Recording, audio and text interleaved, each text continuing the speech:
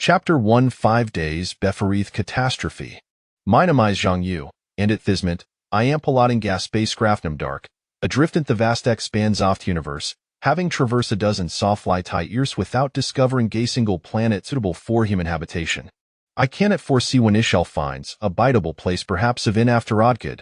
That dream planet will remain a live anarchist. Zhang Yu, area still recording? The voice carried on tough concern. Indeed, perhaps this recording will be uncovered by Simeone in the future Mingxue. Have you prepared Themiel? Thewel man referred to as Mingxue's mild line replied, Themiel has long been ready notice and we're busy setting up the equipment, so I come to Ramindi. Without turning around, Zhang Yu said, please seat first I shall join you once I finish the segment. All right, but do not take too long, Mingxue responded, preparing to turn away.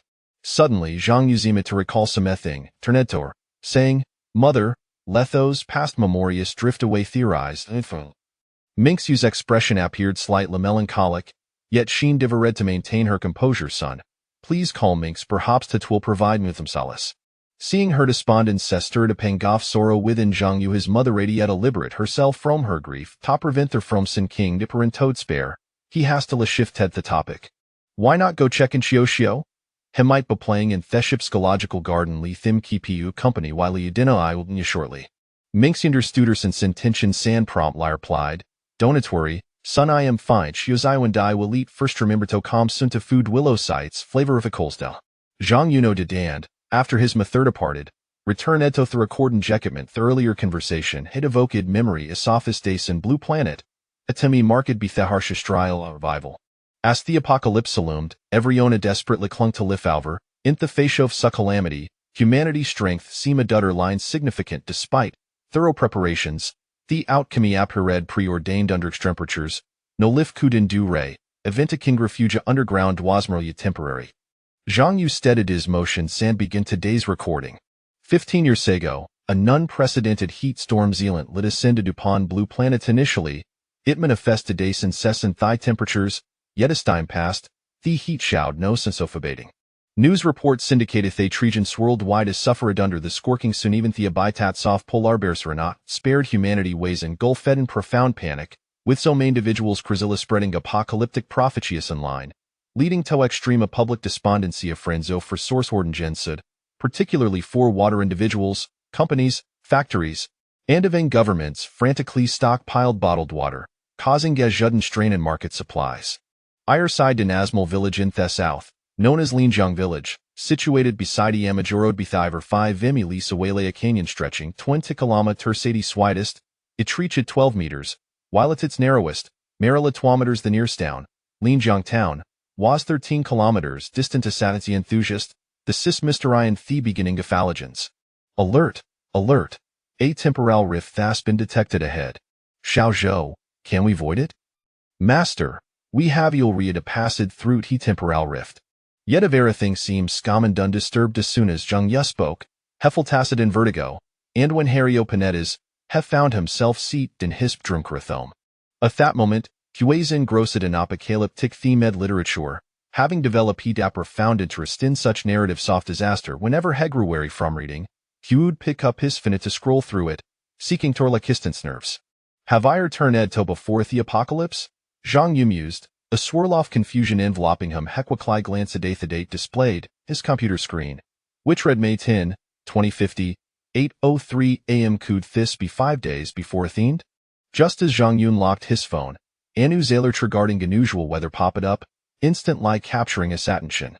At 800 a.m. on May 10, the Central Meteorological Administration issued a red alert for high temperatures. It is anticipated that over the next 3 months, sustained high temperatures will prevail nationwide. The size exceeding lyra prolonged he outweigh veth publicizer jed to take proactive measures to prevent a illness, avoid prolonged exposordo sunlight, and replenish fluid sand minerals promptly, while refraining from outdoor activities during peak heat. This announcement thanked Zhang Yu's alertness, prompting him to open his weather up after reviewing the forecasts for all major cities and his own. He was left in shock near Livery temperature shover at around 40 degrees Celsius, even in typically color coastal cities. Zhang Yu muttered to himself, let's see what the comments below say. Driven by curiosity, he opined themist popular social media op, Do AI can, and noteth that the top 10 trending topics swirl related to the shocking, A1 Sana Century Extreme Heat Wave. Burning Hotantha Beach. Cooking in the pavement.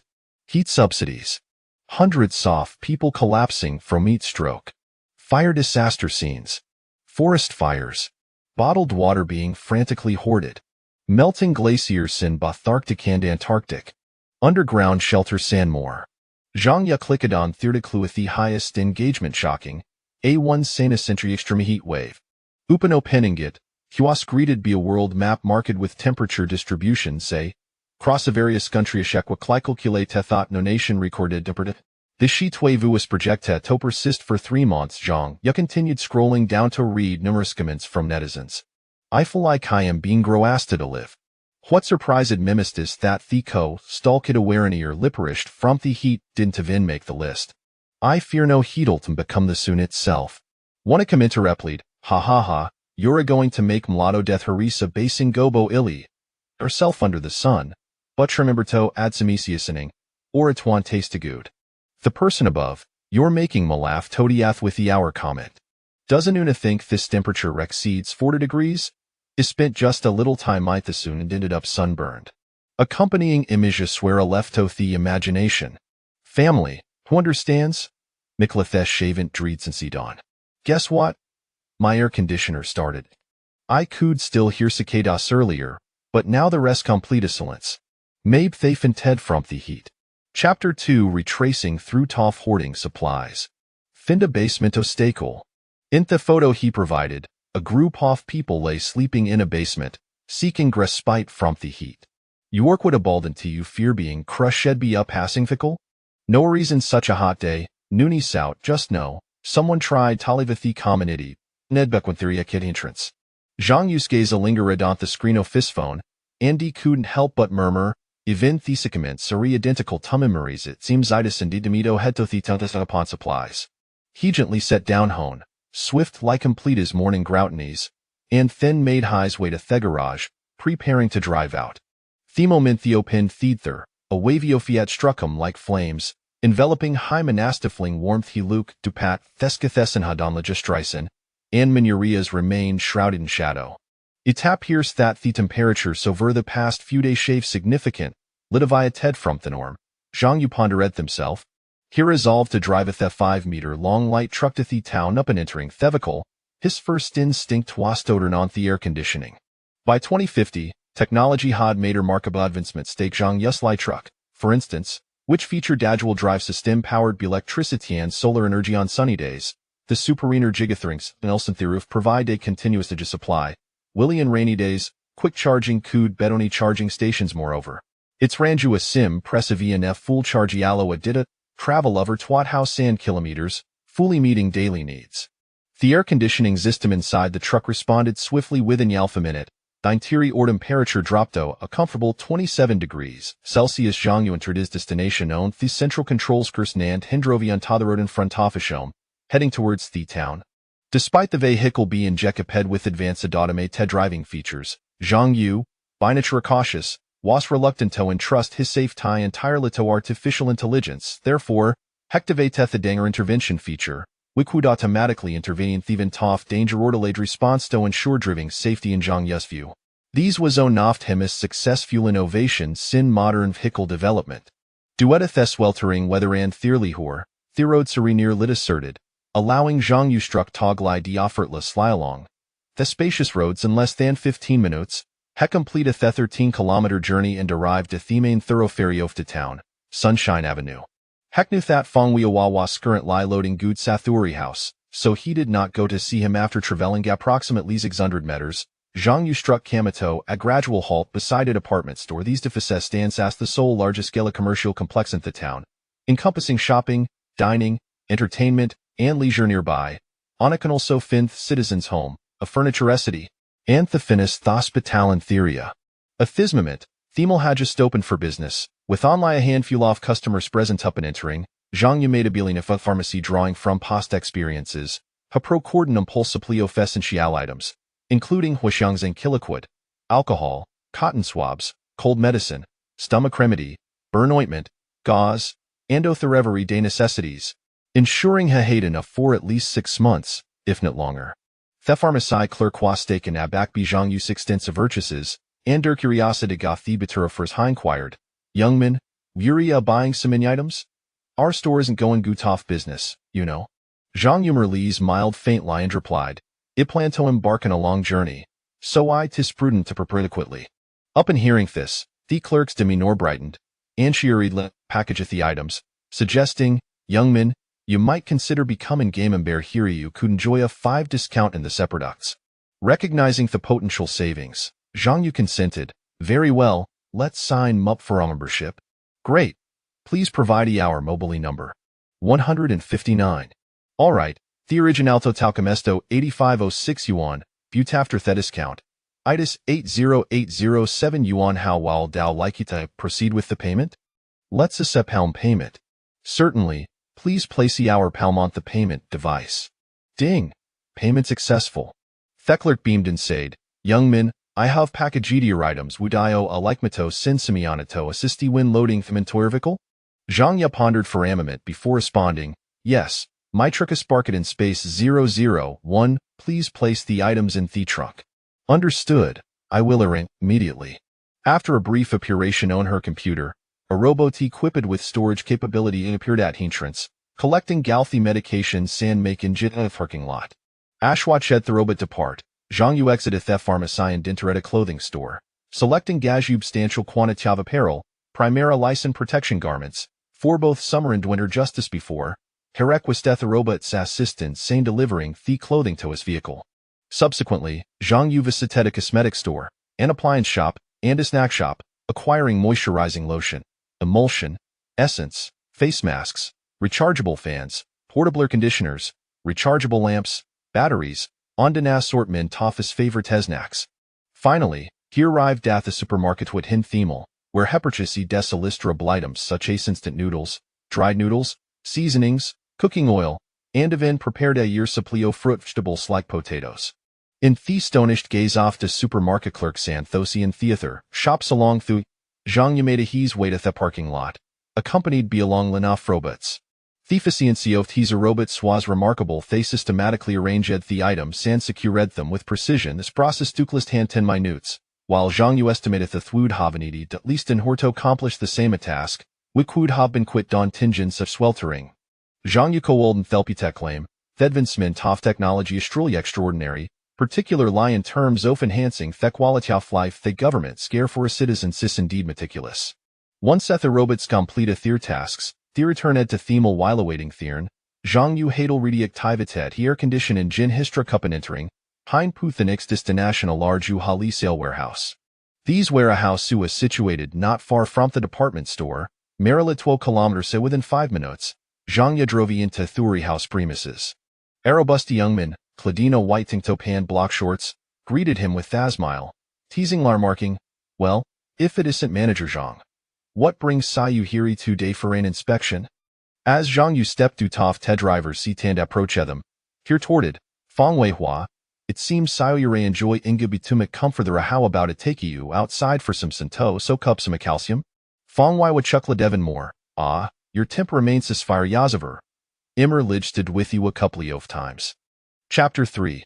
The premature transfer of supplies. Well, look at you, lounging around the warehouse all day like a boss. With that fair and tender face of yours, it would be a shame if you didn't try your hand at live streaming. Zhang Yu teased, playfully pinching his cheek. "Get lost.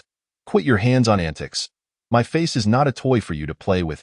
As he spoke, he playfully punched Zhang Yu's shoulder, causing him to grimace in pain. Fortunately, Fong Weihua was careful with his strength, merely inflicting discomfort without leaving any marks. Noticing Fong Weihua preparing to throw another punch, Zhang Yu quickly interjected, all right, let us discuss something serious."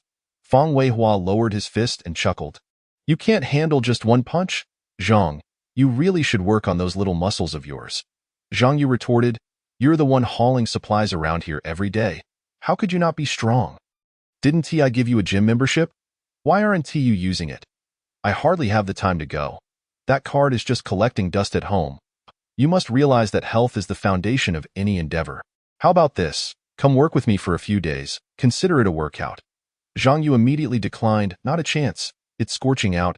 I want to help you. Besides, you have machines here that you're not using. Since I arrived, you haven't stopped sweating. Aren't you worried about catching a cold?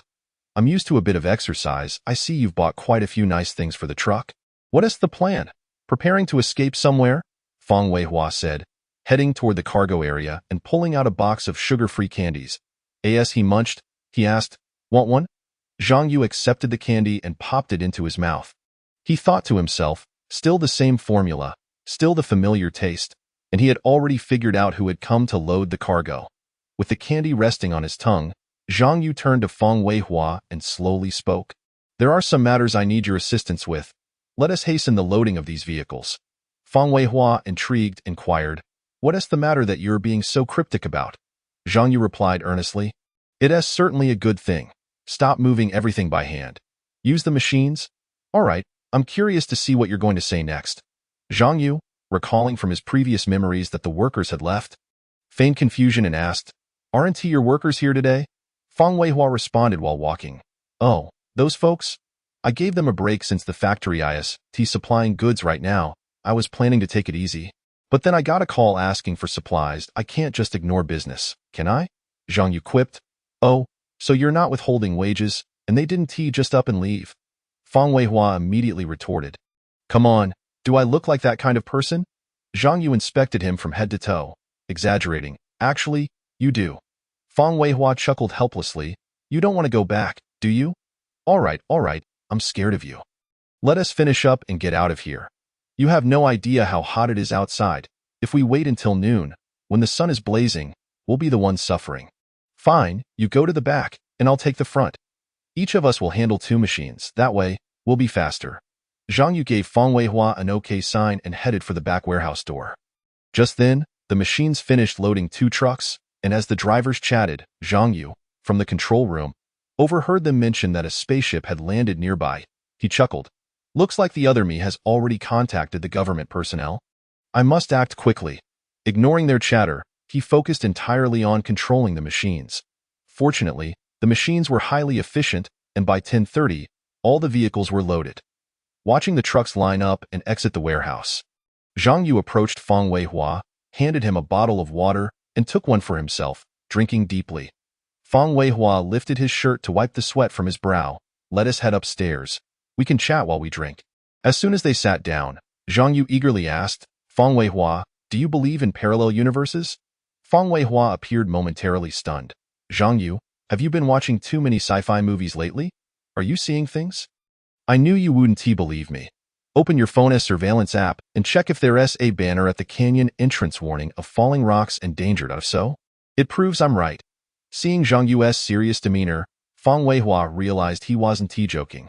So he opened the app and, sure enough, there was a banner at the canyon entrance with the exact wording Zhang Yu had described. Astonished, he asked, "Zhang Yu, how did you know that? Did you hack into my home surveillance? Do you think I have nothing better to do? This is just the beginning. Soon you'll see whether I'm telling the truth or not. First, you need to fill your truck with water and transfer the goods from my truck to yours. I need to call Wang Yin to pick up some supplies."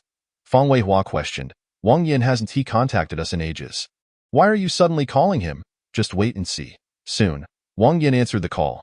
"Zhang Yu, long time no see. Is your recycling station still open?" "Yes, it's still operational. I'm here now." "Perfect. I need some scrap materials. Send me your location. Fang Weihua and I will head over right away." "Sure, I'll send it to you. Just come on over." After hanging up, Fang Weihua asked, "Zhang Yu, why are we going to collect scrap?" "There's nowhere to use it." Zhang Yu replied with a mysterious smile. "You'll understand when night falls. Hurry up and get ready. We need to move quickly." "All right, you wait here. I'll go load it up." With that, Fang Weihua left the room. Once Fang Weihua was gone, Zhang Yu seized the moment to recover his strength, for a prolonged struggle loomed ahead. Fang Weihua worked swiftly, and with the aid of the machines, he completed all his tasks in under 5 minutes. At that moment, Zhang Yu received the location information Wang Yin had sent him, and he and Fang Weihua drove to the recycling station. While in the car, Fang Weihua suddenly recalled something and said to Zhang Yu, "Before you arrived, I heard some folks say that a spaceship had landed nearby, and the government had sent people to investigate." Zhang Yu replied nonchalantly, "I'm aware of this." Fang Weihua, somewhat surprised, asked, How do you know about this? Of course, I know because I experienced it before. And let me tell you, the spaceship is called the Ark. Or you could also call it the Light of Hope that I'm its owner. Speaking of the spaceship filled Zhang Yu with pride. Chapter 4. Wang Yin's recycling station. Feng Weihua, half convinced, remarked, "You're not just dreaming again. Are you?" Zhang Yu chuckled. "If you don't believe me, just think about the information regarding that spaceship. Didn't it come from the canyon?" A few minutes later, Feng Weihua seemed to recall something and said, "I think it's in the canyon next to our village." "Zhang Yu, are you saying everything you said is true?" Zhang Yu countered, "When have I ever lied to you?" Feng Weihua continued, "Then tell me what happened next." Zhang Yu pondered for a moment, feeling the story might be lengthy, and simply told Feng Weihua, "In the original timeline, I was the only one who survived. Everyone else was consumed by the impending heat storm." "What about me?" Feng Weihua inquired. "You weren't consumed by the storm. You were gravely injured and unconscious, receiving treatment in the Ark's medical chamber for over a decade." Upon hearing Zhang Yu's words, Feng Weihua was taken aback and asked, "Are you serious? Do I seem like I'm joking?" Feng Weihua slowly said, "All right, you're my brother. I choose to believe you. By the way, since you've experienced these events, do you know anything about the Doomsday bunkers? I've heard that the government is already preparing to construct underground bunkers across the country simultaneously, and they've been instructed to complete them within a month. They expected to accommodate tens of thousands of people in the smaller ones and at least 1 million in the larger ones, with enough supplies and complete living facilities." Zhang Yu nodded slightly, his tone heavy as he replied, "The government is indeed not lying. They are preparing refuge facilities. But do you know, these facilities can only save 1/3 of the population in a given area, meaning over 700 million people nationwide will be ruthlessly abandoned." Feng Weihua's eyes widened in disbelief as he asked, "Can't they prepare a bit more?" Zhang Yu sighed, "Time is too tight. There is simply no way to build shelters that can accommodate everyone. And do you really believe you can escape the extreme heat just by being in a shelter?" Feng Weihua froze, having never considered this issue before, and urgently asked, "What does that mean?"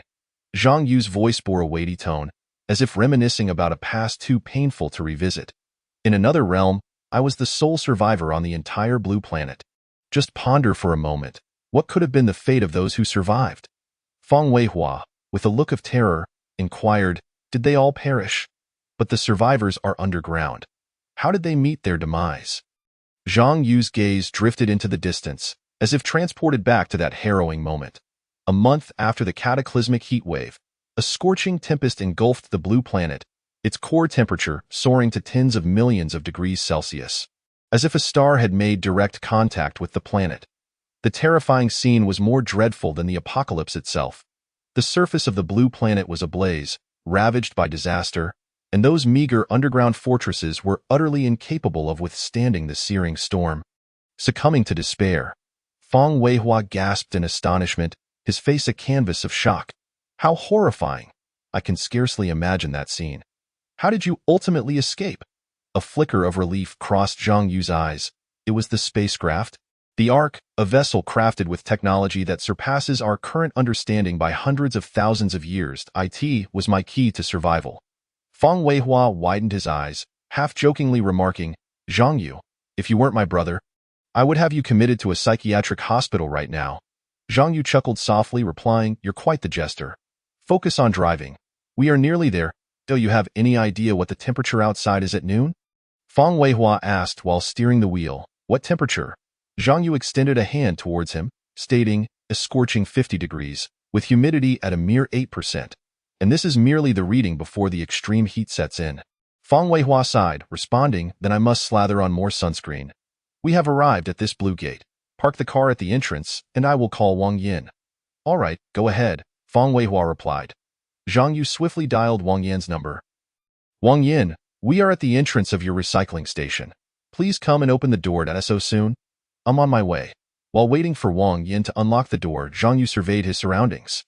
Feng Weihua, puzzled, asked, "Zhang Yu, what are you looking for?" "To see if anyone is tailing us." Feng Weihua chuckled. "Who has the time to follow us?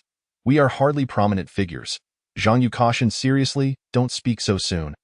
Be wary lest it comes to pass." Wang Yin opened the door, and Feng Weihua drove the car inside. As soon as he parked, Zhang Yu leaped from the passenger seat and instructed Wang Yin, Close the door behind you. What's wrong? Zhang Yu? You're acting all mysterious, Wang Yin queried, though he complied and shut the door. Zhang Yu patted Wang Yan's shoulder and whispered, Wang Yin, things are a bit unsettled outside lately. You must be cautious. Also, Zhang Yu glanced at Wang Yan's thigh, advising, be careful not to injure yourself. Don't worry. I'm always careful. Let's head inside for a bit, Wang Yin suggested. Sure, Fang Weihua, park the car behind the second pile of scrap. We will load there shortly. Understood. You two carry on. I'll be over in a moment. Zhang Yu, familiar with the surroundings, made his way to Wang Yan's usual resting area and retrieved 3 bottles of drinks from the refrigerator. Placing them on the table, Wang Yin, astonished, remarked, Zhang Yu, I recall you've never been here before. How come you know the layout so well? I'll tell you when I have the time. Wang Yin. Listen carefully. When sorting through the recycling yard recently, you must be vigilant and avoid injury. I know. You just told me. I'll definitely be careful. All right, Wang Yin. This time Fang Weihua and I have brought you some supplies. You must accept them, as they are crucial for coping with the extreme heat in the coming days. Wang Yin asked, Zhang Yu, have you heard some rumors?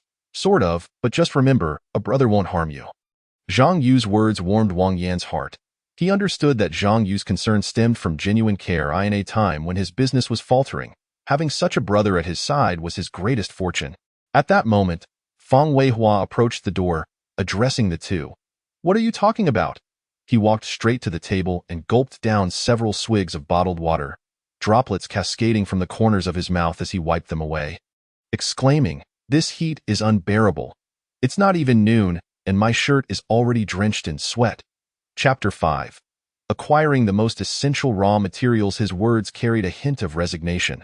The oppressive heat was intolerable. Beads of sweat clinging to his face, his clothes clinging to him, exuding an air of exhaustion.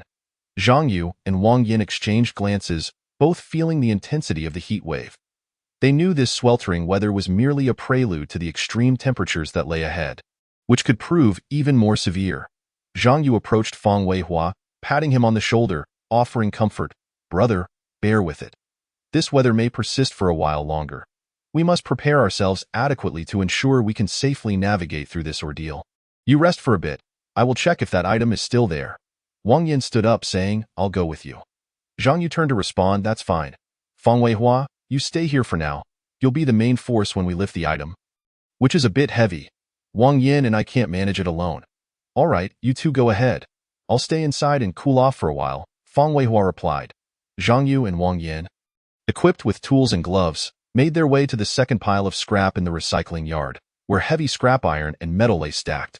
They were aware that these materials might become brittle in the extreme heat and required special care during handling. Fang Weihua remained indoors, finding a chair to sit on while turning on the electric fan. He closed his eyes, hoping the breeze would alleviate some of his fatigue.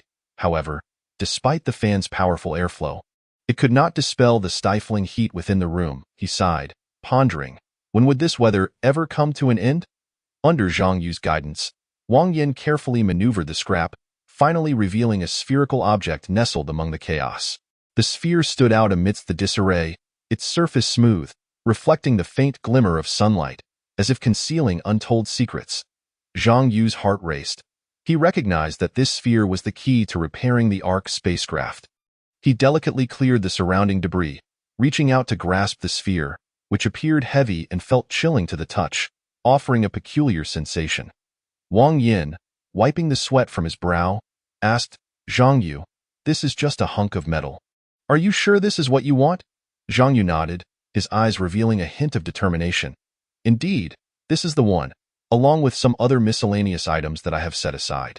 Once Fang Weihua arrives, we can load them onto the vehicle. Wang Yin frowned slightly, evidently skeptical of the metal's significance. Zhang Yu seemed to sense Wang Yan's thoughts. He chuckled and patted Wang Yan's shoulder reassuringly. Don't worry, brother. This hunk of metal holds great importance for me. You'll understand in due time. Let's head back inside for a moment. Before he finished his sentence, Zhang Yu had already begun walking towards the interior, as his body had yet to undergo the spacecraft's modifications. For him, moving these heavy objects was a formidable challenge, and he needed to return indoors quickly to enjoy some relief. Wang Yin followed closely behind, and they both returned inside. Fang Weihua was seated on the sofa. Upon seeing them, he raised his head and asked, How did it go? Have you managed to sort everything out? Zhang Yu nodded slightly. Responding, all done, Feng Weihua, but that item weighs about 50 kilograms. Can we handle it? No problem, Feng Weihua replied confidently. Zhang Yu reminded him again, that item is spherical. We need to devise a method to secure it properly. Wang Yin immediately chimed in, that's easy. There are plenty of wooden slats here. We can choose a few suitable ones, connect them to form a frame, and then place the iron sphere on top. It will be easy to load onto the vehicle. Ah, that's a brilliant idea, Zhang Yu acknowledged with a nod. Feng Weihua rose, concern evident in his voice. Zhang Yu, you're drenched in sweat. Are you all right? I'm fine. Just a bit out of shape, that's all, Zhang Yu replied. Wang Yin added, you mustn't be careless. Watch out for heatstroke. I know. I'll be careful, Zhang Yu assured. Feng Weihua then suggested, I think you should rest inside. Wang Yin and I will take care of the wooden frame and loading. Zhang Yu assessed his physical condition and realized he indeed needed a break, nodding to Feng Weihua. All right then. I appreciate your help. Do take care as well. After Feng Weihua and Wang Yin departed from the room, Zhang Yu swiftly consumed several bottles of Huaxiang Jingqi liquid, simultaneously feeling a wave of self-reproach as he reflected on his physical condition. He was disheartened to find himself so fatigued after merely a brief stint of physical labor. Perhaps the oppressive heat had exacerbated his weariness. I must hasten to the spacecraft for modifications, he thought, and thus began to rest earnestly in order to regain his strength, for he and Feng Weihua were to venture into the depths of the canyon that very night. Feng Weihua, a testament to regular exercise, had completed the construction of the wooden frame with Wang Yin even in the sweltering environment, and successfully loaded the heavy sphere onto the vehicle, securing it firmly in place. He then instructed Wang Yin to return and inform Zhang Yu, while he himself drove the truck to the door, unloading the supplies into the storage room. Zhang Yu was roused from a half-dream state by the sound of the truck's engine. He inquired, Wang Yin, have you finished loading the cargo? Wang Yin nodded in response, everything has been handled. Currently, Feng Weihua and I are unloading the supplies you brought. Then I shall assist, Zhang Yu said as he rose from his bed. Preparing to lend a hand. No need. Only some finishing touches remain, Wang Yin promptly interjected. You completed it so swiftly? Zhang Yu asked, a hint of surprise in his voice. Of course, with Weihua's efficiency, one cannot expect otherwise. Just as they conversed, Feng Weihua entered the room. Zhang Yu could not help but give him a thumbs up, exclaiming, your regular workouts truly make a difference. Your speed in accomplishing tasks is remarkable. Thank you for the compliment, Feng Weihua replied with a nod. Look at you, so pleased with yourself. Do you not need a moment of rest? Zhang Yu teased. In truth, I feel no need for rest. These tasks are merely trifles to me, Feng Weihua replied nonchalantly. In that case, Wang Yin, I shall return with Feng Weihua. There are matters at home requiring my attention, Zhang Yu stated. All right, you both attend to your affairs. When time allows, we shall gather again for drinks, Wang Yin responded. Indeed, Wang Yin, I have already transferred the funds to you. We shall take our leave now, Zhang Yu said. Zhang Yu, let's not regard ourselves as mere brothers. Given the supplies you have sent, I should not accept your money. I will transfer it back to you, Wang Yin insisted. Wang Yin, heed my words, accept it, for you shall surely find it useful in due course. If you must return it, then I shall refrain from seeking you out for drinks in the future, Zhang Yu half-joked. Very well, Zhang Yu, I shall accept this favor, Wang Yin finally acquiesced. That's more like it. We shall take our leave now. Feng Weihua, go drive. We will head straight back to the village, Zhang Yu instructed. Feng Weihua added, Wang Yin, we shall depart now. We will seek you out for leisure next time. No problem, do drive safely, Wang Yin replied. After Zhang Yu and Feng Weihua left, Wang Yin followed Zhang Yu's instructions and closed the door to the recycling station. Throughout the journey, Zhang Yu drove at a rapid pace. Feng Weihua, puzzled, asked, Zhang Yu, why the haste? Is there something urgent? Feng Weihua, I intend for you to accompany me to the canyon behind the village, Zhang Yu replied. What business do we have in the canyon? Is it not more comfortable to stay home in the air conditioning on such a hot day? Feng Weihua queried, perplexed. It is, of course, to search for that spacecraft, Zhang Yu responded with conviction. You cannot be serious. Do you truly intend to venture into the canyon in search of the spacecraft? Feng Weihua expressed astonishment. Do you think I jest? If you doubt my words, pull up the surveillance from your home. Surely, a group has already entered the canyon, Zhang Yu asserted. Your words bear a semblance of truth. Let me take a look, Fang Weihua said as he operated the surveillance system. The footage displayed only the banner and surrounding cameras, devoid of any other individuals. Zhang Yu, there is no one in the footage. Are you certain you are not mistaken? Fang Weihua questioned. Adjust the surveillance time to 9:50 this morning, Zhang Yu directed. Following Zhang Yu's instructions, Fang Weihua operated the system, and shortly after, indeed, a group of 11 uniformed individuals appeared, instruments in hand, proceeding into the depths of the canyon. Zhang Yu, there truly are individuals in the canyon. Could it be that your experiences were genuine? Fang Weihua inquired, astonished. You were so adamant in your belief in me. Why the sudden skepticism? Zhang Yu retorted. Fang Weihua scratched his head and chuckled. I am merely curious. We have arrived at the warehouse. I will go fetch my vehicle, and you shall take yours. We will head straight to your home, Zhang Yu stated. All right, I will unlock the warehouse door. You may enter directly. Fang Weihua replied. Zhang Yu glanced at the clock and remarked, It is now 1:03 in the afternoon.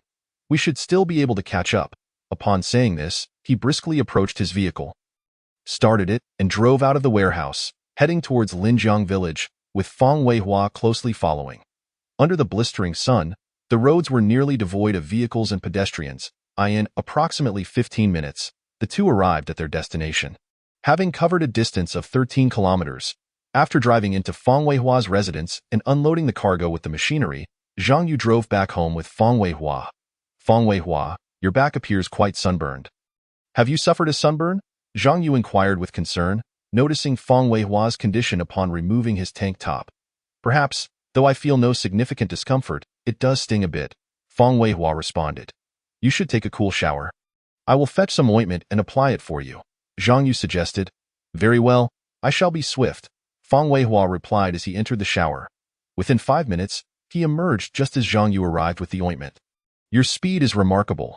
Did you merely rinse off? Zhang Yu remarked as he handed him the ointment. This is the ointment. Apply it to your skin, and you shall be well. Fang Weihua did not take it, saying, Please apply it for me. I cannot reach the back. Zhang Yu chuckled. I thought you were like a gibbon, able to apply it yourself, though not jest. Just apply it quickly, Fang Weihua urged. Done. Applying this ointment is quite wasteful. I have used 1/3 of it in one go, Zhang Yu teased. With my impressive stature, it is well deserved, Fang Weihua replied proudly. Keep boasting. If you are not tired, then begin tidying up the place. Zhang Yu instructed. What shall we tidy? Fang Weihua asked. Pack the scientific models in my room into bags. I have use for them, Zhang Yu directed.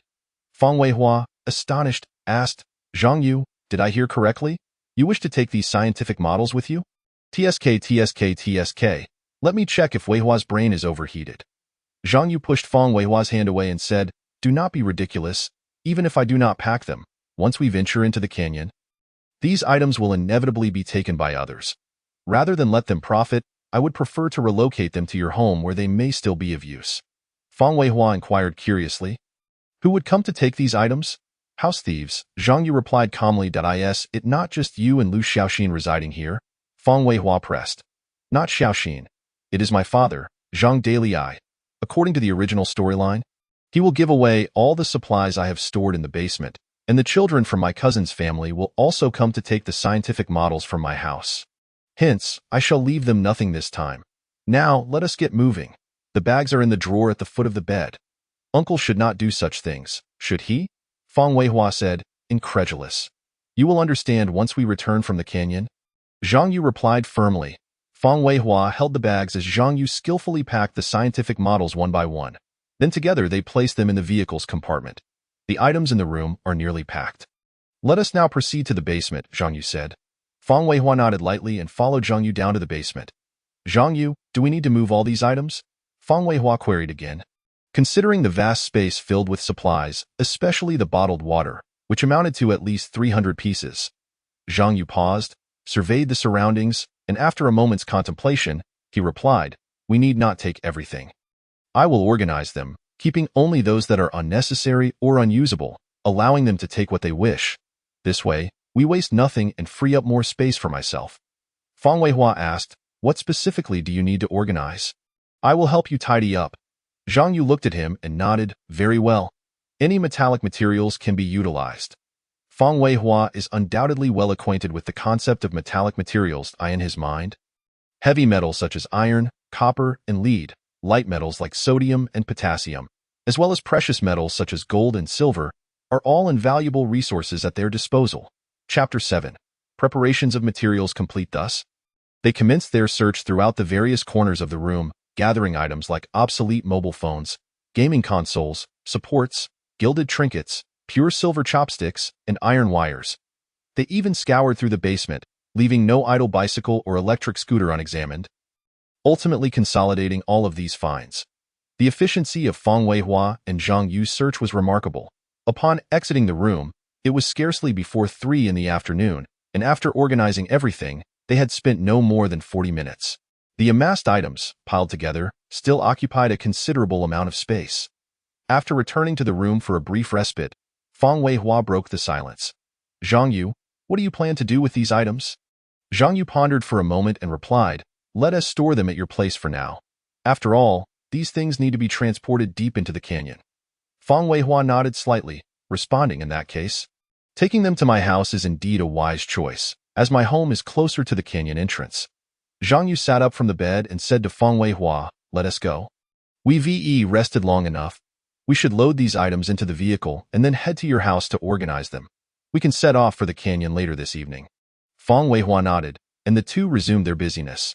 Before long, they had loaded everything into the car and were driving towards Fang Weihua's residence. Upon entering the garage, Fang Weihua disembarked, inputting commands into the machine before striding directly towards his room. Zhang Yu followed closely behind, grumbling as they walked, I can't believe the sun is almost setting, yet the temperature remains so high that it's fine. We can just bring extra hydration fluids, Fang Weihua replied. Upon arriving in the room where Fang Weihua typically exercised, Zhang Yu was taken aback. There, in one corner, stood a row of cabinets filled with various protein supplements, including energy bars, compressed biscuits, and hydration fluids. By 2050, compressed biscuits had evolved beyond mere energy replenishment. They now contained a plethora of vitamins and trace elements essential for the human body, including protein, dietary fiber, and trace fats, ensuring a balanced nutrition. If one were truly disinclined to cook, consuming a pack of compressed biscuits daily would suffice. Zhang Yu exclaimed in astonishment, I've only been away for a few days, and you've hoarded so many supplies behind my back. Fang Weihua replied smugly, that's only natural. These are all essentials for my daily use, so I must stock up. Zhang Yu picked up a pack of compressed biscuits and retorted, all right, you're quite something. Just the quantity of these biscuits alone could last over 2 years. Fang Weihua chuckled and clarified, to be precise, it's enough for each person for a year, with half allocated for you. Unfortunately, some individuals are not fond of exercising, so I've had to enjoy them myself. I do find these things rather unpalatable. A pack of biscuits lasts a day, and with work, I feel like a beast of burden. I'd rather savor something more substantial, Zhang Yu remarked. Choose your preferred flavors and pack them yourself. This is a mountaineering backpack. I'll fetch the power bank, tissues, batteries, flashlight, thermometer, sunscreen, and some testing instruments. As Fang Weihua prepared to leave the room, Zhang Yu interjected, there's no need for the testing instruments. They're quite useless. And do grab me a trekking pole. Without turning back, Fang Weihua replied, understood. You seem well aware of your limitations, Zhang Yu.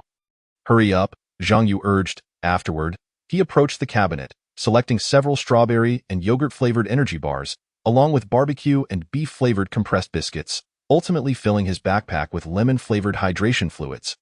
The selection of flavors was rather limited. Zhang Yu favored strawberry and beef, while Fang Weihua preferred yogurt and barbecue. Both shared a liking for lemon-flavored water, with few other options available. This fellow still has some conscience, knowing my preferences, Zhang Yu murmured to himself as he packed. At this moment, Fang Weihua had also organized his items and returned to the doorway, announcing to Zhang Yu, everything is ready. Let us head to the canyon. However, Zhang Yu waved his hand to signal him to wait. Don't rush, it's only just past 6. We should wait at least another half an hour, plus there's likely an additional surveillance at the canyon entrance. Upon hearing this, Fang Weihua placed his backpack on the ground and approached Zhang Yu. Curious, when did this happen? Just after those people exited the canyon. Fortunately, the surveillance cameras are positioned relatively low and do not cover the Highlangton area, allowing us to circumvent via the small path on the eastern side. Zhang Yu explained. Fang Weihua frowned, growing impatient. We can just walk straight in. If they capture us, so be it. Zhang Yu shot Fang Weihua a glare, exasperated. Are you foolish? Clearly, they have not abandoned their search for the canyon. If we stride in brazenly, trouble will surely find us. Fang Weihua scratched his head, awkwardly chuckling. You do have a point. Even if we discover nothing and report the truth, I fear no one would believe our account. At least you're somewhat intelligent. Zhang Yu nodded in satisfaction, glancing at his watch. All right, it's about time we set off. Let us be cautious and try not to make too much noise, lest we be recorded by the surveillance. Fang Weihua returned a reassuring glance, shouldering his heavy backpack and exiting the room. As the sun gradually descended, the temperature began to drop. The two embarked on the small path on the eastern side of the canyon entrance, silently making their way toward Highlangton. This path hasn't seen foot traffic in ages. The weeds have grown right into the middle of it, Zhang Yu observed, his thoughts escaping in a sigh. Fang Weihua glanced back at him, half-jokingly saying, Oh, my dear Zhang Yu, spare the complaints, least you are behind me. Just look at my state. Upon seeing him, Zhang Yu couldn't help but chuckle, albeit softly. You look as if you've just escaped from the wilderness. What on earth is all over you? You're quite filthy. What else could it be? Just the roadside weeds and various insects. Fang Weihua replied with a rueful smile. I even deliberately wore long sleeves and pants and sprayed insect repellent. Otherwise, this short stretch would have made me suffer greatly. Zhang Yu, struggling to contain his laughter, teased, hard work for you, brother Weihua. Observing Zhang Yu's expression, Fang Weihua shot him a glare, feigning anger. Laugh again, and we'll swap places. Your backpack is lighter, and yet you dare to criticize me. No, I truly wouldn't. Let us hurry along, Zhang Yu exclaimed hastily. Chapter 8, Journey to the Canyon. Fang Weihua sighed. All right, we covered 800 meters, just 400 more to reach Highlangton. Zhang Yu estimated the distance, nodding in agreement. Indeed, if it weren't for that previous owner developing this area, the path through the canyon would likely be much tougher. In the end, he still didn't profit and gave up entirely. Those individuals left without finding anything, yet they had to install surveillance, forcing us to traverse this long-neglected path. All right, my brother Weihua, let us refrain from further complaints, Zhang Yu gently reminded him. Once we reach Highlangton, keep your voice down to avoid being recorded by the surveillance. I understand. I'll lower my voice, Fang Weihua replied quietly.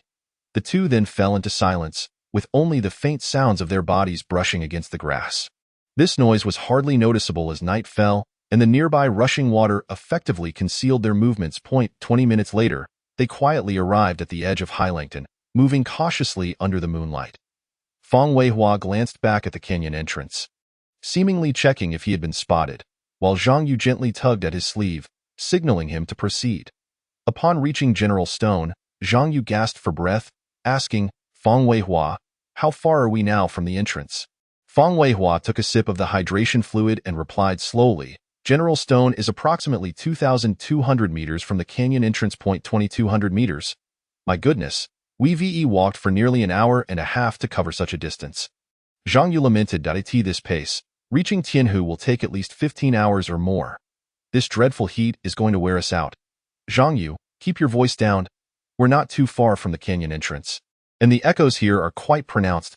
If the surveillance outside picks up our conversation, it could lead to trouble, Fang Weihua cautioned. Wiping the sweat from his forehead, Zhang Yu replied, It's fine. The sound of the rushing water is so loud here that they won't hear us. By the way, can we still use our phones? Fang Weihua retrieved his phone from the backpack, checked it, and responded, It's still operational, and the thermometer indicates it's 35 degrees. Pausing for a moment, he continued, Have you rested enough? We should hurry. If we wait until daylight, we might end up perishing in the canyon due to the heat. Zhang Yu calmly responded, What is there to panic about? Once we reach the heavenly lake, we can swiftly return without needing to journey so far. I truly admire you, my brother Zhang Yu. How about I head off first and you hurry to catch up later? Fang Weihua remarked, unable to contain himself at Zhang Yu's demeanor. No, I've rested enough. Let us go. It feels rather unsettling to walk alone in this dark canyon, Zhang Yu muttered. Fang Weihua looked at Zhang Yu and teased. Are you afraid? Ha ha ha, I always thought you were fearless, But it seems you were just putting on a brave front. Oh please, don't say that I'm just worried about you being abducted by aliens. Zhang Yu retorted.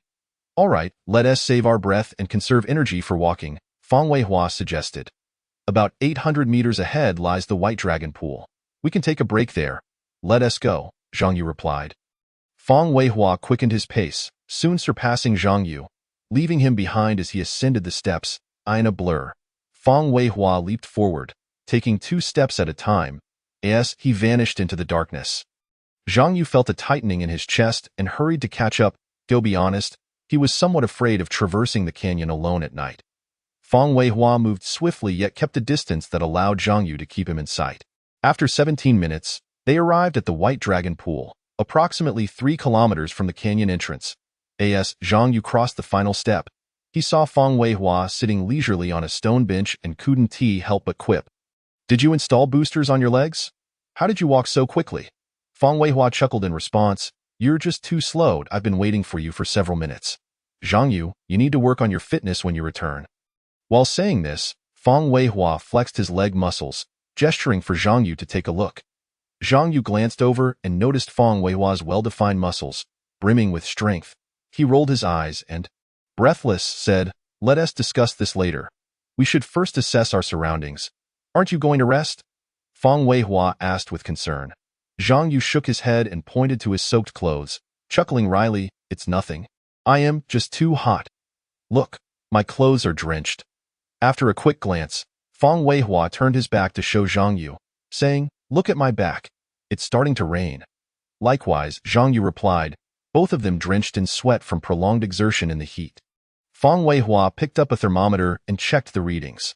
The device displayed a temperature of 34 degrees. Wiping the sweat from his brow with a tissue, Zhang Yu remarked, after venturing this far into the canyon, it has only dropped by 1 degree. It's truly scorching. Wait, look over there by the dragon's head. It seems there's some kind of instrument. Fang Weihua pointed ahead. Zhang Yu followed his gesture and indeed spotted a white detection device floating in the water. Fang Weihua, puzzled, asked, what is that? It looks like a turtle. Zhang Yu stepped closer for a better look and explained. It's used to monitor temperature, humidity, energy field variations, and water flow. We cannot rest here. We must move on. Or it will log our body temperature in 5 minutes. Fang Weihua inquired curiously, does that thing have a recording function? Without looking back, Zhang Yu continued walking, stating, no, it requires a staff member to come periodically to record and replace the power source. The energy field detection is too power-intensive. Fang Weihua, shouldering his backpack, followed up with, why not use solar power for charging and connect to the internet? Wouldn't that eliminate the need for visits? Understanding Fang Weihua's lack of knowledge on the subject, Zhang Yu patiently explained, solar charging would compromise the accuracy of the data.as for internet connectivity. There's absolutely nothing here. Even during the construction of the scenic area, they couldn't cover the canyon with a signal. The current rumors circulating online are merely superficial gestures. They wouldn't bother with signal installation. Chapter 9. The Scene of the Apocalypse. Zhang Yu. How do you know they are just putting on a show? Fang Weihua questioned, puzzled. It's evident from the time they took to enter and exit the canyon. I can say with utmost certainty that their group only reached the White Dragon Pool before turning back. Zhang Yu asserted. So certain? Fang Weihua remained skeptical. When we reach the Celestial Stone, you'll see for yourself. If there are no additional devices around the Celestial Stone, it proves my point, Zhang Yu said. Glancing at Fang Weihua, who nodded in agreement. Moreover, I've experienced it once before, so my memory is quite clear. Since entering the canyon, they had traversed 3,500 meters. Fang Weihua appeared relatively untroubled, while Zhang Yu was thoroughly drenched in sweat. For a fleeting moment, he contemplated abandoning the journey to the spacecraft's location and retreating to enjoy a cool breeze indoors, but he quickly suppressed that thought. Encouraging himself, just a little further, Zhang Yu, you must persevere. After 8 more minutes, Zhang Yu checked his watch, sensing they were nearing their destination. He turned to Fang Weihua and said, let us take a break. I can't go on. Observing Zhang Yu's drenched appearance, Fang Weihua retrieved a bottle of rehydration fluid from his backpack and handed it to him. Drink a few sips quickly. You've sweated too much and need to replenish your fluids. Zhang Yu accepted the rehydration fluid and gulped it down, then sat quietly, gazing at the stars above. While Zhang Yu was engrossed in counting the stars, he suddenly spotted an object resembling a spacecraft in the sky. Thinking he was hallucinating, he rubbed his eyes, only to find nothing there. Excitedly, he tapped Feng Weihua on the shoulder, exclaiming, "A spaceship just appeared in the sky. Did you see it? It seems another version of me is about to emerge." Feng Weihua, seemingly focused on something else, did not respond to Zhang Yu's words. Lowering his gaze, Zhang Yu discovered Feng Weihua was staring intently at the celestial stone not far ahead. With a deep gaze, Zhang Yu slowly remarked, "In the parallel universe, the apocalypse on another blue star has indeed manifested." Images began to unfold on the stone wall, depicting the catastrophic conditions of a certain planet. Intense heat storms ravaged the entire sphere, with temperatures soaring to hundreds of thousands of degrees, causing the demise of most life forms under such extreme conditions. Buildings melted instantaneously, forests ignited, glaciers melted, and countless fish floated lifelessly on the surface of the sea. Only some structures deep underground temporarily escaped disaster, but extinction was merely a matter of time. Just as they wished to continue observing, the images abruptly ceased. Feng Weihua questioned, "Why is there no further content?" Zhang Yu, stepping closer, urged, "Feng Weihua, look at the stone wall." Feng Weihua glanced at the wall, noticing something was being carved into it, unrelated to the earlier images. He scrutinized the stone carving, and after a moment of realization, exclaimed, "Zhang Yu, doesn't this image resemble the canyon we are in?" Zhang Yu nodded. "It indeed bears a striking resemblance, and don't you think this image reflects our current state? It truly does. The scene astonishingly mirrors where we stand. Wait, isn't that depiction of our present location? Are we being monitored?" Zhang Yu, quickly see if there are any similar images nearby. Heeding Feng Weihua's words, Zhang Yu pointed ahead. "There's an image on the stone wall up ahead. Let us hurry over and take a look," Feng Weihua urged. The two dashed forward, but as they approached, the images on the stone wall began to blur. Feng Weihua quickly took out his phone to document this bizarre sight, only to find it had powered off. He exclaimed in surprise, "That's strange. My phone had 90% battery just now." "Zhang Yu, what about yours?" Zhang Yu pulled his phone from his pocket, displaying it to Feng Weihua. "Mine is off too." Feng Weihua remarked in confusion, "All these images have vanished." Zhang Yu turned back to the celestial stone, murmuring, "The images on the celestial stone have also disappeared. It seems another version of me is still waiting for me at the same place." Feng Weihua pondered aloud. "The next location is the Immortal Monument. Could the spacecraft be there? Am I correct, Zhang Yu?" After a moment's contemplation, Zhang Yu replied, "If all goes as expected, the spacecraft should still be at Heavenly Lake." Feng Weihua, whose previously weary body seemed to spring to life with newfound energy, eagerly urged, "Zhang Yu, are you ready?" Zhang Yu smiled in response, "Yes, let us go." Feng Weihua grasped Zhang Yu's arm and hurried ahead. Zhang Yu, astonished, looked at Feng Weihua's back and joked, "Feng Weihua, did you take a stimulant? You were just exhausted, and now you're brimming with energy. Surely, you haven't been swapped out by aliens?" Feng Weihua strode forward without a backward glance, speaking as he walked. "You are the one who has been swapped. I feel there must be something ahead that we need to investigate quickly." Zhang Yu, with a resigned smile, replied, "Then let go of me. I can walk faster on my own than if you drag me along." Feng Weihua paused, releasing his grip, and said, "Fine, then keep up with me." The two began to move swiftly. Feng Weihua kept his gaze fixed ahead, occasionally glancing back to ensure Zhang Yu was following. He checked his watch.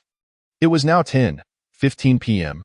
Despite the dim light of dusk, the flashlight in Feng Weihua's hand provided ample illumination for Zhang Yu. At approximately 11:20 p.m., they finally arrived at the Immortal Monument.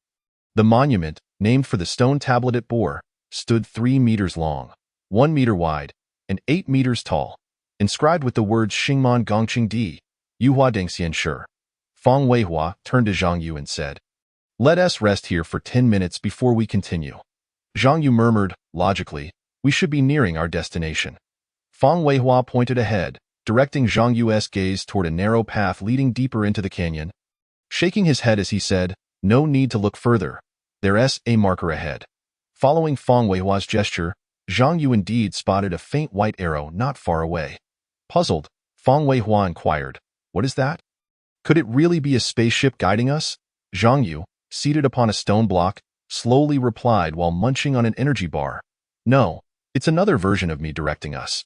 Just as Zhang Yu was about to drink from his hydration pack, Fang Weihua suddenly shouted, "Who goes there?" Chapter 10. Zhang Yu encounters another self upon hearing Fang Weihua shout. Zhang Yu quickly sat up, urgency in his voice. That person has appeared. Follow me. You keep mentioning that person. Who exactly are you talking about? Fang Weihua asked, hastening after him. Zhang Yu swiftly responded, That's another version of me from a parallel timeline, codenamed Dawn. Hurry, he won't be around for long. Fang Weihua quickened his pace, urging, Then let us catch up and see, by the way. Should we take this electric gun for self-defense? Zhang Yu shook his head, his tone firm. No need. He won't harm us. Zhang Yu, don't run so fast. This canyon has no other routes. If we keep pursuing, we'll surely encounter him, Fang Weihua cautioned. With that, Fang Weihua hastened after him. The two moved quickly yet cautiously along the slick canyon path. Suddenly, Fang Weihua gestured for Zhang Yu to stop. Zhang Yu inquired, Did you spot him? Come see for yourself, Fang Weihua replied. As Zhang Yu approached, he beheld a figure standing ahead, somewhat obscured by the night. Yet the familiar silhouette quickened his heartbeat. The end of days is approaching, and it seems the people of your planet are unprepared. A deep voice reverberated through the air, startling Fang Weihua. Zhang Yu, however, responded without hesitation, Dawn, is that you? A voice echoed from the distance. Indeed, I am Dawn. I bear no ill will. I was merely attacked by the inhabitants of this planet this afternoon. Zhang Yu pressed eagerly, Do you know who attacked you? The figure appeared to be recollecting, and after a moment, spoke slowly. A person clad in black commanded drones to fire dozens of shots at me. I simply wished to warn them of an impending thermal storm, hoping to raise their awareness, but they did not believe my warnings and attacked me upon my arrival. Fang Weihua scrutinized the figure, a hint of tension in his voice. Since you mean no harm, could you reveal your true identity to us? Certainly, I am right here. You need only approach me to see, the figure replied. Fang Weihua whispered to Zhang Yu, Shall we go over? Zhang Yu nodded slightly, a glimmer of determination in his eyes. Let us proceed. We are close to uncovering the truth. The two cautiously advanced. The distant figure appeared weary, sitting upon the railing by the water's edge. Fortunately, they were not far away. Although their pace was not swift, they reached the figure in just a few minutes. The figure patted the railing beneath him, saying, Feel free to sit. After exchanging glances, Zhang Yu chose to sit not far from the figure. While Fang Weihua stood beside him, the figure, observing their reactions, chuckled softly. In truth, there is no need for such apprehension. I suspect you are eager to know my identity. Zhang Yu, filled with anticipation, exclaimed, I'm not nervous. I am excited, Dawn. You are me, aren't you? Indeed, Zhang Yu, I am you, the figure affirmed, his voice imbued with an unusual calm. As the words fell, the figure slowly removed the veil concealing his head, revealing his true visage. It was a quintessential square face, with eyes gleaming with confidence, yet the left side of his cheek was slowly oozing blood. Zhang Yu gasped, It truly is me. Even the mole beneath my left ear is in the exact same spot. Fang Weihua's eyes widened in disbelief as he rubbed them repeatedly. Zhang Yu, when did you sneak off to undergo cloning experiments? Zhang Yu shot him an exasperated glance, shaking his head. I have no such ability. Fang Weihua, you need not be astonished. We are, in a sense, old friends, are we not? Zhang Yu responded. Indeed, according to the timeline, that is accurate. The figure nodded gently and continued. For clarity, you should refer to me by my codename, Dawn. Zhang Yu instinctively nodded. Dawn, your face was injured by the drones, wasn't it? Correct, but you need not worry. I am merely a virtual entity, and this condition is solely due to the simulation system, Dawn explained. Fang Weihua, perplexed, asked, Dawn, why are you here? A thermal storm is imminent. My mission is to warn humanity on Blue Star, Dawn replied. Zhang Yu furrowed his brow. The news on the platform earlier was issued by you, wasn't it? Indeed, that was me. I knew no one would believe it, but my primary goal was to lead you here to convey the truth, Dawn affirmed. Fang Weihua chuckled. It seems, Dawn, you know Zhang Yu quite well. Zhang Yu's gaze grew serious as he regarded Dawn. Speak. What exactly do you wish to tell me? You must have heard of parallel timelines, yes?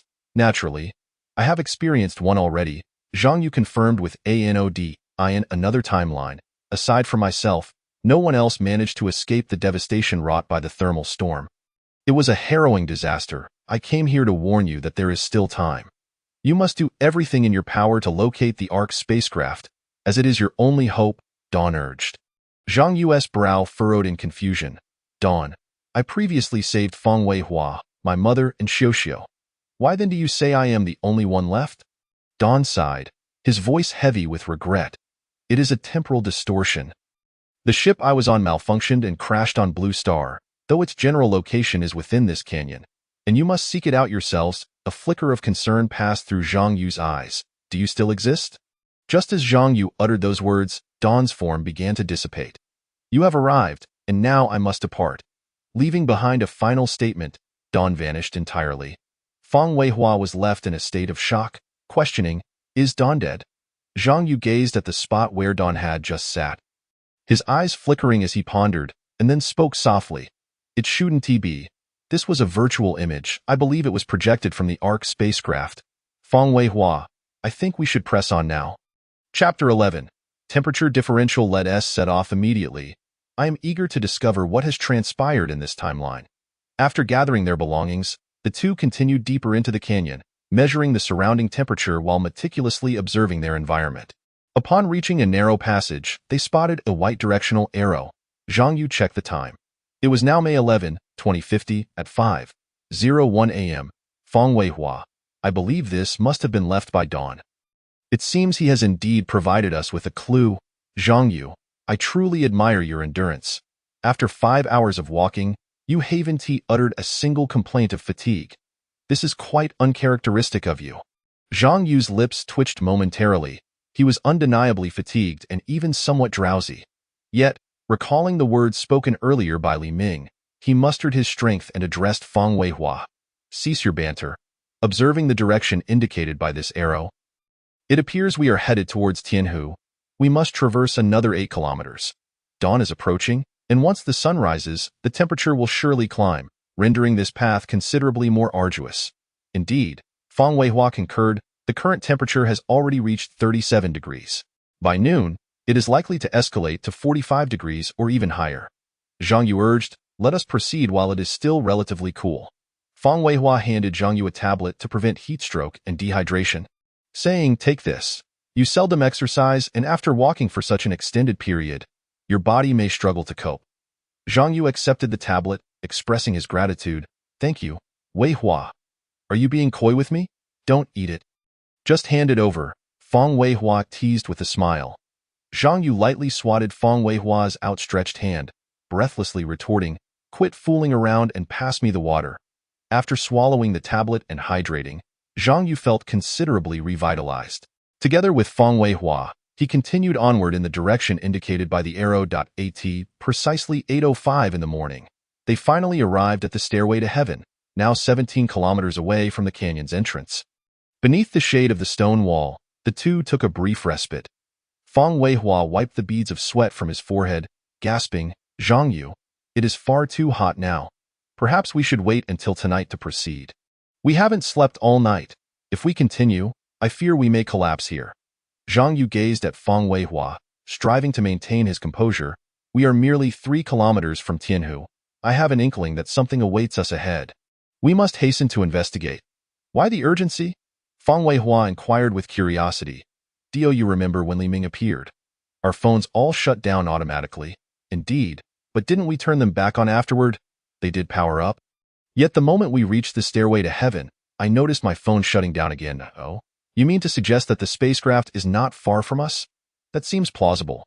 We selected the best configurations for these 2 phones. And having purchased them less than 2 months ago, they should not have quality issues.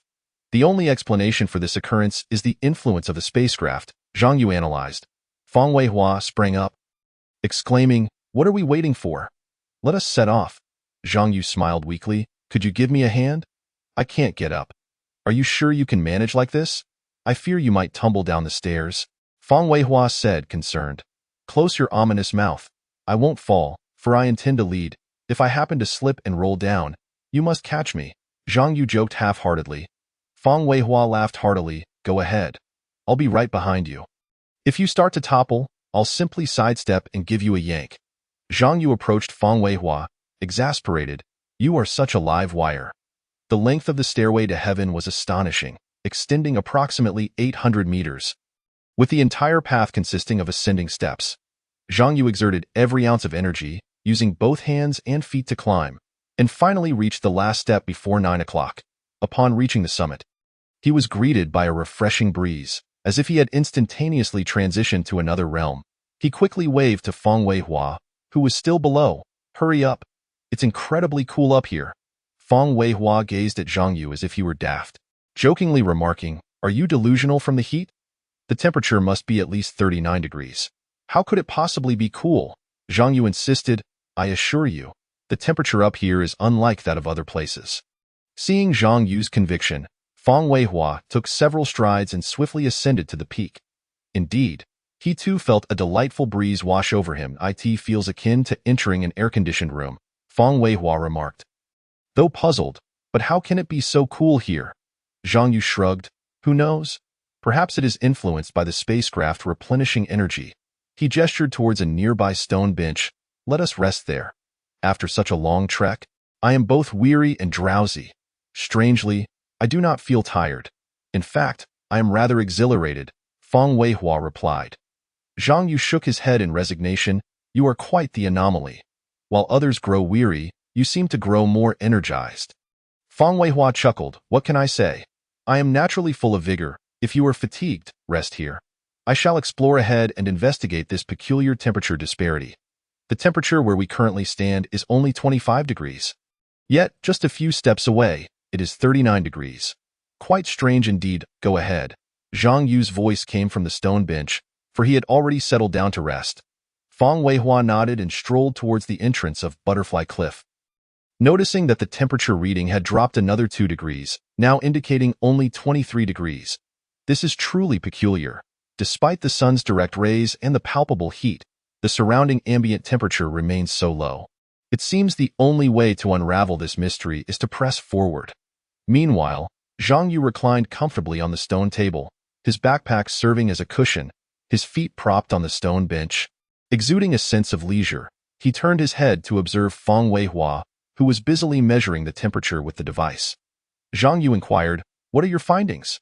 Fang Weihua's voice carried a hint of confusion. It is quite strange. The temperature ahead is steadily declining. Zhang Yu probed further. Have you noticed any specific areas where the temperature change is particularly pronounced? Not yet, Fang Weihua replied.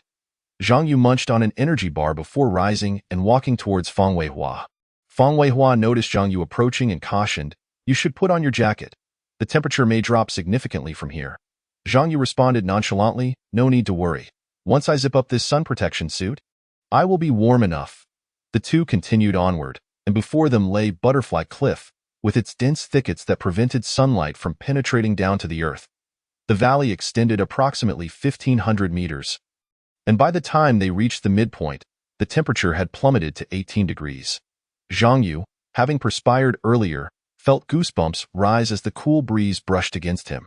He turned to Fang Weihua, saying, I hadn't anticipated it would be so chilly here. Please hand me that winter sun protection suit. It is thicker. Fang Weihua, bundled up snugly, couldn't help but chuckle at Zhang Yu's shivering form. I told you to layer up. But you wouldn't listen. Now you're suffering, aren't you? I didn't expect the temperature to drop so swiftly. Hurry and give me the jacket, Zhang Yu implored helplessly. Here, take it, Fang Weihua said, handing over the clothing, then added. Since we arrived here, aside from this thermometer and my mechanical watch, all other electronic devices seem to have malfunctioned. Zhang Yu donned the jacket, he replied. These devices must be affected by the spacecraft's interference. Fang Weihua glanced at his watch, noting it was now 10:03 a.m. We are approximately 1 kilometer away from our final destination, Tianhu. Our devices began malfunctioning upon entering the stairway to heaven, indicating that the spacecraft's influence is confined to the area between the stairway and Tianhu. Zhang Yu rubbed his temples. If all goes according to plan, we should soon locate the parts that fell from the spacecraft. What kind of parts are we talking about? Fang Weihua asked, intrigued. The auxiliary chip of the spacecraft. It is crucial for activating it, Zhang Yu explained. Where do you think this chip might be located? Fang Weihua inquired further. If my memory serves me correctly, that part should have fallen at the other exit of the valley. Let us hasten to investigate, Zhang Yu urged. All right, let us expedite our actions. Go, go, go, Fang Weihua declared, filled with determination.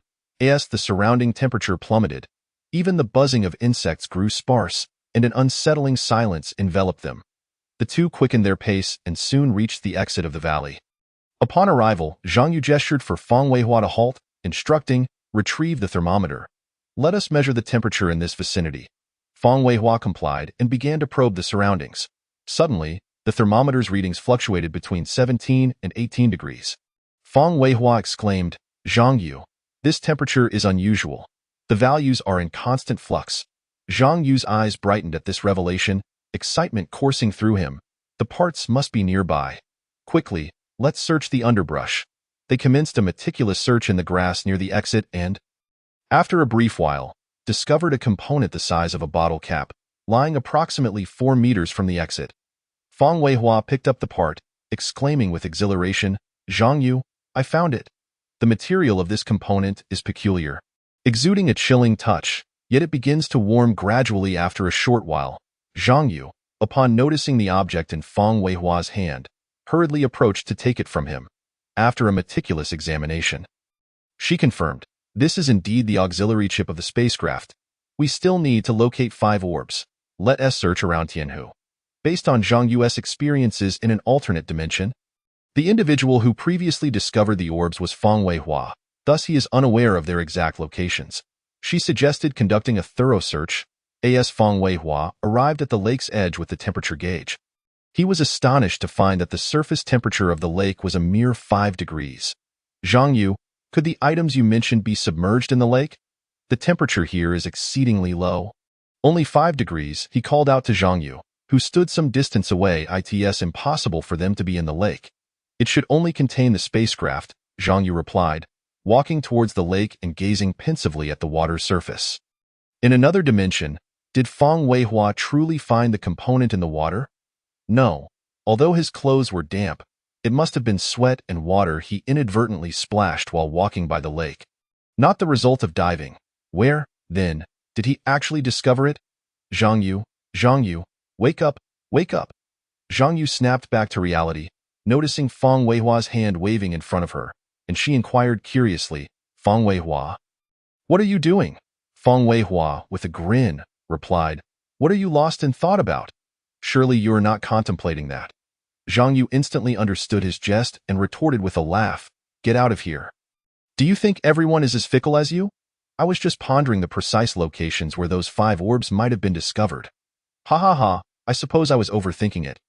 Zhang Yu, we have already scoured the area and still found nothing. How about we take a break? I have some matters I wish to discuss with you. That sounds good. There is no rush on this matter, and we certainly need to rest. Fang Weihua had already reached a leaning tree, comfortably leaning against it. This tree is just perfect. Stretching my back against it feels exquisite. You certainly know how to find a good spot, Zhang Yu remarked as she approached, setting down her backpack and locating another similarly shaped tree to lean against.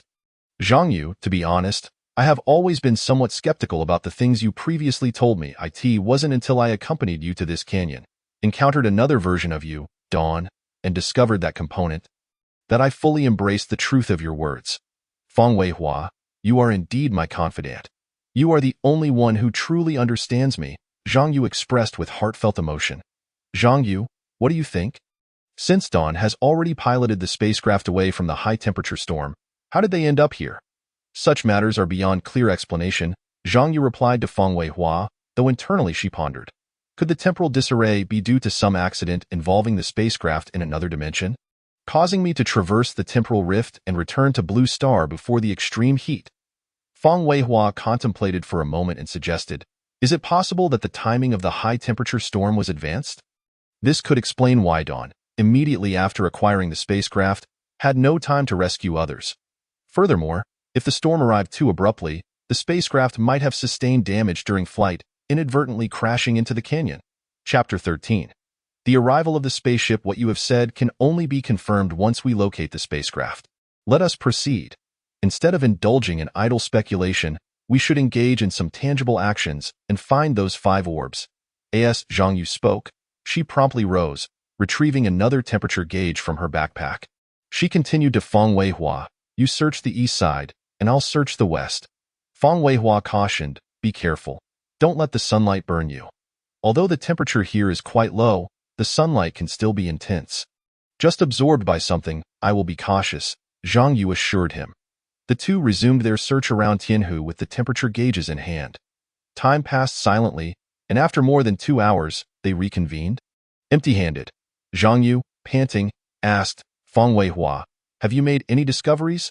Feng Weihua, with disappointment, replied, "I found nothing." "What about you?" "Same here. It seems that apart from the bottle cap-sized component we found earlier, the other 5 orbs have vanished into thin air." Zhang Yu suggested, "How about we find a place to rest, take a nap, and then continue searching?" Feng Weihua glanced at his watch and said, "It's 1:50 in the afternoon. If we sleep for 6 hours, we can resume our search afterward. I noticed a suitable spot nearby for resting. We can set up the portable tent there and sleep." Zhang Yu's eyes widened in surprise as she looked at Feng Weihua, asking, "Did you bring such a wonderful item?" Feng Weihua replied proudly, "Of course. It's a miniature version that takes up no space at all." Zhang Yu urged, "Then what are we waiting for? Let us go." Feng Weihua promptly grabbed his backpack and led Zhang Yu to the area he had been eyeing. He swiftly opened a highly compressed tent package, and as he tossed it to the ground, the tent unfurled into a space accommodating 1 to 2 people for sleeping. Feng Weihua turned to Zhang Yu and said, "The area is not large, but it will suffice." Zhang Yu, having set down her backpack, though she claimed it was fine, her body was quite honest as she quickly occupied the most comfortable position. Feng Weihua chuckled helplessly, "You really are something. Scoot over a bit and make some room for me." Zhang Yu patted the space beside her, retorting, "There's enough space for you to sleep. I'm tired and need to doze off." After walking 20 kilometers, Zhang Yu was utterly fatigued, and she quickly fell asleep after lying down. Meanwhile, Feng Weihua, unable to find sleep despite tossing and turning, remained lively aboard. He picked up the spacecraft component he had previously found and began to fiddle with it. Feng Weihua muttered softly, "I never would have imagined that this small component could create such a temperature differential. Should I try to see if I can use it to locate other components?" Once this thought crossed his mind, Feng Weihua sat up straight, secured the tent's zipper, and, holding the bottle cap-sized component, began searching again with the temperature gauge. Perhaps due to a stroke of luck, after taking just a few steps, Feng Weihua felt a faint pull from the component in his hand. This pull was so slight that it would have been nearly imperceptible had he not been moving slowly. He held the component and gently swayed it around, attempting to identify the area with the strongest pull. When he placed his hand on the ground beneath his feet, the component emitted a faint popping sound. Igniting his curiosity, he immediately crouched down to examine the component closely and was astonished to discover a small bead had appeared on the previously smooth surface, firmly adhering to it as if it had always been a part of it. As if to validate his thoughts, the small bead began to sink slowly under Feng Weihua's gaze, merging seamlessly with the component, leaving only a faint mark behind. This transformation further convinced Feng Weihua of a special connection between the small bead and the component. "What a stroke of luck! The component that eluded us for so long has appeared right in my hand," he exclaimed with delight, rubbing his hands together with a sense of triumph. However, recalling Zhang Yu's exhaustion, Feng Weihua decided against rushing to share this discovery with her, considering she had just fallen asleep and required ample rest. According to Zhang Yu, there were 5 such beads in total, which meant that 4 more awaited their discovery. Thus, Feng Weihua ventured alone around Tianhu, searching meticulously, his steps unusually slow, for based on his previous experience locating the first bead, the pull from this one was exceedingly faint. Inside the tent, Zhang Yu gradually opened her weary eyes. Noticing Feng Weihua was absent, assuming he had merely stepped out for a moment, she sat up, stretching her aching back and legs, preparing to see what was happening outside as she unzipped the tent. She saw Feng Weihua rushing towards her, drenched in sweat. Zhang Yu inquired, "Feng Weihua, have you not rested since I fell asleep?" Feng Weihua hurriedly replied, "Don't mind me, just take a look at this." He extended the spacecraft component towards Zhang Yu. She accepted it, glancing casually at it, then remarked, "Isn't this the component we just found?" Did you discover another one? Fang Weihua shook his head, smiling as he said, It's still the same one, but now we can say it's complete. Look at the 5 marks beneath it. Zhang Yu lifted the component to her eyes for a closer inspection and indeed saw the marks Fang Weihua mentioned. As she reached out to touch the marks, it was as if she had activated a mysterious mechanism, and suddenly, the component projected an image, clearly displaying before them. This is the control center of the Ark spacecraft. The high-temperature storm will arrive in 5 minutes. Please hurry to the survival pod for shelter. What people are there? It seems I am the only one left here. Xiaozhou, activate the automatic safety feature. We must depart from this place. The Ark spacecraft assistant Xiaozhou is at your service. Please confirm your identity. Li Ming. Identity confirmed. The spacecraft is preparing for takeoff. The countdown begins now. 5, 4, 3, 2, alarm, alarm. The spacecraft is being struck by a storm. The cabin is damaged and the emergency safety function is activated. Fang Weihua questioned, The recording has been interrupted? Zhang Yu gazed at the screen and replied, It should not have been interrupted yet. Let us wait a moment longer. Chapter 14. Acquiring information. Xiaozhou. Where are we? Scanning current location. Target planet, Blue Star. Current location, Longhua City, Longhua, Linjiang Town, Linjiang Village, within Longhe Gorge, at the Tianhu Scenic Spot. How much energy does the spacecraft have left? ZZZZ, the spacecraft's auxiliary chip is missing, and the backup power supply will soon cease functioning. Please manually activate the emergency power. Damn it, the path to the survival pod is blocked. Xiaozhou, open the spacecraft's hatch. Warning, warning, the Ark is currently in the lake. If the hatch is opened, the spacecraft will be submerged. Open the one-way door, allowing only exit, and after I leave, the spacecraft will enter automatic mode. Operation completed.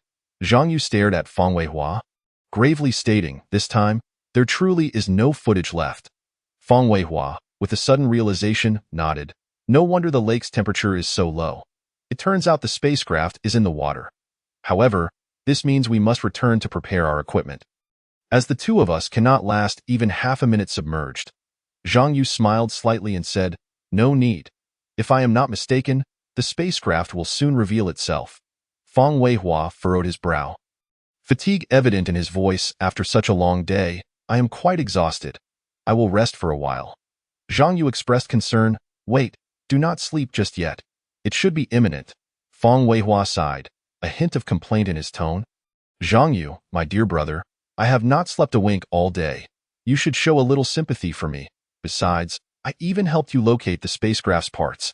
Zhang Yu chuckled, I know you are tired. But do not succumb just yet.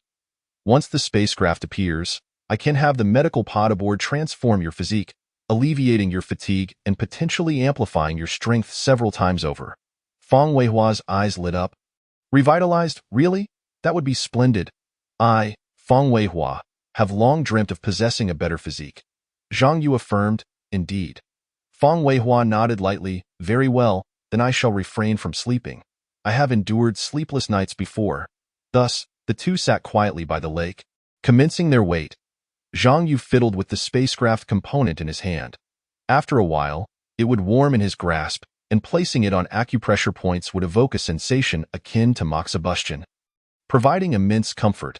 Fang Weihua seemed to enter a meditative state, eyes closed in repose.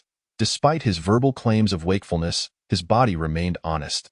Suddenly, the lake's surface shimmered with a yellow glow, starkly illuminated by the moonlight. Zhang Yu called out, Fang Weihua, wake up. The spacecraft is about to appear. Fang Weihua jolted from his deep contemplation, his eyes struggling to adjust to the darkness, only to behold the yellow glow rippling across the lake. In that instant, a gentle breeze wafted from the lake, cool and laced with fine droplets of water, brushing softly against his cheek. Fang Weihua queried in confusion, could it be that rain is imminent? Wasn't the weather forecast indicating persistent high temperatures? Zhang Yu's response was succinct and resolute. It is not rain. His confidence only deepened Fang Weihua's perplexity. The breeze continued to blow, and the yellow glow upon the lake intensified, as if something were about to emerge from the depths.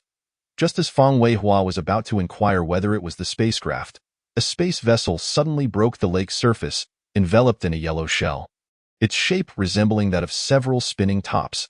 Once the spacecraft breached the water, it retracted its luminescence, gradually blending into the surrounding environment. Fang Weihua exclaimed in astonishment, "Is this what they call invisibility? Had I not seen it with my own eyes, I would never have suspected the spacecraft was there all along." Zhang Yu, without turning his head, said, "Let us proceed.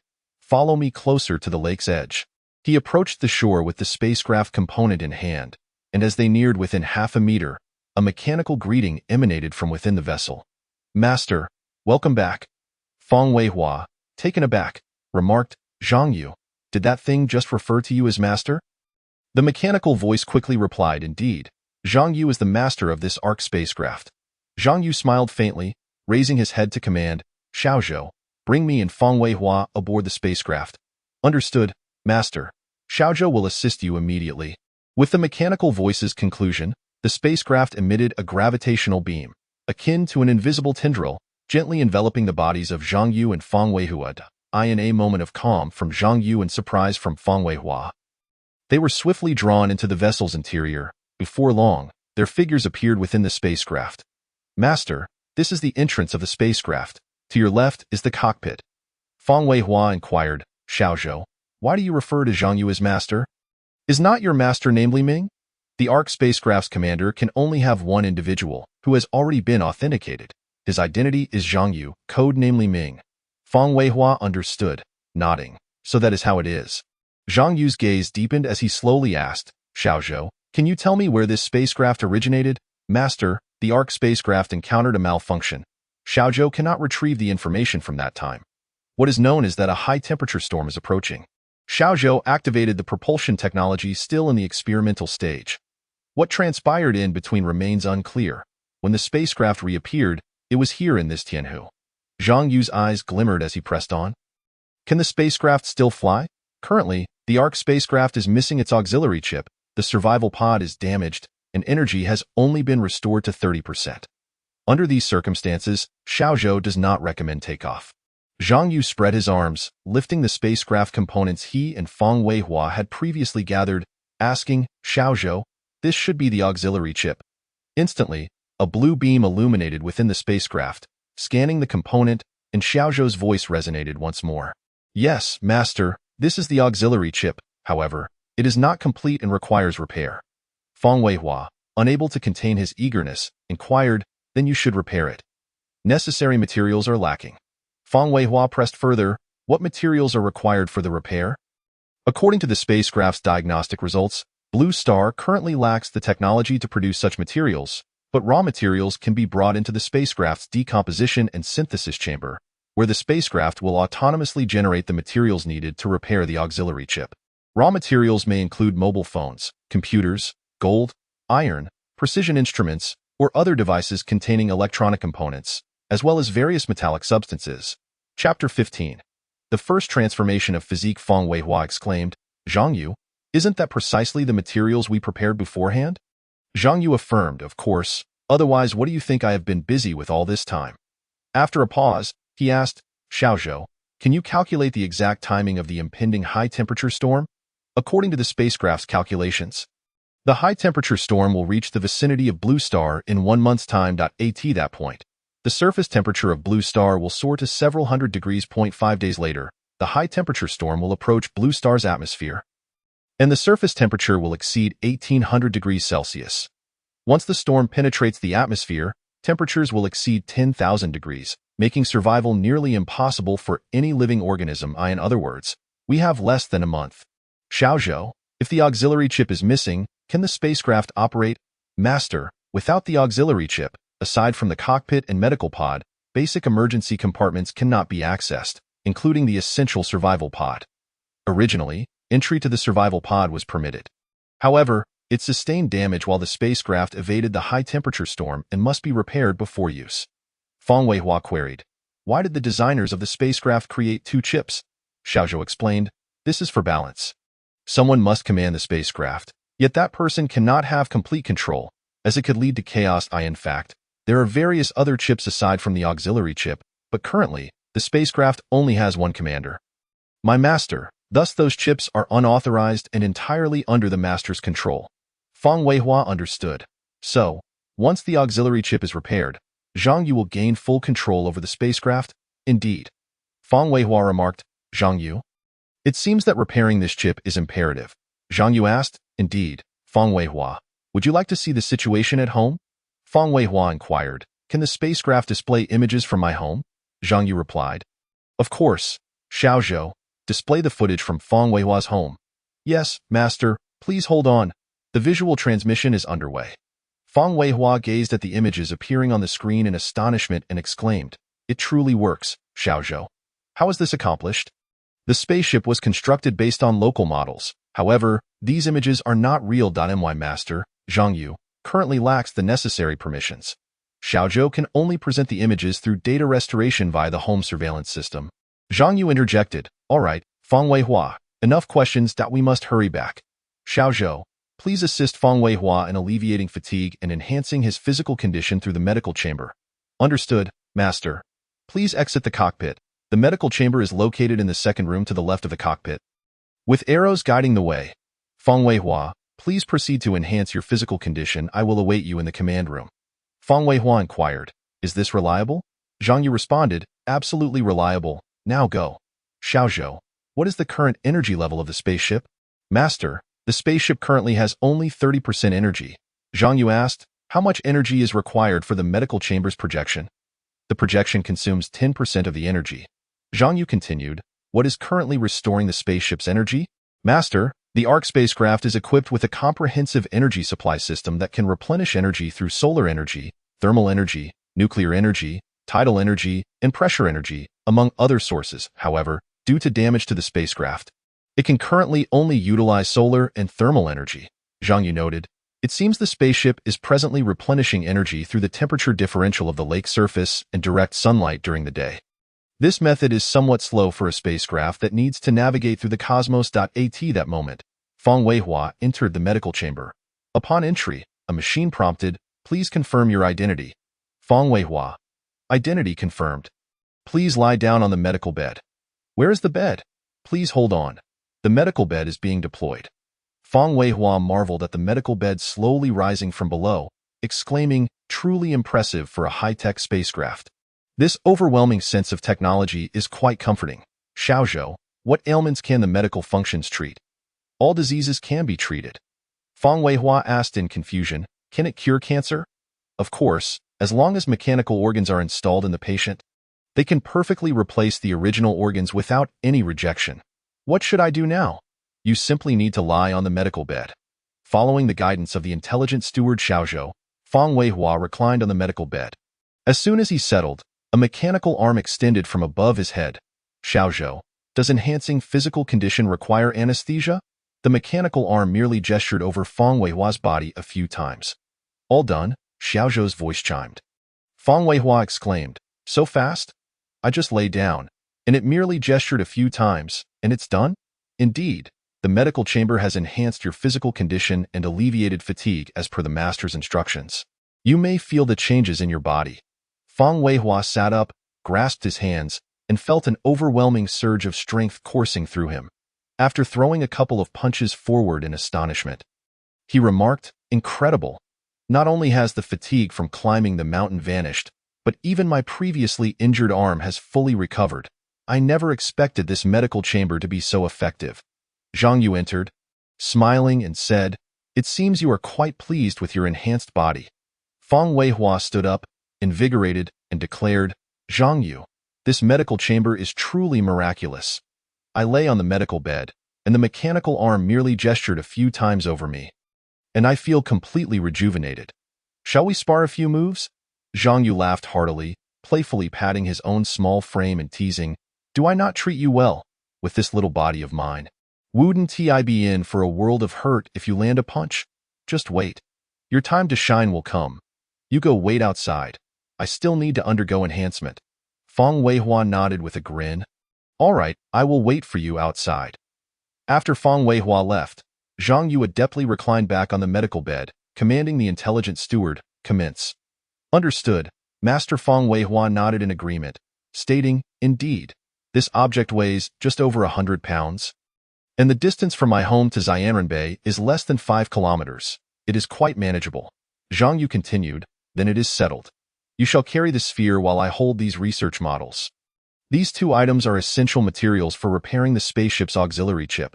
Feng Weihua, puzzled, inquired, Zhang Yu, why have you compressed our timeline so tightly? Zhang Yu gazed earnestly at him and replied, would you believe me if I told you that the timing of the high-temperature storm is uncertain? Feng Weihua's confusion deepened.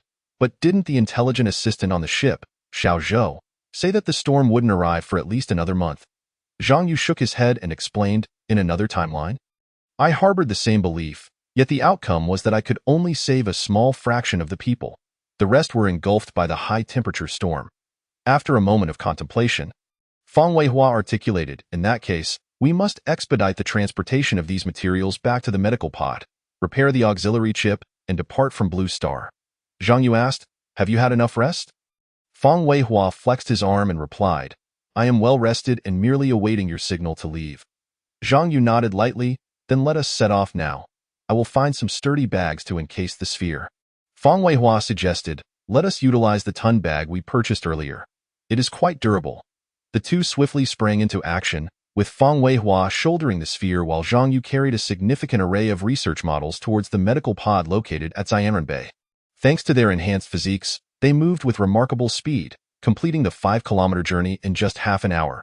Upon reaching Xianren, they placed their items within the medical pod, after which Feng Weihua queried, how will we send these items back to the spaceship? Zhang Yu responded, these materials can be retrieved remotely. However, each retrieval expends 1% of our energy. We should return to collect more items to fully stock the medical pod before initiating the transmission. Chapter 17. Chip repair progress at 55%. Thus, the pair promptly retraced their steps. After several hours of relentless effort, they finally transported all the materials they had gathered back to the spaceship's medical pod. Xiao Zhou, can you scan these materials and determine how much they can repair the spaceship's auxiliary chip? Master, according to data analysis, these materials will enable the auxiliary chip to be repaired to 55%. Feng Weihua marveled. I never anticipated that we would achieve such significant progress in such a brief span. Zhang Yu nodded in agreement, then issued a command to the medical pod's intelligent assistant. Xiao Zhou, transmit all these materials back to the spaceship and also retrieve the auxiliary chip in preparation for the repair work. ASU command, Master. I am executing your orders. With the response from the intelligent assistant, the materials intended for the repair of the spaceship's auxiliary chip were enveloped in a blue beam of light, and in a mere 0.01 seconds, they vanished before Zhang Yu and Feng Weihua. When the two regained their senses, the transmission of the materials had been successfully completed. Zhang Yu inquired with concern, Feng Weihua, are you feeling fatigued? Feng Weihua patted his slightly sore arm and replied, just a tad. Zhang Yu suggested, then let us have the medical pod alleviate our fatigue once more. Feng Weihua readily agreed. What a splendid idea. I shall go first. And no sooner had he spoken than he lay down on the medical bed, and as the mechanical arm operated with precision, his fatigue swiftly dissipated. Zhang Yu followed suit, and soon, both men were revitalized. Feng Weihua rose, brimming with energy, and declared, let us return. It is time. Zhang Yu nodded gently and picked up his phone to check. The screen was inundated with notifications, a dozen missed calls and several messages, along with over 99 alerts from monitoring software. He swiftly perused the information. Among the missed calls, 9 were from his father, Zhang Dalai, 2 from his wife, Lu Xiaoxin, 1 from his mother, Niu Mingxue, and 2 from his mother-in-law, Lu Huashan. What is happening? Shouldn't this be occurring on the 13th? Yet today is only the 12th. Could the timeline have advanced? He pondered with confusion. With this thought in mind, he hastily opened the messages and was instantly taken aback by their content. Son, this is Dad. We've run out of supplies at home, so I came to take some. It's unbearably hot, and I was hoping you could wholesale some bottled water, but your phone has been unreachable. I took the liberty of moving everything from your basement and distributed it among your uncles, aunts, and several relatives. When you return, remember to restock and pick up some Huaxiang Zhengqi water to avoid heat stroke. Also, your cousin has taken a liking to your gaming console, so I let him take that as well. After reading the message, Zhang Yu's heart tightened. He knew that his father's distribution was akin to a mini relocation. He immediately opened the monitoring software to check the replay and confirm the situation. Sure enough, the remaining food and beverages in the basement had completely vanished, and to make matters worse, the relatives had arrived in vehicles to transport the items. Zhang Yu silently sighed in relief. Thank goodness I relocated those supplies in advance. Otherwise, they would have surely been plundered. However, it is strange that this incident occurred ahead of schedule. Noticing Zhang Yu's unusual demeanor, Fang Weihua stepped forward with concern, asking, Zhang Yu, what troubles you? You seem somewhat displeased. Zhang Yu clenched his teeth and replied, it is all because of that bandit Zhang Dalai.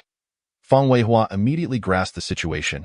It was evident that Zhang Yu's father had taken a considerable amount of items, which explained Zhang Yu's ire. He took Zhang Yu's phone and examined it closely. After a while, Fang Weihua sighed, your uncle has gone too far. How could he empty your belongings? Is he unaware that the weather is becoming increasingly hot, and that the nearby stores have run out of water? Does he intend for you to drink from the river? Zhang Yu retorted, fortunately, I moved my supplies to your place beforehand. What they took were merely items I no longer needed. Except for the bottled water, that Zhang Dalai, I only left him over 100 bottles of water for a few days, and now they are gone. Fang Weihua gasped in disbelief. He gave away so many cases of water? Zhang Yu chuckled bitterly indeed. Fang Weihua, can you explain what is going on in his mind? Does he have mush for brains? In all my years, he is the only person capable of such absurdity. His actions are simply unbelievable. Observing Zhang Yu's escalating agitation, Fang Weihua quickly attempted to soothe him. Do not let it anger you too much. Your health is of utmost importance. Those items are merely material possessions that can be replaced. And besides, most of the supplies are still with me. It is not a grave matter. Relax, take a deep breath. With Fang Weihua's patient encouragement, Zhang Yu's fury gradually subsided. Despite feeling utterly disappointed in his father's actions, there was a fleeting moment when he contemplated escaping, leaving them to fend for themselves. However, that was merely a passing thought. He maintained his composure and had not yet succumbed to madness. Once Zhang Yu's emotions stabilized, Fang Weihua quickly shifted the topic. So, how shall we proceed in collecting the remaining materials? Zhang Yu responded, let us purchase second-hand phones. Those originally priced above 5,000 yuan would be ideal for repairing the spaceship's chip. Fang Weihua inquired, how many do we need? Zhang Yu calculated, based on the remaining repair progress, we require 450 units, and I have over 800,000. Fang Weihua added, I also have over 600,000. If we were to buy new ones, the funds would certainly fall short, as the total price for new phones would exceed 2 million. However, for second-hand ones, given the large quantity, there should be discounts, which should suffice. Zhang Yu proposed, once we resolve the matters in the village, let us inquire at the computer market, ideally locating vendors with stock available. If that proves impossible, we could purchase all their current inventory, saving us considerable time. Fang Weihua remarked, I checked my home surveillance earlier, and there has been no unusual activity at the canyon entrance. We should take that small path on our way back. Zhang Yu nodded, we must hurry. The village is about to experience a power outage. Fang Weihua, somewhat perplexed, asked, a power outage? We haven't received any notifications. Zhang Yu explained while walking, it was caused by a fire. Fang Weihua suddenly realized, that is a possibility, given that the temperature has reached 35 degrees Celsius. Such heat indeed poses a risk of igniting fires. Chapter 18. Fang Weihua's dream. The two swiftly returned to Fang Weihua's residence. Upon entering the room, Fang Weihua removed his backpack, exhaling deeply, then lay back on the bed. Home is truly the best. The old saying holds true, a golden nest or a silver nest cannot compare to one's own humble abode. Zhang Yu approached the bedside, patting Fang Weihua's leg, and chuckled, shift a bit. Leave me some space. Fang Weihua rolled aside, making room, and urged, lie down and rest. Take a moment to relax. Zhang Yu reclined languidly on the bed. Picking up her phone to browse through her favorite app, the average global temperature has risen significantly, with ice caps melting at an accelerated pace. Some cities situated in low-lying areas are beginning to exhibit signs of marshland formation.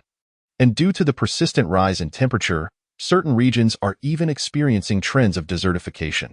At present, nations around the world are earnestly constructing their own arcs of survival, hoping to weather this calamity unscathed. Yet, can humanity truly escape the clutches of this impending disaster? If temperatures persist at such elevated levels, low-altitude areas will face the dire risk of submersion, leading to a plethora of flooding disasters. The current heat wave has already severely impacted agricultural growth, and issues surrounding food supply will soon come to the forefront. Will we ultimately forsake our blue planet in search of another habitable world in the vast cosmos? Zhang Yu sighed, stating, given the current technological capabilities on our blue planet, the dream of relocating humanity en masse into the universe to explore new habitats is nearly an impossible aspiration. Just solving the energy crisis is a daunting task, let alone the colossal challenge of securing water resources. On the other side, Fang Weihua lazily responded, Zhang Yu, instead of lamenting here, why not think about how to expedite the repairs on the spaceship? Then I could take you along to broaden your horizons in the cosmos. Zhang Yu playfully snatched a pillow from the bedside and tossed it at Fang Weihua, exclaiming, what do you know? This is called being concerned for the world, Fang Weihua. Speaking of which, as the apocalypse draws near, don't you wish to find a girlfriend and experience the sweetness of love? Fang Weihua swiftly delivered a gentle kick to Zhang Yu's backside, half-jokingly declaring, I wouldn't want that. Being single is wonderful, no strings attached, no constraints. You know, I'm currently the only one at home that I've grown accustomed to my freedom and have no desire to be controlled. Besides, my dream is to become a fitness guru and an online sensation. Zhang Yu's eyes sparkled as if she had conceived a brilliant idea, recognizing that this dream could indeed be realized with relative ease. Curiously, Fang Weihua inquired, oh, what good idea do you have? With confidence, Zhang Yu replied, didn't you film a plethora of fitness videos before? And those clips of you singing in the warehouse? Gather them all. I'll help you edit them. And I guarantee they'll go viral. Fang Weihua's excitement surged. Zhang Yu, you can't be joking, right? Zhang Yu assured him, of course not. When have I ever deceived you? Fang Weihua sat up with enthusiasm. That's fantastic. I'll dig through those videos right away and upload them to your phone. As Zhang Yu observed Fang Weihua swiftly sifting through his phone's gallery, she made her way to the computer in the corner of the room. Becoming busy. After an hour of meticulous editing, several videos were finally completed. The first showcased Fang Weihua sweating profusely at the gym.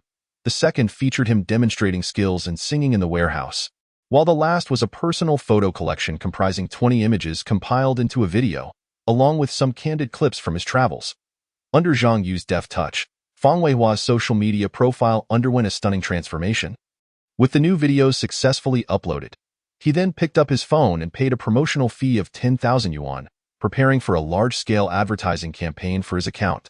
To both Zhang Yu and Fang Weihua's astonishment, within just half an hour, the account garnered hundreds of thousands of followers, racked up over 400,000 likes, and attracted a multitude of netizens eager to add him as a friend, with some even willing to transfer money in hopes that Fang Weihua would share more videos or photos.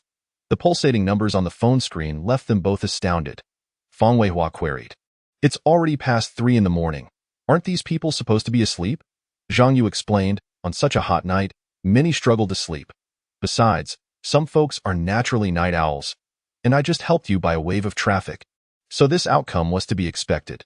Then, Zhang Yu scrutinized Fang Weihua, who had just showered, and teased, however, your physique is quite appealing. It seems many are willing to spend for your impressive form. Fang Weihua feigned a threat, saying, Zhang Yu, are you looking to taste the consequences of a fist? Zhang Yu pretended to cower. Oh dear, you actually want to resort to violence against me? I'm so frightened. As they bantered, Fang Weihua playfully punched Zhang Yu on the shoulder, causing him to wince. Observing Zhang Yu's pained expression, Fang Weihua laughed. Look at you. Serves you right for being so annoying. Zhang Yu complained, you hit too hard. I was merely trying to promote you and help you gain fame. How dare you strike me? Fang Weihua retorted, that's one thing. Promoting me is another. Zhang Yu pressed, so, how will you thank me for the promotion? Fang Weihua exaggeratedly expressed gratitude. Oh, great benefactor Zhang. I am at a loss for how to repay such immense kindness. Only my body will suffice. Zhang Yu laughed while scolding, you fool, that's a gesture reserved for the deceased, and keep your distance. Spare me your absurd antics. Noticing Zhang Yu on the verge of losing his temper, Fang Weihua quickly shifted the topic. Weren't you just saying someone wanted to add me as a friend and transfer money? Zhang Yu nodded. Indeed, and there are quite a few.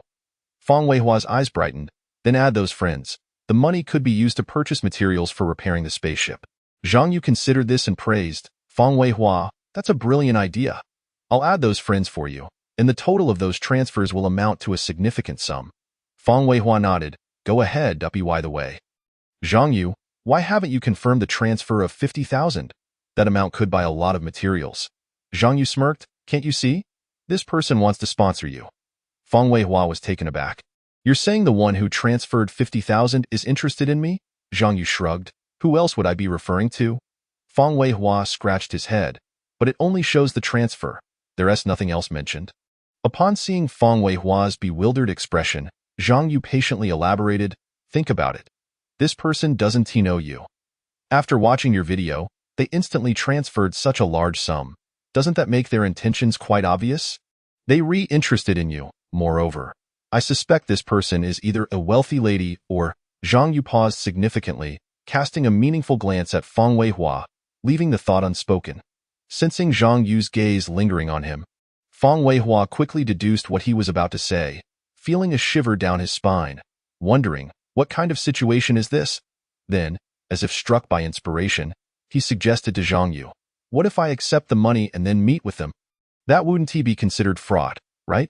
Zhang Yu interjected, hold on, there's absolutely no need for that. Let us not complicate things. Our current funds are nearly sufficient to repair the spaceship's secondary chip.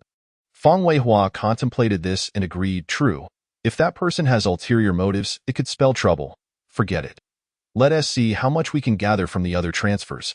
Zhang Yu replied, a total of 36,507 yuan. I've already conversed with them. Let us keep them in suspense. Once the spaceship is repaired, we can make a clean getaway. Who will care then? Feng Weihua teased, looks like you've already figured things out. My brother Zhang Yu is quite the mastermind. Zhang Yu chuckled, indeed. That's certainly more effective than your approach of solely focusing on physical training without exercising your brain. Feng Weihua then inquired. By the way, Zhang Yu, do you think the enhancement we received in the medical bay will allow us to withstand sun exposure without harm? Zhang Yu replied seriously, wait a moment. Let me check. With that, he swiftly summoned the image of the chip in his mind, accurately locating the section regarding physical enhancement among the abundant information. The enhancement details stated. Utilizing high-tech methods, the enhanced individual S-body undergoes modification, primarily activating cellular vitality. Physiological effects include a more robust physique, agile movements, and heightened resistance. Psychological effects indicate improved mental state and concentration, regardless of injuries or fatigue, as long as one rests for a full 4 hours. Complete recovery is possible, except for fatal injuries. Noticing Zhang Yu had been silent for a while, Feng Weihua asked again, so, what does it say? Did you find any relevant information? Zhang Yu shifted his gaze from the screen, stating, it mentions that as long as one feels unwell, resting for 4 hours will restore them to their original state. Feng Weihua probed further, does it say how long we can endure exposure outside? Zhang Yu suggested, I should ask the spaceship SAI. He activated the communication function, contacting the spaceship, Xiao Zhou. How long can our enhanced bodies withstand exposure to the sun? Xiao Zhou's voice resonated in Zhang Yu's mind. Master, with your current physique, you can endure 5 hours of exposure to the sun. Zhang Yu inquired further, will there be any side effects, such as skin diseases? Xiao Zhou replied, it won't be an issue. Your physique has been enhanced through advanced technology. As long as you do not exceed the duration specified by me, there should be no problems. If by chance you do go over, it is of little consequence. As long as you rest for 4 hours, you can return to peak condition. Zhang Yu nodded in agreement, expressing his satisfaction with Xiao Zhou's response. Understood. He promptly closed the interface and turned to Feng Weihua, saying, as long as you don't exceed 5 hours, there will be no problem. Even if you do, it's fine. Just rest for 4 hours and you'll recover fully. Feng Weihua inquired, does he mean prolonged exposure to the sun? Zhang Yu replied lightly, of course, otherwise your question would be rather pointless. Feng Weihua exclaimed with excitement, that's fantastic, then I can go out and enjoy myself again. I really want to bask in the sun by the beach. It would be even better if it rained. Zhang Yu playfully tapped Feng Weihua on the head and laughed. What are you thinking? On such a hot day, if it rains, we wouldn't even need to step outside. Feng Weihua suddenly realized, right? I forgot about that. If it rains, combined with the heat, it would turn the outside into a steamer. It might actually cook us. Zhang Yu, with a hint of curiosity, remarked, I haven't asked you yet. Why did you want me to inquire about prolonged exposure to the sun? Feng Weihua feigned mystery. Of course, it's to make money. Zhang Yu pondered, fixing his gaze on Feng Weihua, speculating, You're not suggesting that someone live-streamed their workout under the sun and received tens of thousands in tips, only to end up in the hospital, and now you plan to do the same, as long as you manage your time well, thereby getting fit and earning money? Fang Weihua was taken aback. Zhang Yu, are you a worm in my stomach? How did you guess that? Zhang Yu slapped his forehead in exasperation. Damn, not this familiar plot again. He paused briefly before continuing. If you want to try, go ahead, but I must remind you, you have to come back inside after an hour at most. Fang Weihua confidently patted Zhang Yu on the shoulder. Don't worry, I know my limits. Just as Zhang Yu was about to retort, he suddenly found himself enveloped in darkness, and the air conditioning ceased to function. Fang Weihua's voice came from beside him. Zhang Yu, it seems the power is out. You don't say. Go check if it's just us or if other places are affected too. Zhang Yu turned on the flashlight on his phone and saw Fang Weihua searching for clothes. He raised his phone to illuminate the room, and with the light, Fang Weihua quickly dressed and got up, saying, "Let's go see." The two ascended to the rooftop of the second floor, discovering that the entire village was shrouded in darkness. Even the streetlights at the village entrance had extinguished. Zhang Yu muttered, "This shouldn't be happening. Why would they be repairing the power box at this hour? Wait, could it be that a fire broke out at home earlier?" Fang Weihua remarked, "Zhang Yu, it seems your parents' house is on fire. We need to hurry and check." Zhang Yu noticed the direction of the flames and felt a sense of dread. That was indeed his parents' house. His mother was away, and only his father, Zhang Dalei, was home. He was unsure whether his father was at home or had gone elsewhere for drinks. Thinking of this, he and Fang Weihua hurried downstairs to ride their bikes. Zhang Yu complained aloud about Zhang Dalei always finding trouble, but his body did not allow him a moment's pause. After locating an electric bike in the garage, he and Fang Weihua sped towards his parents' home. Chapter 20. Firefighting. Zhang Yu and Fang Weihua raced frantically and finally arrived at the scene of the fire a few minutes later. After parking the bike, Zhang Yu rushed into the house, only to find that the second-floor room had been completely engulfed in flames. While anxiously calling out for his father, he searched through various rooms. While Fang Weihua quickly grabbed a fire extinguisher, prepared to douse the flames on the way, Fang Weihua had already called the fire department, but it would take at least 15 minutes for them to reach the village. Meanwhile, the spread of the fire remained uncertain. Zhang Yu braved the thick smoke, covering his mouth and nose with a damp cloth, and checked all the rooms but found no trace of his father. Zhang Dalei. He sighed in relief. Realizing that no one was home, he hurried to the basement, retrieved 2 fire extinguishers, and handed one to Fang Weihua, who had followed closely behind. The two of them went from room to room extinguishing the flames. Although the extinguishers ran out, the fire had not been entirely controlled. It had merely weakened compared to before. At that moment, the sound of sirens echoed from the village entrance. The fire truck from the town had arrived, and nearby villagers, awakened by the alarms, began to emerge from their homes. Upon seeing Zhang Dalei's house ablaze, they rushed to assist Zhang Yu and Fang Weihua in extinguishing the fire. Soon after, the fire truck joined their efforts. After a tense battle against the flames, the fire was finally extinguished around 5 in the morning. In this race against time, there were no casualties. Zhang Yu, however, could not find his father. His calls went unanswered, and the worry on his face quickly morphed into anger. Fang Weihua hurriedly approached to console him. "Don't be upset. Thankfully, there were no injuries." Zhang Yu spoke in a low tone. "That Zhang Dalei, I really don't know what to say about him." Just as he finished speaking, a young man in firefighter gear approached, asking with concern, "Zhang Yu, Fang Weihua, are you both all right?" Upon hearing the familiar voice, Fang Weihua reacted first, turning to exclaim, "Li Peng, what are you doing here? Didn't you just tell me a couple of days ago that you were going on leave?" Zhang Yu also noticed Li Peng's arrival and composed himself to greet him. Li Peng replied, "I don't go on leave until tomorrow. I'm still on duty at the fire station today." "Zhang Yu, is this your parents' house? How are your uncle and aunt? Are they injured?" Zhang Yu shook his head. "Li Peng, no one is home. My mom went on a trip and hasn't returned, and I have no idea where my dad is. I haven't been able to reach him." Li Peng looked puzzled. "That's strange. If no one was home, how did the fire start?" "Thankfully, no one was hurt. Zhang Yu, you don't need to worry too much. The investigators will explain the situation to you shortly." Zhang Yu nodded gently, expressing his apologies. "Li Peng, I'm really sorry for bothering you and the team in the middle of the night to put out the fire. Fang Weihua, please go fetch a couple of bottles of water for them."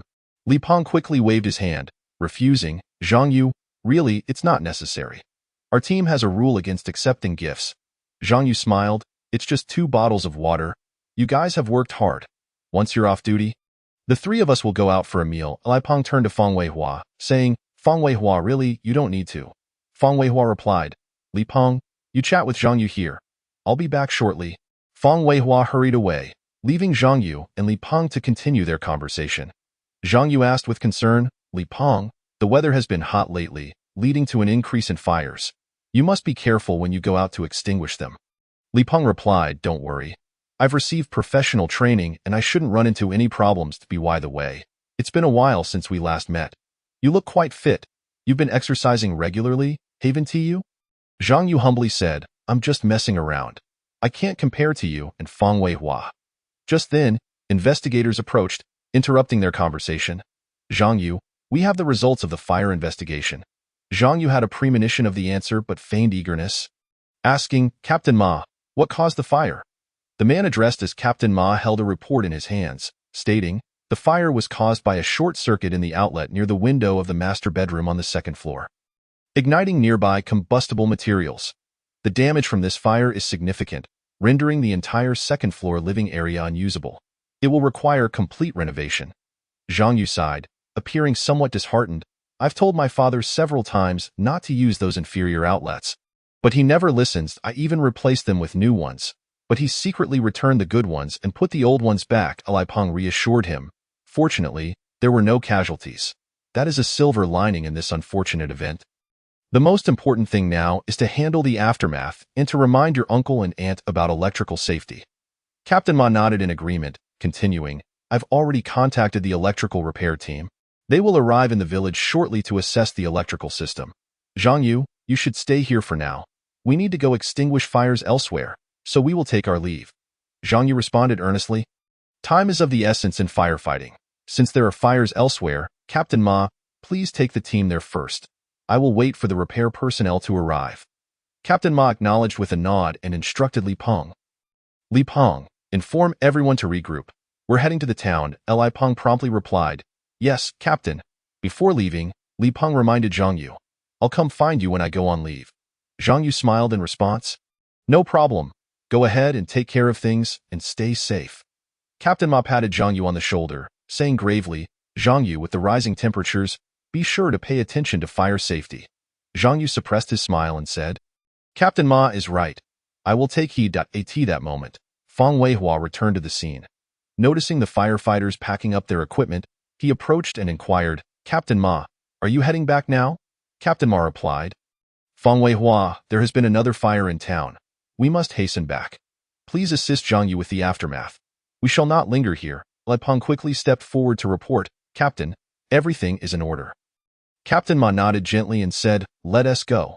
Taking the lead, Captain Ma exited the courtyard, followed closely by Zhang Yu and Feng Weihua. After bidding them farewell, Zhang Yu ascended to the 2nd floor once more. Faced with the scene before him, his emotions were tumultuous. The devastation left by the fire was starkly apparent, with walls blackened by smoke and furniture and decorations rendered unrecognizable. The entire space lay in shambles. Chapter 21. After the fire, Zhang Yu felt utterly speechless. He had been involved in every aspect of the house's construction, from laying the foundation to its completion, and now a great fire had reduced his hard work to ashes. Moments ago, the survival pod had issued a warning through the chip implanted in his brain, indicating that temperatures would continue to rise. With his parents' home now scorched, any hope of renovation seemed impossible. When Zhang Dali returned, they would have to stay with him for the time being, and given Zhang Dali's character, one could only imagine what kind of trouble he might cause. Just the thought of it gave Zhang Yu a splitting headache. He took out his phone and dialed his father's number again, but there was still no answer on the other end. Feng Weihua, sensing the tension, advised, Zhang Yu, this situation is beyond anyone's control. Since your uncle's phone is unreachable, let us start moving the remaining items to your place. The repairmen for the electrical work won't arrive until later. Let us turn off the main switch here and wait for them to come. Zhang Yu recognized that they had no choice but to proceed as suggested. Despite his dissatisfaction with Zhang Dali, he walked towards the crowd of volunteers. Scanning the area, however, he did not spot any of his relatives, neither his uncles, Aunts nor cousins had shown up. He took a deep breath, striving to calm his emotions. With so many villagers present, it would not be appropriate to lash out directly. Yet in his heart, he had already berated them thoroughly. The village was not far away. Had they truly slept like logs, oblivious to the blaring sirens of the fire truck? Or were they too afraid to come? They were quick to gather when there were things to be had, but vanished when it truly mattered. Feng Weihua noticed Zhang Yu's displeasure and immediately took action. He began to distribute bottled water to the neighbors who had come to help, continuously expressing his gratitude. This gesture not only alleviated the awkward atmosphere, but also provided Zhang Yu with a flicker of warmth and comfort. Observing this, Zhang Yu gradually suppressed his anger and began to join Feng Weihua in thanking those who had come to assist. Subsequently, Zhang Yu mounted his electric bike, and together with Feng Weihua, they returned to Feng Weihua's home. On the way back, Feng Weihua incessantly offered words of encouragement, and Zhang Yu gradually managed to restore his composure. Contemplating how to arrange matters once his parents moved in with him. Upon returning to the garage, Zhang Yu took a moment to ponder before articulating his plan. Feng Weihua, I intend to stay here for a while. Feng Weihua's eyes sparkled with understanding, and he promptly replied, no problem. If you prefer not to go back, feel free to stay here. There's plenty of space. Zhang Yu then inquired, do you have any spare beds? Feng Weihua thought for a moment and responded, I bought a folding bed some time ago, but it hasn't been used in ages. It's just gathering dust in the back of the garage. Zhang Yu's eyes lit up with decision. That's perfect. Let us take that folding bed and put it in my parents' house. Feng Weihua looked puzzled. Aren't your parents moving in with you? Why go through the trouble of bringing that bed? A sense of relief washed over Zhang Yu. Someone will eventually need it. Feng Weihua acquiesced. All right then, if you plan to use it, I'll go clean it up. Zhang Yu nodded in agreement. I'll help you tidy up. After a flurry of activity, they finally managed to stow the folding bed in the vehicle. Subsequently, with Feng Weihua at the wheel, they set off for Zhang Yu's parents' home. Upon arrival, they carefully unloaded the bed and placed it in a room on the first floor, selecting a few essential items to take with them. Once all was completed, they returned directly to Zhang Yu's residence. After Zhang Yu had tidied his room, the village's electrical repairs were successfully concluded. The repair personnel notified Zhang Yu by phone to come for an inspection. After ensuring that the electrical work at his parents' house was correctly done, Zhang Yu contacted a professional cleaning team to prevent any further fire hazards. The team members swiftly arrived from the town, cleaning out all the charred and unusable items from the second floor and transporting them to the landfill for disposal. Once all affairs were settled, Zhang Yu glanced at the time on his phone. It was now 8:25 a.m. on May 12, 2050. After 3 hours of diligent work, everything had finally been arranged. Both Zhang Yu and Feng Weihua felt a wave of fatigue wash over them. After taking a shower, they returned to Zhang Yu's bedroom, lying down on the expansive 2-meter-wide bed to rest.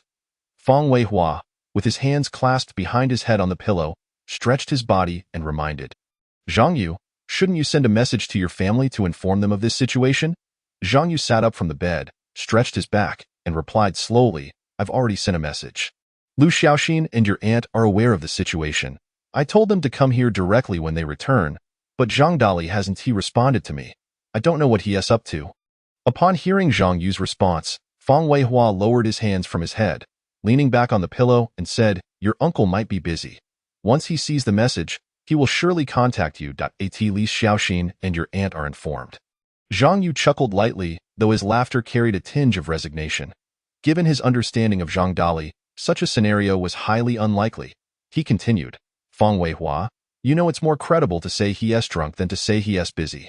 Feng Weihua nodded in agreement. That does seem to be the case.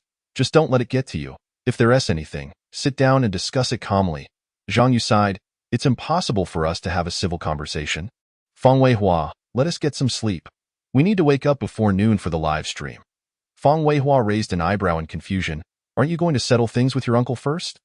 Zhang Yu shook his head gently, his tone resolute. He won't be coming back. Feng Weihua asked with concern. You're not thinking of kicking your uncle out, are you? Zhang Yu calmly replied. Not at all. It's his own choice not to return. Let us sleep. After all this commotion, we haven't had a proper rest.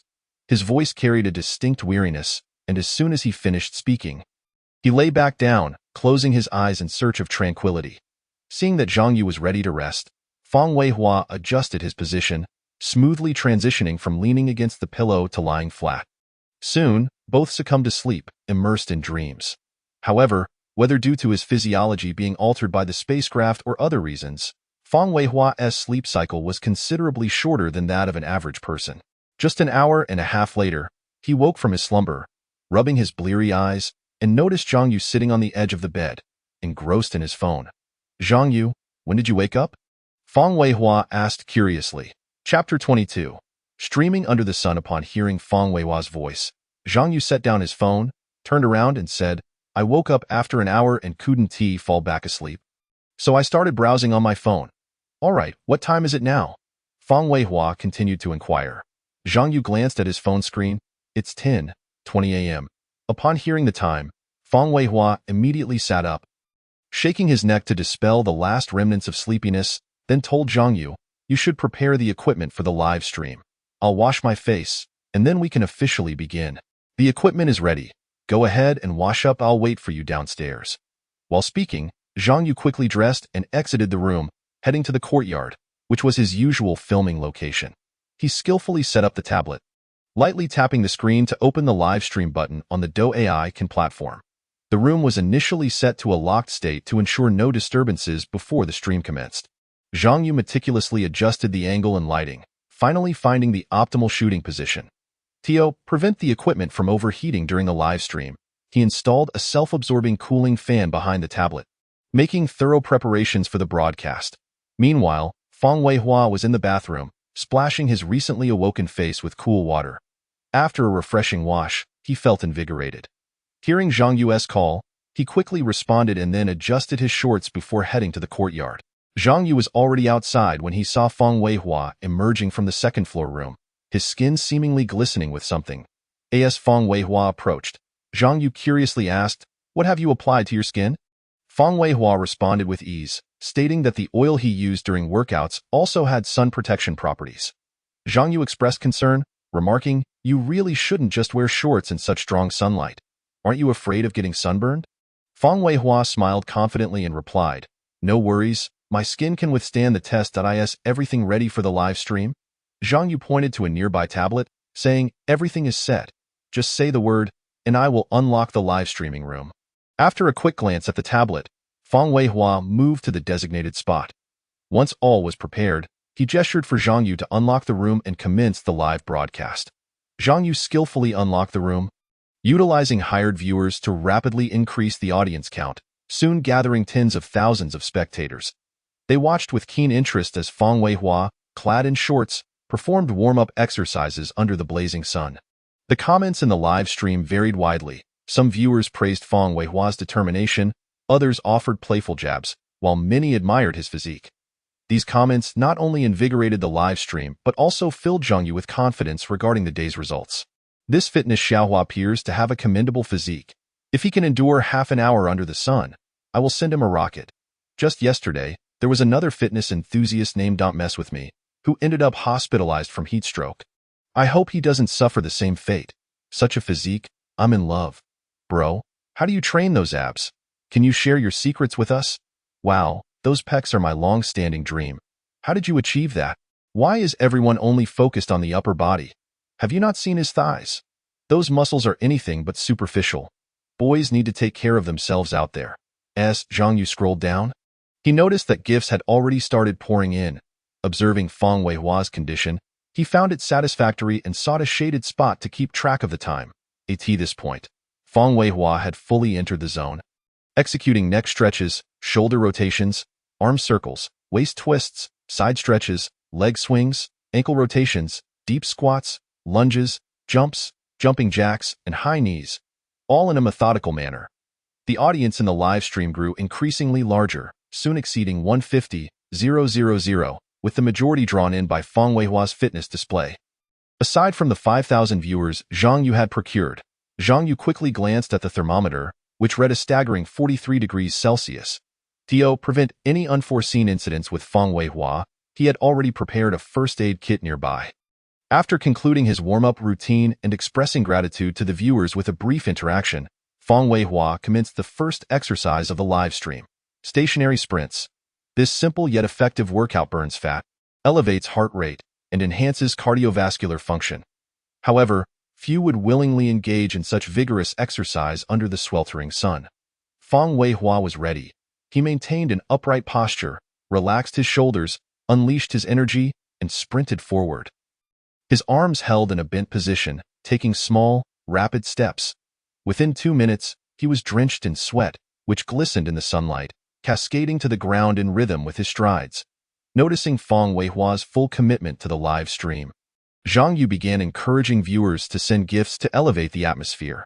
The energy in the live stream reached unprecedented heights, with a flurry of gifts flooding the screen, propelled by the hired audience.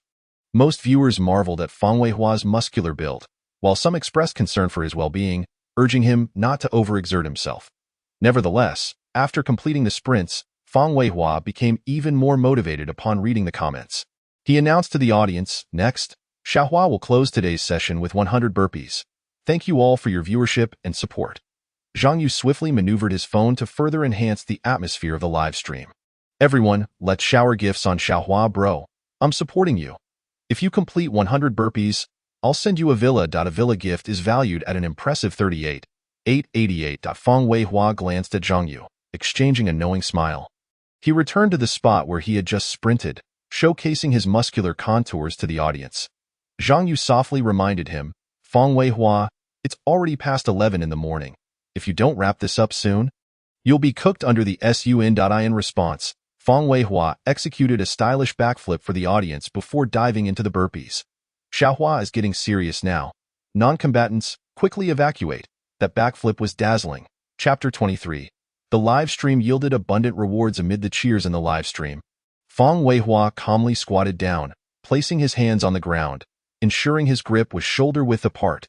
With determination, he propelled both legs backwards simultaneously, flawlessly transitioning into a push-up position, then steadily executing a push-up that embodied both strength and grace. With seamless motion, he bent his knees and jumped forward, shifting into a plank position, ultimately concluding with a perfect vertical jump. Thus, a textbook perfect burpee was brilliantly showcased by Fang Weihua.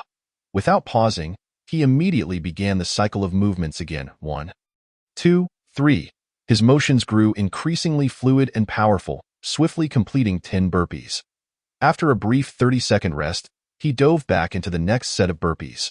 Meanwhile, Zhang Yu's gaze remained fixed on the live stream, meticulously monitoring each of Fang Weihua's jumps and breaths, fully aware of the stream's dynamics. He really knows how to perform. Xiaohua's form is impeccable. This guy's muscle definition is simply perfect. I'm on the lookout for Xiaohua's address. Are you all just admiring the muscles? His face looks adorable too, round and chubby. I just want to pinch it. I'm so into this fit physique. There he is again. I was just eating, and now my appetite has surged." Zhang Yu couldn't help but exclaim, the current fitness craze is truly astonishing. Fang Weihua's tenacity was remarkable. He had completed 3 sets, totaling 30 burpees, yet showed no signs of fatigue. After a brief respite, he continued with the next round of high-intensity training. Zhang Yu glanced at the time.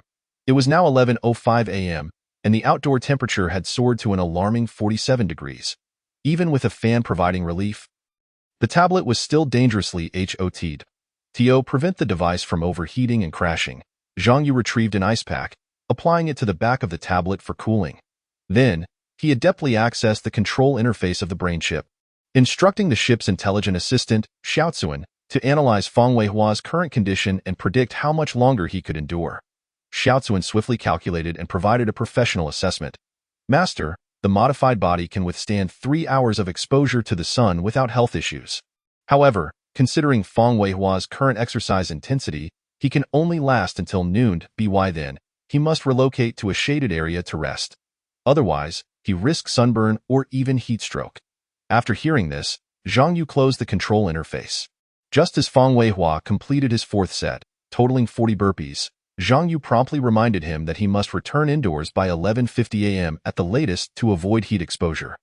Fang Weihua quickly estimated the time required for a set of burpees in his mind. Realizing he was still in good shape to continue, he nodded in agreement with Zhang Yu's suggestion. Fully aware that Fang Weihua would not take his safety lightly, Zhang Yu shifted his focus back to the live stream, representing Fang Weihua to inform the audience that he would conclude the session after completing 100 burpees. In the comment section, viewers eagerly engaged, making the atmosphere lively. It's already impressive for an average person to complete 100 burpees. My bro Xiaohua is doing it under the scorching sun of 40 or 50 degrees. That's remarkable, Xiaohua. Don't exhaust yourself, we understand, Xiaohua. Take care of your health. I haven't married yet. Gifts are coming your way. Remember to apply sunscreen when you return. Xiaohua, I just sent you a gift. As your brother, I acknowledge you. Xiaohua, I also sent you a gift. Please share your address with me later. I'll send you sunscreen. Even from abroad, I can't hear your plans. Zhang Yu silently kept track of time in his heart. The moment Fang Weihua completed his 100th burpee, the clock precisely stopped at 11:50. 03. Fang Weihua flashed an OK gesture at Zhang Yu, then walked to the screen, bid a brief farewell to the audience in the live stream, and powered down the now scorching tablet. As the device turned off, Zhang Yu promptly returned to the room alongside Fang Weihua. Anticipation and excitement sparkled in Fang Weihua's eyes as he eagerly inquired, Zhang Yu, how did I perform in today's live stream? The results should be impressive, right? Zhang Yu smiled and gently nodded, his tone laced with admiration. Fang Weihua, your performance today was nothing short of impeccable. The gifts received have not only recouped our previous investment but have also yielded an additional profit of 80,000. Really? That's remarkable, Fang Weihua exclaimed, his eyes widening in astonishment. Despite having just endured the scorching sun, he enveloped Zhang Yu in a tight embrace, radiating warmth. I never imagined that simply live-streaming fitness under the sun could attract so many generous donations. It seems that the young man who was hospitalized after live-streaming in the sun could indeed garner hundreds of thousands. Zhang Yu quickly pushed Fang Weihua away, as his body temperature was uncomfortably high, akin to that of a freshly cooked pig. Observing Fang Weihua's astonished expression, he continued, indeed, if this momentum continues, I am confident that within 2 days, a brand will approach you for endorsement. By then, our financial concerns will cease to be an issue. Fang Weihua dismissed Zhang Yu's gesture of pushing him away without a second thought, nodding resolutely, his eyes gleaming with determination. He understood that this endeavor was not merely to gather funds, but also for the spaceship and the glimmer of hope for survival. Taking a deep breath, Fang Weihua proposed, Zhang Yu, I feel in excellent physical condition right now. How about we continue live streaming this afternoon? Zhang Yu's gaze reflected both concern and understanding. He recognized Fang Weihua's determination, but remained somewhat apprehensive. Fang Weihua, I appreciate that you feel well, but for the sake of caution, I personally believe it would be wiser to postpone the live stream until tomorrow. Although the medical pod has enhanced our physical resilience, we must value our health and avoid reckless risks. Fang Weihua acknowledged Zhang Yu's worries and agreed with his perspective. Thus, the two reached a tacit consensus to advance their plans steadily while ensuring safety and health. Chapter 24. Urgent notification. After relaxing his muscles, Fang Weihua softly said to Zhang Yu, I'm going to take a shower now. Could you please ask the spaceship's intelligent steward, Xiaozuan, approximately how long the recovery time is from sun exposure? Sure, go ahead and shower. I'll check right away, Zhang Yu replied easily. Once Fang Weihua entered the shower, Zhang Yu quickly accessed the control interface of the chip in his mind and focused on searching for relevant information. When he clicked on the section regarding recovery recommendations after physical enhancement, the voice of the intelligent steward, Xiaozuan, resonated in his ear. Master, the physical enhancement is permanent, as long as you rest for over 4 hours. The body will regain energy and resistance. A gratifying smile spread across Zhang Yu's face as he understood the significance of this information for both himself and Fang Weihua. He immediately rose and walked to the door of the bathroom, where Fang Weihua was showering, to relay the good news. Inside the bathroom, the sound of water cascaded, and Fang Weihua's voice, tinged with evident joy, emerged through the sound of the water. That's fantastic. This means we can better utilize this superhuman physique to accomplish some tasks. Zhang Yu responded affirmatively and then lay down on the bed, deep in thought about their upcoming plans. Since the spaceship had not revealed any issues regarding their physical enhancements, matters had indeed become simpler. They did not need to hoard excessive supplies. With just compressed biscuits and hydration solutions, they could sustain themselves until the spaceship's repairs were completed. He couldn't help but wonder how his wife, Lu Huashan, was faring at that moment.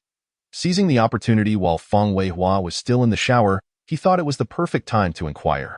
Just as Zhang Yu reached for his phone, the voice of the intelligent steward, Zhang Yin, chimed in, reminding him, "Master, according to the spaceship's detection results, from May 13, 2055, at 6:05 p.m. to May 14, 2055, at 8:53 a.m., there will be a continuous downpour, with an expected rainfall of 2,150 millimeters. After the downpour, the temperature will rapidly soar to 55 degrees, and each subsequent day will see a rise in temperature until the arrival of a heat storm." Zhang Yu murmured under his breath, "Why has the rain arrived so many days early, and why is the rainfall at least double what I remember? What on earth is happening?" As he scrolled through his phone screen, a new notification caught his eye. "Urgent notification, dear residents of Linjiang Town. In light of the recent extraordinarily hot weather, which has led to a sharp increase in electricity and water consumption, the power and water supply systems in various regions are under immense pressure, resulting in a severe shortage of resources. To ensure the rational allocation and use of resources, we will implement area-specific power supply and limited water supply measures starting from 8 p.m. on May 12, 2055. The specific arrangements are as follows. Power supply arrangement. Power supply will be implemented regionally for a duration of 1 day. Water supply arrangement. Residential water usage will be adjusted to daily from 8 a.m. to 10 a.m. and from 6 p.m. to 8 p.m. Outside of these time frames, water supply services will be suspended. We understand that these temporary measures may cause inconveniences to residents' daily lives. However, for the long-term development of our town and the sustainable use of resources, as well as better preparation for the impending prolonged heat wave, we kindly ask for your understanding and support. All residents are urged to pay attention to the water supply schedule and manage their usage to avoid unnecessary waste." Upon reading this notification, Zhang Yu immediately realized that preparations for the Doomsday shelter's supplies were already underway. There could be no further delays until tomorrow. Lu Huashan must be taken to the hospital at the shelter today. Otherwise, once the downpour arrived, the entire town would likely cease to exist. Resolute in his decision, Zhang Yu swiftly dialed his beloved wife, Lu Huashan, on the other end of the line. Her gentle voice soon resonated. "Zhang Yu, what made you suddenly think of calling me? I thought you were too busy to remember me and the baby." A smile involuntarily graced Zhang Yu's lips. "How could I forget? Huashan, I could never forget you and our baby. How are you feeling now?" Lu Huashan's voice carried a hint of anticipation and unease. "I feel like the baby has been kicking my belly a lot lately. Do you think he is about to be born?" Zhang Yu replied half-jokingly, "Who knows? Why not ask him?" Laughter followed from Lu Huashan, mimicking the baby's response. "Baby, Daddy is asking you. When are you planning to come out?" Lu Huashan imitated the baby's tone, saying, "The baby told me he will come out in 15 days. Zhang Yu chuckled in response. "You're quite impressive. If the baby really arrives on the 15th day, I shall bestow upon you the title of Master Lu." Amidst their laughter, Zhang Yu shifted to the main topic. "Huashan, let's discuss something important. Go ahead, I'm listening." Zhang Yu continued. "Huashan, have you seen the notification about the water and electricity restrictions in town?" "I have. I plan to take you to the hospital. You and your parents live on the 11th floor. If the power goes out, it will be quite inconvenient. In fact, I was just thinking about this. Since it's getting close to my due date, I discussed it with my parents and we plan to stay in the apartment next to the hospital. It is part of the hospital's maternity center and won't have power or water outages." Upon hearing this, Zhang Yu found the arrangement quite fitting and said, "When do you plan to go?" "I can book the room there. After sunset today. My parents have already packed our things." Lu Huashan's voice carried a hint of reliance. Zhang Yu promptly agreed. "All right, I'll book the room and then come to pick you up. After taking you and your parents over, I'll return." "Okay, I'll wait for you." Lu Huashan's voice brimmed with trust and anticipation. After hanging up the phone, Zhang Yu fell into contemplation. He was still uncertain whether the hospital at the shelter was completed. So for safety's sake, he felt it prudent to first check the situation in town. At that moment, Feng Weihua emerged from the shower just as his phone began to ring. Curious, Feng Weihua asked, "Who is it?" Zhang Yu glanced at the phone screen and replied, "It's your contact, Boss Ma." Feng Weihua instructed, "You should answer it on speakerphone. I want to hear what he has to say."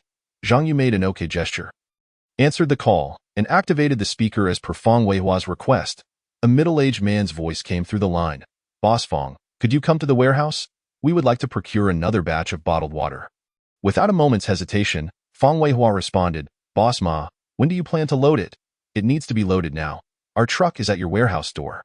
Fang Weihua promptly replied, Boss Ma, please hold on for a moment. I'm in the village. It will take me about half an hour to get there. Chapter 25. News from the Doomsday Fortress, not a problem. We can wait. The weather is scorching, Boss Fang. Do take care to avoid heat stroke. Boss Ma reminded with genuine concern that, of course, Boss Ma should also take precautions. I will tidy up here before heading over for our meeting, Fang Weihua replied. All right, Boss Fang.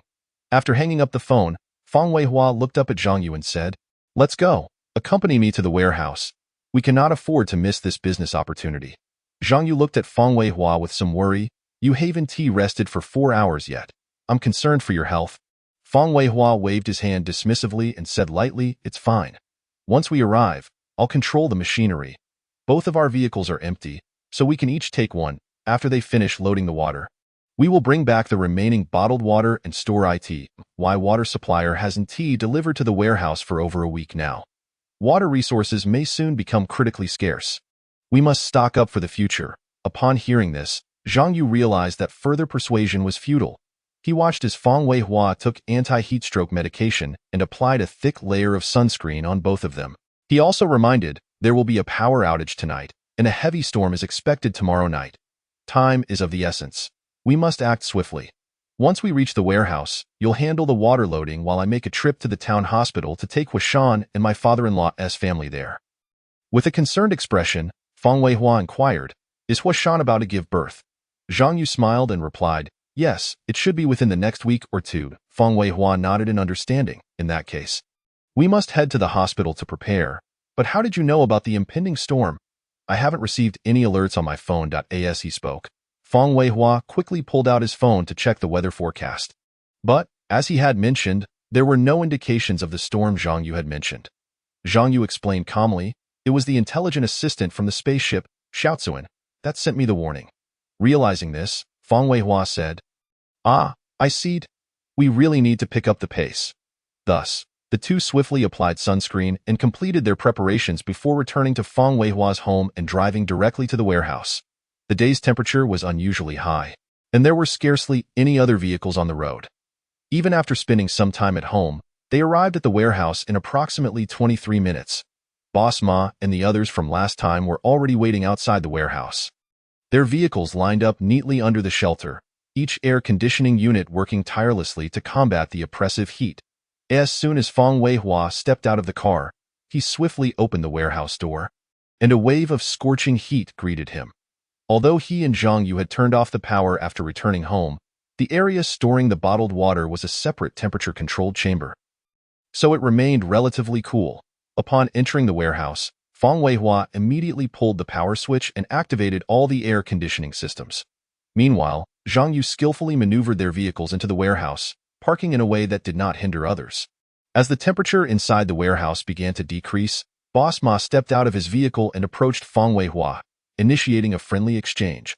Boss Ma retrieved 2 bottles of chilled beverages from his car, offering one to Zhang Yu and the other to Fang Weihua. With a hint of apology, he said, Boss Fang, I sincerely apologize for making you come out here in this heat. Zhang Yu and Fang Weihua accepted the drinks, with Fang Weihua responding with a light-hearted smile, It's no trouble at all, Boss Ma.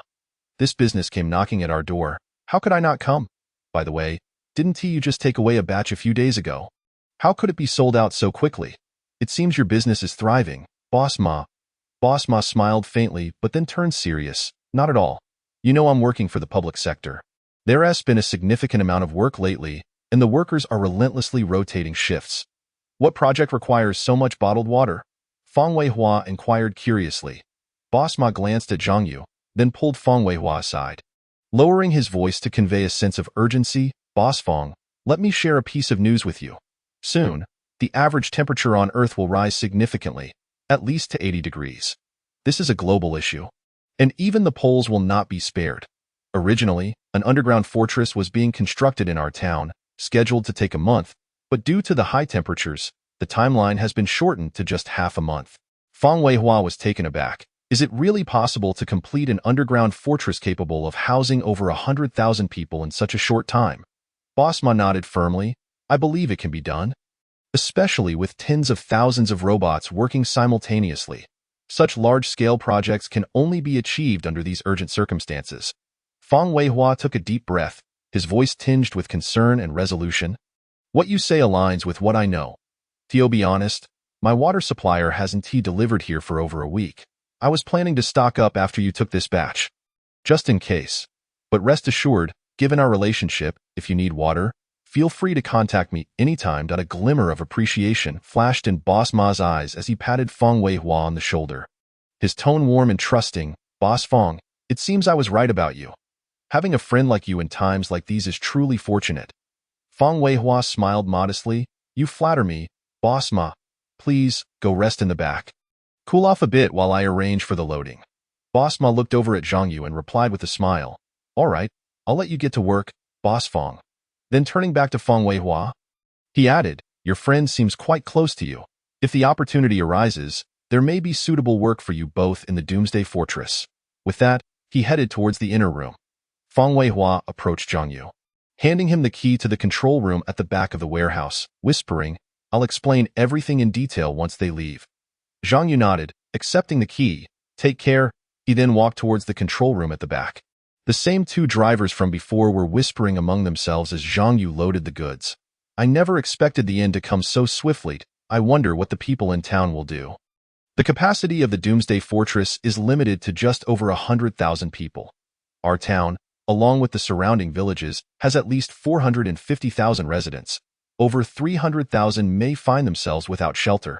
Chapter 26. The Hospital of the Refuge. One of them interrupted. All right, let's not dwell on it. At least we and our families are on the list. There's nothing we can do about others. Zhang Yu quietly listened to the driver's conversation while deftly operating the machinery to load the cargo. Just then, Fang Weihua approached him, curious. Zhang Yu, didn't you say you were heading to the hospital first? Why are you still here loading? Zhang Yu suddenly snapped back to reality, smacking his forehead. Oh right, I almost forgot. I need to hurry. Take care of yourself and don't overdo it. He lowered his voice to add. There might be some trouble coming tonight. Once you finish, make sure to rest quickly. Don't let yourself be caught off guard due to exhaustion. Saying this, he squeezed Fang Weihua's bicep and gave him a couple of light pats before turning to head towards his vehicle. Fang Weihua wanted to ask who might cause trouble, but given the number of people in the warehouse and that Zhang Yu had already walked away, he decided to hold off on his questions, planning to inquire further when Zhang Yu returned. With the roar of the engine, Zhang Yu drove away from the warehouse, speeding down the road towards the town hospital. The sun hung in the sky like a scorching fireball, mercilessly baking the earth. Despite the intelligent assistant reminding him that the temperature today reached 53 degrees, Zhang Yu knew that the ground temperature was far higher. Were it not for the continuous spraying of water by the sprinklers on the road, the ground would likely crack from the heat. Zhang Yu sped towards the parking lot beside the hospital. However, as he entered the parking area, the scene before him made him slow down significantly. Several large vehicles were parked chaotically at the hospital entrance. Out of curiosity, he approached the service desk of the apartment building and inquired with the nurse, Nurse, is the hospital planning to relocate? The nurse smiled gently and explained patiently, Sir, we recently received a notice from higher authorities. Due to certain special circumstances, our hospital will be entirely relocated to a refuge in the suburbs. That began yesterday and has been ongoing for 2 days. Zhang Yu remained calm upon hearing this news, as if it were entirely within his expectations. Nevertheless, he cautiously asked, So, if I need medical attention now, should I come here or go directly to the refuge? The nurse paused for a moment to contemplate before responding, If you intend to seek medical attention within a week, we remain open. However, if it exceeds that time frame, we advise you to proceed directly to the shelter. She then inquired, What brings you here today? Zhang Yu's voice carried a hint of anxiety as he replied, My wife is about to give birth. Upon hearing this, the nurse's expression turned grave, and she suggested, In that case, it would be best for you to take your wife directly to the shelter. They have established a dedicated green channel for childbirth, and all necessary facilities are exceptionally well equipped. She elaborated on the advantages of the shelter regarding maternal and neonatal care. Following her explanation, Zhang Yu felt a significant alleviation of his worries, nodding repeatedly, All right, thank you very much for your advice and information. The nurse responded with a warm smile, softly saying, You're welcome. I'm delighted to assist you. wishing your wife a smooth delivery and a safe outcome for both mother and child." With that, she turned and resumed her duties. Having gathered the necessary information, Zhang Yu swiftly consulted a map to locate the shelter mentioned by the nurse, discovering it was approximately 11 kilometers from the hospital. He then started his vehicle, heading straight to the destination. Along the way, he called Lu Huashan to briefly inform her of the situation. On the other end of the line, Lu Huashan expressed her concern for his safety, advising him to be cautious and avoid heat stroke before hanging up. Zhang Yu understood her worries and refrained from elaborating, thinking to himself that as long as the shelter's location remained unchanged, he would be safe even in torrential rain, especially with Lu Huashan and others there, which provided him with additional reassurance. 17 minutes later, Zhang Yu's vehicle slowly entered a bustling construction site. A security guard approached politely, inquiring, "Sir, may I ask what brings you here?" "My wife is about to give birth. I am here to reserve a delivery room," Zhang Yu responded. "Understood, sir. Please proceed along the right-hand pathway. The hospital is in that direction." "Thank you," Zhang Yu replied, following the guard's directions as he drove toward the under-construction shelter hospital. As the outline of the hospital gradually came into view, Zhang Yu couldn't help but express genuine admiration. To establish such a large-scale hospital in less than 2 weeks was nothing short of astonishing, akin to a miraculous speed. The hospital was built on elevated terrain, completely eliminating the risk of flooding. Clearly, the government and relevant departments had made ample preparations to cope with the extreme heat. After parking in the hospital lot, Zhang Yu hurried into the main hall, quickly reserving a delivery room and a postpartum room at the front desk. Just as he was about to turn to leave, he unexpectedly encountered his childhood friend. Wang Yin. A flicker of surprise crossed Wang Yan's eyes, and before Zhang Yu could speak, he eagerly asked, "Zhang Yu, what brings you to the hospital?"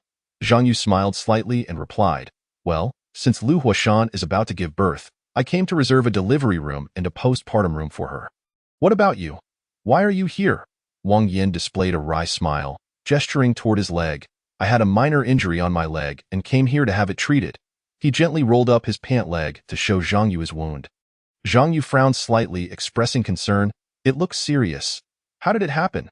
Wang Yin downplayed it, saying, "Just a little mishap while sorting through some scrap materials." Zhang Yu appeared somewhat astonished. "The last time I visited, I reminded you to be careful while working. How did you end up injured again?" Wang Yan's face showed an embarrassed smile as he helplessly replied, "It was just my own carelessness. I was a bit reckless." Zhang Yu pressed on, "Did you drive here by yourself?" Wang Yin nodded, wearing a relaxed expression. "It's nothing serious. The injury doesn't hinder my driving, especially with today's cars having autopilot." Zhang Yu, full of concern, offered, "Then let me accompany you back. I happen to be going to Huashan's place, and it's on the way." Wang Yin readily agreed. "That sounds great." With Zhang Yu's assistance, Wang Yin settled into the car, and they drove towards Wang Yan's home. As they passed the entrance of the shelter, Zhang Yu deliberately slowed down, using his phone to take some notes and marking the location before continuing on their way. Chapter 27. Visiting the father-in-law throughout the journey. Vehicles were nearly absent, and Wang Yan's car's autopilot feature whisked him home at an astonishing speed, covering the 5-kilometer distance in just 6 minutes. After dropping Wang Yan off at his house and exchanging a few pleasantries, Zhang Yu departed from Wang Yan's scrap recycling station and began his journey to Lu Huashan's home. As Zhang Yu passed the town's hospital, his phone suddenly rang, displaying an incoming call from his father. "Zhang Dali." "Zhang Yu, why is there a fire at home?" Zhang Dali's voice was filled with urgency. Zhang Yu scoffed, his tone laced with sarcasm. "Zhang Dali, do you not have any inkling as to why there would be a fire at home?" "What do you mean, child? How would I know? Last night, I got drunk at your uncle's house and stayed over. When I returned this morning, the second floor was already in ruins." Zhang Yu's anger turned to mockery. "Drinking, you seem to have quite the capacity. You slept from last night until this afternoon, and the house burned down while you remained oblivious. Did my aunt not wake you to inform you of the fire?" On the other end, Zhang Dali fell silent, and the atmosphere turned heavy. Zhang Yu, unwilling to wait for an explanation, continued to vent his frustrations. "If it weren't for your habitual use of those shoddy sockets, the house wouldn't have caught fire in this sweltering heat. Zhang Dali, what exactly do you want? Furthermore, in just a few days, how could you possibly have consumed the hundreds of bottles of water I sent you in such a short time?"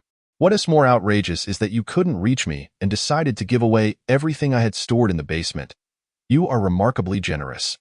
Zhang Yu's words dripped with sarcasm and disappointment as he added, "How about this? You might as well stay at your good friends' and relatives' homes. Don't come back. You seem to prefer being with them rather than this family. And by the way, I have changed the fingerprint on the password lock. When my mom returns home and tells you to come back, then you can. I have to take Huashan to the hospital, so I'll end the call now." After hanging up, Zhang Yu felt a long-awaited sense of relief. As years of pent-up dissatisfaction and grievances finally found an outlet in that moment.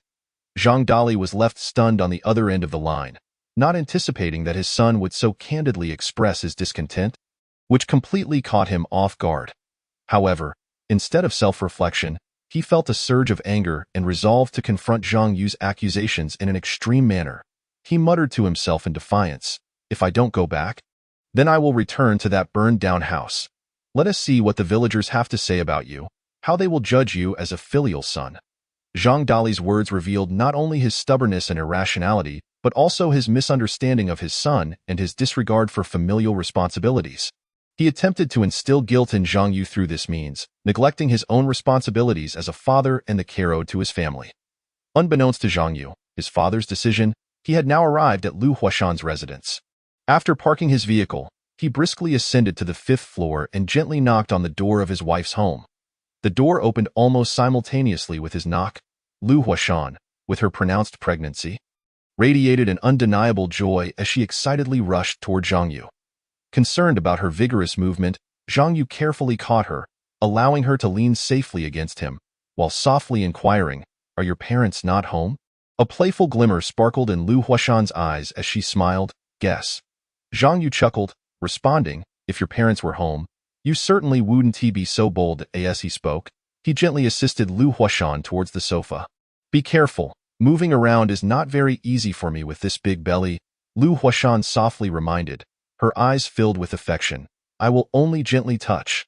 I promise not to move around recklessly," Zhang Yu assured, placing his hand delicately on her belly. You must be gentle. Don't startle the baby," Lu Huashan tenderly cautioned.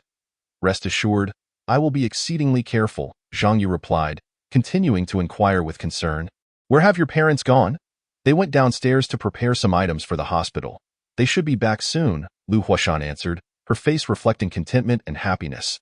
Zhang Yu pondered for a moment and ultimately decided against informing Lu Huashan about the spacecraft matter.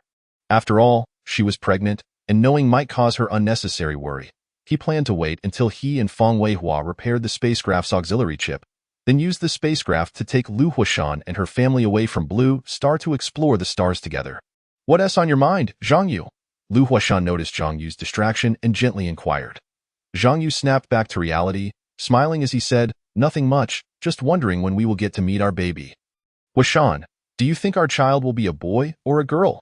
Lu Huashan contemplated for a moment before responding, "I think it might be a boy. Recently, he has taken to kicking me with such force that it causes me genuine discomfort. He must be as lively and energetic as you are. Had he been a girl, she would likely have been more demure." "Your observation seems quite reasonable." Zhang Yu chuckled, then lowered her head, gently addressing Lu Huashan's belly. "Darling, did you hear that? Please don't make your mother uncomfortable anymore. Kick gently, all right?" Lu Huashan was amused by Zhang Yu's endearing gesture and concern, her joy evident. "What has brought such happiness to my darling daughter?" "We just stepped out of the elevator, and already we hear your laughter," Lu Huashan's mother inquired with a hint of curiosity and abundant delight. "Mom, it was Zhang Yu who made me laugh," Lu Huashan replied softly, her face adorned with a blissful smile. Zhang Yu turned to greet Lu Huashan's parents politely. "Dad, Mom, you're back from shopping? Well, we didn't buy much, just some daily necessities." Lu Huashan's father responded gently. "No worries. I've already checked the hospital room. It's well equipped and a private space, so you should be undisturbed while resting there tonight," Zhang Yu explained thoughtfully. "Zhang Yu, you are truly considerate. You know how your dad snores. Huashan and I have long gotten used to it, so it doesn't matter where we sleep," Lu Huashan's mother remarked with a smile. Zhang Yu continued, "Then you should rest for a bit. I'll go load the things into the car. The temperature outside has cooled down a bit. I'll help you," Lu Huashan said, rising to lend a hand. "Perhaps it's best if you stay put. It's not easy for you with your big belly," Zhang Yu advised with concern. Yes, Zhang Yu is right. Huashan, you should rest at home and not make things more complicated. Zhang Yu, let your dad accompany you. Come on, old man, move a bit and help your son-in-law load the car, Lu Huashan's mother suggested with a smile. No need, Dad. I can manage on my own. Zhang Yu insisted on doing it independently. It's fine. I'm still quite fit. Let us go. Lu Huashan's father insisted on helping. All right, then you take the lighter items, and I'll handle the heavier ones. Zhang Yu finally agreed to his father-in-law's assistance. They managed to load everything into the car in just 2 trips, and under Zhang Yu's arrangement, Lu Huashan and her parents all boarded the vehicle he was driving, setting off towards the hospital at the shelter. The moment they exited the community, a black SUV followed closely behind. Initially, Zhang Yu paid little attention, as there were many vehicles heading to the shelter hospital. However, whenever he stopped at a traffic light, that SUV would intentionally align alongside his car, frequently peering into the interior. Regardless of whether Zhang Yu accelerated or decelerated, the SUV maintained a certain distance. At this point, Zhang Yu confirmed in his mind that they were being tailed by this black vehicle, and the pursuers appeared rather brazen. He contemplated confronting them, but considering Lu Huashan and her parents' safety, he suppressed his intentions, deciding to prioritize getting them to the hospital securely. With this thought, Zhang Yu pressed the accelerator. The vehicle's speed increasing rapidly. Lu Huashan noticed the change in pace and asked, Zhang Yu, are we driving too fast? No need to worry, Huashan. Just sit tight with your parents. We'll reach the hospital soon. Zhang Yu reassured her. Lu Huashan sensed Zhang Yu's unusual behavior. He wasn't typically this reckless in driving. As she pondered, she inadvertently caught sight of the black SUV through the window. A wave of suspicion washing over her. On such a spacious 3-lane road, why was this car persistently trailing behind their 5-meter-long truck? It clearly had opportunities to overtake yet chose to follow instead. Connecting the dots with Zhang Yu's odd actions, Lu Huashan vaguely suspected that the vehicle might be tracking them. However, given that her parents were also in the car, she decided to remain silent for the moment, planning to inquire about it once they reached the hospital. Zhang Yu sped along, soon arriving at the hospital parking lot, where the black SUV closely followed, ultimately parking beside their car. Dad, Mom, Huashan, stay in the car. I need to handle something, Zhang Yu said calmly, attempting to reassure those inside. Be careful. Zhang Yu, Lu Huashan cautioned, her eyes filled with concern. There's nothing to worry about. It's all fine. Lock the doors and wait for me in the car. Don't get out, Zhang Yu comforted them, trying to alleviate their unease. Lu Huashan nodded, understanding that she and her parents would be of little assistance in this situation, hoping that the encounter wouldn't result in trouble. Taking a deep breath, she attempted to calm herself while clenching her fists, preparing for any potential situation. Upon exiting the vehicle, Zhang Yu approached the driver's side of the SUV, knocking firmly on the door. The window slowly descended, revealing a puzzled driver. Bro, what's up? Zhang Yu asked directly. I was about to ask you the same. The road is so spacious. Why are you following my car? Is there something in my vehicle that you desire? The person in the middle of the back seat spoke up. Bro, that's a rather unreasonable question. The road is for everyone. How we drive is none of your business. Then why are you parked next to my car? Zhang Yu replied with a tone that left no room for argument. The person in the back seat answered, This is a parking area. We can park wherever we choose. It's our freedom. Then why are you peering into my car? Zhang Yu pressed further. Who says we're looking at your vehicle? We could simply be admiring the scenery by the roadside, the other party attempted to justify. Zhang Yu understood that this dialogue would lead nowhere, thus he warned, You better hope that's the case. If I find out you're up to anything untoward, don't blame me for being rude. The passenger in the front seat interjected, Bro, you're joking. We're in a society governed by law. We wouldn't engage in illegal activities. Let us hope so, Zhang Yu coldly concluded, turning back to his car. He shut the door firmly, his gaze revealing a resolute determination, clearly indicating he wouldn't let the matter rest easily. Mom, Dad, Huashan. I'll take you up now, Zhang Yu said with a calm demeanor. All right, Zhang Yu, are you okay? Lu Huashan's parents asked with concern. Dad, Mom, don't worry, everything's fine. I just ran into a few acquaintances and had a brief chat, Zhang Yu replied nonchalantly, trying to reassure his family. Is that so? Then let us head inside, Lu Huashan's mother said, helping Lu Huashan out of the car as they walked towards the hospital lobby. Zhang Yu had previously informed them that upon reaching the lobby, they simply needed to hand their identification to the nurse, who would direct them to their room. Lu Huashan's father assisted Zhang Yu in gathering the luggage, and then they proceeded towards the hospital lobby together. Before stepping into the lobby, Zhang Yu cast a cold glance back at the SUV, his eyes conveying an unmistakable warning. Inside the black SUV, the person in the middle of the back seat turned to the passenger in the front seat and asked, "Li Gu, what do you think? Is there anything we wanted in his car?" The man referred to as Li Gu slowly shook his head, his brow furrowed. "Xiaoqi, your intel might be incorrect. I've been observing closely and haven't noticed anything unusual in his vehicle." Xiaoqi looked perplexed, saying, "That can't be right. I clearly saw him coming from Wang Yin's recycling station." At that moment, the person seated to Xiaoqi's left interjected, "Could it be that our target's belongings were in that previous vehicle?" Li Gu's expression shifted slightly, as if he had thought of something. "Xiao Ma, you might be onto something. Do we have the license plate information for that car?" Xiaoqi's companion quickly handed Li Gu a phone. "I captured the license plate of that car." Li Gu took the phone, examining it closely, and suddenly his eyes lit up. "Isn't this Feng Weihua's car from the town selling bottled water?" "Xiao Zhao, am I right?"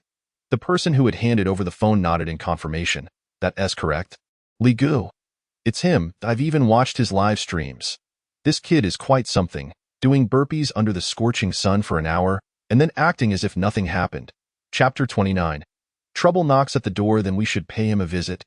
Li Gu decisively stated. "Xiaoqi, let us disregard the people in that car for now. They are not our target. Xiao Zhou, start the vehicle. We're heading to the bottled water wholesale warehouse in town." "Understood, Li Gu," Xiao Zhou replied, promptly starting the engine. After ensuring Lu Huashan and her parents were safely settled, Zhang Yu prepared to confront the pursuers from the SUV in the parking lot. However, as he stepped out of the hospital lobby, he noticed that the black SUV that had been parked beside his car had vanished without a trace. Zhang Yu, recalling their identities, had formed a preliminary judgment regarding why they were tailing him. He mused to himself, "They must have spotted me when I dropped Wang Yin off at the recycling station this afternoon. These people truly are relentless. Seems tonight's going to be lively at Feng Weihua's warehouse. And I must devise a plan promptly." All of this was within Zhang Yu's expectations. After all, he had already advised Feng Weihua to recuperate his strength before leaving the warehouse. However, he was uncertain whether those individuals would return. Yet, the current surveillance had validated his suspicions. "Zhang Yu, how are things?" Lu Huashan's voice reached him from behind, laced with a hint of concern. Zhang Yu turned around, somewhat surprised. "Huashan, what brings you out here?" "I was worried about you, so I came to check if you had any conflict with those people," Lu Huashan inquired with genuine concern. "No, they had already departed by the time I came out," Zhang Yu replied. "Their behavior is indeed quite strange," Lu Huashan remarked, her brow furrowed. "Yes, it is rather peculiar," Zhang Yu nodded in agreement. Lu Huashan then asked, "Why were they looking for you? Where did you go this afternoon?" Zhang Yu had already formed a hypothesis. It was evident that these individuals were searching for a particular object, and the items he and Feng Weihua transported from Wang Yan's recycling station were precisely that mysterious sphere and some scrap metal. Their target was most likely the sphere. He gently patted Lu Huashan's shoulder to reassure her. "Don't worry, you can head back now. I need to assist Feng Weihua with some items and must first check his warehouse." "Be careful on your way," Lu Huashan reminded him with concern. "I'll head back first." Zhang Yu tenderly stroked Lu Huashan's hair and said softly, "All right, take care on your way back. My mother will come to the hospital to keep you company in a few days." After bidding farewell, Zhang Yu swiftly returned to his vehicle, starting the engine while dialing Feng Weihua's number. "Feng Weihua, how are things on your end? I've sent those who came to load the goods away and am currently unloading water at home. You need to go to the warehouse immediately. Someone is searching for the sphere we took from Wang Yan's recycling station, and their intentions are not pure." Zhang Yu's tone turned serious. "I'm on my way. They are driving a black SUV with 5 individuals on board. Try to delay them and see if you can extract their intentions." "Understood. I'm setting off now." Feng Weihua's voice was steady and calm. "Zhang Yu, do not worry. Even if they have ulterior motives, I am not afraid. Let us not forget that our physical conditions have changed." "How could I forget? Yet, 2 fists cannot withstand 4 hands," Zhang Yu reminded him. "I have a self-defense electric baton in my car. Even if a conflict arises, we can protect ourselves." "Got it. Just focus on driving. I've started my vehicle and am heading toward the warehouse." "All right, let us stay in touch." After Zhang Yu hung up, he pressed the accelerator, and the vehicle surged forward like a wild stallion racing toward the warehouse. The journey from the hospital to the upper floors took no more than 5 or 6 minutes, and Zhang Yu was confident that those individuals would not arrive there so quickly. Just as Zhang Yu had anticipated, he, Fang Weihua, and the mysterious black SUV arrived at the warehouse almost simultaneously. Inside the SUV, Xiaoqi reported cautiously, "Li Gu, the car we followed earlier has also arrived." "Noted," Li Gu responded, his gaze sharp and his tone calm. "They might be here to collect goods. There's no need to be overly concerned. The other vehicle should belong to Fang Weihua. Let us go down and meet him." "Understood, Li Gu." The 5 individuals in the vehicle, aside from the driver, exited and followed Li Gu toward Fang Weihua's car. After Fang Weihua turned off the engine, he stepped out with a smile and asked, "Are you gentlemen here to collect goods as well?" Li Gu smiled slightly and replied, "Boss Fang, we are not here for that. We have a business proposal we would like to discuss with you." "Oh, a lucrative deal?" Fang Weihua feigned interest. "I am all ears. However, please wait a moment while I have this brother move his car into my warehouse. I'll have the machinery ready to load, and then we can talk inside." Li Gu gestured, and at that moment, Zhang Yu had already driven the car to the warehouse entrance. He turned to Fang Weihua and said, "Then Boss Fang can arrange for this brother first. We'll wait for you inside." Once Fang Weihua opened the warehouse door, Li Gu and his companions headed straight for the office. As Zhang Yu watched them leave, he quickly parked the car and whispered to Fang Weihua in a concealed manner, "You go and talk to them. If the situation goes awry, just accidentally drop a cup, and I will rush in to assist." Fang Weihua pondered briefly before nodding in agreement. "Let us proceed with your plan. You handle the machinery to load the water, take your time, and I'll go in to gauge their intentions." Zhang Yu reminded Fang Weihua a few more times and then watched him enter the office. In fact, this room was equipped with surveillance, and Zhang Yu picked up his phone in the operations room to monitor the situation inside. After Fang Weihua entered the office, he politely offered everyone a bottle of water before smilingly asking, "May I know how to address you all?" Xiaoqi introduced them. "This is Li Gu. That's Xiaoma. Next to him is Xiao Zhao, and I'm Xiaoqi. Nice to meet you. I am Fang Weihua." Fang Weihua nodded politely. Li Gu, could you elaborate on the lucrative deal you mentioned earlier? A glimmer of sharpness flashed in Li Ji's eyes as he slowly began, "Boss Fang, this matter is undoubtedly a deal where you can profit without any loss. Did you not visit a recycling station and take away a sphere?" Just as Zhang Yu had surmised, these individuals were indeed after the sphere, and it appeared they were already aware that it was in their possession. Contemplating this, Fang Weihua maintained his composure and replied nonchalantly, "Li Gu, you truly possess keen insights. I did take that sphere. However, to me, it is merely scrap metal. If it weren't for some needs at home, I wouldn't have purchased it at all." Chapter 30. The Warehouse Battle, Part 1. Li Gu smiled slightly and continued, "Since Boss Fang is not interested in that sphere, might you consider selling it to us? We are willing to offer you a price that will satisfy you." Fang Weihua feigned confusion, retorting, "Iron is something easily found anywhere. Why does Li Gu specifically seek the one in my possession? Is there some hidden secret within this sphere?" Li Ji's smile turned slightly strained as he waved his hand dismissively. "Boss Fang, you jest. How could there be a secret within that sphere?" Fang Weihua deliberately wore a relaxed smile, casually saying, "In that case, Li Gu might as well look for a similar sphere elsewhere. I've already returned mine home for other uses, so I fear I cannot part with it any longer." Xiaoqi's tone took on a threatening note as he stated, "Boss Fang, you may not yet understand Li Ji's status. Be why personally coming to discuss matters with you. He has already extended you considerable courtesy. If you are a wise person, you should reconsider the sphere. Otherwise, your warehouse and even your business may encounter some troubles." Fang Weihua remained unflappable, responding firmly, "I apologize. But I, Fang Weihua, am indeed ignorant of this Li Ji's identity. Xiaoqi, how you choose to pledge your loyalty is your decision, but do not think that everyone can be intimidated by such tactics. I warn you, do not stir trouble here. I have no intention of selling the sphere, and I hope you understand this. I still have goods to load and cannot entertain you any longer." Li Gu maintained a smile, lightly chiding Xiaoqi. "Xiaoqi, how can you speak to Boss Fang like that?" Then, turning to Fang Weihua, he spoke in a gentle tone, "Boss Fang, please do not take offense. My brother speaks rather directly. We mean no harm. We simply have a pressing need for that sphere. If there are any misunderstandings, we can discuss them further." Fang Weihua's gaze was resolute, his tone unwavering as he replied, Li Gu, I reiterate, I will not sell that sphere. He pondered inwardly that the sphere was crucial for restoring the spaceship's auxiliary chip, capable of regaining 30% of its functionality. Regardless of how high the offer was, he would not waver. Once the spaceship was repaired, money would be nothing more than worthless scraps of paper to him. With this determination, he prepared to leave the office. Lig's tone took on an undeniable edge.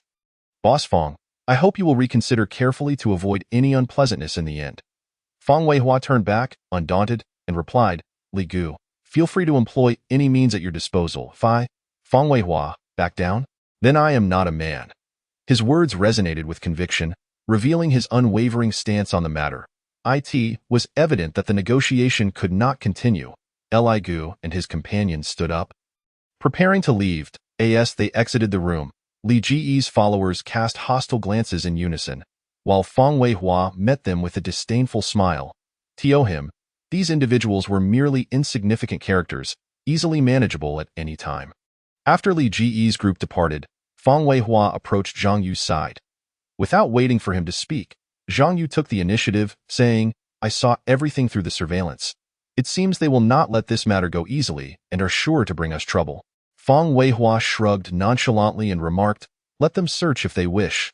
The sweltering heat is approaching, and this warehouse has diminished in significance for me.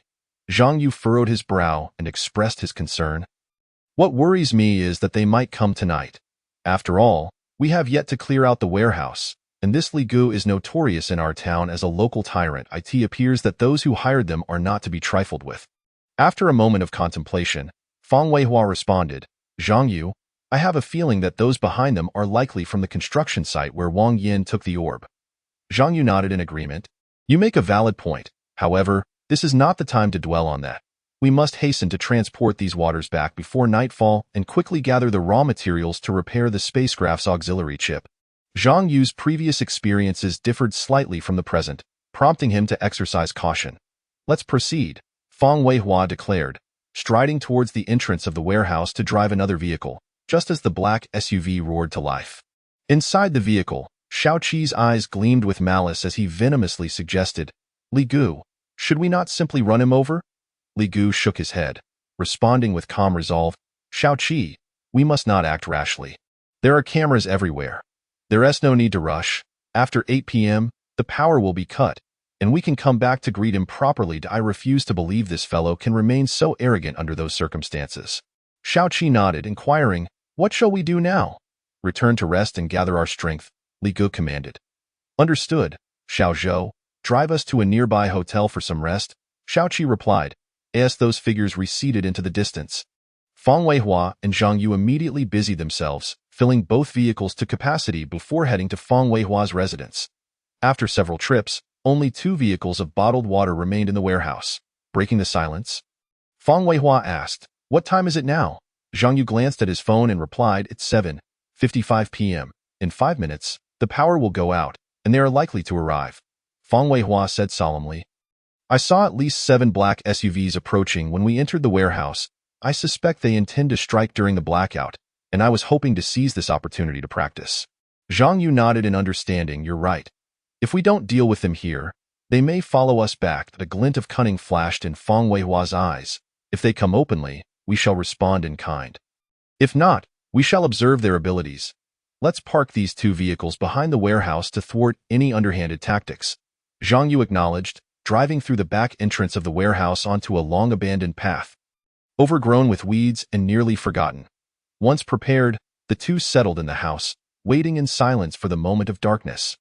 The warehouse lights gradually dimmed, and their heartbeats quickened in unison. Outside, the black SUVs seemed to be waiting for the same moment. Chapter 31. The Warehouse Battle, Part 2. In this tense moment, the chip implanted in Zhang Yu's mind suddenly emitted a warning. Master, potential danger detected in the vicinity. Should I activate defense mode to ensure your safety? Zhang Yu, focused on strategizing for the aftermath, was jolted back to reality by the assistant chip, Xiao Siyuan's alert. He understood that activating defense mode meant Xiao Siyuan would connect directly to his brain. Controlling his body to minimize risk and ensure his safety in defense mode, various strategies could be employed, whether incapacitating the adversary or directly neutralizing any threats. Previously, Zhang Yu had opted for incapacitation, yet those he spared had continued to cause him endless trouble. Thus, this time, he resolved to take decisive action and eliminate the threat. With his mind made up, he promptly replied, "Xiao Si Yuan, activate defense mode and set the protocol to complete incapacitation." "Understood, Master. I am assuming control of your bodily functions." Xiao Si Yuan's voice was calm and mechanical, and soon Zhang Yu's body moved in accordance with the chip's directives. With the chip's assistance, Zhang Yu's anxiety gradually subsided, replaced by anticipation for the impending confrontation. He cautioned Feng Weihua, "Once we engage, show no mercy. Deliver a fatal blow. We must eradicate their threat entirely." Feng Weihua burst into laughter, a glimmer of mockery flashing in his eyes. "Ha ha ha. I never expected you to possess such confidence. Allow me to enlighten you. Everything that transpires here has been recorded on my phone. The moment I leave this place, I shall hand over the footage to the authorities, ensuring that each of you will enjoy life behind bars." Chapter 32. The Warehouse Battle, Part 3. Xiao Ma's smug expression deepened, and with a cold sneer, he issued another threat. "Oh, is that so? It seems you still haven't grasped the situation. I forgot to mention that a severe fire recently broke out in town, and all available police forces are concentrated there. Even if you were to call for help now, no one would arrive in time to save you. We have ample opportunity to make you and your companion disappear before the police even show up." Xiao Ma's tone was laden with cruelty and confidence, as if victory was already assured and the fates of Feng Weihua and Zhang Yu were sealed. At that moment, Zhang Yu's voice rang out softly but with undeniable weight. "How wonderful! It seems you have severed your own escape route. In that case, do not blame us for being impolite." Xiao Ma retorted with derision. "Ah, so it's you, Zhang Yu. I never imagined you and Feng Weihua were friends. Truly, you share in both adversity and punishment, even enduring blows together. You dared to threaten us while in the hospital. Today, I shall see just how formidable you are." Zhang Yu laughed heartily, his laughter rife with disdain, as if the unfolding scene was nothing more than a farce. "Ragtag bunch. Do you truly believe that sheer numbers will grant you the upper hand? Perhaps you should first take a look at your two companions lying on the ground." Xiao Ma, perplexed, stepped forward and shook the two sprawled figures, urging, "Xiao Qi, Xiao Ba, stop playing dead and get up." No matter how Xiao Ma called out, the two men remained unresponsive. When he flipped them over to check for signs of life, he discovered they had succumbed. Li Gu also sensed that something was amiss and inquired, "What happened to those two?" Xiao Ma replied, "Li Gu, Xiao Qi and Xiao Ba were taken out by these two." Lige's complexion darkened as he remarked, "I never anticipated Boss Feng and Brother Zhang to be so ruthless as to take the lives of my subordinates. It appears that today's affair cannot be resolved peacefully." Zhang Yu coldly responded, "Fear not, you shall soon join them."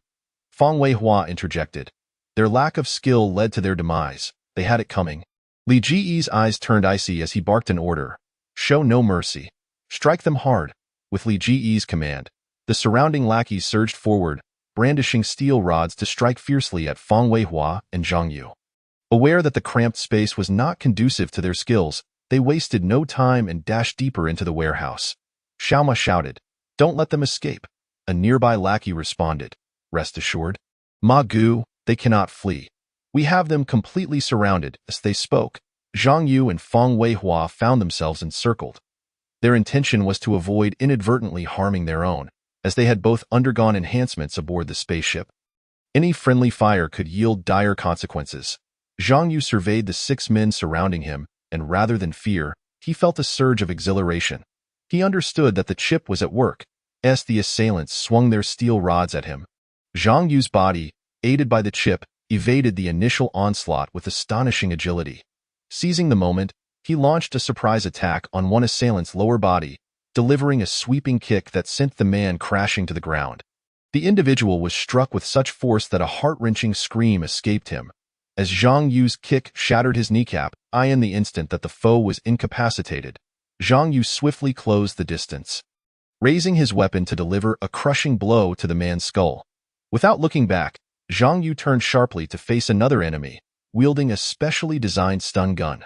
The adversary, witnessing Zhang Yu's ferocity, instinctively retaliated, raising his steel rod to clash with Zhang Yu's weapon.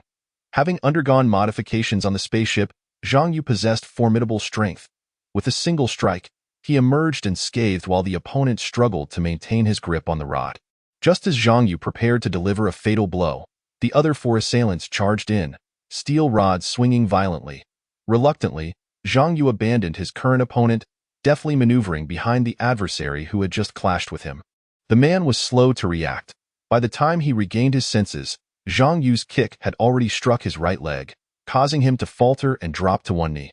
The four others, unable to halt, inadvertently struck their comrade with their own rods. The struck man emitted a dull groan before collapsing. This guy is too agile, Chigu. We are no match for him. Should we wait for reinforcements? Xiaohe, do you think Zhang Yu would escape before others arrive? Pursue him. We must capture him today at all costs. Before he finished speaking, he charged ahead. Meanwhile, as the two conversed, Zhang Yu had swiftly dispatched two more foes, taking the opportunity to glance at Fang Weihua's battle. At this moment, Fang Weihua had already taken down 6 enemies, his robust physique allowing him to sweep through the crowd like a fierce tiger, leaving no one able to withstand his onslaught. Zhang Yu couldn't help but marvel. A body honed through years of training certainly surpasses that of someone like me, who has grown accustomed to a sedentary lifestyle. Just as Zhang Yu admired Fang Weihua's prowess, Xiao Qi and Xiaohe stealthily approached. Zhang Yu sneered. 10 have already perished, and you still fail to repent? Xiao Qi retorted fiercely. Shut up. You have slain so many of our brothers. Today, you will experience a fate worse than death. Zhang Yu mocked. Oh, how terrified I am. Your bravado is amusing, yet your combat skills are utterly laughable. Before he finished speaking, Zhang Yu suddenly attacked, launching himself at Xiaohe. Though Xiaohe was somewhat prepared, he managed to deflect the blow. Unbeknownst to him, this was all calculated by Zhang Yu and the chip. Quickly, Zhang Yu seized Xiaohe's arm, twisting it forcefully and rendering his right arm useless. Xiaohe let out a gut-wrenching scream. The excruciating pain of his arm being broken was unbearable, even for someone as robust as him. Only after Xiaohe's cry did Xiao Qi regain his composure and swing his rod at Zhang Yu. However, Zhang Yu had already anticipated this move with the chip's assistance, effortlessly dodging the attack. He then executed a swift maneuver to similarly incapacitate Xiao Qi's right arm. Zhang Yu prepared to deliver a lethal strike to the two. A sharp whistling sound suddenly pierced the air from behind him. Reacting instantly due to the chip's real-time feedback, Zhang Yu nimbly evaded the surprise attack, glancing back to see an enemy wielding a military crossbow. Chapter 33. The Warehouse Battle, Part 4. Zhang Yu could not help but curse internally. Damn it. I remember these scoundrels were using electric batons. When did they switch to military crossbows? It seems their boss is determined to acquire this sphere. He swiftly warned Fang Weihua. Be careful. They are now using crossbow bolts. Fang Weihua was currently using one of the assailants as a shield, and a crossbow bolt shot straight into the enemy's abdomen. Its power so formidable that it penetrated through. Fang Weihua, still shaken, remarked, that was close. It nearly hit me. Zhang Yu, where did these people obtain military crossbows? In the blink of an eye, the two had regrouped. Zhang Yu replied, I am uncertain of the specifics, but there are still over 30 of them, and our situation is dire. The surrounding thugs began to retreat gradually, leaving approximately 10 armed with crossbows, as Fang Weihua and Zhang Yu launched a fierce counterattack. Meanwhile, several beams of flashlight flickered before their eyes, attempting to disorient them. Watch out for the crossbow bolts. These fiends wield immense power. If struck, we are done for, Fang Weihua urgently cautioned Zhang Yu, while evading the arrows. Zhang Yu commanded, let us move towards the back door. We need to retreat to the control room. Fang Weihua concurred, good idea. The shelves here are too sparse, leaving us exposed. Once we reach the back door, we may have a chance to escape if the situation deteriorates. Zhang Yu nodded, using the light from the opposing flashlights to quickly gauge the enemy's numbers, deducing that nearly all their forces were concentrated here. The warehouse had once been filled with shelves, but they had now been cleared, leaving nothing to shield them from the arrows. They could only use the bodies of fallen thugs as makeshift shields. In light of this predicament, Zhang Yu and Fang Weihua silently established a consensus and began their retreat towards the back door. They understood that direct confrontation held little promise of victory. Only by diverting the enemy's attention could they find opportunities to eliminate them one by one. Utilizing their agility, The two adeptly maneuvered through the dense rain of arrows, ultimately succeeding in retreating to the control room at the back of the warehouse. The two corpses in their hands resembled hedgehogs pierced by arrows, riddled with holes.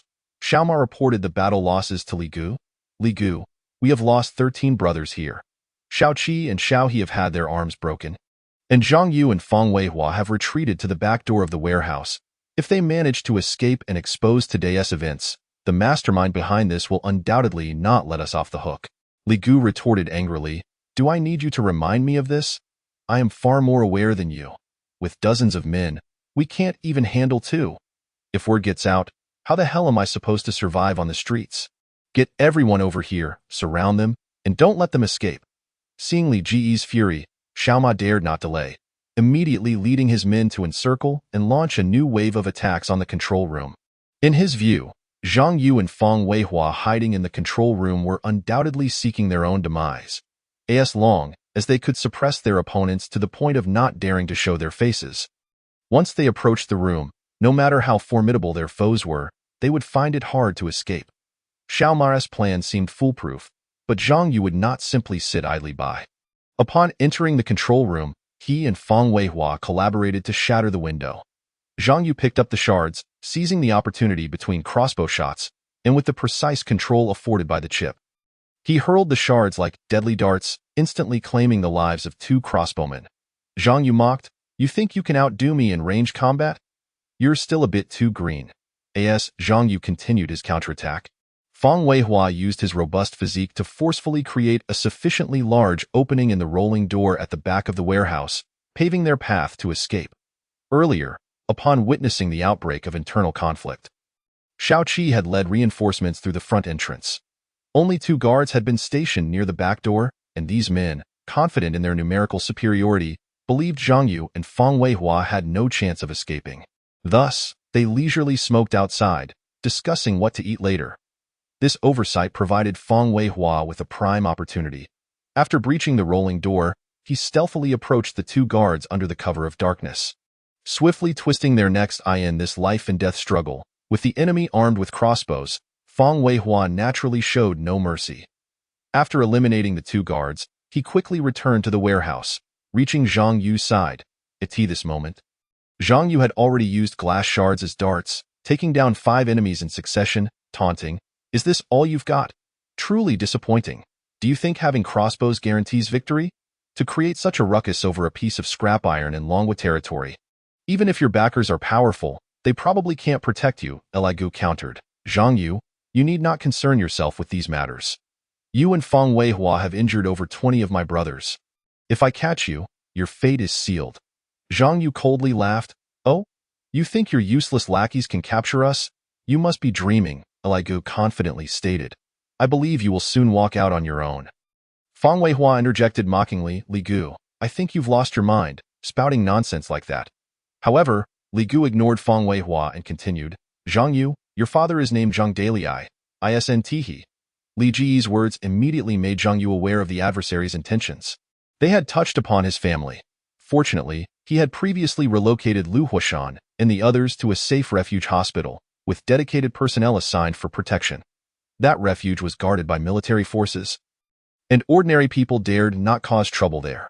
As long as Lu Huashan and the others remained, they should be safe. As for Zhang Dalai, Zhang Yu had previously quarreled with him, thus not overly concerned for his safety.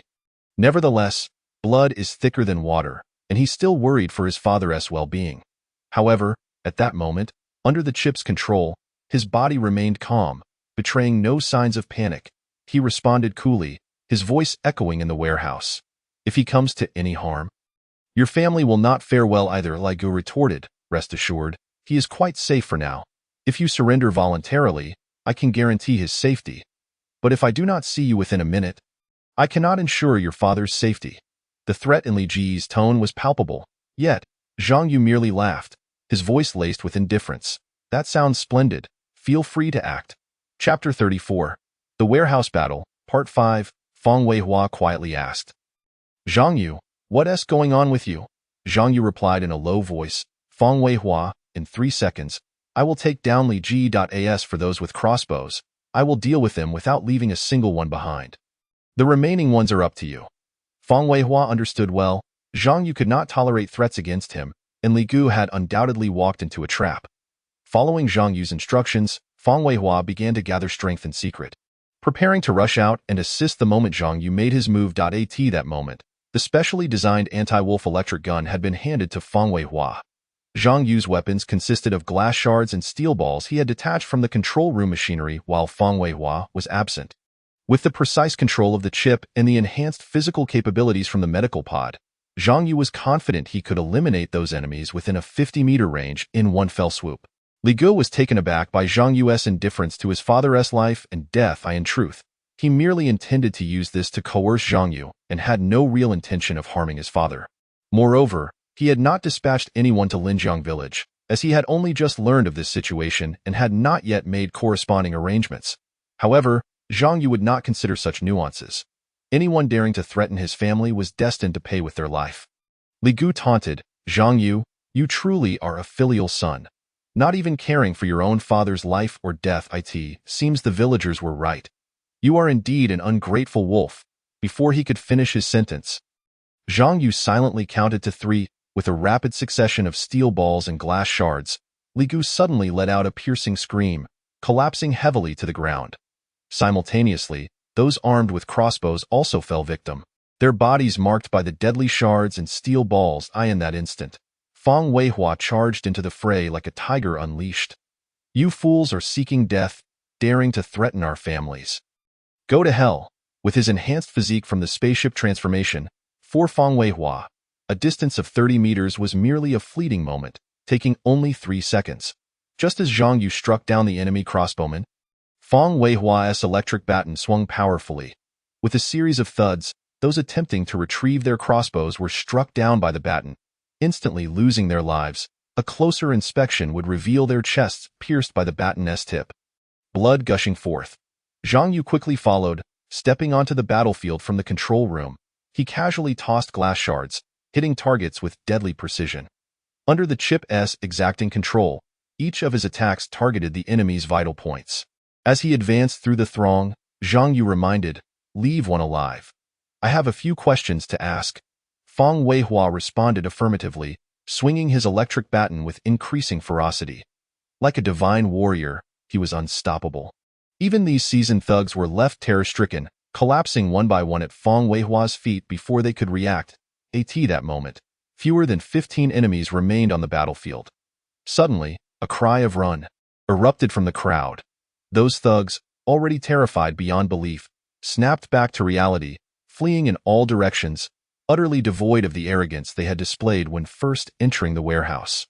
Yet, escaping from Zhang Yu's grasp would not be so easy. In terms of familiarity with this warehouse, aside from Fang Weihua, no one could rival Zhang Yu. Fang Weihua, now bloodied with excitement, was experiencing such intense combat for the first time.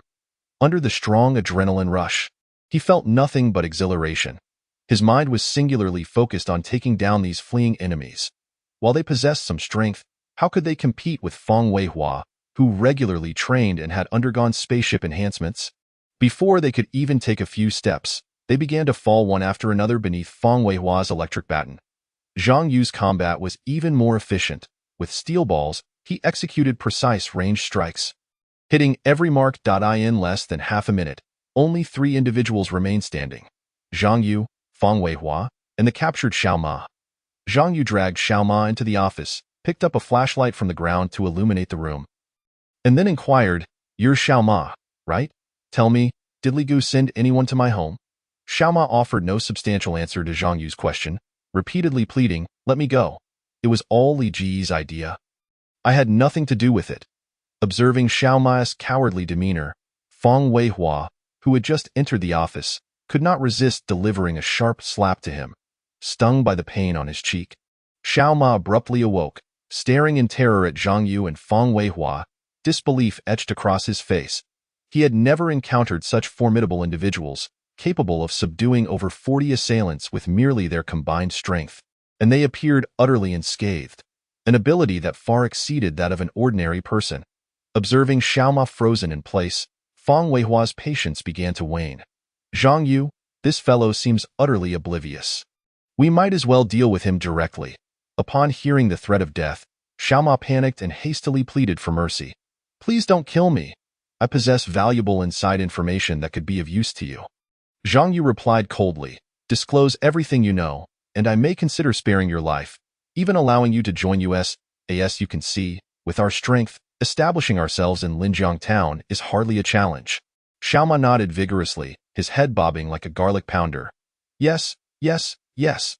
Zhang Yu gestured for Feng Weihua to take a seat, then instructed Xiaoma to elaborate on what he knew. Xiaoma cautiously recalled every word that Brother Li had previously imparted, relaying the intelligence he possessed without omitting a single detail to Zhang Yu and Feng Weihua. From his account, they learned that the mastermind behind their hiring was none other than the local tycoon, Boss Qian. This individual had been a notorious thug during his father's generation, later imprisoned, and upon his release, had amassed wealth through real estate, rising to become a local magnate. More crucially, Brother Li had not dispatched anyone to Zhang Yu's residence, which made sense, considering they had only recently made Zhang Yu's acquaintance. Even with Zhang Yu's information at hand, it would have been impossible to orchestrate an effective plan within such a short time frame. It appeared that Brother Li had merely been testing him. In this era of advanced technology, imitation had indeed become exceedingly facile. Chapter 35. The final touches regarding the military crossbows. They had been illicitly procured by Boss Qian. Such weapons, strictly prohibited in Longhua, indicated a blatant disregard for the law on his part. After a brief moment of contemplation, Zhang Yu refocused his thoughts, recognizing that the immediate priority was to address the situation at hand concerning the warehouse. Everything else could wait. Turning to Xiaoma, he inquired, are there still people guarding the vehicles outside? Xiaoma replied eagerly, no, everyone has already entered the warehouse. Zhang Yu stated icily, I intended to grant you a chance at survival, but you have chosen to walk the path of no return, so you cannot blame me, Xiaoma protested. I have told you everything I know. You cannot go back on your word. Zhang Yu pressed further, where has the driver, Xiao Zhou, who was responsible for driving Brother Li, gone? This question left Xiaoma momentarily speechless. He wondered why Xiao Zhou had not accompanied them to this location. Had he fled upon sensing danger? Before Xiaoma could ponder further, Feng Weihua rushed back from outside, cursing as he entered. That bastard runs fast. Zhang Yu, if you hadn't warned us in time. We nearly let him slip away. Confused by Feng Weihua's sudden return, Xiaoma distinctly remembered Feng Weihua being inside moments ago. This unexpected shift sparked doubts within him, and one explained Feng Weihua's whereabouts to Xiaoma. And Zhang Yu had no desire to elaborate. After all, the man referred to as Xiaoma had already been thoroughly frightened, leaving him with little capacity to notice if anyone had abruptly departed the room. Seeing that no further useful information could be extracted from Xiaoma, Zhang Yu coldly declared, since you have deceived us, I must act according to the principle of leaving no loose ends. No sooner had he spoken than he exchanged a glance with Feng Weihua. Feng Weihua understood the cue and strode purposefully toward Xiaoma. That moment, Xiaoma was engulfed in sheer panic, desperately pleading while an unspeakable odor emanated from his trousers. Feng Weihua grimaced in disgust and mercilessly dragged Xiaoma outside, delivering a brutal blow. Finally, silence ensued. The man's cries had been unbearable, Feng Weihua remarked. Brushing off his hands, Zhang Yu stepped out of the warehouse and said to Feng Weihua, let us bring those vehicles inside. Feng Weihua nodded in agreement. The vehicles parked outside were far too conspicuous. Although the headlights had been extinguished, they would be easily noticed in daylight. The two moved swiftly, and before long, they had cleared all traces from outside the warehouse. After securing the warehouse door, Zhang Yu reminded, collect all their electronic devices. They could be used to repair the ship's auxiliary chip. Feng Weihua voiced his concerns. Could there be trackers on these devices? If we take them, might we be pursued? Zhang Yu confidently reassured, there's no need to worry. Let us not forget that we possess alien technology, and the chip has interfered with these devices. They are now akin to scrap. Feng Weihua suddenly realized, how could I have overlooked that? Zhang Yu, why do you appear neither excited nor anxious? This question had long been on Feng Weihua's mind. After all, like Zhang Yu, he was an ordinary person, and facing such events would naturally elicit emotional fluctuations. Yet Zhang Yu remained unfazed. Zhang Yu calmly explained, this is due to the chip taking over my body and automatically regulating my emotions, coupled with the modifications from the medical pod, resulting in significantly diminished emotional volatility. Fang Weihua expressed a hint of envy. If the chip is so powerful, why not install one for me as well? Zhang Yu shook his head. I fear that won't be possible. Xiao Siyuan has stated that such chips can only be implanted in those capable of commanding the ship. For others, they would serve no purpose. However, I can't provide you with a chip specifically for communication. Facilitating our contact, Fang Weihua raised his concerns. Zhang Yu, I believe we must expedite the relocation of your family. This situation will inevitably be exposed, and if they cannot find you, they will surely seek out your family. As for me, I am indifferent. I relish my freedom, unencumbered. Zhang Yu reassured, do not worry. Once the torrential rain begins, they will have no opportunity. Furthermore, the ship is not yet fully repaired, and Huashan is about to give birth. Remaining in the hospital at the refuge will be safer for them. My only concern is Zhang Dalai. Fang Weihua suggested. Since they have yet to find uncle, should we not warn him to relocate? Zhang Yu resolutely replied. Let him remain there. We must focus on repairing the ship's auxiliary chip before the storm arrives. After that, I will send them to the survival pod, allowing us to concentrate on the matters ahead. Although we now have complete control over the ship, we are still unable to escape the impact zone of the high-temperature storm, so we must remain on Blue Star to recharge the ship. Fang Weihua reminded, the back door of the warehouse has been breached. If we leave, small animals or people might intrude. Therefore, we need to seal that opening before departing. Zhang Yu nodded in agreement. Of course. I will repair the shutter door. You handle moving the bodies upstairs so that even when the torrential rain arrives, they won't be discovered so quickly, granting us more time. Also, the vehicles are of no use to us. After repairing the door, let us dismantle any usable parts from them, saving us costs on materials. Fang Weihua immediately set to work, while Zhang Yu approached the damaged shutter door. After a thorough inspection, Zhang Yu devised a repair plan. He retrieved a welding gun and a spare power supply from his vehicle, then began welding the missing corner of the shutter door to the opening. As the repair work took place within the warehouse and Zhang Yu had obscured the exterior, outsiders remained entirely unaware of the ongoing repairs. Zhang Yu swiftly completed the welding, propped several shelf boards against the door to ensure sealing, and then proceeded to the office at the front of the warehouse. At that moment, Fang Weihua had already stacked the bodies on the second floor. After a brief respite, the two dismantled all usable parts from the vehicles based on the data provided by the ship's chip, loading them into the vehicle before departing the warehouse. They drove a circuitous route around the main roads of the town to avoid suspicion before finally heading toward Fang Weihua's home in the village. Chapter 36. An Uneasy Night, Part 1. On the way home, Fang Weihua incessantly voiced his concerns to Zhang Yu. In the heat of the moment, he had reveled in the violence, but now, reflecting on it, he felt a twinge of unease. Fang Weihua furrowed his brow, his tone laced with evident anxiety. As he spoke, he vigilantly scanned their surroundings, fearing unforeseen calamities. Zhang Yu understandingly patted Fang Weihua's shoulder, reassuring him, do not fret. We have executed everything flawlessly. If we are discovered, it matters little, for we are not the instigators. Fang Weihua took a deep breath, striving to calm himself, then asked, shall we head straight to the canyon upon arriving home? Zhang Yu promptly affirmed, indeed, the sooner we deliver the items to the ship, the sooner we can find peace of mind. He was acutely aware that every moment was precious and should not be squandered. Fang Weihua nodded in agreement and pressed the accelerator, racing toward home. Throughout the journey, they remained vigilant, cautiously evading any potential dangers. Upon arriving home, the two took a brief respite before promptly setting out for the canyon. On the road, Fang Weihua curiously inquired, what percentage of the repair progress can these parts we are currently collecting achieve? After contemplating for a moment, Zhang Yu responded, if we piece them together, it might reach approximately 60%. Fang Weihua's eyes widened in astonishment. That means we would need at least 400 phones, each valued at around 5,000, totaling over 2 million. He couldn't help but be taken aback by the immense resources required for the spaceship's restoration.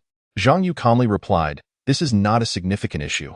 We already possess nearly 2/3 of the necessary funds. Tomorrow, we will visit all the mobile phone stores in town, and our progress should reach about 90%. Then, when the torrential rain arrives, we can search the submerged areas for valuable resources to repair the spaceship's chips. That should suffice. After considering Zhang Yu's plan, Fang Weihua found it impeccable and chose to remain silent. The two organized their belongings, circumvented the surveillance at the canyon entrance, and stealthily made their way to the medical chamber of the Immortal Monument. Meanwhile, upon noticing that Li Gu had not responded to his messages, Boss Qian dispatched someone to check the situation at the warehouse. Having awaited Li Ji's reply for an extended period without any news, he sent his trusted aide, Su Zan, to investigate Fang Weihua's warehouse. Su Zan, a name known in the underworld, was a ruthless character who had single-handedly eliminated a small gang, leaving no survivors among its 80 members. To escape revenge, he fled to Longhua, adopting a new identity while engaging in the pork business. Later, Boss Qian stumbled upon Su Zan's swift butchering techniques and, after some inquiries, welcomed him into his ranks. Before Boss Qian's arrest, it was Su Zan who helped stabilize the situation, leading to the current scale of the organization. Following the provided coordinates, Su Zan swiftly arrived near the warehouse after departing from the shopping center in Linjiang Town. Upon reaching his destination, he sensed something amiss. The area was unusually quiet, and not a single vehicle was in sight. It was known that Li Gu had arrived with 9 cars. Sensing that something was wrong, Su Zan immediately heightened his vigilance. He could not believe that Li Gu and his crew would complete their task and depart silently, for he faintly detected the scent of blood emanating from the warehouse. As a battle-hardened professional assassin, he was exceedingly sensitive to such odors. Drawing a short blade from his lower back, Su Zan silently approached the warehouse. By now, it was past 9 in the deep of night, and the surroundings were eerily still, with hardly any passers-by. Relying on his acute hearing, he confirmed that the warehouse was indeed empty. He retrieved a length of wire from his vehicle and effortlessly unlocked the rolling door. For him, such a cross-lock was merely a trivial obstacle. As he rolled up the door, Su Zan illuminated the interior of the warehouse with his flashlight. Bloodstains sporadically marked the floor, accompanied by shattered glass and scattered steel balls. As he ventured deeper, he was met with a scene strewn with crossbow bolts, causing him to involuntarily gasp. Even a seasoned killer like him was taken aback by the gruesome intensity of the scene. The distribution of the crossbow bolts, the scattered steel balls, and the shattered glass in the control room clearly indicated that a fierce battle had taken place here. Li Gu and his crew had evidently utilized military crossbows to corner their adversaries into the control room.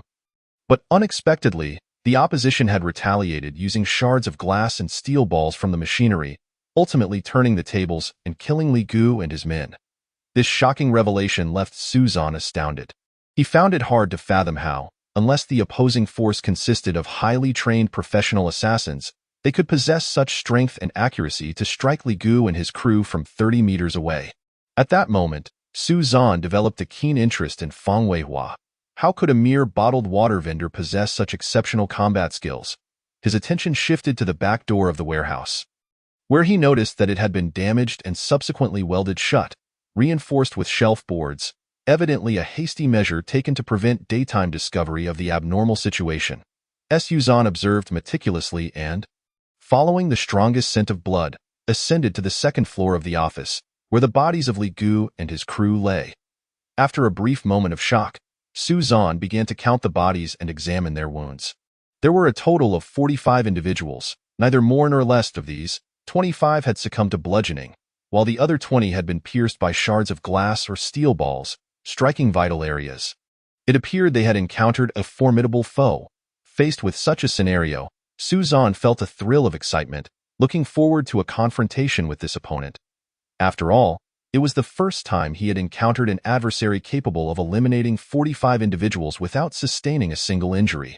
Su Zan began to gather the scattered crossbow bolts, knowing that should these military-grade bolts be discovered, they could potentially lead back to Boss Qian, thus necessitating careful handling. As for the steel balls, he paid them little heed. At the same time, he deliberately obscured the wounds on the bodies, ensuring that even if the corpses were found, it would not immediately suggest the type of weapon used, thereby complicating the investigation and buying him time. After cleaning the blood from the floor, Su Zan relocked the warehouse door and placed the collected crossbow bolts in his vehicle. He then proceeded to the back door. Examining it closely, by assessing the size of the hole in the back door, Su Zan deduced that the attack had likely originated from there, eliminating those at the rear. Following the path behind the warehouse, he discovered tire tracks amidst the weeds. Chapter 37. A Turbulent Night, Part 2. Following the tire tracks, Su Zan located the spot where Zhang Yu and Fang Weihua had parked. in a relatively clear area devoid of weeds. This discovery filled him with elation. Due to a burst pipe in the warehouse, the ground here was damp. Thus, Zhang Yu and Fang Weihua's vehicle had picked up wet soil upon departing. Hurriedly returning to his own vehicle, Su Zhan began to track the muddy prints. However, he soon sensed something amiss. It appeared that these traces had been deliberately left behind, as he found himself circling the town, and the dirt tracks were quickly obscured by a watering truck. Realizing he had been outsmarted, Su Zhan immediately halted his vehicle. After careful consideration, he sent a message to Boss Qian, detailing the situation at hand. Upon receiving Su Zhan's intelligence, Boss Qian rapidly leveraged his network to gather detailed information about Fang Weihua. Once he obtained Fang Weihua's address, he commanded Su Zhan, "The location is secured. You must retrieve that item intact," as Su Zhan confidently replied. "Rest assured, Boss Qian, as long as that item remains with Fang Weihua, I guarantee its retrieval." Boss Qian held unwavering faith in Su Zhan's abilities. In his eyes, Su Zhan was nearly invincible. However, this task might prove disappointing, for Su Zhan was about to face Zhang Yu and Fang Weihua, who possessed extraterrestrial technology. No matter how formidable Su Zhan may be, he was still merely flesh and blood. Whether he could triumph against technologically advanced opponents remained uncertain. Following the coordinates provided by Boss Qian, Su Zhan began his journey towards Linjiang village.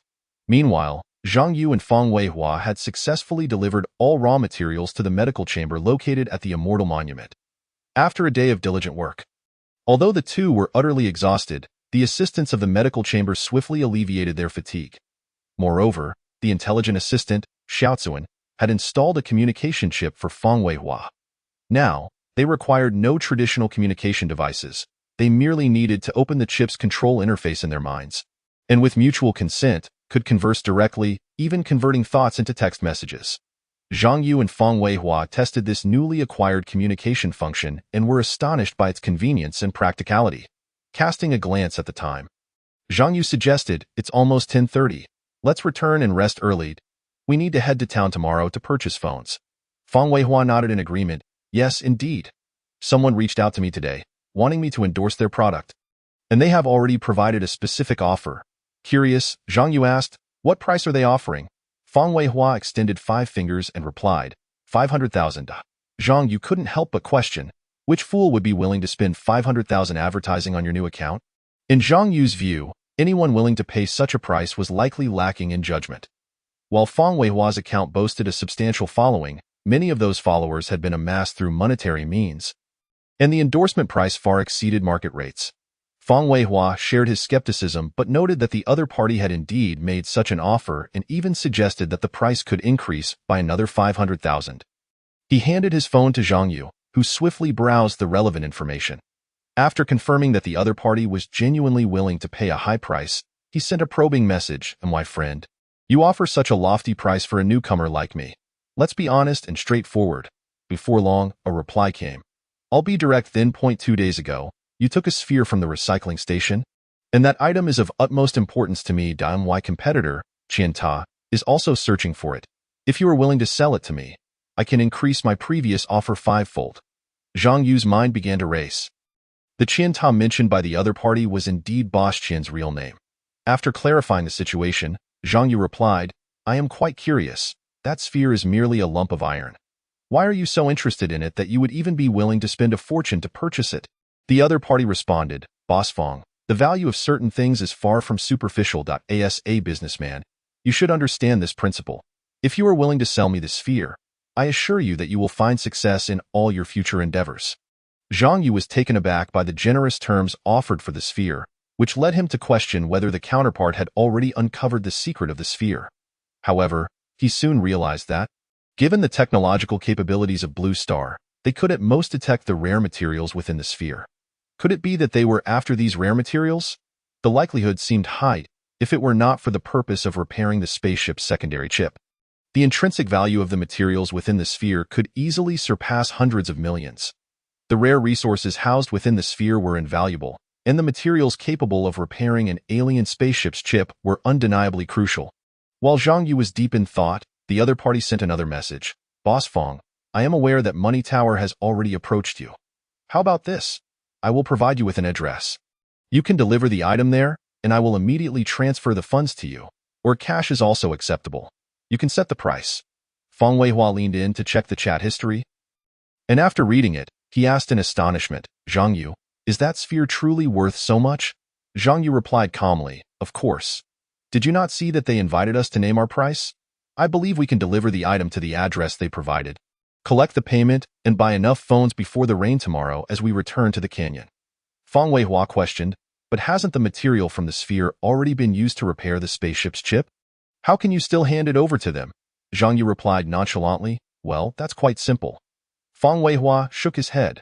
Simple? I beg to differ. Zhang Yu did not directly address Fang Weihua's skepticism. Instead, he turned to the intelligent assistant, Xiao Siyuan, and issued an instruction. Xiao Siyuan, as per our previous discussion, wrap some of the materials inside the sphere with those iron blocks to restore its original size and appearance. During their conversation, Zhang Yu had already shared his plan with Xiao Siyuan and inquired about its feasibility. Upon receiving Xiao Siyuan's affirmative response, he felt a surge of confidence as the spaceship began to restore the sphere. Zhang Yu replied to the other party, how can I trust your sincerity? The response came swiftly and assuredly. Rest assured, Boss Fang, we businessmen value integrity. Once you agree to the transaction, I will provide you with my contact information and arrange for a video call to confirm. Zhang Yu continued, very well, prepare 5 million in cash, and then send me the transaction location. I require a video call to verify the goods before the transaction. Chapter 38, A Disturbed Night, Part 3. I appreciate Boss Fang's straightforwardness. I won't have to worry about the money, and I will arrange it right away. Once the goods are ready, you can head to the abandoned coal factory south of Longyue City, where my people will meet you. The urgency in the other party's response was palpable. Zhang Yu confirmed, no problem. Once your funds are ready, we will verify through video, and then I will proceed to the old coal factory as per your instructions. At this moment, the intelligent assistant Xiao Siyuan had already transferred the restored sphere from the spaceship to the medical cabin, adjusting the background of the medical cabin to resemble the scene of Zhang Yu's basement. With all preparations complete, Zhang Yu instructed Fang Weihua, when the other party initiates the video call, display this item to them and ensure they count the cash in your presence. Then you can hang up. Fang Weihua confidently replied, don't worry, I'll handle this small matter. In truth, Zhang Yu did not require such a substantial amount of funds.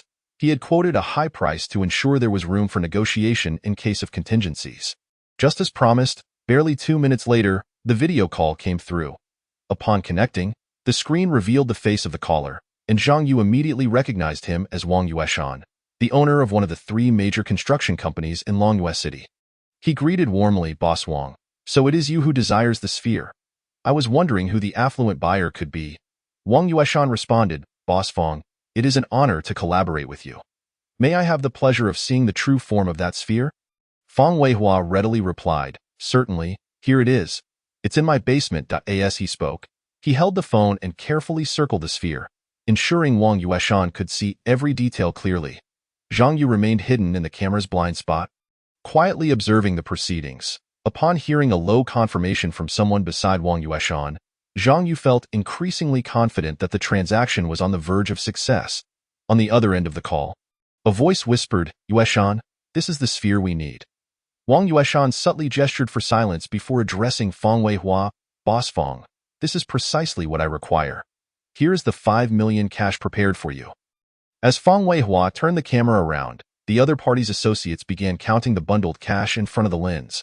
Wang Yueshan inquired once more, Boss Fang, are you satisfied with this amount? Fang Weihua affirmed, I naturally trust Boss Wang's credibility. Let us have your people take the cash to the agreed location now while I prepare the sphere for the handover. Wang Yueshan nodded in agreement. Very well, I will immediately send someone to the designated location to wait. Please come as soon as you can, Boss Fang. Fang Weihua replied calmly, of course, I will prepare the vehicle immediately. However, it is over 30 kilometers from here to the old coal factory, so your people may have to wait a moment. Wang Yueshan expressed understanding, no problem, Boss Fang, travel safely, I won't keep you any longer. After Fang Weihua concluded the call, he turned to Zhang Yu, inquiring, do you think this person can be trusted? Zhang Yu pondered for a moment before responding, at least he seems more reliable than Boss Qian from Money Tower. Let us hurry back to prepare. For the sake of the restored sphere, Zhang Yu was willing to accept a 2% loss in the spaceship's chip repair progress. Should Wang Yueshan attempt any fraudulent actions, Zhang Yu had already resolved to retaliate. After concluding his call with Feng Weihua, Wang Yueshan immediately instructed those around him, Haigu, should we send someone to provide cover? The individual referred to as Haigu, Wang Yueshan's elder brother, was a composed and astute man. After contemplating for a moment, Wang Yueshan slowly said, let us send someone to offer support. Reports from Linjiang Town this afternoon indicated that Money Tower has dispatched personnel to search for Feng Weihua. But they seem to have been unsuccessful. I surmise they won't relent and will likely continue to monitor Feng Weihua, possibly even following him.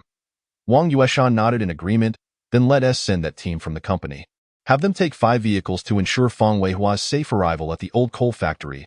I've had someone send you his license plate number. Haigu responded, understood. We'll proceed according to your plan.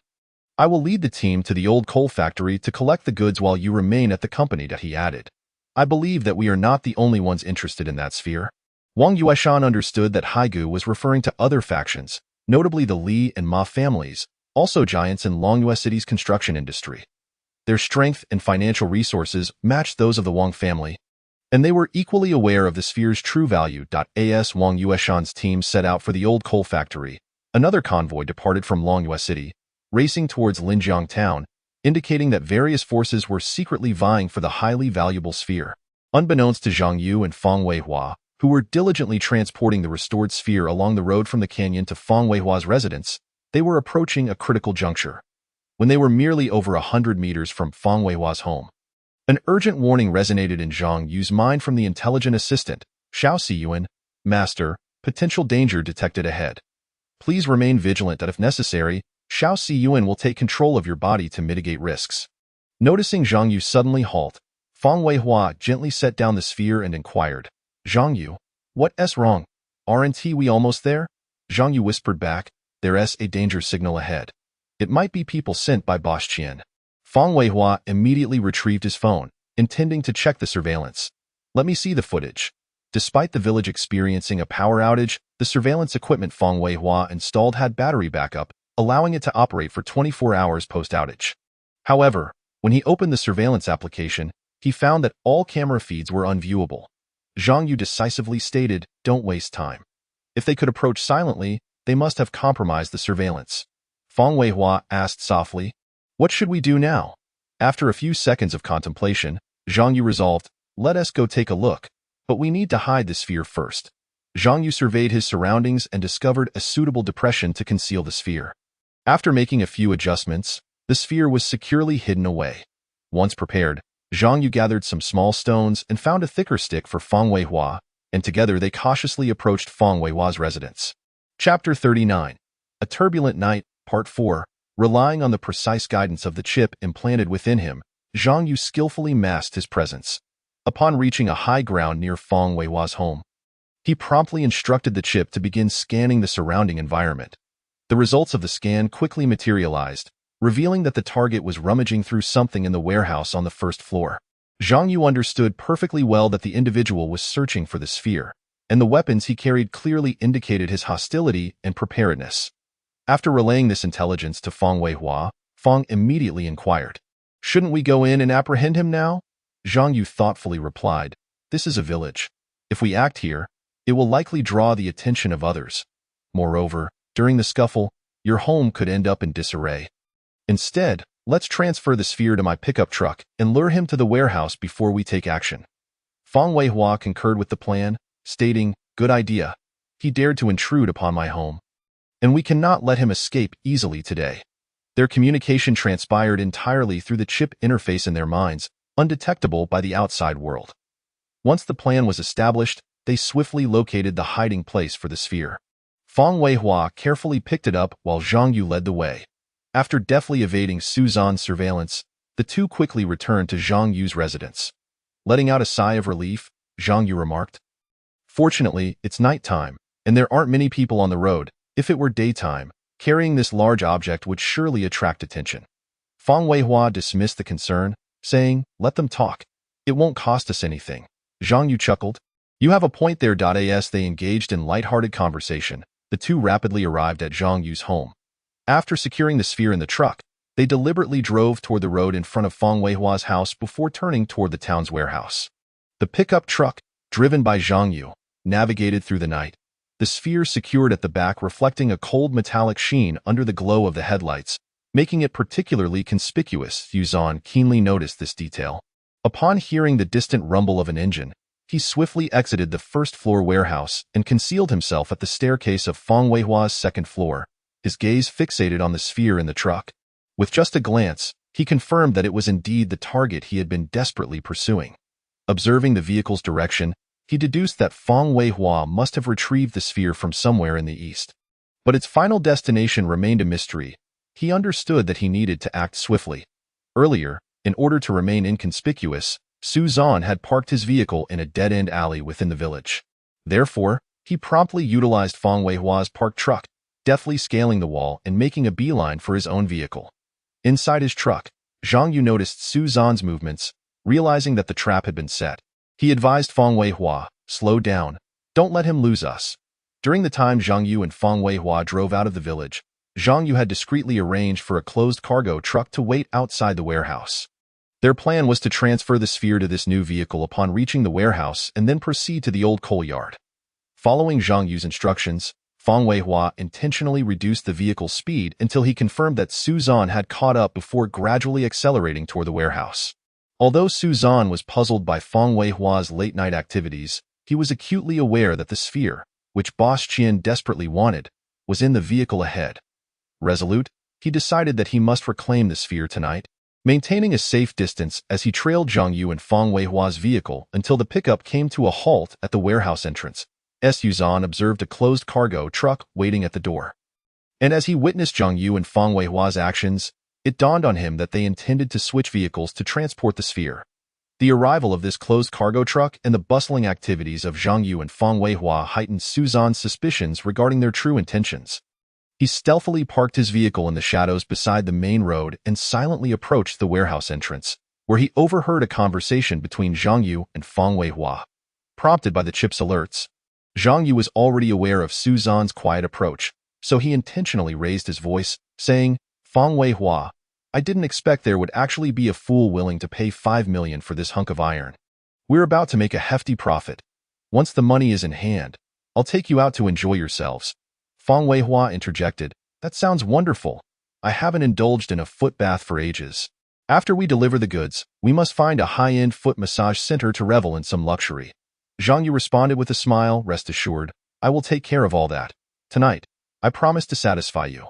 These exchanges resonated clearly in Su Zan's ears from a short distance away. Initially planning to spring into action after Zhang Yu and Feng Weihua finished loading the truck, years of experience cautioned him that any hasty move could lead to unfavorable consequences.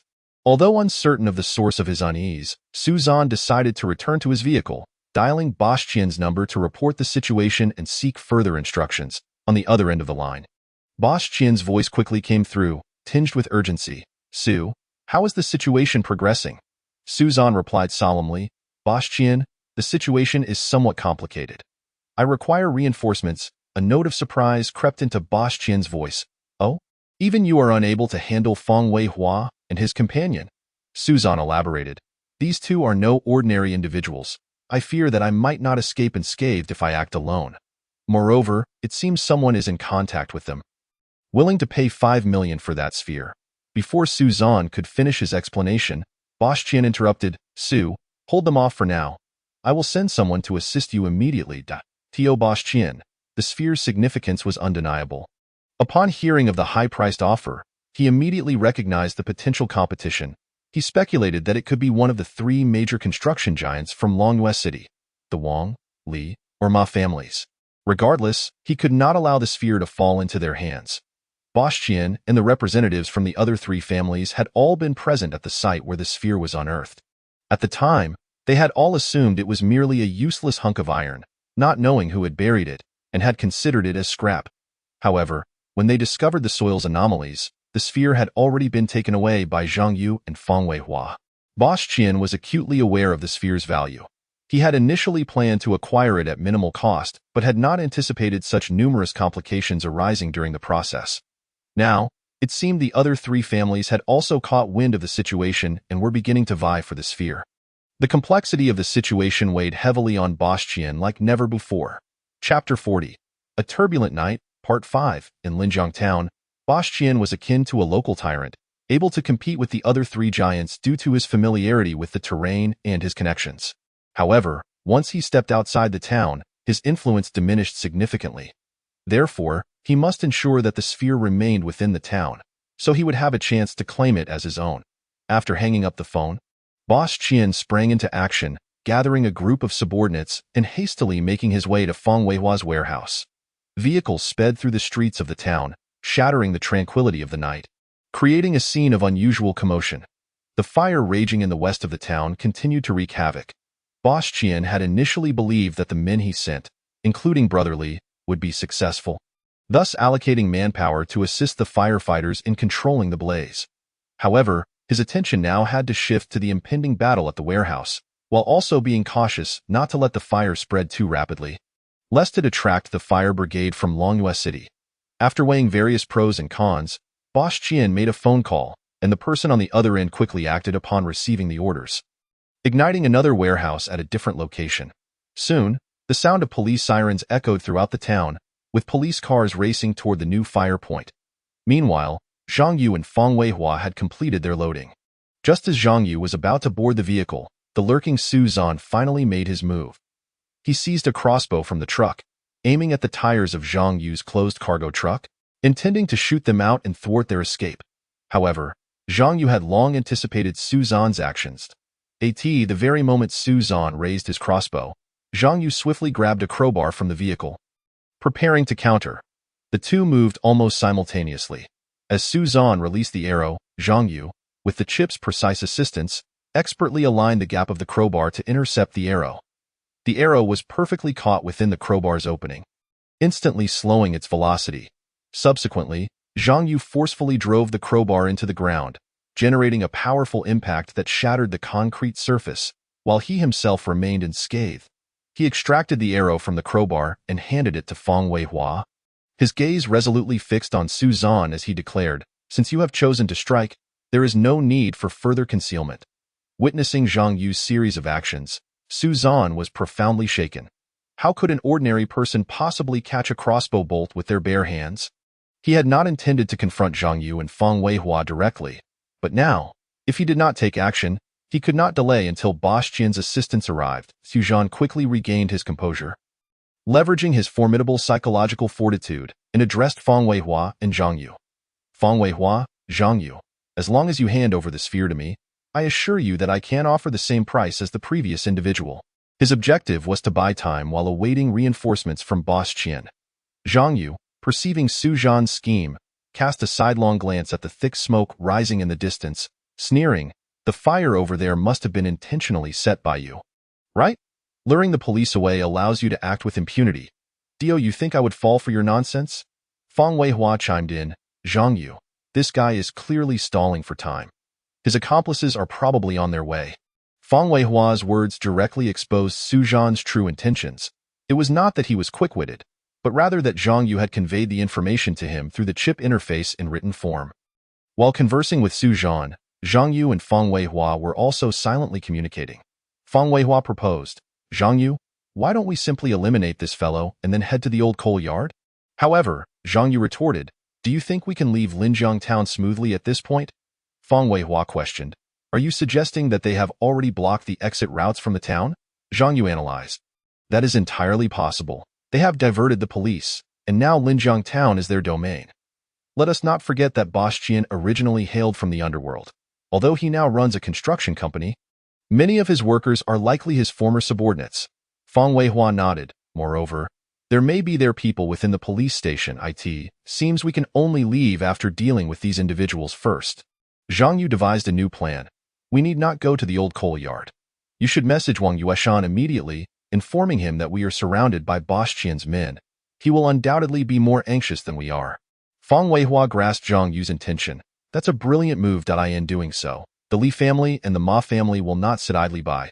Upon witnessing the Wang family's actions, they will surely send someone to assess the situation. It seems Linjiang Town is bound to become quite lively. But what about Su Zhan?" Zhang Yu confidently replied, "You send the message. As for Su Zhan, I will handle him." As their silent exchange concluded, Zhang Yu turned to Su Zhan, his tone icy. If you leave now, I can't pretend nothing has happened. Otherwise, as you can see from the situation in the warehouse, your fate will not be any better than theirs. Realizing that his plan had been unraveled, Su Zhan ceased to conceal his intentions, stating bluntly, "It appears that you have no intention of handing over the sphere. In that case, I shall personally experience your capabilities." Although he uttered these words, Su Zhan did not act immediately, for his gaze was drawn to the 4 steel balls in Zhang Yu's possession. Zhang Yu coldly remarked, "Would you like to know how those individuals met their demise? I can demonstrate it for you right here." Before his words had fully settled, Zhang Yu flicked his wrist, and the 4 steel balls shot forth, 2 striking the right front and rear tires of Su Zhan's vehicle with pinpoint accuracy. While the other 2 knocked the crossbow from Su Zhan's grasp, fear finally flickered in Su Zhan's eyes. He now understood that Brother Li's defeat was not merely coincidental. Zhang Yu's attack techniques were remarkably precise, explaining their helplessness. His body trembled involuntarily, not from fear, but from exhilaration. He had finally encountered a worthy adversary. In his view, those adept in ranged attacks often lacked close combat prowess. If he could close the distance, victory would be within his grasp. With this confidence, he proclaimed, "You do possess some skill, but I am not one of those easily subdued weaklings." Zhang Yu, recognizing that intimidation alone would not easily dissuade his opponent, retorted coldly, "Since you seek death so fervently, do not blame me for being impolite." With a swift motion, Zhang Yu advanced to the clearing before the warehouse, provoking Su Zhan. Unwilling to back down, Su Zhan followed suit. Stepping into the open space, Fang Weihua, adhering to Zhang Yu's instructions, parked the car behind to prevent damage during the impending confrontation. Although he knew Zhang Yu had undergone enhancements, he could not shake his concerns when faced with a formidable opponent like Su Zhan. Thus, after securing the vehicle, he hastened to the clearing to be ready to support Zhang Yu at a moment's notice. Chapter 41. A Tumultuous Night, Part 6. At this moment, Zhang Yu and Su Zhan clashed in a fierce melee. From the outset, Su Zhan felt the astonishing force behind Zhang Yu's blows. With each punch, his tiger's mouth ached unexpectedly. This revelation astonished him, for he had presumed Zhang Yu was solely skilled in ranged attacks, only to discover that his close combat abilities were equally ferocious. After several rounds of intense confrontation, Su Zhan gradually realized that Zhang Yu's defense of his vital points was impeccable, no matter how ferociously he attacked. Zhang Yu always managed to evade skillfully. This led Su Zhan to question himself, had his prowess diminished due to a lack of practical experience in recent years? Following a series of life-and-death exchanges, both Zhang Yu and Su Zhan employed lethal combat techniques, striving to overpower one another. Despite Zhang Yu's advantage derived from the computational prowess of his brain chip, the prolonged hand-to-hand combat left him utterly fatigued. And he had effectively gauged Su Zhan's level of strength. Having acquired the data he required, Zhang Yu's interest in the battle swiftly waned. In truth, he had sought this confrontation with Su Zhan merely to gain a first-hand understanding of his current physical strength. With his goal achieved, Zhang Yu was disinclined to linger in battle. After delivering a powerful kick, he promptly shot a steel ball from his hand. At such close range, Su Zhan had no time to react. He instinctively sidestepped, causing the steel ball to graze his shoe and strike the concrete floor with a resounding thud. This blow sent a tremor through Su Zhan's heart. He realized that Zhang Yu no longer intended to stall. And with Fang Weihua yet to join the fray, the situation grew increasingly dire for him. Just as Su Zhan grappled with his predicament, Fang Weihua stepped in, joining the fight. Su Zhan's heart leapt with joy. The opportunity he had awaited had finally arrived. It turned out that Fang Weihua, upon witnessing Zhang Yu's lethal intent, had decisively entered the fray. However, lacking chip control and combat skills, he could only rely on instinct to grapple with Su Zhan. Thus, his involvement not only failed to aid Zhang Yu but also caused Zhang Yu to hesitate, reluctant to fire the steel balls in his possession. At this moment, Fang Weihua felt a greater urgency than Zhang Yu. As he fended off Su Zhan's attacks, he constantly weighed the option of withdrawing from the battle. Despite his body being enhanced, he lacked sufficient combat experience. During his confrontation with Su Zhan, he found himself at a disadvantage, narrowly avoiding injury from Su Zhan's short blade on several occasions. Had it not been for Zhang Yu's timely assistance, he might have been wounded. Zhang Yu had come to the clear realization that Feng Weihua was no match for Su Zhan. Originally, he had hoped that this fight would allow Feng Weihua to personally experience the strength of his enhanced body, but unexpectedly, it provided Su Zhan with the chance to catch his breath. Consequently, he swiftly utilized the communication function of his chip to instruct Feng Weihua to retreat to the side. However, Su Zhan would not relinquish such a golden opportunity, as long as he could engage Feng Weihua in close combat. Zhang Yu would be compelled to exercise caution. Once Feng Weihua exited the battlefield, Zhang Yu could easily take his life with the steel balls in his possession. The issue confronting Su Zhan was no longer merely a delay, but rather a matter of survival. He held no hope for Boss Qian's support. With Zhang Yu present, no matter how many reinforcements arrived, the outcome would remain unchanged.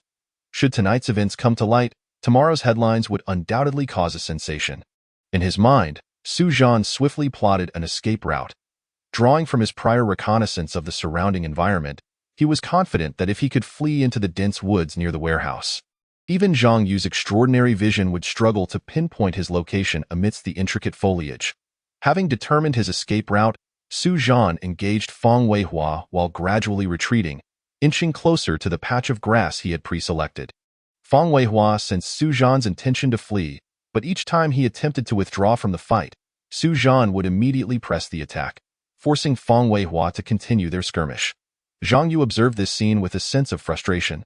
He reminded through the communication chip, Feng Weihua, "Why can't you just charge forward? Must you retreat toward the warehouse? Is there something in there that captivates your attention?" Upon Zhang Yu's reminder, Feng Weihua suddenly had an epiphany. Indeed, why did he have to retreat to the warehouse clearing? Charging forward could also provide Zhang Yu with ample space to shoot. He quickly communicated with Zhang Yu, and upon receiving the directive to run to the right, Feng Weihua silently counted 1, 2, 3. I'm out. With Feng Weihua's sudden pivot to the right, Su Zhan found himself fully exposed within Zhang Yu's attack range, just as he prepared to entangle Feng Weihua once more. Zhang Yu's steel ball surged forward, closing in on him. Su Zhan, keenly aware that Zhang Yu's steel ball was aimed solely to hinder him from approaching Feng Weihua, promptly altered his course, rolling to the ground and vanishing into the grass near the warehouse. Zhang Yu and Feng Weihua could only hear the rustling of the grass, as Su Zhan's figure disappeared without a trace. However, the extraterrestrial chip within Zhang Yu's mind immediately sprang into action. Through the chip's precise detection capabilities, he swiftly locked onto Su Zhan's location. The distance was considerable, exceeding 60 meters. He wondered if he could still make the shot. Zhang Yu pondered deeply but ultimately resolved to give it a try. With a steel ball in hand, he aimed at the direction in which Su Zhan was fleeing and fired 4 consecutive shots. The steel balls hurtled towards Su Zhan with astonishing velocity. As soon as Su Zhan plunged into the thicket, his primal survival instincts ignited, propelling him to sprint with all his might in an effort to elude his pursuer. However, at that very moment, he suddenly sensed a fierce gust of wind approaching from behind. Without hesitation, Su Zhan sought refuge, hiding behind a tree stump. Yet, he had grossly underestimated the power of Zhang Yu's steel balls. Although the first 3 were thwarted by the stump, the 4th penetrated through, striking Su Zhan squarely on the top of his foot. In an instant, blood gushed from his injury, and he could not help but gasp in pain. Yet he dared not linger, gritting his teeth against the agony as he continued to move forward. At this moment, the exhilaration that had once surged within him had evaporated, leaving only a profound fear of Zhang Yu. He had never encountered such a formidable adversary, small in stature yet equally adept in both close and ranged combat. All he desired now was to escape this terrifying place and report everything to Boss Qian. The precision with which Zhang Yu's steel ball struck Su Zhan was entirely reliant on the chip's intricate calculations, which had anticipated Su Zhan's hiding spot behind the stump. Had Zhang Yu's supply of steel balls not been exhausted, it was likely that Su Zhan would have faced a grim fate. Nevertheless, Su Zhan's foot had sustained severe injury, and Zhang Yu chose not to pursue him. The individuals dispatched by Boss Qian were already nearing the warehouse, compelling him to temporarily relent and turn his attention to the approaching henchmen. Zhang Yu instructed Feng Weihua to drive the vehicle onto a small road behind the warehouse and remain there awaiting further orders. He then swiftly returned to the warehouse to dismantle all the steel balls from the machine. These steel balls, akin in size to marbles, were originally intended to ensure the agility of the warehouse machinery, but had now transformed into Zhang Yu's lethal weapon. Chapter 42. A Night of Unrest, Part 7. As Zhang Yu completed his task, the individuals sent by Boss Qian had already arrived outside the warehouse. They noticed Suzan's vehicle parked along the roadside, but Suzan himself was nowhere to be found. One of them promptly reported, "Brother Hu, we can't find Brother Zan. Should we try to contact him?" The one referred to as Brother Hu was Qian Boss's cousin, Qian Hu, a key assistant responsible for managing the daily operations of the construction site. Qian Hu commanded, "Xiao Lu, quickly reach out to Brother Zan. We've been here for quite some time, and not a single sight of him." Xiao Lu immediately dialed Suzan's phone, but Suzan had lost his device during the earlier scuffle. Consequently, when the phone rang amidst the thicket, both Xiao Lu and Qian Hu turned towards the source of the sound. Qian Hu instructed, "Let us go check it out." "Understood," Xiao Lu replied, leading two subordinates towards the thicket. They discovered Suzan's discarded phone, yet Suzan himself remained elusive. The trio hastily returned to report their finding to Qian Hu. Frowning in confusion, Qian Hu remarked, "This is peculiar. His car is parked by the roadside.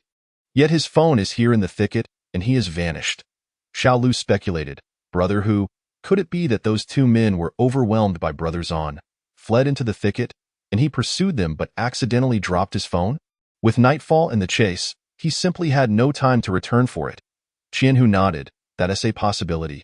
Xiao Lu, take a few brothers and search the thicket. The rest of you, search inside the warehouse and the surrounding area thoroughly. We must retrieve what we came for. As for those two men, their fate is inconsequential. As long as we secure the item, we will withdraw." "Understood, Brother Hu." With Qian Hu's orders given, several of the nearby leaders promptly organized their men to commence a search in the vicinity. They had brought over 100 personnel and 20-odd vehicles, determined to seize the sphere. At this moment, Zhang Yu remained alone within the warehouse, while Fang Weihua, under Zhang Yu's direction, had driven the vehicle carrying the sphere away from the scene. After all, the enemy was poised to scour the surrounding areas, and leaving that vehicle behind would easily compromise their position. Less than a minute after departing the warehouse, Fang Weihua received a response from Wang Yueshan, stating that the first batch of their dispatched personnel would arrive shortly, urging him to hold on a little longer. Earlier, Fang Weihua had informed Wang Yueshan of the situation here as per Zhang Yu's instructions. Wang Yueshan had immediately grasped the gravity of the situation, recognizing that Qian Ta had set his sights on the sphere, though he had not anticipated such fervor, causing a significant uproar in Linjiang town. Realizing the urgency, Wang Yueshan swiftly mobilized 2 large vehicles and several dozen smaller ones, departing from Longyue City en route to Linjiang town. The sphere's value was incalculable, as the materials detected within the soil could withstand extreme temperatures. Mastering this technology would enable them to construct more robust underground shelters to withstand impending extreme climatic disasters. They were acutely aware that chaos would ensue when disaster struck, thus only by securing the sphere could they fortify their defenses and gain an advantage amidst future turmoil. Indeed, these individuals always prioritized their own interests, and everything they did was for their benefit. As Wang Yueshan dispatched his forces towards Linjiang town, the Ma and Li families also received word and, like the Wang family, swiftly sent their own personnel to Linjiang town. The expressway leading to Linjiang town was abnormally busy tonight. Despite the absence of horns, the headlights of numerous vehicles inevitably drew attention, turning the convoy into a hot topic of discussion. Wang Yueshan noted that many were posting inquiries online about the unusual density of vehicles on the Longlin Expressway tonight, one after another, wondering if it was due to a fire in Linjiang town. Wang Yueshan was already aware of the fire incidents in the western residential buildings and the northern warehouse of the town, both orchestrated by Qian Ta to divert the attention of the Linjiang town police. However, this situation had already become a sensational topic online. To prevent further escalation, Wang Yueshan promptly contacted the local communication company, instructing them to cut off all communication signals in Linjiang town and the southern part of Longyue City under the guise of equipment repairs. Concurrently, Ma Yuzian, the head of the Ma family, and Li Jia, the leader of the Li family, were keenly aware that this matter could not continue to fester online, so they quickly leveraged their connections to sever communication signals between southern Longyue City and Linjiang town. Such actions, while somewhat curtailing the spread of information, inevitably gave rise to a sense of cover-up, potentially provoking greater suspicion and scrutiny. However, there was no time to dwell on other concerns, due to the communication blackout. Boss Qian was unable to contact his dispatched subordinates.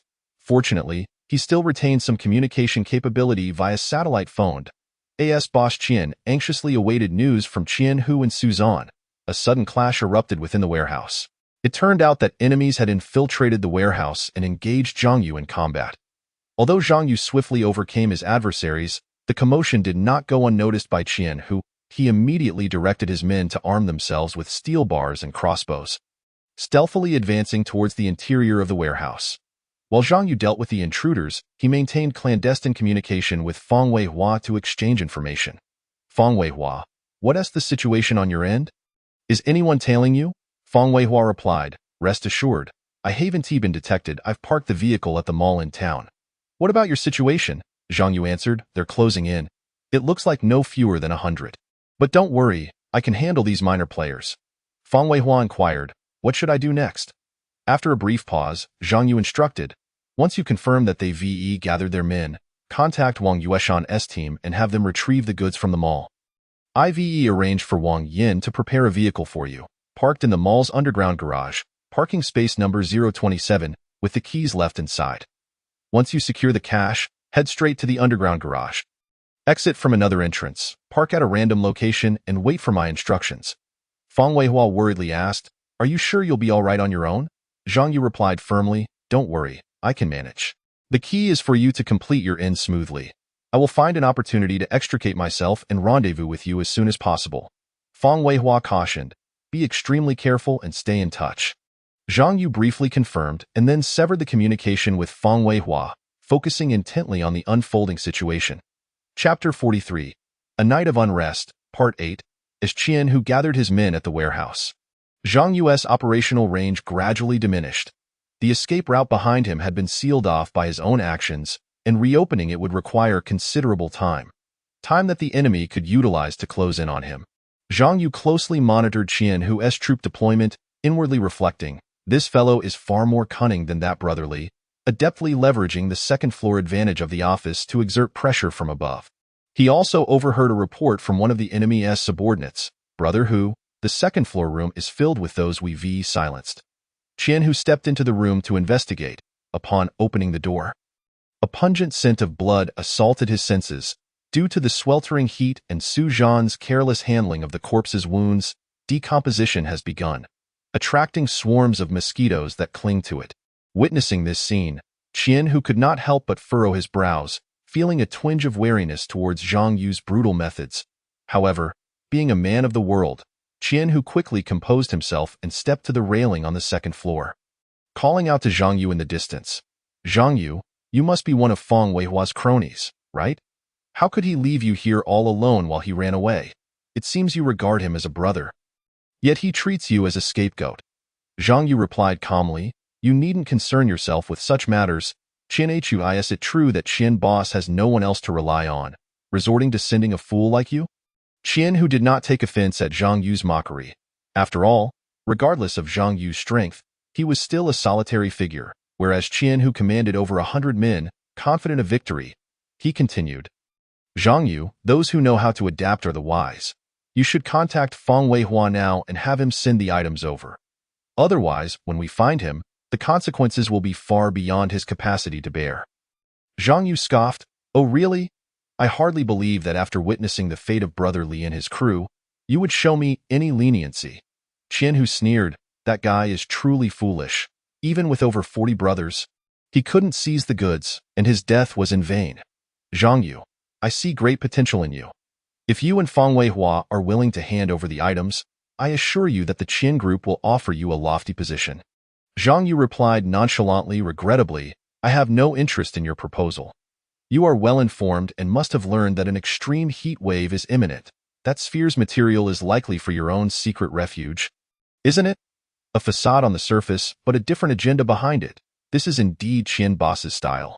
Qian Hu was taken aback by Zhang Yu's revelation and blurted out, how do you know the Qian group is constructing its own refuge? This statement implicitly confirmed their plans. Zhang Yu chuckled lightly, if you wish for something to remain unknown, you must refrain from doing it. The Qian group has made such a ruckus that it would be difficult not to attract attention. Qian Hu replied sternly, you are indeed clever. If you are willing to cooperate with us, I can guarantee that your status in the refuge will be equal to that of our upper echelon. Faced with Qianhu's invitation, Zhang Yu expressed disdain. The notion that these individuals believed they could withstand the terrifying heat storm with a mere refuge was utterly naive. Under the onslaught of such a storm, everything would turn to dust. What could a small refuge possibly achieve? Zhang Yu resolutely refused. I will say it once more. I have no interest in your refuge. If you wish to make a move, do so quickly. If not, get lost and don't linger before me. Qianhu coaxed, brother, are you truly not reconsidering? He still hoped to win over someone like Zhang Yu, for his strength and intelligence could ensure that the Qian group's refuge would secure a foothold in Longyue City when the apocalypse arrived. In Qianhu's perspective, the combined strength of Brother Li and his crew did not equal that of a single Zhang Yu, let alone the yet-to-appear Feng Weihua. He found it hard to believe that Zhang Yu could eliminate over 40 subordinates single-handedly. Zhang Yu firmly stated, I have expressed my stance clearly. There is no need to repeat myself. Qianhu's expression darkened. If that is the case, do not blame me for being impolite. Zhang Yu's gaze locked onto Qianhu, the steel ball in his hand poised for action, though he did not intend to take Qianhu's life. With Qianhu present, he could at least restrain the other forces in Longyue City, allowing him to complete the transaction with Wang Yueshan smoothly. He had just learned from Feng Weihua that Wang Yueshan would not arrive at the market on time, all due to their interception by Qin Tower upon entering Linjiang town. This outcome had been anticipated by Zhang Yu, as the initial forces sent by the Wang family were merely vanguards, while the actual funds were in Wang Yueshan's hands. Wang Yueshan was equally astute. He predicted that his subordinates would be intercepted by Qin Tower, thus arranging for the first 5 vehicles to confront Qin Tower's men, while he himself took the opportunity to proceed to the market to complete the transaction with Feng Weihua. After a swift contemplation, Zhang Yu endorsed this plan. Just as he was about to respond to Feng Weihua, Qianhu had already ordered an attack on Zhang Huayu de Su Zhan, supported by 2 subordinates. Hurried into the warehouse, he shouted loudly, Qianhu, be careful. Zhang Yu can deliver a deadly blow from this position. As soon as Su Zhan's warning left his lips, Zhang Yu had already made his move, a steel ball shooting forth in an instant. Despite receiving Su Zhan's alert, Qianhu was still struck in the arm by the steel ball, a testament to Zhang Yu's deliberate restraint. Qianhu howled in pain as his subordinates swiftly assisted him downstairs for urgent bandaging. Others began to shoot crossbow bolts at Zhang Yu, while some provided illumination with flashlights. Zhang Yu had anticipated Su Zhan's arrival from the moment Qianhu dispatched men to search the bushes. He guessed Su Zhan would reappear. Nevertheless, he remained poised and composed. To him, it was akin to dreaming in broad daylight for these sluggish individuals to believe they could take advantage of him. Utilizing the walls of the control room for cover, Zhang Yu struck out, causing several of the opposing crossbowmen to fall. Particularly, those on the second floor wielding crossbows and illumination devices became his primary targets. In under a minute, 10 had already collapsed. Upon witnessing this, Su Zhan quickly commanded, everyone, stop from now on. No one is allowed to fire at Zhang Yu. Hearing Su Zhan's order, the crowd ceased their attacks. Seeing that they complied, Zhang Yu also retracted his actions of firing steel balls. Su Zhan, let us converse, Zhang Yu suggested. Having gained a profound understanding of Zhang Yu's tactics, Su Zhan remained vigilant against a sudden assault. Zhang Yu, what do you wish to discuss? Su Zhan asked cautiously. Let us discuss how we shall deal with the Wang, Li, and Ma families in Longyue City, Zhang Yu replied. Chapter 44, An Unsettled Night, 9. Su Zhan retreated to the first-floor office to evade Zhang Yu's attack. Where Qianhu, freshly bandaged, inquired, Su Zhan, what exactly did Zhang Yu mention? Qianhu responded, Brother Zhan, those 3 families from Longyue City seem to have received news from somewhere and have already arrived in Linjiang town. Now confronting our M.E. and Su Zhan pondered quietly. It appears the situation has escalated. Even those from Longyue City have been stirred. This night is destined to be a long, sleepless one. He turned to Zhang Yu and said, if you have any demands, feel free to state them. In truth, Zhang Yu had no genuine intention of negotiating. The prolonged battle had left him feeling somewhat fatigued, even with the aid of the chip. Thus, he intended to seize this opportunity for a brief respite, replenishing his energy and hydration. Since all 4 of your families covet this item, why not engage in a bidding war? The highest bidder will be considered for the sale. Zhang Yu proposed. Su Zhan questioned, a bidding war? What an idea you have come up with. Even if we offer a high price, you likely wouldn't sincerely hand over the items to us, would you? Zhang Yu replied, do not mistake me for someone like you. Had you offered a high price from the outset, perhaps you would not have encountered so many subsequent troubles. You sought to take advantage without offering anything in return. Yet you chose the wrong target, did you not? Su Zhan and Qian, who within the room found themselves unable to refute Zhang Yu's words, for their initial intentions had indeed been to exploit their influence in Linjiang town. Expecting Zhang Yu to flatter them and willingly present the goods, however, Fang Weihua and Zhang Yu were not so easily swayed, as their enhanced physiques from the ship's modifications rendered them unafraid of taking action against these individuals. With the imminent arrival of a torrential downpour, the town was about to be submerged, and Zhang Yu was not concerned about being pursued, even if he had not fully repaired the ship. As long as he remained inside, they would be powerless against him. Furthermore, after the rain would come the extreme heat. The government would hardly have the bandwidth to attend to the sparsely populated Linjiang village. Their focus would undoubtedly be on the various refuges. This was also the reason Zhang Yu dared to take risks here. Moreover, the electronic devices and vehicle parts these individuals carried could serve as raw materials for repairing the ship's secondary chip. For him, it was merely a matter of exerting a bit more effort. Su Zhan quickly regained his composure, his tone tinged with concession. Our previous actions were indeed disrespectful, but Brother Li and the others have already paid the price. Your anger should have subsided, right? Zhang Yu replied coldly, I have always acted with caution.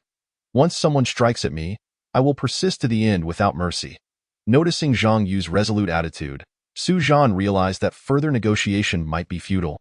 Yet he still held on to a glimmer of hope. After all, they had already suffered sufficient losses tonight. Merely dealing with the aftermath would be enough to give one a headache, and he truly wished to avoid further conflict with Zhang Yu. Through the chip's analysis, Zhang Yu discerned Su Zhan's hesitation. A spark of insight flickered in his eyes as a new plan formed in his mind. Su Zhan, I can disclose the location of the goods, but you must act under my conditions. Within 20 minutes, deliver to me 500 mobile phones, each originally priced above 5,000 yuan. This is my sole condition.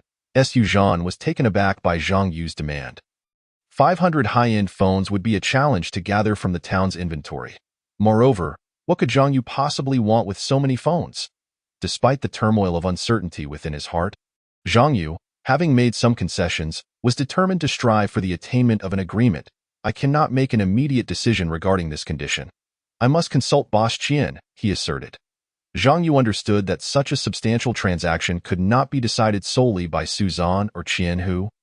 Given that the total value of these mobile phones exceeded 2 million yuan, he calmly stated, You have 1 minute to contact Qian Ta. Remember, I have the option to collaborate with you or to shift my allegiance to the Wang, Li, or Ma families. Su Zhan was acutely aware that the three families from Longyue City possessed sufficient strength to meet Zhang Yu's demands. A mere 2 million yuan paled in comparison to the potential value of the sphere. However, communication with Linjiang town had been severed, and Su Zhan found himself unable to reach Boss Qian. At that moment, Qian Hu, suppressing the pain in his arm, said to Su Zhan, Brother Zhan, I have a satellite phone. His words prompted his subordinates nearby to swiftly dial the number, handing the satellite phone to Su Zhan. Boss Qian was anxiously awaiting news in his office, and upon seeing the call from Qian Hu, he quickly pressed the answer button. Qian Hu, what is the situation on your end? Boss Qian inquired urgently. Brother Qian, it's me, Su Zhan, came the voice from the other end. Boss Qian sounded slightly taken aback. Su Zhan, you are with Qian Hu? What has transpired? Yes, Brother Qian, we have encountered some difficulties that require your decision, Su Zhan replied, urgency evident in his tone. Speak plainly, do not beat around the bush, Boss Qian urged. Zhang Yu has put forth a condition. If we can prepare 500 mobile phones for him within 20 minutes, he is willing to disclose the location of the goods, Su Zhan stated directly. Boss Qian fell silent for a moment before questioning, with so many of you, cannot you handle Zhang Yu and Fang Weihua? Brother Qian, we underestimated them. Nearly 60 of our brothers have fallen victim to them, and I have suffered injuries as well, while Qian Hu's arm is also wounded. Su Zhan's tone carried a hint of helplessness. Are they truly that formidable? Boss Qian still found it hard to believe. Indeed, Brother Qian, we must make a decision swiftly, or Zhang Yu may very well turn to collaborate with other families from Longyue City, Su Zhan implored, striving to convey the severity of the situation to Boss Qian. Analyzing the current circumstances, Boss Qian recalled that the Wang, Li, and Ma families from Longyue City had already dispatched individuals to Lingjiang town.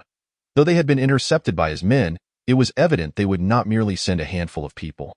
Given that neither Su Zan nor Qian Hu had managed to subdue the adversaries, it appeared they had no choice but to acquiesce to Zhang Yu's terms. Delay could lead to an uncontrollable situation. Resolutely, he instructed Su Zan, "Inform Zhang Yu that I will arrange for the phones immediately. However, you must ensure he does not deceive us. Otherwise, he must be eliminated at all costs. Do not worry about the subsequent handling. I will take care of it." After hanging up, Boss Qian promptly contacted the manager of the local shopping mall, requesting that all mobile phones from the stores be gathered, assuring him that he would send someone to retrieve them.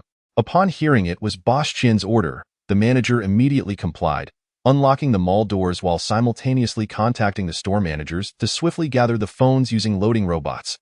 Chapter 45. A Turbulent Night, Part 10. After concluding the call with Boss Qian, Su Zan turned to Zhang Yu and announced, "Your request has been granted by Boss Qian. The phones are being urgently prepared." A gentle smile graced Zhang Yu's lips, a sense of gratification swelling within him. As he recognized the remarkable efficiency of these individuals, he could utilize this interval to restore his strength to its optimal state. "I shall await here," Zhang Yu replied calmly, "but I must remind you, there is only a 20-minute window. Once that time elapses, I cannot guarantee that the item will remain in place." Su Zan involuntarily twitched his mouth at these words, internally cursing, realizing that this fellow was indeed shrewd. Nonetheless, in light of the formidable prowess Zhang Yu had demonstrated, he could only concede understood. "I will urge them to expedite the delivery of the phones." Although Qian Hu had escaped the clutches of death, one of his arms had temporarily lost its functionality. Even if he were to recover in the future, it was unlikely he would return to his former state. He harbored a deep-seated resentment towards Zhang Yu, yet felt utterly powerless against him. Noticing that Su Zan, despite his prowess, had also sustained injuries, he surmised that his standing within the Qian family would inevitably diminish. However, it was improbable that he would be replaced. Su Zan's exceptional abilities placed him among the elite, and the mere fact that he had managed to escape Zhang Yu's grasp attested to that. Both Qian Hu and Su Zan observed that their subordinates had begun to harbor a palpable fear of Zhang Yu. Su Zan understood this fear all too well. Having battled his way back from the brink of death, he recognized that anyone facing a person capable of effortlessly dispatching 10 adversaries in a fleeting moment would inevitably feel a chill of dread. Qian Hu, a man of worldly experience himself, felt a shiver run down his spine, and his subordinates were no doubt even more affected. Perhaps even Zhang Yu was unaware that an invisible aura of menace began to emanate from him. Anyone who had witnessed his prowess would be left awestruck by this palpable aura. Even if Zhang Yu stood there silently, the sheer force of his presence was enough to instill fear. Through the chip's analytical capabilities, Zhang Yu had nearly calculated their psychological states with precision, yet he paid it no mind, for he had more pressing matters to attend to. At that moment, Zhang Yu was maintaining communication with Feng Weihua via the chip's functionality. "Feng Weihua, you can now notify Wang Yueshan that the transaction may commence." Feng Weihua replied, "Zhang Yu, do we have sufficient time? I worry that if the transaction is underway and Boss Qian's men arrive, I will lack your chip's assistance. Should I become trapped, you would need to devise a means to extricate me." Zhang Yu reassured him, "Do not fret. I have calculated the time meticulously. As long as Wang Yueshan's men arrive within the stipulated time frame, there will be no issues. However, you are correct. We must prepare for contingencies. Inform Wang Yueshan that if they do not reach the mall within 15 minutes, the transaction will be cancelled, and upon the expiration of that time, you must immediately change the location." Feng Weihua nodded, "Understood. I will notify him." He swiftly produced his phone and composed a message for Wang Yueshan. Within seconds of sending the message, a response of affirmation arrived. Feng Weihua reported, "Zhang Yu, the message has been sent to Wang Yueshan." A hint of jest colored Zhang Yu's tone as he remarked, "Take advantage of the lull before their arrival to rest. Once Boss Qian delivers the phones, we shall return. If he later finds the sphere missing, his expression will surely be quite amusing." Feng Weihua teased, "I am indeed looking forward to witnessing his reaction." "How is your recovery progressing?" Zhang Yu confidently replied, "Rest assured, I have consumed compressed biscuits and rehydration fluids. I have replenished most of the energy expended earlier, and these individuals have remained remarkably quiet, refraining from any attacks against me during this time. Fang Weihua chuckled. Zhang Yu, you are executing a modern version of the empty city ruse. They seem to harbor no suspicion at all, after such an extensive engagement. How can you not feel fatigued? Zhang Yu replied nonchalantly. Even if they were to realize, it would likely be too late. Against such minor characters, I require little exertion. A few steel balls suffice to resolve matters. Fang Weihua jested. Had I known your aim was so precise, I would have procured more steel balls for you. Not just steel balls, but perhaps darts as well, or you could even attempt using playing cards. Zhang Yu mockingly retorted, have you been watching too many movies? Darts and playing cards are far less practical than steel balls, though experimenting with them isn't out of the question. As the two engaged in light-hearted banter. Wang Yueshan's men had already arrived at Fang Weihua's location, adhering to Zhang Yu's arrangements with utmost stealth. Fang Weihua reported via the communication chip, Zhang Yu, their men have arrived. Zhang Yu responded, excellent. You may commence the transaction and inform me immediately of any developments. Fang Weihua disembarked and initiated negotiations with Wang Yueshan's representatives. The foremost individual among them spoke first. Boss Fang, I apologize for the wait. I am Wang Yi, sent by Boss Wang Yueshan to conduct this transaction with you. Wang Yi quickly discerned that Fang Weihua was not to be trifled with, and considering the imminent arrival of Qian Ta's men, he wished for the transaction to be completed expeditiously, allowing him to retrieve the goods, Fang Weihua to pay, and then to depart swiftly. Yet, he understood the necessity of not appearing overly eager, for it was clear that the other party had the upper hand over Qian Ta's men. Fang Weihua stated forthrightly, the goods are in the vehicle behind me. Have you brought the money? Wang Yi nodded, certainly. In addition to the 5 million you mentioned, we have also prepared an additional 1 million as a gesture of respect. Fang Weihua assented. In that case, I shall begin counting the money, and you may send someone to verify the goods. Wang Yi responded, understood, Boss Fang. As soon as the words fell, a figure emerged from behind Wang Yi, making his way towards Fang Weihua's enclosed truck, while Wang Yi and his two companions placed a box filled with cash before Fang Weihua, awaiting his meticulous inspection. Wang Yi explained to Fang Weihua, Boss Fang, there are a total of 6 boxes here, each containing 1 million in cash, freshly withdrawn from the bank, and I assure you, not a single counterfeit bill among them. Wang Yueshan, a shrewd businessman, understood well that those capable of eluding the clutches of the money tower were no ordinary individuals. Rather than opposing such formidable characters, it was far wiser to cultivate amicable relations. To enhance efficiency. Fang Weihua immediately transmitted the real-time footage to Zhang Yu's chip. Utilizing the advanced technology of the chip, Zhang Yu completed the authentication of the cash in mere seconds. Each of the 6 boxes was confirmed by Zhang Yu. Without a flaw. Chapter 46. Darkness beneath the light. Fang Weihua, all this money is legitimate. You may instruct them to drive away the truck, Zhang Yu declared. Upon receiving Zhang Yu's confirmation, Fang Weihua relayed to Wang Yi, I have completed the inspection of the money. You may depart. At this moment, a companion in the enclosed truck signaled an OK gesture to Wang Yi. Observing the gesture, Wang Yi said to Fang Weihua, very well, Boss Fang, we shall take our leave. With no additional demands made by the other party, Wang Yi intended to vacate the location promptly. Fang Weihua swiftly retreated with the 6 boxes filled with cash. Heading into the underground garage. Following Zhang Yu's guidance, he located parking spot 027, loaded the money into the vehicle, and inquired of Zhang Yu, the money is secured. How about the situation on your end?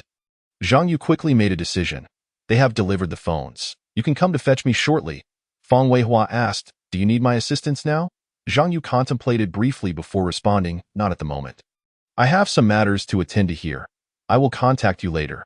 After reminding Zhang Yu to prioritize safety, he concluded the call. His task was accomplished. Even without those phones, they possessed sufficient funds to procure the materials necessary to repair the spacecraft. In the warehouse, Su Zhan had transferred 500 mobile phones inside. Addressing Zhang Yu, we have brought the phones as per your request. May I now be informed of the specific location of the items? Zhang Yu replied coolly, how can I ascertain the authenticity of these phones? Please open a few for my inspection.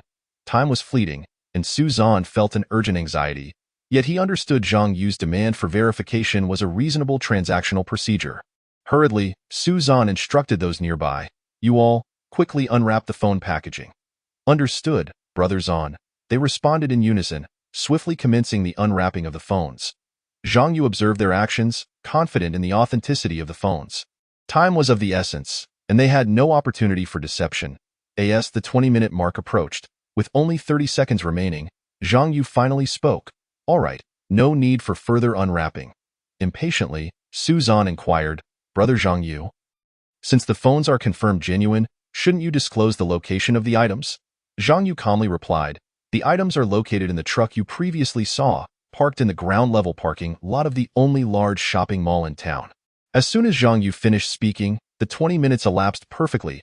He continued, however, now that the time has exceeded 20 minutes, I cannot guarantee that truck is still there. I instructed Feng Weihua to move the vehicle every 20 minutes. And currently, there is no signal here for me to contact him. Su Zhan cursed inwardly.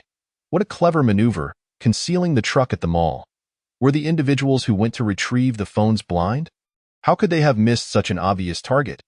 Yet now was not the time for assigning blame. Su Zhan hurriedly picked up a satellite phone and dialed the mall manager's number.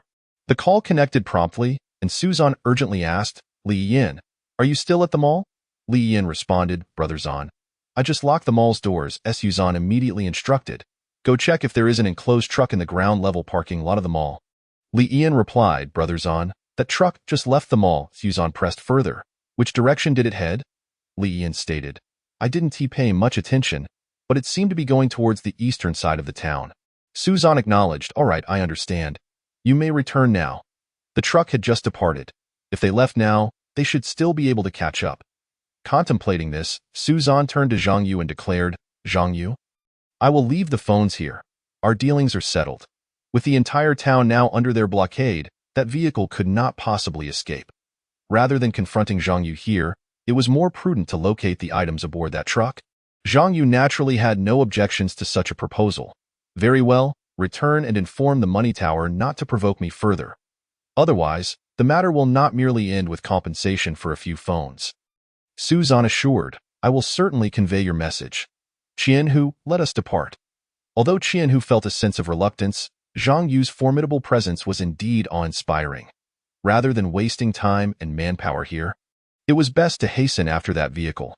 Qianhu commanded his subordinates withdraw. Search the entire town for the whereabouts of that enclosed truck. Yes, Brother Hu, they all responded in unison before hastily exiting the warehouse. They were eager to leave, as the terror instilled by Zhang Yu had left a profound mark on their minds. They had never witnessed anyone capable of taking a life from a distance with mere steel balls.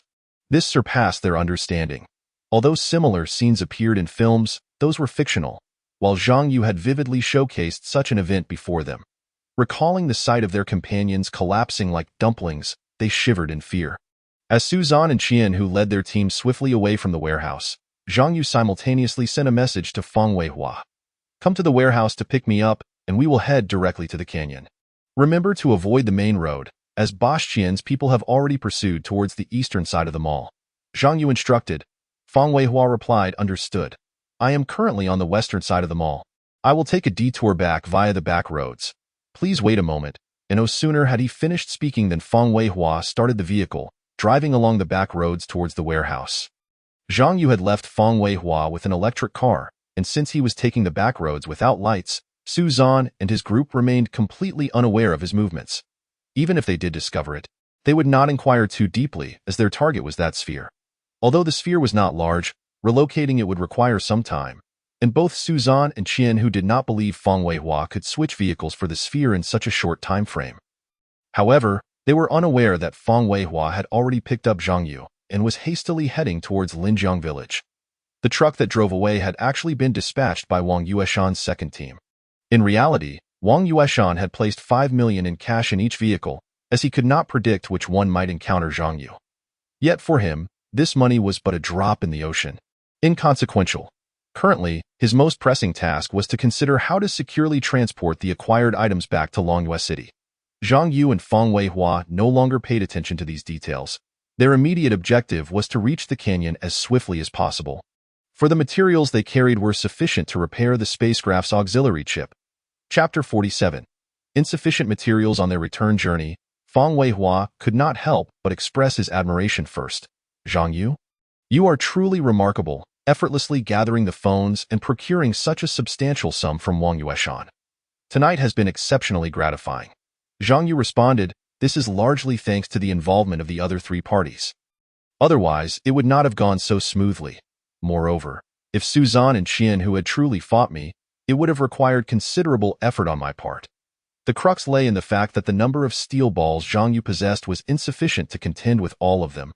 And furthermore, it appeared that Qian Hu's group was also armed with replica firearms, which utilized steel balls as ammunition. However, they had not employed them tonight, possibly fearing that if they missed their shots, the retrieval of the steel balls by Zhang Yu would cause them even greater harm. As for why Zhang Yu did not use crossbows, the reasoning was straightforward. Crossbows were bulky and heavy, and there was a certain risk in hitting targets on the second floor. Attacking with crossbows would expend a considerable amount of strength, and by the time he might resolve the opponent, he could very well find himself unable to endure it. In contrast, steel balls were small and portable, requiring little effort to launch, only necessitating slight exertion of the fingers. Fang Weihua continued, regardless, our objective has been achieved.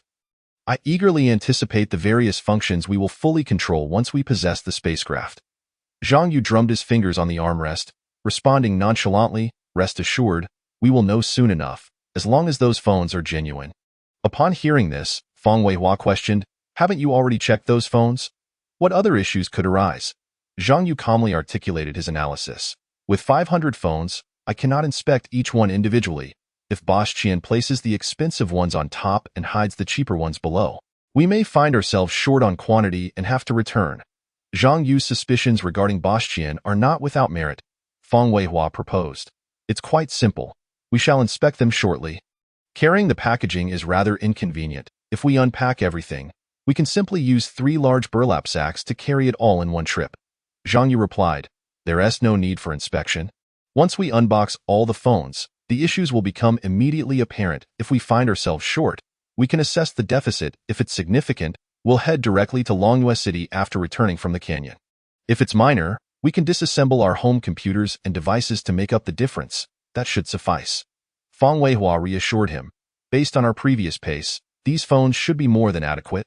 Even if Boss Qian has mixed in some inferior goods, it will still be sufficient for our needs. Yet, Zhang Yu felt a twinge of worry. It would be great if we could repair them.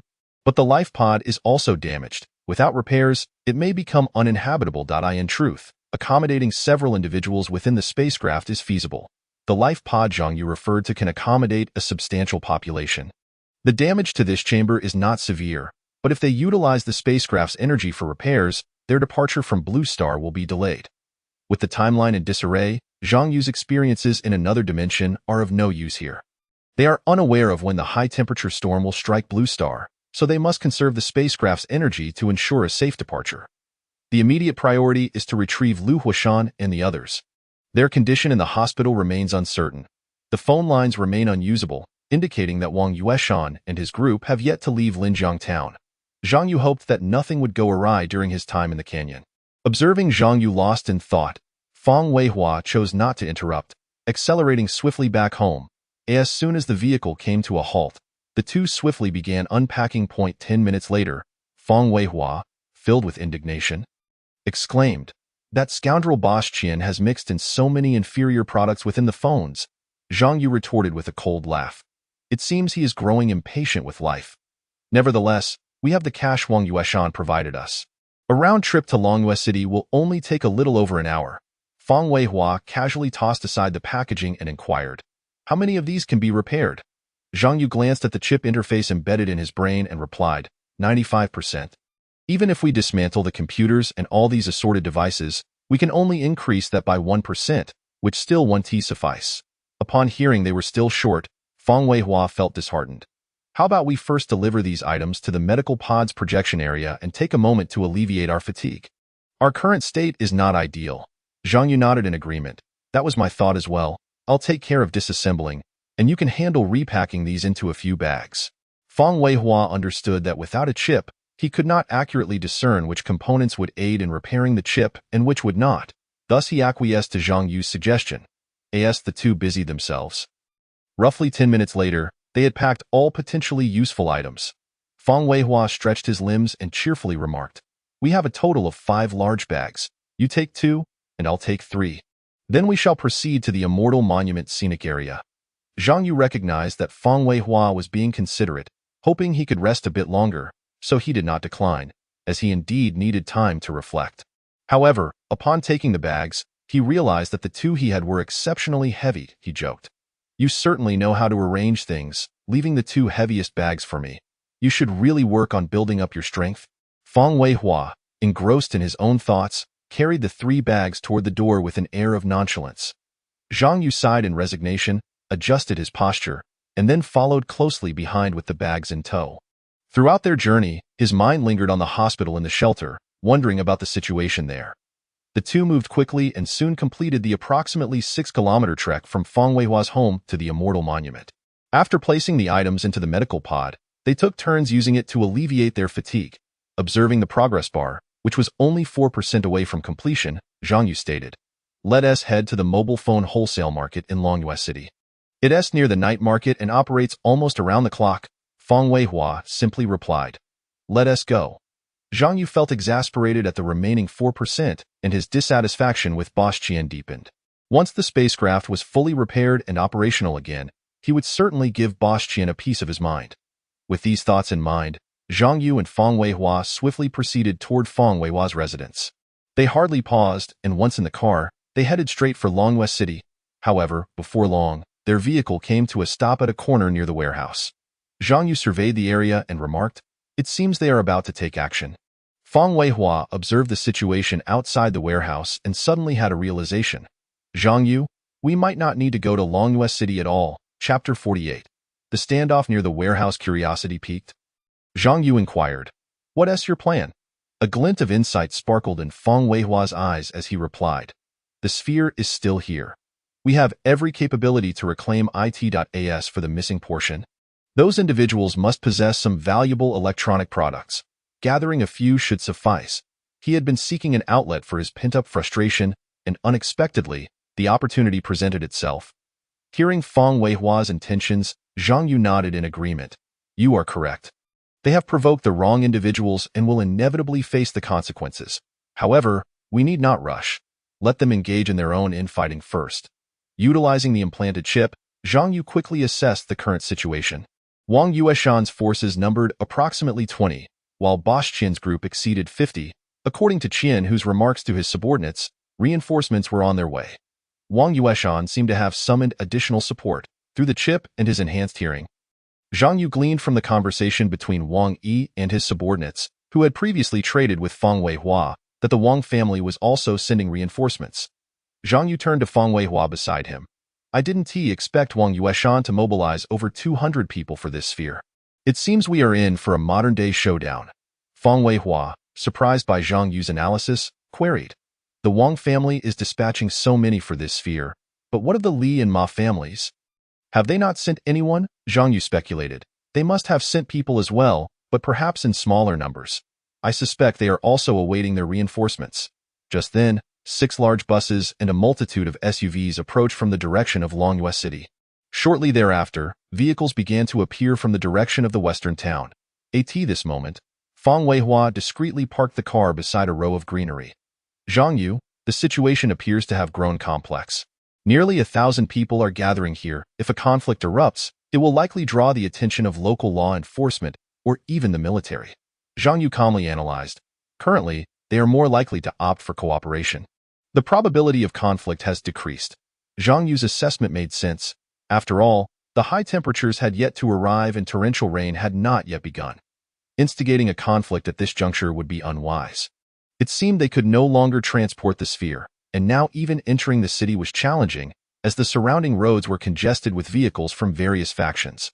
Boss Qian controlled the roads to the west, south, and north, while the other 3 families occupied the eastern route. The standoff between the 2 sides was unmistakably evident. Fang Weihua asked in confusion, "Aren't the Li and Ma families also here for the sphere? Why would they choose to ally with the Wang family?" He noted that the leaders descending from the eastern vehicles had gathered around Wang Yi and others, seemingly engaged in discussion. Zhang Yu explained, "This is, after all, Boss Qian's territory, As the saying goes, a strong dragon cannot suppress a local snake. Their three families, coming from the city, are slower to reinforce and thus must unite to address the current predicament. While elucidating this to Feng Weihua, Zhang Yu devised a plan to acquire the necessary materials. With everyone's attention focused on the standoff ahead, and Wang Yi parking his vehicle near the warehouse for protection, they had unwittingly provided Zhang Yu with an opportunity. The sphere was crafted anew for the spacecraft, with materials added later. Thus, Zhang Yu was entirely capable of discreetly creating an opening to extract the materials he required. As for whether this would alert others, Zhang Yu chuckled inwardly, knowing precisely where the weakest points of his creation lay. Zhang Yu had a clever strategy in mind for dealing with the guards. He intended to incite discord among them, leading them to turn on one another, thereby allowing him to seize the materials he needed. Although the substance within the sphere constituted only 2% of its total, the guards would likely be carrying phones. Collecting around 20 should suffice. With the plan set, Zhang Yu shared his intentions with Feng Weihua. What? You plan to act right under so many noses, Zhang Yu? We could easily wait until the situation clarifies before making a move. There's no time to delay, Zhang Yu stated bluntly. Feng Weihua looked at Zhang Yu with a puzzled expression. Why is there no time? Zhang Yu countered. Boss Qian must know that the phones he provided me are not the type I requested, correct? Feng Weihua gently nodded in response. That is certainly the case. Without his orders, his subordinates would not dare to treat us so cavalierly. Zhang Yu continued, if you were Mr. Qian, knowing that we would inevitably discover the discrepancy in the value of the phone, what would you do? Feng Weihua speculated. Act preemptively? Precisely, act preemptively, Zhang Yu asserted firmly. Thus, I am concerned that something might happen at the hospital in the shelter. Feng Weihua immediately grasped the implication. You mean Mr. Qian may send someone to the hospital in the shelter to trouble Lu Huashan and your father-in-law's family? This possibility cannot be dismissed. Zhang Yu's words conveyed a profound anxiety, primarily because I currently cannot contact them. Therefore, to avert such a situation, we must repair the auxiliary chip tonight, utilizing the spaceship's tractor beam to bring them aboard. Feng Weihua concurred. Given Mr. Qian's character, he would indeed do such a thing. It seems we must act immediately. Zhang Yu decided, let the vehicle stop here. You make a U-turn, and we shall prepare to retrieve the items. Feng Weihua inquired in confusion. How do you plan to take them? Those are all iron implements. Zhang Yu, confident, replied, the iron ball was completed first, thus it has a very thin layer of iron skin, allowing me to easily create an opening. However, this hinges on provoking them into a scuffle first, to mask our actions with the noise. Feng Weihua had silently executed the U-turn, with the headlights off and everyone's attention focused ahead. No one noticed the stationary electric vehicle around the corner. Once the vehicle came to a halt, Feng Weihua and Zhang Yu immediately alighted, making no sound as they communicated silently through the implanted chips. Feng Weihua messaged Zhang Yu, I will wait for you in the bushes next to the warehouse. Zhang Yu responded, all right, be nimble and do not let them notice, and no sooner had he spoken than Zhang Yu allowed the chip to take control of his body, initiating his plan. Under the cover of night, Zhang Yu swiftly approached the subordinates sent by Mr. Qian, locating a vehicle left unguarded. Through the chip's sensory detection, he discovered several realistic-looking handguns and a few crossbow bolts inside. Goodness, it truly is a modern version of a shootout, and they are well prepared, Zhang Yu mused. Chapter 49. Zhang Yu provokes a dispute. He quickly crept beside the driver's seat, noting that there were people inside. But the door was wide open, likely due to the heat. The vehicle was not running, and their attention was all on the warehouse, leaving them unprepared for someone to seize their weapons. Seizing the opportunity, as one of them turned to glance at the warehouse, Zhang Yu dashed into the driver's seat, delivering a fatal blow before the man could even utter a sound, collapsing onto the seat with a clear wound at his throat. After his success, Zhang Yu swiftly picked up a realistic gun, loaded it with steel balls, and advanced towards the open space in front of the warehouse. For him, the steel ball ammunition was quite practical, and he had deliberately pocketed a substantial amount. On his way to the warehouse, he silently dispatched Mr. Qian's subordinates. The drivers in the vehicles barely escaped unscathed. This moment, Su Zhan and Qian, who had yet to notice anything amiss. They were in negotiations with Wang Yi, the representative of the Wang family, Li Jia the Li family, and Ma Yuzian of the Ma family. Zhang Yu stealthily reached the bushes beside the warehouse. Overhearing Su Zhan's voice, Wang Yi, Li Jia, Ma Yuzian, you three families are quite well informed. However, this is Linjiang Town. Are your hands reaching too far? Wang Yi coldly questioned. Suzan, this is not us overstepping. It is you who are meddling too much. We are merely here for normal market transactions in Linjiang Town, yet you obstruct us. Such actions are akin to those of a bandit, Elijah concurred. What Brother Wang says is absolutely correct. We live in a society governed by law. Do you not fear the repercussions of your actions? Suzan, however, chuckled, a hint of derision in his tone. You seem to have forgotten that in just a few days, this so-called law-abiding society will face a crisis of survival. How can we stand idly by in matters of such life and death? Ma Yuzian proposed a compromise. Why not do this, everyone? Let our four families share this sphere. By merely mixing its materials with other building materials, we can yield its benefits. The sphere is so enormous, and it surely contains ample resources sufficient for our four families. Ma Yuzian did not wish for conflict at this moment. It would yield no benefit to the Ma family. After all, they had already taken the lead, acquiring a substantial amount of soil surrounding the sphere. Although the material content in the soil was minimal, it sufficed for their outer layer of protection. However, Wang Yi and Li Jia did not agree with Ma Yuxian's perspective. Their own soil was already insufficient, compounded by the uncertainty of the internal materials of the sphere. If the quantity proved inadequate, the consequences would be dire. Better to resolve this matter now than to regret it later. In Wang Yi's view, the sphere belonged to the Wang family, and the distribution should be determined by him. If he agreed to cooperate now, not only might their previous investments go to waste, but they would also only receive a mere quarter of the share, an enormous loss for the Wang family. Thus, both men expressed dissatisfaction with Ma Yuxian's proposal. Before Suzan could respond, Wang Yi interjected, Ma Yuzian, what kind of logic is that? Why should the Qin family interfere in our affairs? Moreover, the quantity of materials within this sphere remains unclear. If it turns out to be insufficient, what do you propose? Shall we provoke yet another conflict? Indeed, I, Li Jia, firmly refuse to collaborate with the Qin family, nor will I agree to share the materials within this sphere. Li Jia also firmly declared, my family will never cooperate with the Qin family, nor will we consent to share the materials within the sphere. Earlier at the intersection, Li Jia's men had been intercepted by the Qin family, resulting in conflict. They were the first among the three families in Longyue City to suffer losses. Suzan's attitude also left him exceedingly displeased. Thus, he would never cooperate with them. Ma Yuzian, what Li Jia has said is precisely what I think. You have only two choices. Either leave that item behind and take your money to leave, or we shall resolve this with force. The victor shall take the sphere. It will depend solely on who prevails. Mr. Qin's orders are to seize the sphere intact, leaving no room for negotiation or cooperation with these families. Wang Yi and the others are in the same boat. They must consult their respective superiors, which would take considerable time and might not result in a consensus. Suzan is unwilling to engage in such a time-consuming and laborious matter. He had been injured by Zhang Yu outside the warehouse and urgently needed to address the current affairs to hasten his trip to the hospital for treatment. Qin, who also required medical assistance. Time was of the essence for them. The reason he was stalling with Wang Yi and the others was to await reinforcements. Mr. Qin had mobilized personnel from nearby villages. These individuals, whether former street thugs or construction workers, would not dare to defy Mr. Qin's orders.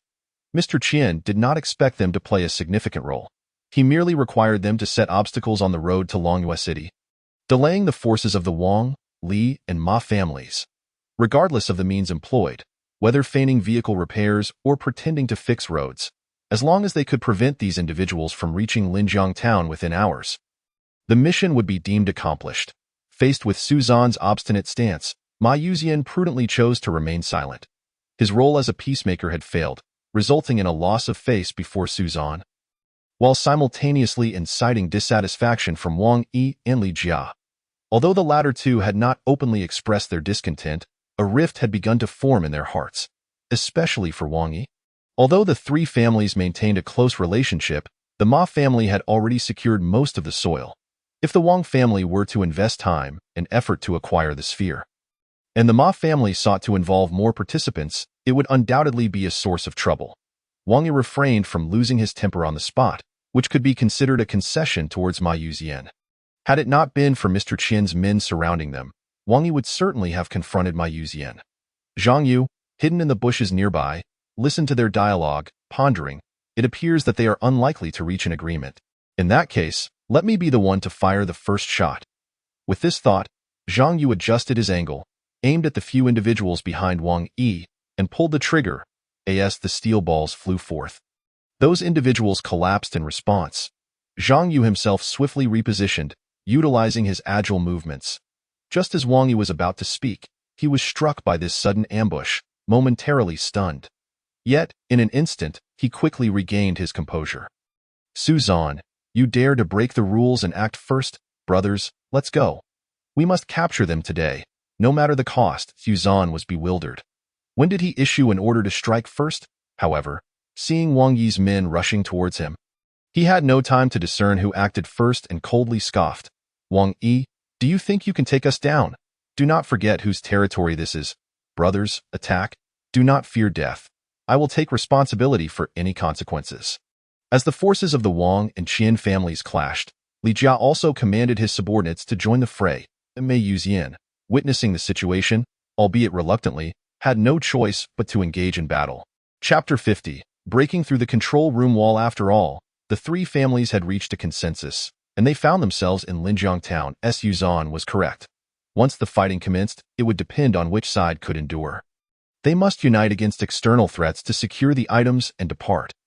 Otherwise, they would remain here, waiting for their respective bosses to resolve the situation.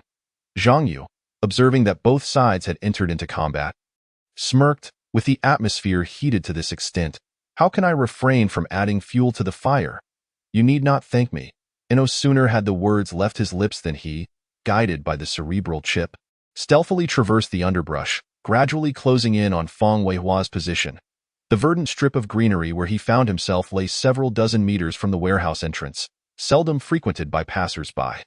Yet Zhang Yu quietly disposed of several of Qian's subordinates who had come to procure weapons, confiscating their phones one by one as he continued his advance towards Feng Weihua. Unbeknownst to Feng Weihua, Zhang Yu was able to so effortlessly instigate a conflict. He believed that these individuals would require some time before engaging in combat, given their overwhelming numbers, and that once violence erupted, the consequences would be difficult to manage. However, he remained unaware that Zhang Yu had deduced through the chip that these individuals were on the brink of conflict, needing only a spark to ignite an explosion. Thus, Zhang Yu opted for immediate action. After placing the confiscated phones and other items in the vehicle, he swiftly arrived beside Feng Weihua. In a hushed tone, Feng Weihua inquired, Zhang Yu, they are embroiled in a fierce battle. The warehouse is nearly unguarded. Shall we proceed now? Zhang Yu cast his gaze towards the warehouse and replied calmly, allow me to assess the situation inside first. With the assistance of the chip, he surveyed the dynamics within the warehouse. Apart from 3 individuals on the second floor, the remaining 15 were gathered at the entrance of the first floor, fixated on the chaos outside. The warehouse selected by Feng Weihua was indeed spacious. With over 1,000 people clashing at the entrance, it surprisingly did not feel congested. After confirming the internal situation, Zhang Yu turned to Feng Weihua and stated, the subsequent actions are in your hands. We will infiltrate through the back door, targeting the vehicle located at the center of the warehouse. You will be responsible for breaching the door, while I will secure the items. That I will handle those individuals, and you will collect any electronic devices such as phones from them. Once we have succeeded, we will retreat immediately. Feng Weihua nodded in agreement. You can leave these matters to me.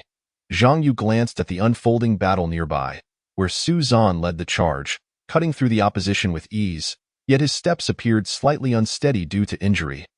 Lacking his previous agility, Wang Yi, Li Jia, and Ma Yuxian had not entered the fray.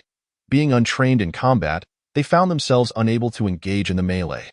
Neither side had resorted to ranged weaponry, perhaps out of concern for societal order, fearing that revealing their true capabilities might grant their adversaries a lethal advantage.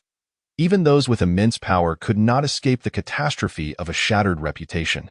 Zhang Yu withdrew his gaze from the battlefield and instructed Feng Weihua, let us act. We will approach the warehouse's back door. Feng Weihua followed Zhang Yu's directives closely, as the two silently approached the control room from the eastern side of the warehouse through the underbrush. Since Zhang Yu had already sealed the roll-up door with a metal frame, they could only enter the warehouse via the control room. Fortunately, the walls of the control room were constructed from eco-friendly materials, making them more vulnerable compared to the rest of the warehouse. With Fang Weihua's strength and the pointed club in his hand, he was more than capable of breaching the wall. After Zhang Yu swiftly dispatched the 5 guards at the back door, they found themselves beneath the outer wall of the control room. Relying on the chip's calculations, Zhang Yu identified the optimal point for breach, gently tapping several spots, signaling to Fang Weihua that they could proceed. Fang Weihua inserted the tip of the steel rod into the wall at the designated points and repeated the action at the remaining locations. As Zhang Yu had anticipated, the wall of the control room was indeed weak. After several thrusts, Fang Weihua had penetrated the wall. Once all predetermined holes were made, he stepped back a few paces and then forcefully kicked the central wall panel. With a resounding crash, a large hole was created in the control room's wall. This noise immediately alerted the remaining personnel inside the warehouse, Lie Wei. What was that sound from the back? Wang Jie's voice carried a hint of curiosity. I'm not sure, Wang Jie. Should we go check it out? Li Wei replied. All right, we aren't involved in the front lines anyway, and it seems unlikely that a victor will emerge anytime soon. Wang Jie concurred. Lie Wei expressed some concern. What if the Qian family has flanked us from the back? Wang Jie shook his head. Stop worrying unnecessarily. Our people are all to the east, and their numbers are comparable to ours. They wouldn't dare to sneak around back. Besides, there's no path to take. In truth, there was indeed a route to the rear, but they had not noticed it in their haste. Suzan was well aware of this. Thus he had deliberately instructed Qian Hu to take the main road around to the small path leading to the warehouse, intending to quietly transport the goods from the back door while the attention of the Wang, Li, and Ma families was focused on the front. This strategy was indeed clever, yet he never anticipated that Zhang Yu and Fang Weihua would return, disrupting his plans and setting the stage for future troubles. Of course, these were matters for another time. At present, Su Zan was oblivious to these developments. Just as Wang Jie and Li Yiwei conversed while making their way towards the rear of the warehouse, Zhang Yu had already readied himself for an assault, while Fang Weihua stood guard outside, collecting the electronic devices from the 5 individuals. Wang Jie was the first to notice something amiss, pointing at the control room's wall. Li Yiwei, it seems this wall has been damaged. Following Wang Jie's flashlight beam, Li Yiwei indeed spotted the large hole. Strange, this hole wasn't here when we passed earlier. Be cautious. There may be someone inside. Wang Jie warned. Zhang Yu silently assessed. This Wang Jie is quite vigilant, but he escaped. In the very moment Wang Jie and Li Yiwei halted outside the control room, Zhang Yu materialized from the shadows like a specter. Before they could react, 2 steel balls silently flew forth, striking their targets with precision. Zhang Yu then swiftly approached, supporting the 2 collapsing figures and gently laying them on the ground to avoid any noise. He maintained his silence and stealthily advanced towards the enclosed truck. After meticulously calculating the order of his strikes, Zhang Yu unleashed 3 consecutive steel balls towards the 2nd floor and then rapidly moved to the front of the enclosed truck, closely observing the commotion at the warehouse entrance. Just as he concealed himself at the truck's front, the 3 guards on the 2nd floor fell, immediately drawing the attention of those at the warehouse entrance. One of them, puzzled, remarked, "What happened to the 3 on the 2nd floor? Why did they suddenly collapse?" Another responded, "Li Yiwei and Wang Jie went to investigate the situation at the back and haven't returned. Could something have gone awry?" Chapter 51. The goods secured. Let us check the situation out front. At that moment, a figure stepped slowly from the periphery of the warehouse into the dimly lit interior. Everyone turned in unison, exclaiming, "Brother He." Wang He strode confidently, issuing commands. "Shao Qi, you take 2 brothers and scout upstairs. The rest of you, follow me to the back. Qian Hu is yet to show himself, and I fear he may have circled around to the rear of the warehouse." Since Su Zan had clashed with them, Qian Hu had remained conspicuously absent, an unusual behavior that caused Wang Yi, Li Jia, and Ma Yuxian to feel a growing unease. Consequently, Wang Yi dispatched his younger brother Wang He to investigate the warehouse. Shao Qi received the order and quickly summoned 2 others to ascend. Wang He led the remaining members directly towards the enclosed truck. Zhang Yu, hidden at the truck's front, observed as they penetrated deeper into the warehouse, calculating, "If I strike from this distance, it may alert those outside. I must wait until they come closer before making my move." He silently gauged the distance while Shao Qi and his companions reached the 2nd floor, their flashlight beams illuminating the spot where the 2 had fallen.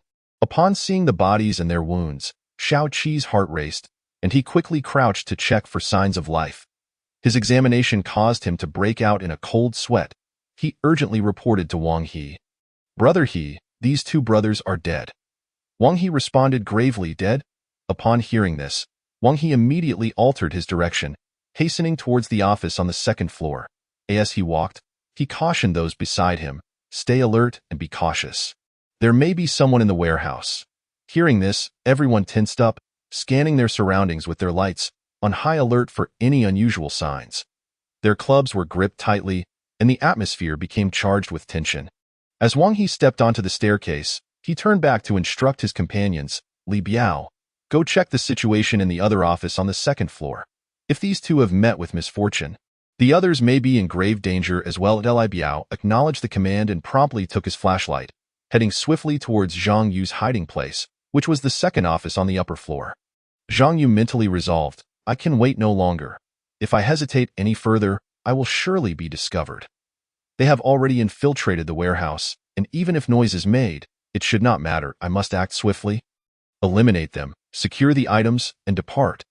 With his mind made up, Zhang Yu launched the first offensive, accurately strict at this moment. There were merely 6 individuals upstairs, a situation that Zhang Yu could resolve in the blink of an eye. Just as he rounded the corner of the staircase, a man swung a club fiercely towards him. However, under the control of the chip, such an attack was well within Zhang Yu's grasp, in a swift motion. He deftly evaded the weapon and seized it from the assailant's grasp. Almost immediately, he launched a steel ball from his left hand, striking the opponent squarely in the throat. Zhang Yu then cast the man aside and advanced resolutely towards the direction of Wang He, his gaze unwavering and his step steady. Upon seeing Zhang Yu, Wang He was taken aback and urgently inquired, "You are not Qian Hu. Who exactly are you? Why are you attacking us? Do you not understand the power of the Wang family? My brother is the project head of the Wang Group. I can offer you a substantial sum of money if you spare me." Yet, Zhang Yu had no time to heed his frantic pleas. After swiftly dealing with the remaining adversaries, he approached Wang He and coldly replied, "I shall not take your life, but you must endure a slight discomfort first." Before the words had fully left his lips, Zhang Yu struck decisively, rendering Wang He unconscious. Following this, he rummaged through Wang He and the fallen individuals around him for electronic devices, then descended the stairs, heading straight for his truck. The vehicle was his, and he naturally had the spare key in hand. Upon opening the rear compartment, Zhang Yu quickly located the secured sphere and skillfully felt along its contour. Guided by the chip, he soon found the small opening containing the rare materials. With a forceful tear, he ripped open the metal seal, extracted a pre-prepared bag, and emptied its precious contents. He then restored the metal cover to its original state, reaffixing it with glue from within the truck, ensuring that no signs of tampering would emerge in the short term. At least they won't discover anything unusual tonight, Zhang Yu murmured to himself before swiftly leaving the truck to rendezvous with Feng Weihua. However, circumstances took a slight turn when a call from Feng Weihua suddenly rang out. Zhang Yu's expression darkened as he answered the call. "Feng Weihua, has Qian Hu brought his men?" Feng Weihua's voice came through. "You guessed correctly. This fellow has brought at least dozens of men and has already reached the open space outside the control room. I am currently holding them off. Have you secured the items?" Zhang Yu replied while on the move. "I have obtained the items and am heading over." Feng Weihua cautioned, "Be careful. Qian Hu has firearms." A sense of urgency gripped Zhang Yu. How was Feng Weihua managing to fend off armed foes without any ranged weaponry? With this question lingering in his mind, he quickened his pace, covering the short distance of over 60 meters in mere seconds. As he neared the control room, he heard shouts from behind, yet he did not look back. Knowing that the Wang family had already discovered the irregularities in the warehouse, making it unwise to linger. Bursting out of the warehouse, Zhang Yu spotted Feng Weihua engaged in a fierce battle with Qian Hu and his men. This time, Qian Hu was far more cautious, refraining from close combat and instead directing his subordinates to fire with replica guns. Fortunately, they had not used flashlights to avoid detection by the Wang family. Feng Weihua's enhanced physique and night vision kept him. Zhang Yu remarked, "If you do not mind attracting the entire world to this place, then let us proceed with our endeavor." Launching an attack here, even with the relatively primitive technology of Blue Star, is bound to draw attention. However, Zhang Yu had a more cunning strategy in mind. "Zhang Yin, activate the dimensional space." "Master, Initiating the dimensional space will consume a portion of the ship's energy. Are you certain you wish to proceed? Zhang Yu resolutely replied. Affirmative. Activate it. Zhang Yin. Engage the energy chamber and switch the energy source to air-powered. As Zhang Yin executed a series of commands. Both Zhang Yu and Feng Weihua within the ship felt an unusual surge of energy. Feng Weihua, puzzled, inquired, Zhang Yu, what exactly is this dimensional space you speak of? With a mysterious smile, Zhang Yu replied, just watch, and you shall see how I deal with them. And no sooner had he spoken than the scene within the dimensional space shifted to the warehouse. Zhang Yu merely tapped the body of Qian, who with the spatial pin. And an instant later, a small hole appeared on Qian, whose body, blood gushing forth.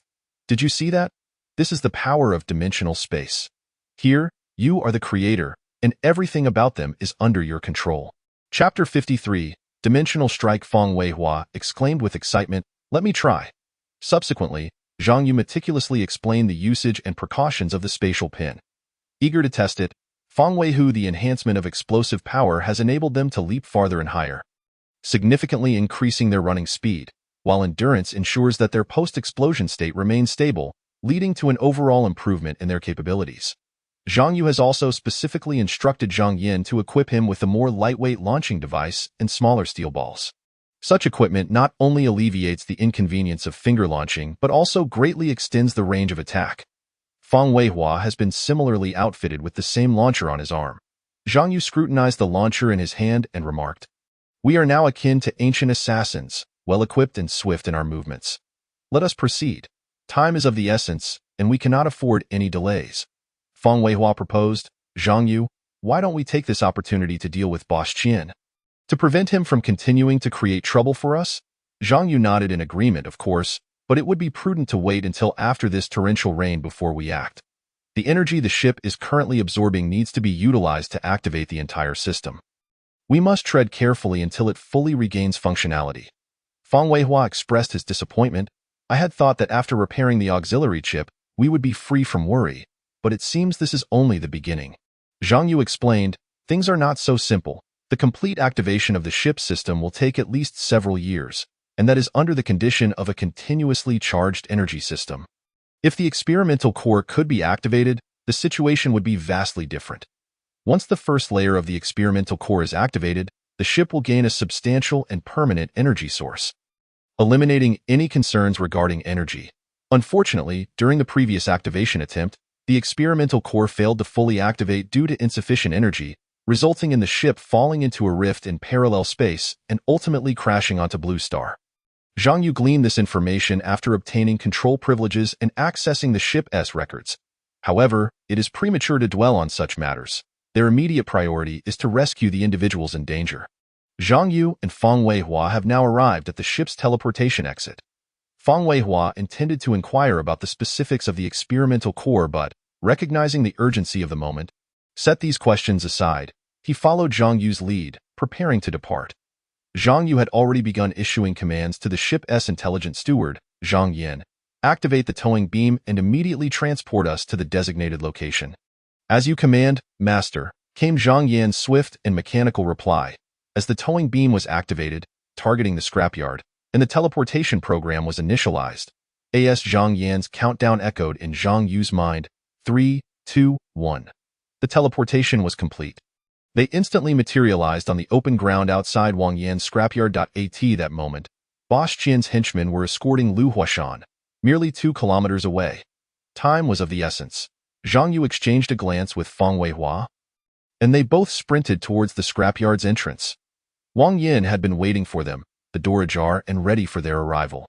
Upon entering, Zhang Yu rushed into the inner room and urgently inquired, Wang Yan, where are the car keys? Right here. Wang Yan's voice came from within, as he approached the entrance holding the keys. Zhang Yu swiftly crossed the room, snatching the keys from Wang Yan's hand while saying, I will explain later. We must address this emergency immediately.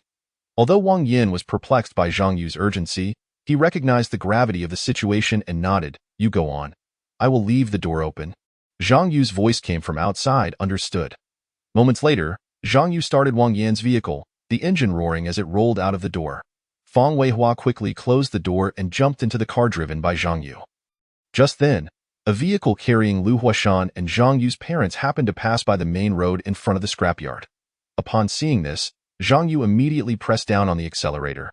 Stealthily following the vehicle, he deliberately turned off the headlights and activated the engine's sound-mimicking system to silent mode, allowing their car to glide through the night like a specter, quietly tailing the vehicle ahead as it made its way toward the town center.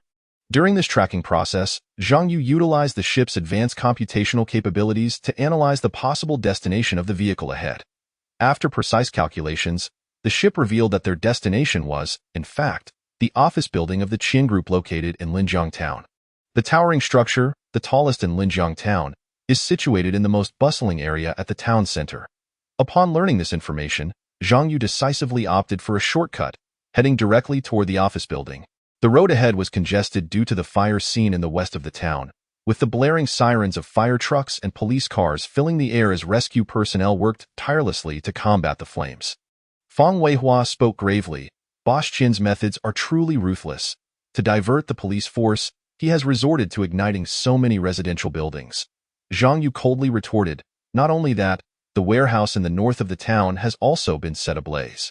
These two locations are quite far from your warehouse, a distance of over 10 to 20 kilometers, ensuring that the situation near the warehouse remains undetected. As for the possibility of being discovered by the town's residents? Zhang Yu chuckled derisively. The main roads of the city are all blocked. People cannot go out at all. How could they possibly notice our movements? Even our previous operation to retrieve the spherical substance from the warehouse was successfully executed by taking the back roads of Linjiang village to evade the blockade. Chapter 55. Taking action to save people. The road they were currently traversing, guided by the ship's precise navigation, allowed them to stealthily approach the Qian Group's office building, circumventing a series of small paths, basements, and fields. Had they chosen to follow that vehicle directly, they would undoubtedly have faced interception and questioning. Therefore, Zhang Yu's choice was undeniably wise. As their vehicle gradually neared the office building, the illuminated structure became increasingly pronounced. Despite the power grid of the small town being incapacitated, Boss Qian evidently would not allow his workplace to succumb to darkness. Two massive generators tirelessly operated in the basement, making the Qian Group's office building the sole beacon of light in the night. Fang Weihua gazed at the brilliantly lit building, expressing his concerns. Zhang Yu, this office building is so brightly lit. The surveillance equipment must still be functioning normally. We must disable it before we can enter to rescue them. Otherwise, tomorrow, we may find ourselves as the targets of public ire. Zhang Yu, however, smiled with ease. Do not worry.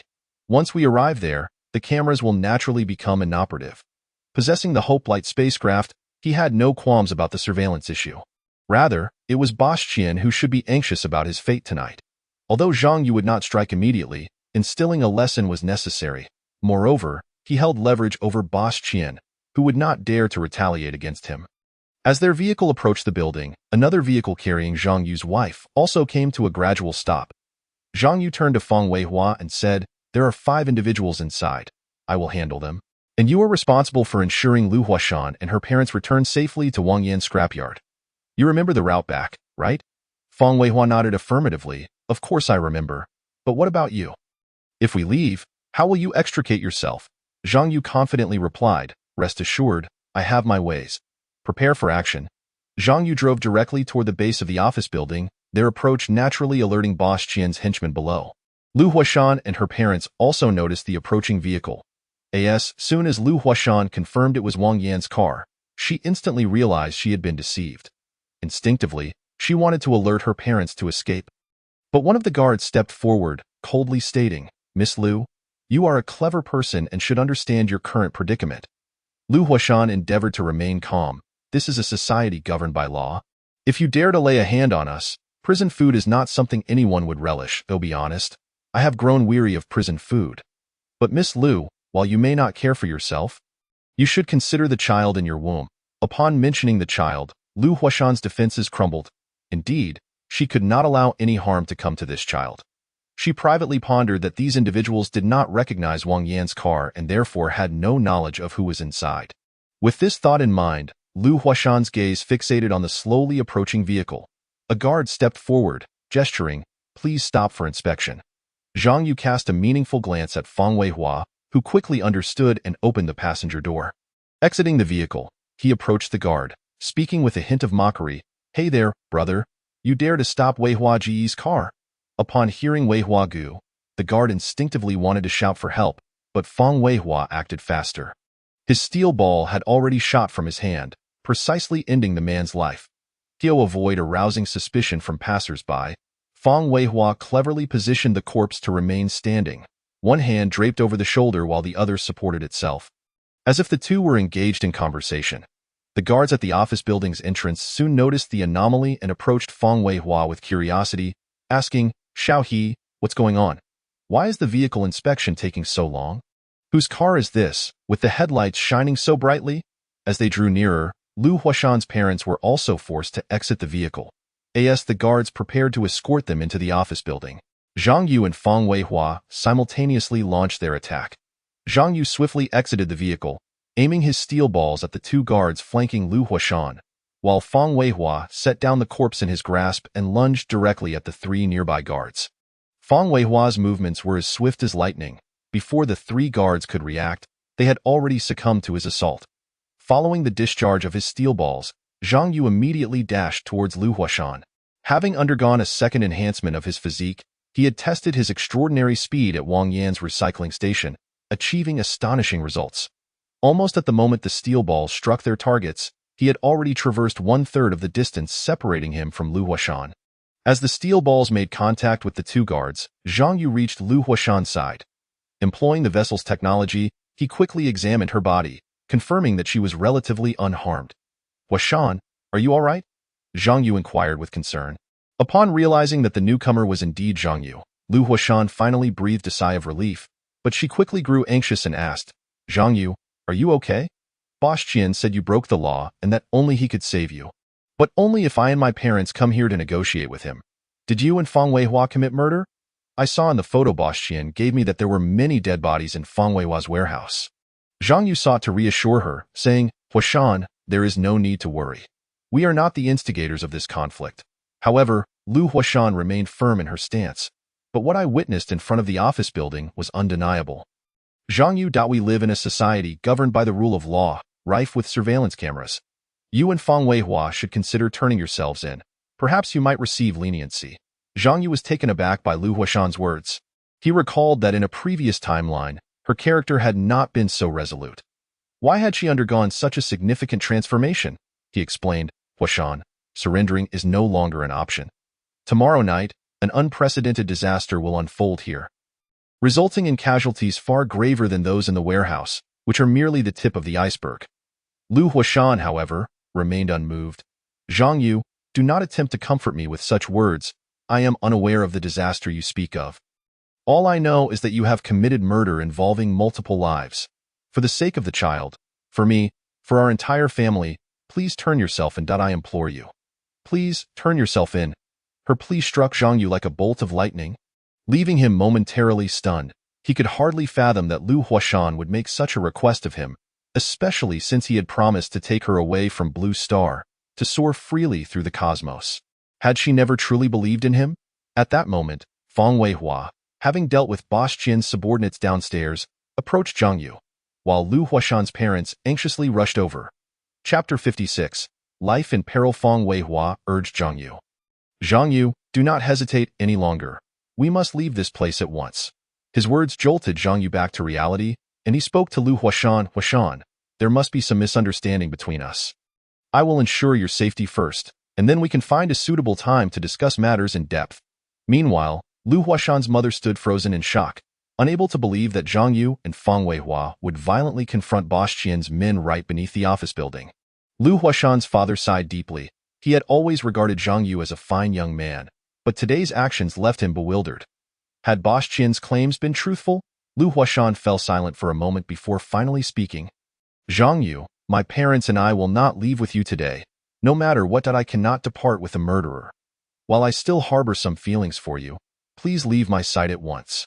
Lu Huashan's father echoed her sentiments. "Zhang Yu, for the sake of the child, you should leave quickly. Let us pretend we have never met." Zhang Yu insisted, "Dad, you must come with me. This place is too dangerous. And that Qian fellow has ulterior motives." Feng Weihua added, "Uncle, Huashan, those people were indeed sent by Boss Qian. If not for Zhang Yu and me fighting tooth and nail, We might have ended up like those others. Lu Huashan's agitation grew. Stop talking. Boss Qian is wealthy and powerful. He can simply pay a sum to settle things. What do we have? How can we possibly oppose him? She nearly shouted. Leave. Get out of my sight. Just as Fang Weihua was about to argue that they had a vessel, Zhang Yu interrupted him. Huashan, we are leaving now. Dad, please take care of Mom and Huashan, especially Huashan. Do not let her become too agitated, lest she harm the child. Lu Huashan's father reassured, do not worry, Zhang Yu. I will take good care of them. You and Fang Weihua should leave quickly before word of this spreads. Zhang Yu cast one last deep glance at Lu Huashan, then led Fang Weihua towards the vehicle. Once inside, Fang Weihua anxiously asked, Zhang Yu, what is going on? We cannot leave them here. That bastard Qian will surely have more sinister plans. Zhang Yu replied with worry. I know, but you saw how agitated Lu Huashan is. I'm concerned that if this continues, she might miscarry. Fang Weihua proposed. Why don't we charge in and capture Boss Qian? Just as Zhang Yu was about to respond, he suddenly realized something. Oh no, Huashan is showing signs of miscarriage. Fang Weihua, hurry, we need to get them to the vehicle. Fang Weihua noticed Zhang Yu's panic and quickly looked up, seeing a pool of water gathering beneath Lu Huashan's feet. His heart sank, and he rushed back toward the office building alongside Zhang Yu. Dad, Mom, get in the car quickly. I'll take you to the hospital right away. Zhang Yu called out anxiously. Lu Huashan weakly protested. Zhang Yu, didn't I tell you to leave? Why have you come back? Zhang Yu replied firmly. How can I leave knowing you are in this state? Quickly, let us go to the hospital. Though Lu Huashan was reluctant, her physical discomfort rendered her unable to resist, and she allowed Zhang Yu to assist her into the vehicle. Fang Weihua hurriedly directed, Uncle, Auntie, get in the car now. We must leave immediately. He helped Lu Huashan's mother, still in a state of panic, towards the car door, with Lu Huashan's father following closely behind. Fang Weihua, I will take care of your aunt. You go drive, Zhang Yu interjected. Let me drive, he insisted. Through the chip? Zhang Yu whispered to Fang Weihua, if we encounter pursuers, I will rely on you to handle them. Rest assured, Zhang Yu. I will take care of those minor players, BY this time. Boss Qian had learned of the situation outside the office building and was hastily mobilizing personnel to intercept Zhang Yu and his group at all costs. Fortunately, Zhang Yu had preemptively disabled all surveillance cameras and signals, forcing communication to rely solely on manpower, thereby granting them precious time to escape. Had they delayed any longer, Lu Huashan's condition would have likely worsened. To maintain his composure, Zhang Yu allowed the ship's chip to take control of his body. With the chip's adjustments, he stabilized his emotions and drove the group swiftly towards the refuge hospital. However, shortly after leaving the office building, the ship's shielding effects began to wane. The shielding function primarily depended on the chip within Zhang Yu, and as the distance increased, its effectiveness gradually diminished. Once the shielding was completely lifted, Boss Qian immediately seized a satellite phone, issuing orders to his subordinates in Zhenqi to intercept Zhang Yu's vehicle at all costs. At this moment, Zhang Yu had entrusted the driving task to Fang Weihua and was fully focused on attending to Lu Huashan's injuries. Lu Huashan's emotional turmoil led to significant bleeding, leaving Zhang Yu at a loss and hoping for the timely arrival of the ship to transport her to the medical bay for emergency treatment. Zhang Yan, I must warn you. If the Hoplite ship departs now, the energy consumption will be exceedingly severe, and the systems currently being activated will be forced to shut down if not interrupted. The remaining energy will be insufficient to sustain the ship's operations. Yet Zhang Yu could not afford to consider such losses. He needed to save Lu Huashan and the child she carried. Zhang Yan, immediately abort the system activation and launch the ship. Bring us back. As you wish, Master. Executing your command now. System activation is being aborted. Quickly, faster. Zhang Yu urged inwardly, his anxiety mounting to at that moment. Lu Huashan seemed to grasp her predicament. Weakly addressing Zhang Yu, let my parents take the child away. You have committed a crime. If the child remains with you, they will have to live a life of fear and uncertainty. Zhang Yu responded resolutely, Huashan, you will be fine. As for the child, let them stay with me. My parents are too old to bear such a burden. I will take you all to a place where no one can find us. Lu Huashan's voice grew increasingly faint, but I do not wish for such a life. You are often away from home. Deep down, I do not want this child to be born, but my parents have always urged me to be more accepting. Zhang Yu felt a burning urgency within. Why has the interruption not completed yet? Is it truly impossible to alter the course of fate? Zhang Yin, what is the status of the interruption? Master, the interruption process has reached 60%. Zhang Yu's gaze fell upon the frail body of Lu Huashan, an indescribable sorrow welling up within him, as if he were once again confronting an inevitable farewell. Huashan, had you chosen to leave with me just now, perhaps this would not have come to pass. Chapter 57. A scene of devastation. Lu Huashan slightly shook her head, her tone resolute yet feeble as she addressed Zhang Yu. Zhang Yu? After I depart, you must ensure that my parents return home safely. With those words, she closed her eyes, her complexion as pale as parchment. Lu's mother had just recovered from the harrowing event in the office building, only to be confronted with the life-threatening crisis of her daughter, the anxiety within her triggering a heart attack. She pressed her hand against her chest tightly, groaning in pain, ultimately collapsing onto the seat within the vehicle. Zhang Yu, quick to react, supported Lu's mother, his heart racing with urgency as he called out, "Mom, you must hold on." He then turned to the intelligent assistant, Zhang Yin, and urgently commanded, "Zhang Yin, quickly assess my mother-in-law's condition." Data flickered rapidly across the chip control interface in response to Zhang Yu's command. "Master, her cardiac function is deteriorating rapidly. Immediate medical intervention is required, whether at a hospital or aboard the spacecraft." Zhang Yu's brow furrowed, his inner turmoil akin to ants in a hot pan. He checked the control interface once more, inquiring, "Is the disruption process not yet complete?" Zhang Yan's voice remained calm and swift. "There is still 20% remaining until complete disruption." Taking a deep breath, Zhang Yu resolved to stabilize their conditions before the spacecraft arrived. He knew how to administer emergency treatment, but lacking the necessary tools, he could only alleviate their suffering through various acupressure points. He gently lifted Lu Huashan, carefully placing her on the seat, and then assisted her parents into the back. Fang Weihua drove with intense focus, simultaneously glancing in the rearview mirror with concern. "Zhang Yu? How is Auntie's condition?" Zhang Yu's gaze fell on Lu's mother, his voice laden with gravity. "She is having a heart attack. Urgent treatment is imperative." Fang Weihua nodded solemnly, pressing the accelerator to the floor. The cityscape outside the window blurred by like a rushing stream, while the atmosphere inside the vehicle was thick with tension and unease. Lu's mother attempted to speak, but the sudden and severe onset of her condition rendered her speechless. Her mouth moving without sound. Witnessing her mother's old ailment resurface, Lu Huashan was engulfed by a tide of anxiety and fear, her own physical state deteriorating rapidly under the impact of this unforeseen blow. She felt her vitality ebbing away, uncertain if she could endure until they reached the hospital. "Mom, I promise you, I will give birth to this child. Please, awaken quickly." Yet, despite Lu Huashan's fervent calls, her mother remained unresponsive.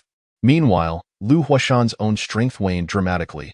Witnessing his daughter's plight, Lu Huashan's father was overwhelmed with anxiety, unable to restrain himself. "Your daughter is in this state. What more chaos can you bring, Zhang Yu?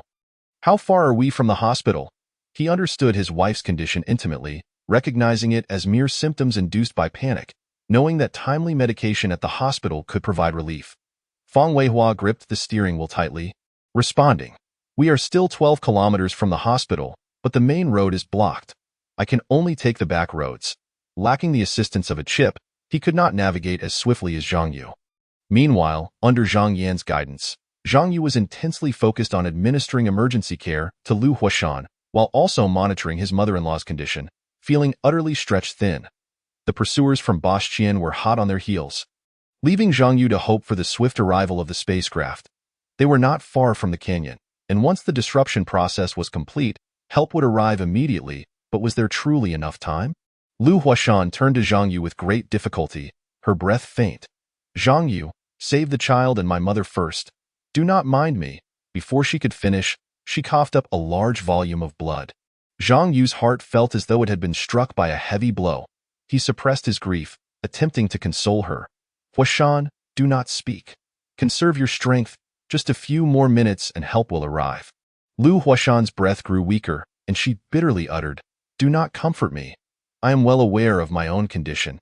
Even with the most advanced technology on Blue Star, I fear all hope is lost. Poor child, never having seen this world, to leave with me. Zhang Yu, you must live on." As her words fell, her body slumped helplessly to one side, losing her last vestiges of consciousness. Zhang Yu stared at the scene before him, his heart torn asunder by despair and anguish. He clutched Lu Huashan tightly to his chest, tears streaming uncontrollably down his face. He understood that her injuries were grievous, perhaps beyond salvation, yet a flicker of determination remained in his heart. Unwilling to surrender, desperately trying every possible avenue to reclaim Lu Huashan and the child's lives from the clutches of death, Zhang Yu's voice shattered with despair. Huashan, Huashan, this cannot be real. He could not accept this cruel reality, deeply convinced that he possessed the ability to save Lu Huashan. Lu Huashan's father stood frozen, tears cascading down his face. He could hardly believe that just half an hour prior, his daughter had been full of life. And now she lay silently before him. Seeing her daughter motionless, Lu Huashan's mother felt as though the last flicker of light within her heart had extinguished. Under Zhang Yu's monitoring, her vital signs were fading rapidly. Zhang Yu cried out in terror, "Mom!" He had never anticipated that his mother-in-law would lose the will to live upon Lu Huashan's passing. This agonizing pain of knowing the outcome yet feeling utterly powerless filled him with rage and helplessness. Even with the chip's assistance, it could not quell the inferno of fury within him. Fang Weihua drove with urgency, pushing the vehicle toward the hospital as swiftly as possible. He understood that Zhang Yu's spirits had plummeted to the depths. Yet the vehicle jolted through the fields, the speed remaining stubbornly low. Each passing second felt like an eternity of torment. At this critical juncture, Boss Qin's pursuers were closing in. Lu Huashan's father held his wife tightly, his eyes reflecting boundless despair and sorrow. He gently caressed his daughter's face, his voice trembling yet resolute. "Fan Xia, Huashan, I am here, with you." Zhang Yu's eyes widened in disbelief, unable to accept what lay before him. His father-in-law appeared to have aged a decade in an instant, this transformation shocking and bewildering him. "Dad, what is wrong?" Lu Huashan's father sighed deeply, his tone calm yet heavy. "Zhang Yu, this is not your fault. They were too lonely, and I wish to be with them. You and Fang Weihua must leave, find a safe place, and quietly spend the rest of your lives." Chapter 58.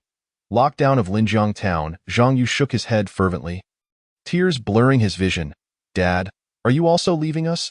Lu Huashan's father nodded gently, a hint of a resigned smile on his face. "Child, you are a good person. None of this was foreseen. If time could turn back, I truly wish these events had never occurred. After I depart, please bury the three of us together. I wish to be with them forever, if possible near you, so we can continue to watch over you." As his words trailed off, he slowly closed his eyes, like a candle flickering in the wind, dimming ever more. Zhang Yu felt deeply that when one loses all hope and motivation, life becomes exceedingly fragile. Rage burned fiercely within him, and Fang Weihua sensed his emotional turmoil. "Zhang Yu, let us fight back." Zhang Yu's voice trembled as he replied, "First, save them." Fang Weihua pressed anxiously, "But the spacecraft has not yet arrived, and we are so far from the hospital. How can we save them?" Zhang Yu responded calmly, "The spacecraft has already arrived at that very moment." As Fang Weihua's voice echoed, Zhang Yu received a notification from Zhang Yin, "Master, the disruption process has been completed. The spacecraft will arrive at your location in 1 second according to Blue Star time." Above the heavenly lake in the canyon, a spacecraft emerged quietly from the water. The lake's surface miraculously flowing in reverse during its ascent, creating a breathtaking spectacle. The spacecraft ascended swiftly, and the lake gradually returned to calm. Zhang Yu immediately instructed Zhang Yin to draw their vehicle into the spacecraft's interior. Fang Weihua was astonished by the spacecraft's speed but understood that saving lives was the most critical task at hand. Upon entering the spacecraft, Zhang Yu swiftly transferred Lu Huashan and her parents to the medical bay's main chamber. Zhang Yin, at all costs, save all three of them, and ensure the child is preserved. With his command, 3 medical beds slowly rose. Zhang Yu and Fang Weihua hurriedly placed the 3 on the beds, anxiously standing by, hearts racing as they awaited the outcome. However, after the machines conducted their assessments, Zhang Yan's voice rang out with somber gravity. "Master, all 3 are in a state of brain death. Even if life can be revived, they cannot return to normalcy. However, the spacecraft has the capability to preserve their thoughts and memories. Would you like to proceed with preservation?" Upon hearing Zhang Yan's words, Zhang Yu's mind went blank, as if his thoughts had ground to a halt. Yet he clung to the last remnants of clarity, struggling to inquire. What is the child's condition? The fetus within your wife's womb has been successfully rescued. However, due to prolonged hypoxia, its physical condition presents several complications that necessitate treatment within the medical chamber. The news of the child's safe arrival offers Zhang Yu a fleeting sense of solace. Yet his spirits soon plummet once more, brain death, he mutters in a daze, his eyes betraying an abyss of despair and helplessness. He comprehends that even the most advanced technology cannot reverse this tragedy. Had he been able to keep them close, perhaps none of this would have transpired. Zhang Yu's thoughts drift back to a time long past, a parallel reality that felt eerily familiar. He had once believed that Lu Huashan would deliver safely after the torrential rain. Yet, unexpectedly, Boss Qian took matters into his own hands, deceiving his wife and in-laws. The flames of anger and vengeance blaze fiercely within him. Qian Ta, I shall not let you escape. I am determined to exact my revenge. In that moment, Zhang Yu resolves to take action without delay, to avenge his family and ensure that Qian Ta pays the price he deserves. Master, do you confirm the preservation of their memories and consciousness? Zhang Yan's voice resounds again, tinged with urgency. Zhang Yu casts a heartfelt glance at Lu Huashan and nods resolutely. Preserve. Master, the process of memory and consciousness preservation will require some time. Zhang Yan cautions. Zhang Yu's tone suddenly turns cold. Zhang Yan, lock onto the subordinates of Boss Qian who are pursuing us and initiate an attack. Understood, Master. Please specify the type of weapon. Zhang Yan promptly responds. After a moment of contemplation, Zhang Yu commands. Utilize Annihilation-class weaponry, Void Cannon. Void Cannon prepared and ready for launch, Zhang Yan confirms. With Zhang Yan's directive, a deep, night-like Void Cannon streaks through the sky, carrying with it a force of annihilation. Upon contact, those pursuing them seem to be engulfed by an endless darkness, vanishing without a trace. However, in this tense moment, the ship's alarm suddenly blares. Warning, warning, the vessel is under lock by satellite-class weaponry. Zhang Yu looks to Feng Weihua, a grateful smile playing on his lips, yet his eyes betray profound concern. He issues a solemn command. Their response is remarkably swift. Zhang Yin, first transport me outside the Qian Group's office building. Then return the ship to the canyon for concealment. Feng Weihua fixes his gaze on Zhang Yu, his tone resolute. Wait, I will accompany you. Zhang Yu furrows his brow, casting a deep look at Feng Weihua, gently advising, Brother, the scene ahead may be one you would rather not witness. Zhang Yu, we have shared life and death for so long. In light of this situation, do you think I would stand idly by? Feng Weihua's words reveal his determination to join the fray. The warm current surges within Zhang Yu. He understands Feng Weihua's character and thus refrains from further protest. Turning to Zhang Yan, transport the two of us together. At that moment, Zhang Yan's voice resonates in Zhang Yu's ear. Master, to evade potential detection, the ship will submerge beneath the lake. You may still maintain communication with the vessel via the chip. Zhang Yu nods in understanding. Subsequently, he and Feng Weihua are precisely transported to the front of the Qian Group's office building. Upon completion of the transfer, the ship immediately enters stealth mode, silently disappearing into the night. Simultaneously, within the military command center of Longhua, a high-ranking officer stands before the expansive control room, his brow furrowed, fixating intently on the fluctuating data displayed on the enormous screen. He suddenly erupts. Why has the signal vanished? His voice exudes an undeniable authority. Report, sir, the adversary appears to have employed some form of advanced cloaking technology, eluding our radar and satellite surveillance.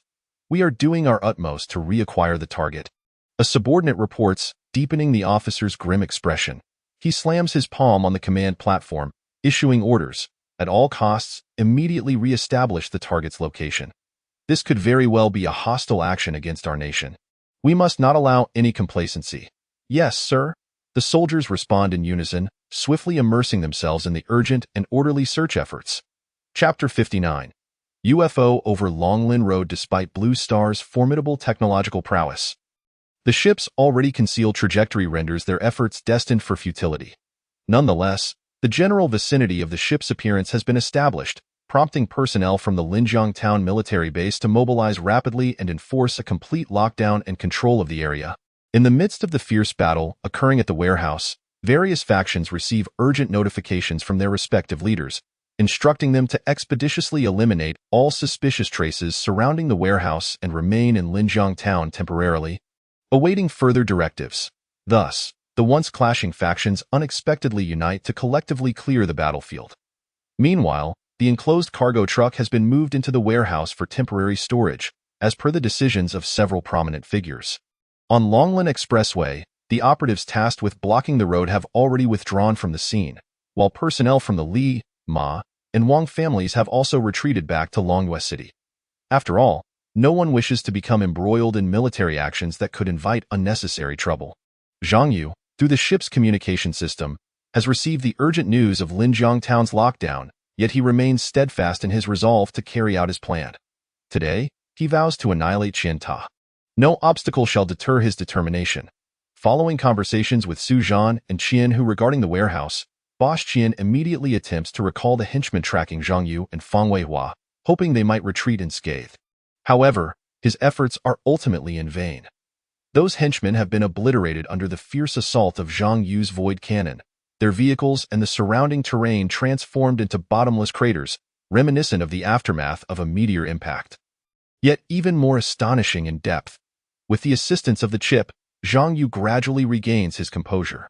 Fearing for his parents' potential involvement, he quickly commands the ship to locate their position. Zhang Yu's mother, Niu Mingxue, has just arrived in Longyue City and is hurrying toward Linjiang Town. Conversely, Zhang Yu's father is not amidst the charred ruins of their home but has already been taken for questioning. Zhang Yu muses to himself, "It seems the enemy's pace of action is far swifter than I had anticipated." "Zhang Yan, how much energy does the ship currently have left?" Zhang Yu inquires. "Master, due to the recent firing of the void cannon and the activation of the cloaking feature, the ship currently retains only 15% of its energy, and due to system activation interruptions, that energy cannot be recovered." Zhang Yan replies, "15% should suffice." "Zhang Yan, proceed to Longlan Road and pick up my mother, Niu Mingxue, aboard the ship. Remember to project the imagined appearance of a blue star vessel to divert their attention. Afterwards, return to the canyon's Tianhu scenic area. The medical chamber projection at Xianren Bay can be reclaimed. As for the access point at Wangyan Scrap Station, maintain the status quo for now," Zhang Yu orders. He plans to return to the ship's interior with Fang Weihua from that location. Although this will consume some energy, considering that Linjiang Village is no longer accessible, it is a necessary course of action. As for his father, who remains oblivious to the situation, he likely will not face severe consequences, so he may remain there for the time being. After issuing a series of commands, Zhang Yan promptly commences the execution of the tasks.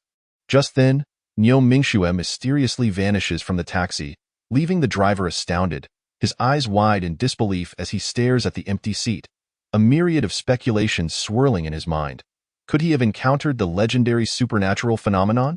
However, before he can ponder further, the sudden appearance of a UFO in the sky captures his full attention. An alien flying saucer? Am I witnessing an extraterrestrial craft? Was that passenger in my car truly an alien? The driver's mind races with scenes from science fiction films. He frantically rummages through his pockets for his phone, eager to document this incredible moment. Yet, his movements are too slow. Before he can successfully activate his phone's recording function, the mysterious UFO has vanished like a phantom into the horizon. The driver continues to rub his eyes, attempting to confirm that he is not dreaming, his heart racing as beads of sweat form on his forehead. Meanwhile, within the Linjiang Town military base, footage of the UFO's appearance plays repeatedly on the large screen in the conference room. The atmosphere in the room is palpably tense. Every senior officer and expert present wears a serious expression. Brows furrowed. Confronted with this sudden phenomenon of unidentified flying objects, they engage in urgent discussions and analyses, striving to uncover the truth behind this event. The base's alarm system has been activated, and all personnel are on high alert, prepared to respond to any potential situation that may arise. In the tense and solemn conference room, a colonel clad in military uniform breaks the silence, his voice resolute and powerful. "In light of this UFO incident, I propose we designate it as extraterrestrial, a secret plan. Considering the mysterious craters appearing in the fields to the west of Linjiang Town, we can infer that the technology possessed by the adversary far surpasses our current capabilities on Blue Star. I invite everyone to share their insights on this matter. An elderly gentleman, his hair as white as snow and brimming with wisdom, continued to speak, his voice revealing a calm that stemmed from deep contemplation. I concur with the opinions of the lieutenant colonel, and I believe it is imperative that we conduct a thorough exploration of that crater. The extraterrestrial spacecraft's choice of that location as a target for attack is no mere coincidence. It undoubtedly holds particular significance. Professor Nyen's proposal is exceptionally reasonable, another officer interjected. The exploration work is indeed of utmost urgency. However, I contend that our most pressing task at present is to establish an information blockade and devise a counter-strategy. As we have all observed, the destructive power of their weaponry is astonishing, comparable to that of a meteor strike, yet it emitted no sound. Had our personnel not detected the crater in a timely manner, we might have failed to connect it with the UFO sighting on Longlin Road. General Wang, I hold a different view. A technology expert clad in a laboratory coat, Su Hui, gradually rose, his eyes glinting with the light of contemplation. General Wang Lei, the senior commander in the conference room, turned his gaze to Su Hui and gently gestured for him to continue. Dr. Su, please proceed. Encouraged by Wang Lei, Su Hui articulated his perspective clearly, based on our technical analysis. The spacecraft observed on Longlin Road is, in fact, not a physical entity. We conducted comprehensive technical reconnaissance at the location of the spacecraft's appearance, and the data indicates that the environment remains entirely normal, with no anomalous physical presence. Professor Nyen furrowed his brow and interjected. Su Hui, even if what you say is true, that UFO is merely an illusion, the crater on the west side of Linjiang Town is undoubtedly direct evidence of the extraterrestrial spacecraft. Su Hui nodded in acknowledgement. Professor Nyen, I do not deny the connection between the crater and the spacecraft. I merely point out that the image of the spacecraft on Longlin Road is not a physical object. As for the actual location of the spacecraft, it remains unknown, necessitating further exploration. I wish to emphasize that even our most advanced technology cannot pinpoint the exact location of the UFO. Thus we must shift our approach and seek clues from other angles. Wang Lei listened attentively to Su Hui's insights, nodding in agreement. Su Hui, your observations are vital for our subsequent actions. This UFO incident poses a potential threat to us. I will arrange for personnel to contact Mai Tai in Longyue City immediately, instructing him to deploy law enforcement to simultaneously seal off the north and south sections of Longlin Expressway and conduct thorough inspections of passing vehicles. Concurrently, we will launch an extensive search in the surrounding areas of Longlin Road for any possible anomalous signs. In the face of the attack incident in western Linjiang Town, Wang Lei, as the highest commander of the Longhua military base in Linjiang Town, holds the authority to mobilize all necessary resources and personnel to ensure regional safety. Under his command, the entirety of Longlin Road swiftly entered a state of lockdown. The taxi, now devoid of passengers, was also compelled to halt amidst this sudden blockade. The driver, turning at a designated U-turn area, was blissfully unaware of the impending inspection as he slowly made his way back to Longyue City. Wang Lei then issued further orders, his tone conveying trust in Professor Nyen. Professor Nyen, I need you to personally lead a team to conduct an in-depth investigation at the crater site, so we can gain a comprehensive understanding of the opponent's weapon capabilities and technological characteristics. Professor Nyen solemnly nodded in response. General Wang, rest assured, I will spare no effort in meticulously analyzing the site and leaving no clue overlooked. Turning to Su Hui, Wang Lei's tone was resolute and filled with anticipation. Su Hui, the reconnaissance work must continue.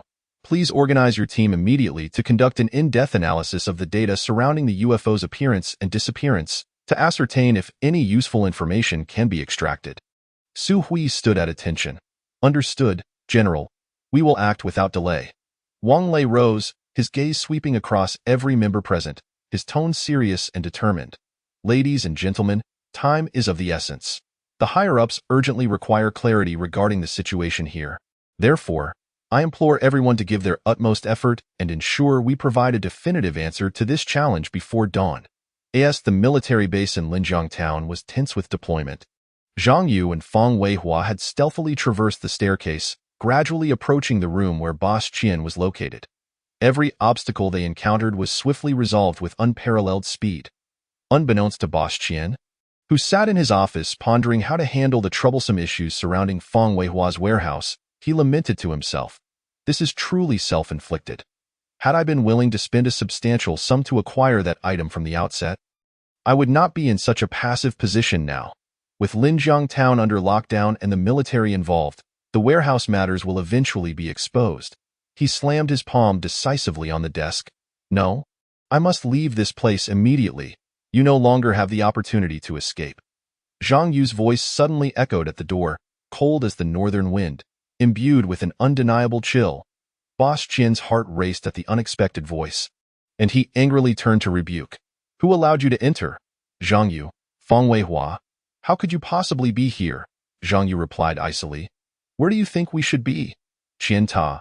I intended to let you live a little longer. But little did I expect you would dare to lay hands on my family.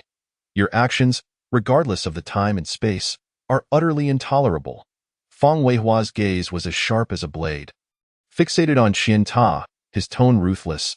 Do not expect anyone to come to your rescue. There are only the three of us here. It is time for you to pay for your crimes. Confronted by the unwavering stares of Zhang Yu and Feng Weihua, Boss Qian felt as though he were encircled by two ferocious beasts.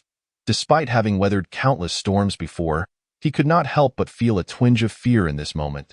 He read the murderous intent in Zhang Yu's eyes, a familiar yet long-forgotten sensation that left him restless.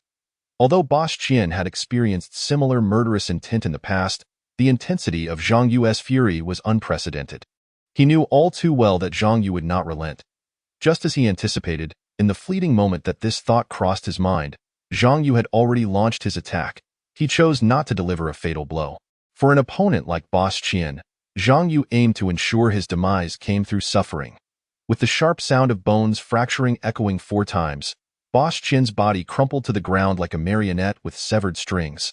Rendered immobile, Zhang Yu, grant me a swift end. What is there to be heroic about in torturing a man? Boss Qian, his limbs shattered, was filled with terror. He could hardly believe that one moment he was standing, and the next he was sitting helplessly on the floor, unable to move. Everything transpired too quick. If not, then from where does this sense of ease at this moment arise? After several minutes, Zhang Yu finally ceased his actions. Although he had personally brought an end to the life of his adversary, he felt no sense of satisfaction within. Everything in Linjiang Town had drawn to a close. Yet, regrettably, those lost lives could never be reclaimed. An endless sense of regret permeated Zhang Yu's voice. He turned to Feng Weihua and apologetically said, Brother, I am truly sorry that you had to witness such a brutal scene. Feng Weihua replied, Zhang Yu, regarding what you mentioned earlier, the treatment I received in the medical pod was also due to the injuries inflicted by Qian Ta, correct? Zhang Yu nodded. Indeed, during that incident at the hospital, you sustained severe injuries, and it was I who carried you from your home to the spaceship in the canyon step by step at that time. The spaceship systems were on the verge of successful activation, and a high-temperature storm was imminent. I could not interrupt the activation process, which is why you lay in the medical pod for 15 years. 15 years. Can you imagine how I felt then? Feng Weihua remained silent, merely embracing Zhang Yu tightly, patting his back forcefully. This moment, words seemed utterly inadequate. He could not fathom how Zhang Yu had managed to carry him over 20 kilometers to the heavenly lake in the canyon. Even with his enhanced physique, such a feat would have been nearly impossible. Zhang Yu, there's no need for further words. I understand and am grateful to you. You not only saved my past self, but also the present me. How fortunate I, Feng Weihua, am to have a friend like you that if I could, I would trade my life to bring back your wife and parents. Zhang Yu firmly grasped Feng Weihua's arm and resolutely declared, The deceased are gone. Such words should not be uttered again. Let us return to the recycling station. Your aunt has already been taken by the spaceship, and the child requires care. Feng Weihua released Zhang Yu and inquired, Given the current chaos in the city, leaving may not be easy, and it is dangerous for Wang Yin to remain there. Why don't we bring him back together? Zhang Yu took a moment to steady his emotions. Of course, he cannot stay at the recycling station any longer. Otherwise, he will eventually be taken away for questioning. Feng Weihua asked again, What about your father? How should we handle him? Zhang Yu's response was devoid of any emotion. Let him remain in the isolated space of the survival pod. I do not wish to see him again. Were it not for him, Lu Huashan would not have returned to her family home. Nor would she have refused to stay in Linjiang village, and his mother, Niu Mingxue, would not have gone out to seek solace. Moreover, in the previous timeline, it was he who disclosed the location of the medical pod in the canyon, which was precisely why Zhang Yu initially did not bring his family aboard the spaceship. Such a person is no different from Qian Ta. Were it not for the fact that he is my biological father, Zhang Yu might have allowed him to perish in the impending high-temperature storm. Fang Weihua was well aware of the complex situation within Zhang Yu's family and understood his father's character. Thus, empathizing with Zhang Yu's current feelings, he said to Zhang Yu, "Then let us not delay any longer. Let us set off quickly.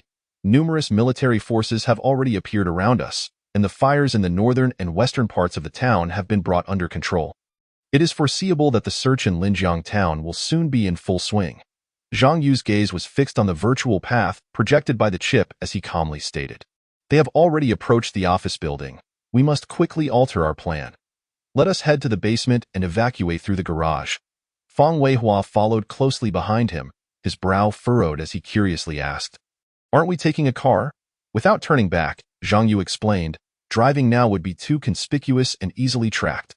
Given our current abilities, walking may be swifter and safer in this urgent situation." As they spoke, the two had already entered the elevator, heading straight for the basement. The surveillance system here had long been thoroughly disabled by the high-tech chip in Zhang Yu's hand, and with the signal in Linjiang town already severed. Their every move went unnoticed by the outside world. The elevator doors silently closed, and Zhang Yu and Fang Weihua swiftly switched to the chip's built-in communication system. Zhang Yu's voice resonated in Fang Weihua's ear, "My father, Zhang Dali, should now be in the interrogation room heading west of the town. We must bring him with us. It is only a few kilometers from the recycling station." Fang Weihua responded with slight concern. "But what if uncle is unwilling to come with us?" He understood that Zhang Yu's father would likely have a strong reaction upon learning of his son's actions. Zhang Yu's reply was unwavering. "I do not have time to seek his consent. If he wishes to live, he must come with us, even if it requires force." Fang Weihua sighed and reminded, "Then please be gentle in your approach. After all, uncle is quite elderly." He understood the potential coercive measures Zhang Yu might employ.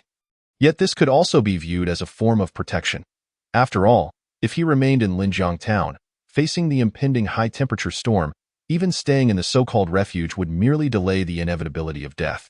Time was of the essence. They had to return swiftly. Zhang Yu had already interrupted the activation system of the spaceship, and only he could restart it. If they delayed outside for too long, not only would they be unable to save others before the high-temperature storm arrived, but they too would struggle to survive. Zhang Yu nodded at Fang Weihua's reminder and, relying on the precise guidance of the chip, led him through the dimly lit corridors of the basement toward the interrogation room. Meanwhile, a tense atmosphere surrounded the lower levels of the office building. Chapter 62. Taking Zhang Dali away, the military had swiftly encircled the entire building, with every exit being strictly guarded. Any attempt to escape would be immediately thwarted. Zhang Yu and Fang Weihua, like two cunning foxes, silently sought a means of escape amid the heavy encirclement of their pursuers. Zhang Yu peered upward from the escape passage in the basement, overwhelmed by a myriad of thoughts. "I never expected they would dispatch so many elite forces for the investigation." However, upon further reflection, it was entirely reasonable. The Qian family's office building stood as a beacon in the darkness of the town, the only source of light, and the surveillance equipment here could undoubtedly have captured some critical footage. Regrettably, Zhang Yu had already disabled the surveillance, rendering any potential evidence useless. At this moment, Zhang Yu and Fang Weihua chose not to take the conventional route, but instead stealthily advanced toward the interrogation room via the dark, damp drainage pipes. This was the optimal route meticulously calculated by the chip, cleverly avoiding the stringent searches conducted by the military above. Although the odors and slippery conditions here were unbearable, such external distractions were of little significance to them. Their pace was swift, darting through the underground passage like two bolts of lightning. Merely a quarter of an hour later, they arrived beneath the road leading to the interrogation room. This was the strength bestowed upon them after the spaceship's two enhancements. Even ordinary individuals like Zhang Yu and Fang Weihua, who had not undergone special training, could be transformed into beings beyond the ordinary. Moreover, this was achieved while they conversed and moved simultaneously, guided by the chip in his mind. Zhang Yu accurately located a secluded manhole cover. Looking up at the exit of the passage, he whispered to Fang Weihua, "This is it. Let us go up." With a slight metallic scraping sound, the manhole cover was cautiously removed. And in almost the same instant, Zhang Yu and Fang Weihua emerged silently from the underground passage to the side of the road. Fang Weihua took a deep breath of fresh air and could not help but complain. "The stench down there is unbearable. I feel like I'm going to suffocate." His brow furrowed, his face reflecting his discomfort. However, Zhang Yu's gaze remained firmly fixed on the window of the interrogation room ahead, calmly responding, "Once we return, a good shower will remedy that. Right now, we must expedite the process of getting Zhang Dali out of here." He had learned from the spaceship's intelligent assistant, Zhang Yin, that the taxi carrying his mother had already been seized by the military, and military operations in Linjiang village had commenced. It would not be long before his father was taken away by personnel from the military base. Although this location was close to Wang Yan's recycling station, it was equally near the military base. Zhang Yu wished to avoid conflict with the military, as they would still require their assistance for rescue after the heavy rain, but he could not afford to waste time due to their interference.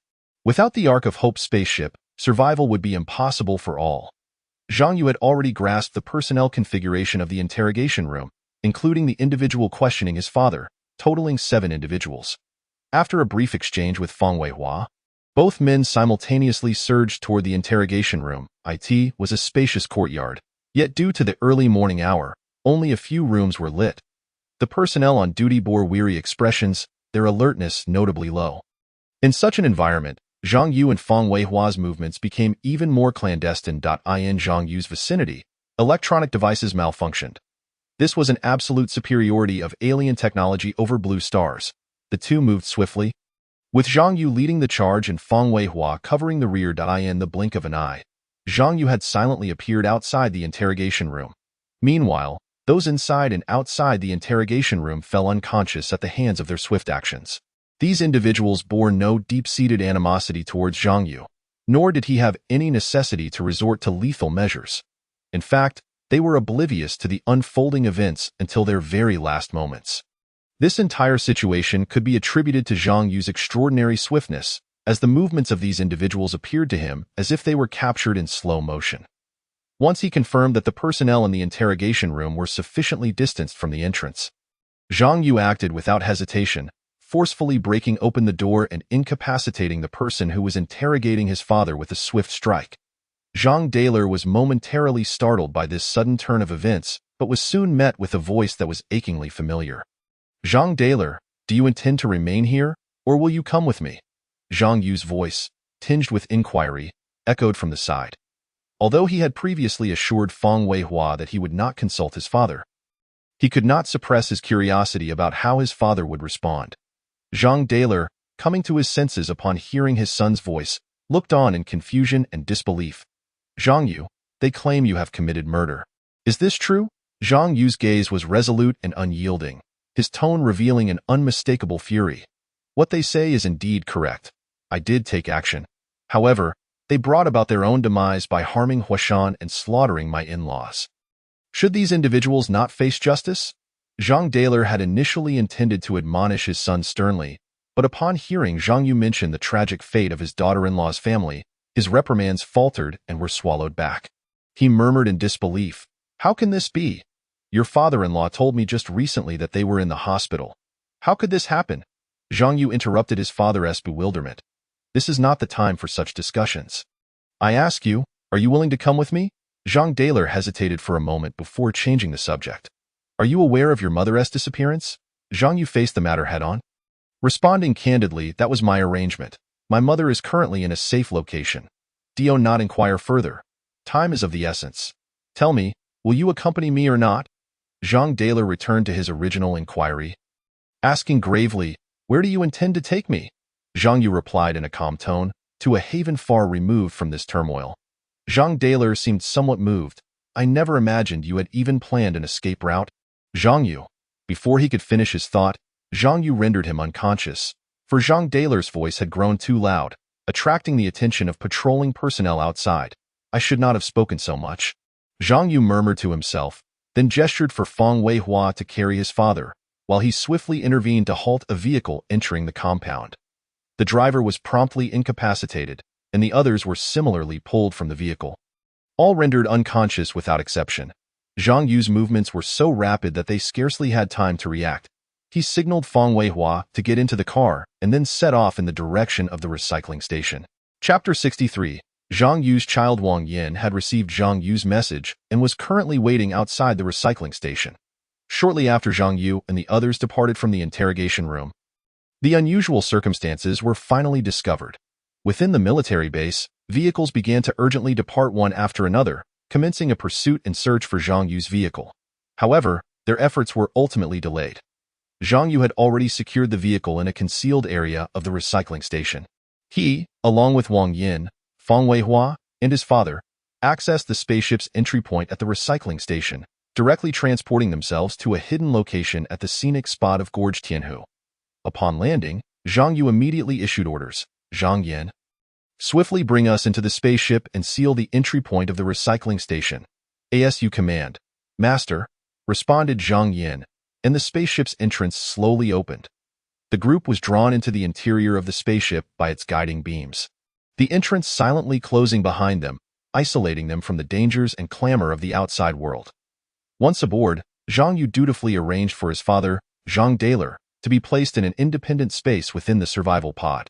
There, provisions were ample and entertainment facilities abundant, even simulated companionship from friends and family. The only limitation was his inability to leave this space.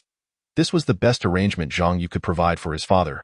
After all, their living conditions were not dissimilar, and no one here wished to engage with Zhang Daler. Zhang Yu instructed his mother, Niu Mingxue, and childhood friend Wang Yin to wait in the conference room momentarily as he and Fang Weihua needed to cleanse themselves. Having emerged from the drainage pipes in Linjiang town, they had inevitably been sullied by filth and stench. The two swiftly made their way to the room, and after a thorough washing, they proceeded to the conference room. As soon as the door to the conference room opened, Niu Mingxue eagerly inquired, Zhang Yu, can you enlighten me on what transpired? Wang Yin, equally curious, felt as though he had fallen into a dream. Everything seeming so surreal. During the interval when Zhang Yu and Fang Weihua bathed, he repeatedly pinched his thigh to accept the reality that this was not merely a dream. With a heavy heart, Zhang Yu recounted the events that had unfolded in Linjiang town. Upon hearing his account, tears blurred Niu Mingxue's vision. Zhang Yu, is what you said truly the case? Despite Zhang Yu's detailed narration of the facts, Niu Mingxue found it hard to believe that within a single day, their family had endured such cataclysmic changes, with her in-laws tragically perishing and her grandson currently fighting for his life. These devastating tidings left her inconsolable, and fortunately, being aboard the spaceship, Zhang Yu promptly had Zhang Yin administer treatment to his mother, preventing her from completely breaking down. Mother, what has transpired has already occurred. Please do not grieve excessively. If you succumb to despair, what will become of your grandson? Zhang Yu continually offered reassurances. Niu Mingxue, tearfully, asked, Zhang Yu, where have you placed your father? Given the gravity of the situation, she naturally wished to confront Zhang Daler. Had he not angered Huashan into returning to her family home, perhaps her son could have arranged everything in advance. Of course, this also reflected Zhang Yu's lack of foresight. He had not anticipated such a significant temporal divergence. Had he retrieved Lu Huashan's family onto the spaceship sooner, this tragedy might have been averted. Yet, all of this was now beyond verification. Zhang Yu saw through his mother's thoughts. Mother, please do not seek out my father. I have arranged for him to be in a separate room, equipped with all necessities, though devoid of any human interaction, which can be seen as a form of punishment. Niu Mingxue was filled with sorrow for Lu Huashan's family, alongside feelings of discontent and resentment towards Zhang Daler. She had originally ventured out to clear her mind following a quarrel with Zhang Daler, only to discover that during her absence, a disaster had befallen their home, resulting in her daughter-in-law's untimely death. These events heightened her dissatisfaction with Zhang Daler to a breaking point. She did not blame her son. After all, it was the boss of the money who had approached them, rather than her son seeking trouble. However, Zhang Daler's situation was different. Years of acquaintance had given her an intimate understanding of his character, and she was well aware of why Zhang Yu had not immediately brought the family onto the spaceship. Ultimately, it stemmed from Zhang Daler himself. She could envision the behavior Zhang Daler would exhibit once aboard, only serving to exacerbate frustrations. After a moment of silence, Niu Mingxue slowly spoke, a hint of relief in her tone. Perhaps this is for the best. Not seeing him may alleviate some of my distress. Zhang Yu, tell me, how is the child faring? Zhang Yu had received the latest updates from Zhang Yin, informing him that the child had successfully emerged from critical condition, yet there remained a rather peculiar issue. The child appeared to lack certain organs necessary for excretion. He could not help but mutter to himself, Pichio, such a condition, where one could only intake but not excrete, was reminiscent of the legendary Pichio. Zhang Yu's sudden remark left Fang Weihua, Wang Yin, and Niu Mingxue all furrowing their brows in confusion. Fang Weihua inquired curiously, Zhang Yu, what do you mean by Pichio? Are you suggesting this as a name for the child? Niu Mingxue followed suit with concern, Zhang Yu, what is the child's current condition? At that moment, Zhang Yu was focused intently on issuing commands to Zhang Yin. Zhang Yin, the child cannot be without this fundamental biological function. You must take immediate measures to restore him to normalcy. Zhang Yan's voice was calm and assured. Rest assured, Master. The medical pod's robots are already treating the child. He is now indistinguishable from a typical child, with all organ functions restored to normal. Upon hearing this, Zhang Yu felt a measure of relief wash over him. That is good. When can the child leave the medical pod? Zhang Yin provided a definitive response, according to Blue Star time. In 1 minute, the child will be able to leave the medical pod and move freely within the spaceship. With this news, Zhang Yu's spirits lifted further. He then reassured his mother, Fang Weihua, and Wang Yin of the child's safety. I am fine. It is merely that Zhang Yin has informed me the child is safe and will soon be emerging from the medical pod. Niu Mingxue, puzzled, furrowed her brow. Who is Zhang Yin? I do not recall you ever mentioning this name.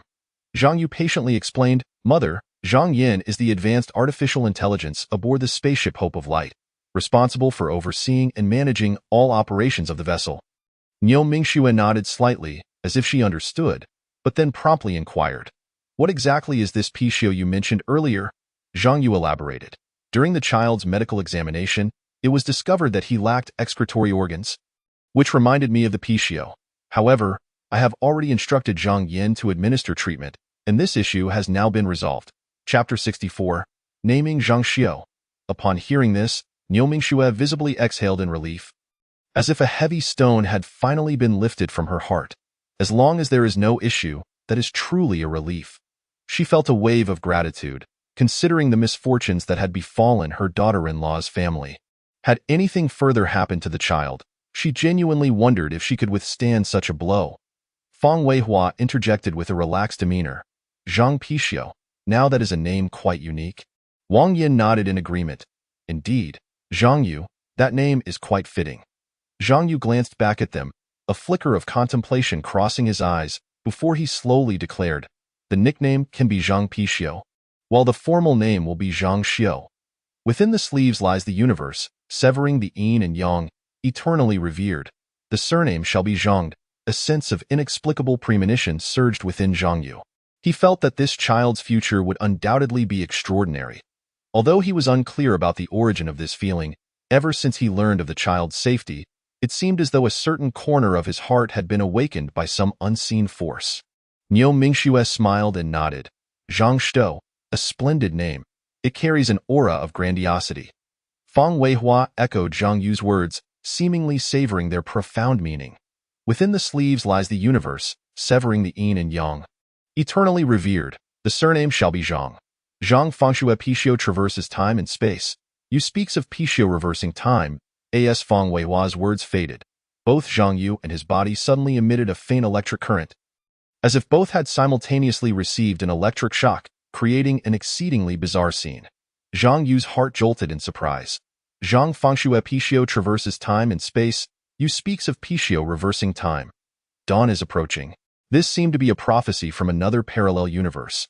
How could Fang Weihua know? Could it be that he, like me, had traversed the boundaries of time and space? Fang Weihua's words appeared to have escaped his lips subconsciously, as he too seemed somewhat bewildered, unsure of why he had uttered such a phrase imbued with mysterious power. However, that electric current was but a fleeting presence, quickly dissipating as though it had never occurred. Wang Yin, due to his leg injury and distance, remained oblivious to this subtle change. Yet Niu Mingxue distinctly sensed the faint electric current emanating from her son Zhang Yu, as if she too had been touched by some enigmatic force. Zhang Yu and Fang Weihua exchanged glances, each reflecting deep confusion in the other's eyes, Yet they both understood that their immediate priority was to check on the child. Thus, they resolved to temporarily set aside this enigma and proceed to the medical chamber to welcome the new life. Zhang Yu gently nodded to Feng Weihua in acknowledgement, then turned to Wang Yin with concern. Wang Yin, your leg injury can receive the most appropriate treatment here, given the proximity of the control chamber to the medical chamber. They swiftly arrived at their destination. There, Zhang Xiu was gently presented into Zhang Yu's embrace by the ship's intelligent mechanical arm.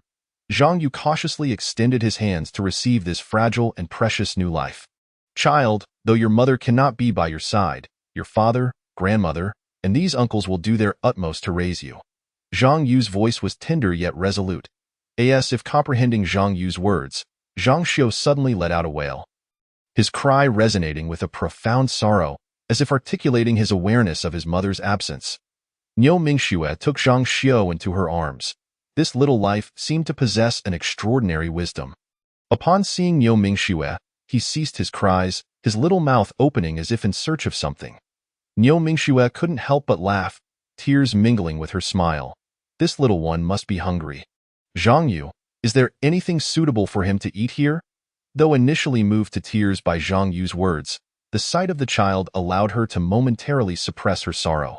Regardless, this child had survived. Perhaps the spirits of Huashan and her parents were watching over him. Zhang Yu turned to Zhang Yin, instructing, Zhang Yin, prepare some food suitable for the child. Understood, master, Zhang Yin replied promptly.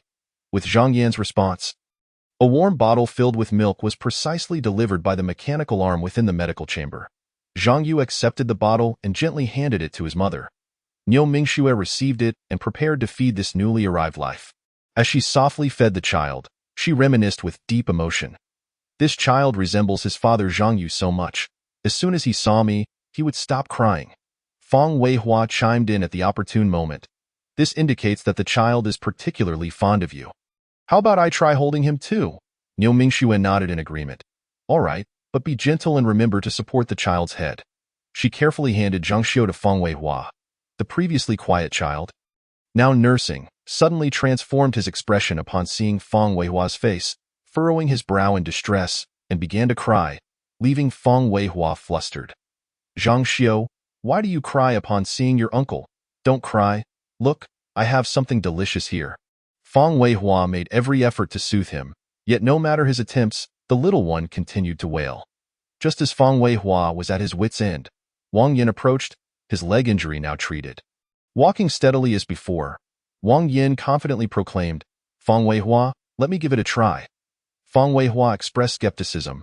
Wang Yin, I believe if you hold him, he might cry too. Wang Yin gently took Zhang Xiu into his arms. Not necessarily. Perhaps he won't cry when held by me. Remarkably, the moment Zhang Xiu was nestled in Wang Yan's embrace, he opened his curious eyes wide and miraculously ceased crying. Wang Yin, feeling a sense of triumph, declared, See, I told you. When I hold him, he doesn't cry. Feng Weihua looked at Zhang Yu with bewilderment, asking, Zhang Yu, what is going on? Why does this little one cry incessantly in our arms? Yet remains calm with Wang Yin? Zhang Yu spread his hands in confusion. How could I possibly know? As he spoke, he moved closer to Wang Yin, and whether it was due to Zhang Yu's arrival or the child's renewed hunger, Zhang Xiu's cries erupted once more.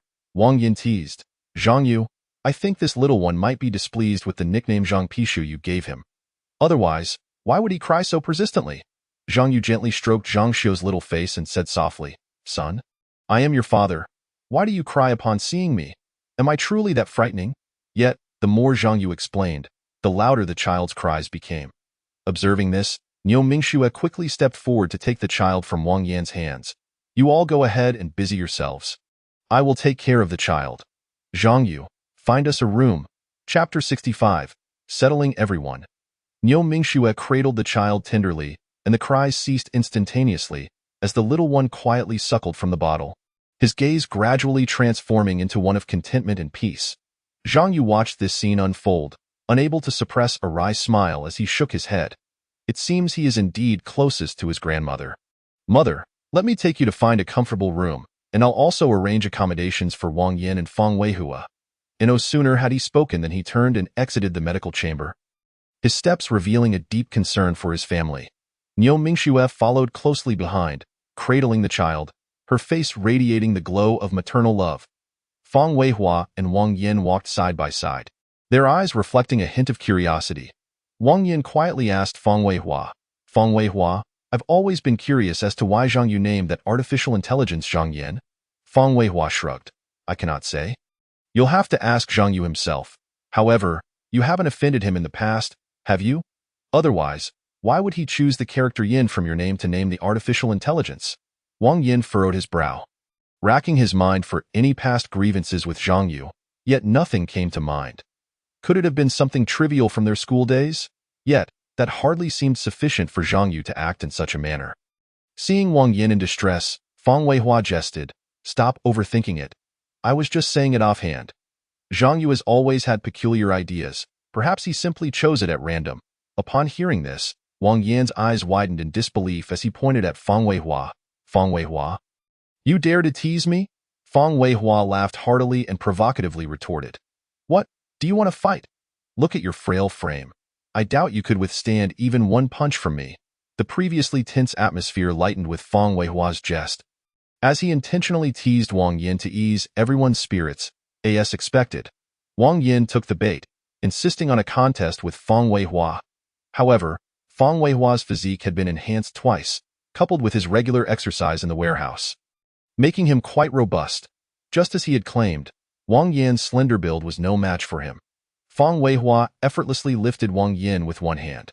Wang Yin, I must say, after all these years, your temper remains just as it was in school, so easily provoked. Fang Weihua chuckled softly while shaking his head, yet his eyes revealed a fondness and nostalgia for his friend. Wang Yin struggled to speak. Fang Weihua, please put me down quickly. If Annie sees this, she will surely worry. However, Fang Weihua appeared nonchalant. Rest assured, Auntie is preoccupied with taking care of the children, and Zhang Yu is assisting her nearby. They won't have time to come over. Wang Yin protested. You speak as if you possess foresight. Let me go. I still need to help Auntie look after the children. Although Fang Weihua lacked the gift of foresight, he and Zhang Yu both had chips implanted within them, a secret they had kept from others. The number of chips was limited, and if everyone were to have one, it might lead to an unequal distribution of resources. Fang Weihua teased, It's better that you don't mention this. Just the thought of children makes me irritable. Tell me, did you secretly administer some sort of potion to the child? Why is it that whenever Zhang Yu and I approach him, he cries, yet he remains calm in your arms? Wang Yin, exasperated, replied, How would I know? Perhaps the aura surrounding you and Zhang Yu unsettles him.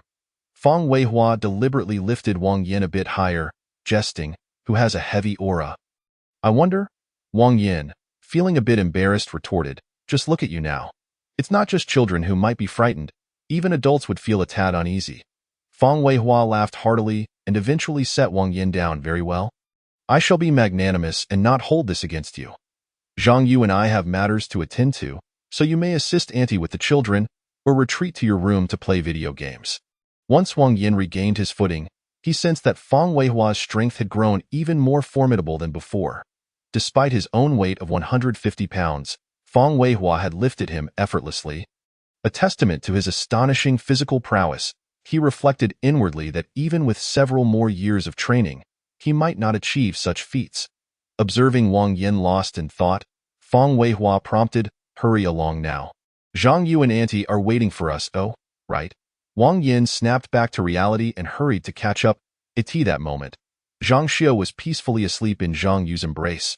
However, the little one occasionally furrowed his brow, seemingly sensitive to certain aspects of Zhang Yu's presence. The secret communication between Zhang Yu and Fang Weihua sparked a sense of suspicion within him, prompting him to mutter softly, Could it truly be as Fang Weihua suggested, that we possess an overly heavy aura? I suppose I should find an opportune moment for Zhang Yin to assist us in a purification. The so-called purification was, in truth, a process aimed at ameliorating one's personal aura through specific means. Due to their past experiences, Zhang Yu and Fang Weihua had inadvertently absorbed a trace of murderous intent, particularly pronounced when their expressions turned serious, creating an unintentional sense of oppression. Zhang Yu harbored another question regarding the strange sensation of electric shock that Fang Weihua had mentioned, which piqued his curiosity, making him eager to uncover its cause. Niu Mingxue, possessing keen insight, noticed her son's contemplative demeanor and inquired with concern, "Zhang Yu, do you harbor any worries?" Zhang Yu sighed gently and replied, "Mother, it's nothing significant. I am merely puzzled as to why the child cries incessantly upon seeing Feng Weihua and me, even appearing restless while sleeping in my arms." As he spoke, Zhang Yu carefully laid the child onto the soft bed, and the little one's furrowed brow immediately smoothed out, as if finding solace in the comfortable surroundings. Niu Mingxue observed this scene and tenderly remarked, "Son, I must speak candidly. There is indeed an aura about you that may cause discomfort. Perhaps you are unaware, but this aura is genuinely present." Zhang Yu silently resolved, "It appears I must take prompt action to address this issue. Mother, I shall keep your words in mind and strive for improvement. Now, I won't disturb your rest with the child. This room is well equipped, and should you need anything, you may directly inform the room's intelligent steward." Though Zhang Yin merely acted on Zhang Yu's directives, each room was equipped with an independent intelligent steward to provide convenience for its occupants. "Very well, tend to your matters, but remember to ensure your safety at all costs," Niu Mingxue admonished.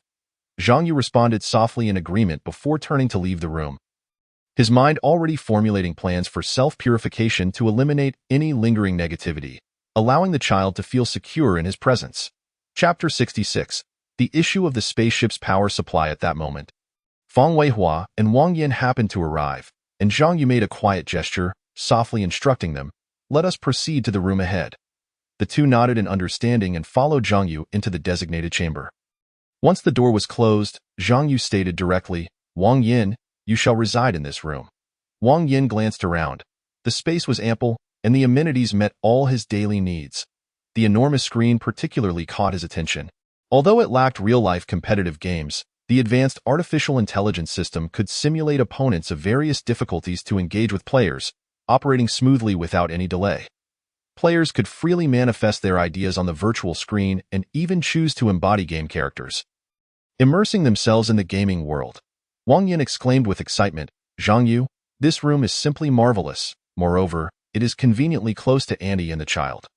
Zhang Yu nodded, "Familiarize yourself with the surroundings. Feng Weihua and I have some matters to attend to. The instructions for using the room's artificial intelligence are by the door. Should you have any questions, feel free to consult it." Though Wang Yin was unaware of the specific matters Zhang Yu and Feng Weihua needed to address, he recognized it was best not to pry. After all, Zhang Yu and Feng Weihua had maintained a close connection, whereas he had not been in touch with them for several years. Re-establishing past friendships would require some time to adjust. Wang Yin felt a sense of relief. With no burdens to bear, he could share Feng Weihua's sense of ease. Before departing, Feng Weihua reminded him, "Don't just indulge in play. Remember to exercise regularly. I shall challenge you to a sparring session another day." Wang Yin was taken aback. Did this guy truly wish to spar with him, as if he were merely a piece of gym equipment? He jested, "You should challenge Zhang Yu instead. I shall decline your invitation. Farewell and take care." With that, Wang Yin closed the door behind him, collapsing onto the bed to stretch out comfortably. Finally, he could unwind. It had been years since he had enjoyed such a luxurious room since the time of his bankruptcy. As Wang Yin reveled in his thoughts, Zhang Yu and Feng Weihua had already arrived at the control chamber. Feng Weihua complained, "That guy? I was merely joking," and he immediately issued an eviction order. Zhang Yu chuckled and replied, "You shouldn't have provoked Wang Yin for no reason. Are you not aware of his temperament? If he had your physique, you would have been in for a rough time." Feng Weihua waved his hand dismissively, "Then let us not enhance his physique. Besides, even if we wish to, he can only undergo the process once. The number of chips is limited, and his foundational condition is not particularly favorable. So enhancing him would be a waste." Zhang Yu pondered, "That is true. The number of communication chips is indeed exceedingly limited, and with scarce materials, we cannot produce new ones. Not enhancing him may be for the best." In truth, Zhang Yu did not wish for too many individuals to receive enhancements. The more people there were, the harder it would be to manage. If any issues arose within the spaceship, it could lead to significant complications. Feng Weihua shifted the topic. "Let us not dwell on that anymore. Instead, let us discuss the previous phenomenon of electric currents." Zhang Yu inquired curiously, "Feng Weihua, be honest with me. Have you, like me, traversed multiple timelines?" Feng Weihua shook his head. "How could that be? If I had truly traveled through multiple timelines, would I have been so perplexed from the beginning? Zhang Yu contemplated. That is a valid point. If one had undergone similar experiences, there should not be many questions left. Yet, how did you manage to mention the latter half of the name I gave to Zhang Xiu? That is a prophecy from another timeline. He found it hard to believe that Feng Weihua would coincidentally complete that sentence. There must be some secret behind it that he was unaware of. Perhaps Feng Weihua had suffered from amnesia, or perhaps his experiences were incomplete. Zhang Yu mused inwardly, how many parallel timelines have I traversed? It feels as though my experiences span beyond this one. Perhaps it is the chaos of time that has led to certain discrepancies. Feng Weihua, feeling somewhat helpless, remarked, would you believe me if I said I unconsciously uttered that phrase? He too was curious as to why he had inexplicably completed Zhang Yu's thought at that moment. Zhang Yu's tone conveyed trust in Feng Weihua. I naturally believe your words. Evidently, this matter conceals a mystery yet to be unraveled. But we are currently at a loss. Feng Weihua furrowed his brow slightly, posing his own question. Have you checked the spaceship surveillance records? Logically, the monitoring system of the Hope Light should capture some clues. Zhang Yu shook his head in resignation and replied, I have meticulously examined those records. Regrettably, I found no anomalies. Feng Weihua fell into contemplation and, with a hint of distress, remarked, if even the spacecraft surveillance has yielded no clues, how are we to embark on our quest for answers? This truly is a vexing dilemma. Zhang Yu's gaze shifted toward the control cabin screen as he spoke slowly. For now, we can only take one step at a time. The location of the Tianhu scenic area is indeed well concealed. Despite their repeated searches, those individuals have yet to uncover our presence. Feng Weihua then inquired, have you attempted to restart the spacecraft systems? Zhang Yu sighed. The systems have been activated, but the spacecraft's energy reserves are critically low. We are left with only 10%. Feng Weihua's expression grew serious. With such a minimal amount of energy remaining, we must exercise utmost caution and refrain from any indiscriminate actions. The scant energy left must not only sustain the systems but also ensure the spacecraft's basic functions, complicating our situation further. In reality, this 10% of energy was merely the threshold for the spacecraft to maintain minimal operation.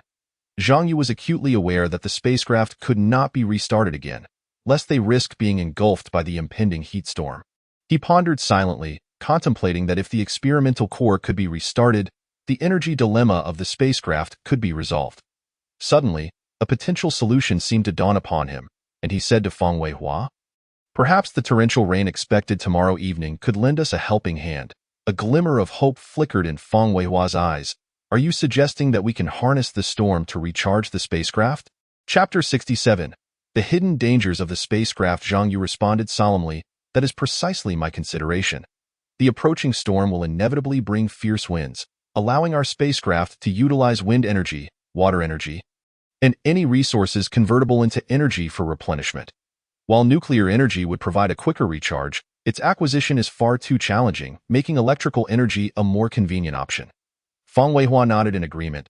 The storm will be accompanied by lightning.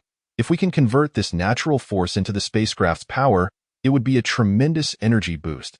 He understood the immense energy contained within lightning.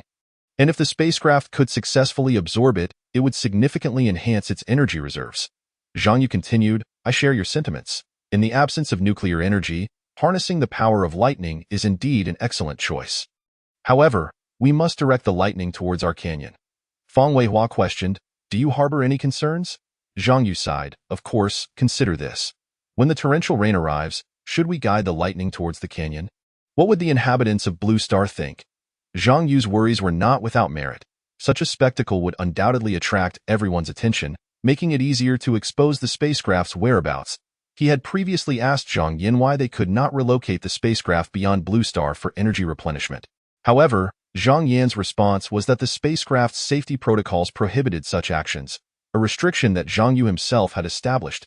He was puzzled, unable to comprehend which version of himself had issued such an order and why absorption of energy from outside Blue Star was forbidden. Was it due to concerns over external energy damaging the spacecraft, or was there another reason? This conundrum left him baffled. After a moment of contemplation, Feng Weihua acknowledged that Zhang Yu's concerns were valid. Such actions would indeed invite unnecessary scrutiny. Yet, if they did not leverage the power of lightning, What alternative existed to swiftly recharge the spacecraft? They could not allow the fear of detection to keep the spacecraft in a state of energy deficiency. Especially as the heat storm approached. Who would rescue them then? Zhang Yu. Is there not a method that can divert their attention while ensuring the spacecraft's recharge? Fang Weihua posed the question. Zhang Yu pondered for a long while before articulating his plan. We could employ a ruse to distract them. Fang Weihua's eyes brightened instantly, as if he had glimpsed a spark of hope in the darkness. Do you already have a comprehensive plan? Please, share it with me. Through the communication chip, Zhang Yu meticulously conveyed his plan to Fang Weihua, detailing each step and nuance, all carefully conceived. Upon concluding Zhang Yu's exposition, Fang Weihua could not help but exclaim, "This plan is simply brilliant, Zhang Yu. We shall proceed as you suggest." With the decision made, Fang Weihua added, "Should we not also consider how to mask our presence?" He expressed considerable frustration over the palpable killing intent emanating from him, yearning for change. Zhang Yu reassured him, "I have already devised a solution to this problem. Zhang Yin provided me with a tutorial specifically designed to adjust one's presence. We can attempt to study it." Fang Weihua's curiosity was piqued. "What tutorial? Let me see it." Zhang Yu nodded in agreement and promptly allowed Zhang Yin to display the tutorial on the screen. Soon, Zhang Yan's voice resonated through the screen. Qi arises from the formless and returns to the void. The face is born of the heart and returns to the ethereal. When the breath does not arise, naturally there is no form. As Zhang Yin guided them, Zhang Yu and Fang Weihua entered a meditative state. Their breathing gradually steadied, and the malevolence surrounding them receded slowly, as if absorbed by an invisible force field. However, they remained oblivious to the tendrils of dark gas seeping from their forms, silently permeating every corner of the spacecraft during the energy recharge. This gas, akin to a lurking crisis, awaited an opportune moment to unleash unforeseen troubles upon them. Half an hour into their meditation, both opened their eyes simultaneously. Fang Weihua sensed a refreshing aura and spoke first. "Zhang Yu, I feel as though the malevolence surrounding you has significantly diminished." Zhang Yu met Fang Weihua's gaze and calmly replied, "Your own killing intent has also lessened considerably. Zhang Yan's method is indeed effective." Report, Commander. According to the report from the Flying Dragon Battalion, Qian Hu, the cousin of Qian Ta, has been captured and is currently being escorted to the interrogation room. Very well, let Yu Fu handle the interrogation. He is quite adept at such matters. The officer issued the command with a tone that was both firm and decisive. "Yes, Commander." The soldier responded promptly and departed. Leaving the officer in the warehouse, deep in thought, his eyes betraying a profound concern for the impending investigation and the potential revelations it might unveil. This heinous incident in Linjiang town demands a thorough investigation.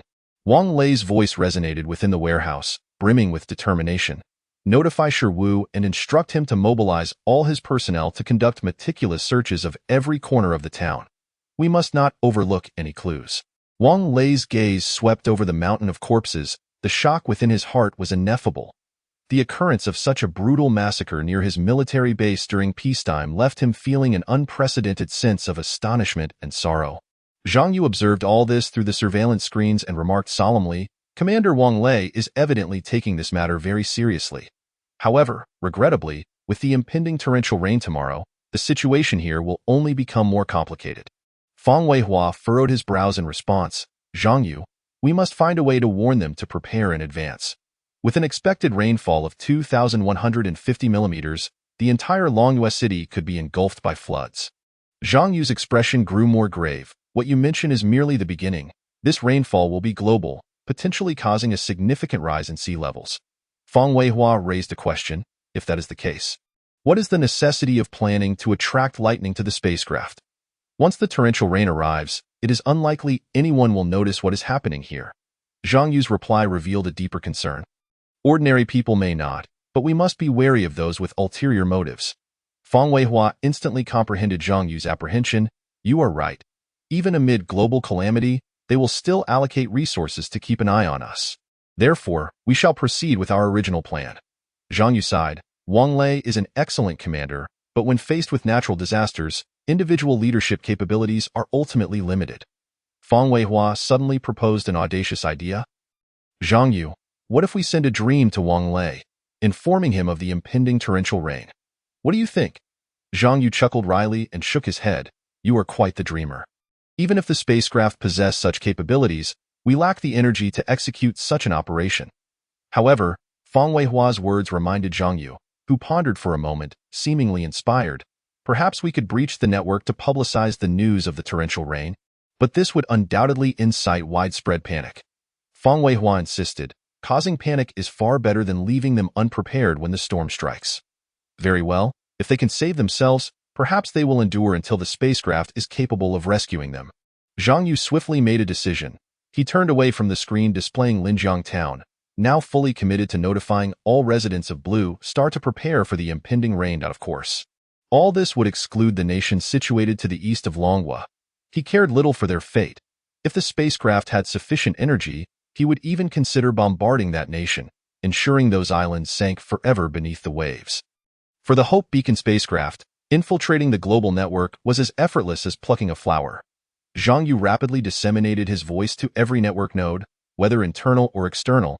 Even those electronic devices in signal blackout or offline states received this urgent message thanks to the high-tech operations of the Hope Beacon. Residents of Blue Star, I am a messenger from the future, Dawn.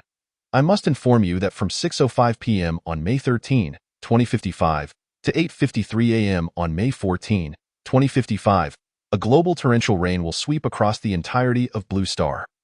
The anticipated rainfall will reach 2,150 millimeters, covering the entire planet.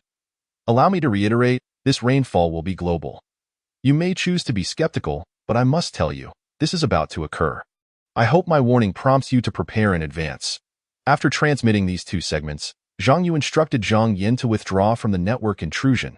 He had fulfilled his responsibility. Whether people would believe or take action was no longer of concern to him. He would command the Hope Beacon spacecraft for rescue, but such efforts would not be indiscriminate.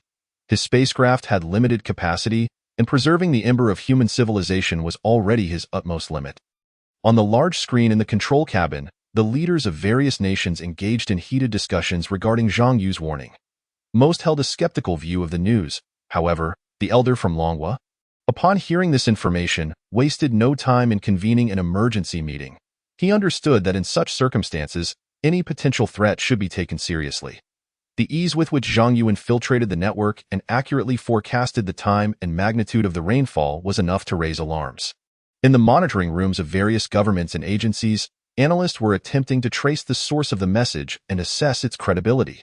The residents of Blue Star, regardless of wealth or status, felt a sense of unease and confusion in the face of this sudden warning. Meanwhile, the online world ignited like dry hay, as people eagerly shared and discussed this warning from the mysterious future messenger on a popular application, causing the topic to trend rapidly. Did you all receive that warning from the future person? Could time travel really exist? A post quickly attracted widespread attention. He specified the time down to the minute. How could he achieve that unless he experienced it firsthand? Someone replied, their tone revealing a mix of skepticism and belief in the warning. Indeed, we must prepare in advance. A global downpour is no laughing matter. We need to find higher ground to take refuge. Another user appeared more pragmatic. Everyone come to our west. The elevation is high here, and even if the rainfall doubles, it cannot submerge this place. Suggestions for refuge began to surface. He calls himself Dawn. That name seems to hint that the coming rain marks the darkest hour. He managed to send messages to my phone even when it had no network. I choose to believe him. One user shared their perspective. Your phone received messages without a network? I thought I was the only one experiencing this. Similar experiences astonished netizens. I was on a plane when my phone suddenly powered on. And then came the warning sound. It was incredible. I planned to leave the coastal city with my family. Friends in the West, could you save us a spot? Some had already begun to take action. Come on over. We have plenty of space. Even if the entire nation comes, we can accommodate everyone. The residents of the West displayed warmth and inclusivity. Dawn is approaching. I hope his reminder helps most people prepare. Some prayed. Yet there were also skeptical voices. Are you all being overly paranoid? This could be a conspiracy by certain countries, intending to force us to migrate inland and then launch an attack. Exactly. Their technology is more advanced than ours. This might be an operation targeting us, and I will not act hastily. The skeptics maintained their stance. Just because this stranger named Dawn says so, we should abandon our homes? That's absurd. More chose to wait and see. Zhang Yu and Fang Weihua observed the myriad of comments on the screen, shaking their heads and sighing. Fang Weihua remarked, "It seems not many are willing to believe. Everyone's fate appears to be sealed." Zhang Yu, however, remained more composed. "This situation is actually as we anticipated. Everyone has their own thoughts and judgments. It is precisely because of this that those willing to believe us will become our priority for rescue." Regardless of whether these individuals were willing to believe his words, for Zhang Yu, this was not the most urgent issue at hand. At this moment, with only about 13 hours remaining until the scheduled torrential rain, he needed to race against time to set up the lightning attraction devices. Just as Zhang Yu was preparing to work with Zhang Yin on the optimal arrangement of the lightning rods, Fang Weihua suddenly broke the silence. "Zhang Yu, I've noticed something amiss with the time." Zhang Yu furrowed his brow in confusion. "What seems to be wrong with the time?" Fang Weihua, looking serious, explained, "According to our previous calculations, the downpour should commence on May 13, 2050, yet you just mentioned the rain starting in the evening of May 13, 2055. Moreover, from the reactions displayed on the screen, it seems people have not found anything unusual about the time you mentioned." A wave of unease swept through Zhang Yu's heart. Could the timeline have distorted once again? He quickly inquired of the intelligent assistant, Zhang Yin, "Tell me the exact current time." Zhang Yan's voice was calm and mechanical. "Master, the current time is 4:53 a.m. on May 13, 2050. Zhang Yu muttered in confusion, 2050. "Then why does the time displayed on the Blue Star Network show 2055? His gaze pierced through the control cabin screen. Firmly fixated on the temporal data acquired from the Blue Star Network, the display vividly showcased the date and time. 4:54 a.m. on May 13, 2055. Fang Weihua also noted the discrepancy. Perplexed, he inquired, "What on earth is happening? Why is there such an inconsistency between the time inside and outside the spacecraft?" He directed a questioning look toward Zhang Yu, hoping for a plausible explanation. Yet, Zhang Yu himself found himself equally confounded. He was convinced that the internal time system of the spacecraft was infallible, as his child, Zhang Xiu, remained in the infancy stage, showing no signs of sudden growth. If the internal time was indeed accurate, then the anomaly must lie with the external Blue Star. Zhang Yin, conduct a comprehensive examination of Blue Star's current status, Zhang Yu commanded. Upon receiving the order, the intelligent steward Zhang Yin commenced a meticulous scan of Blue Star via preset beacons. Moments later, Zhang Yin's voice echoed once more, "Master, all indicators for Blue Star are showing normal." Fang Weihua's reminder shattered the silence. Then, "Where is the high-temperature storm currently located?" Zhang Yu quickly responded, "Zhang Yin, please check the estimated time of arrival for the high-temperature storm here." The intelligent steward promptly replied, "Master, calculations indicate that the high-temperature storm will arrive in 35 days. Sweeping across the entirety of Blue Star." Zhang Yu nodded. It appears that the timing of the high-temperature storm is not in question. Fang Weihua furrowed his brow in contemplation. If everything on Blue Star appears normal, what could possibly account for the 5-year acceleration in its time compared to that of the spacecraft? Zhang Yu fell into a reverie. Could it be because I changed the name of the spacecraft? From Ark to Survival, then to Light of Hope, and even the intelligent steward's name from the original Little Boat and Little Storage to Zhang Yin. These alterations seem unrelated to time in his view. The notion that mere renaming could influence Blue Star's temporal flow was utterly absurd. However, since the repair of the chip, no unusual incidents had transpired. The condition of the warehouse remained unchanged, with no signs of anomalies. So, where exactly lay the crux of the problem? Fang Weihua, too, was ensnared in contemplation, mirroring Zhang Yu's introspection as they both retraced every event since their embarkation on the spacecraft, striving to uncover any clues that might elucidate the time discrepancy. After a prolonged review, the two still arrived at no conclusions.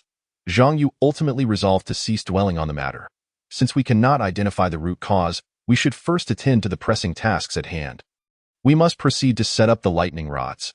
According to Zhang Yu's plan, they needed to deploy 81 lightning rods in the canyon and its vicinity to effectively channel lightning towards the spacecraft during impending torrential rains, thereby absorbing the necessary energy. The spacecraft did not require direct strikes from lightning to harness energy. As long as the lightning occurred within a certain radius, energy absorption was achievable. This provided Zhang Yu with greater flexibility and safety in his operations. Chapter 70, Deployment of Lightning Rods, Part 1, Fang Weihua concurred. "You are correct. We should first concentrate on this most urgent matter, while the other issues can be analyzed one by one upon our return to the spacecraft. Having made the decision, the two immediately set about their tasks, retrieving the 81 lightning rods crafted from the spacecraft's specialized materials from the storage compartment. These intricately designed rods possessed exceptional lightning attraction capabilities, capable of directing lightning within a radius of several kilometers to designated areas once properly positioned.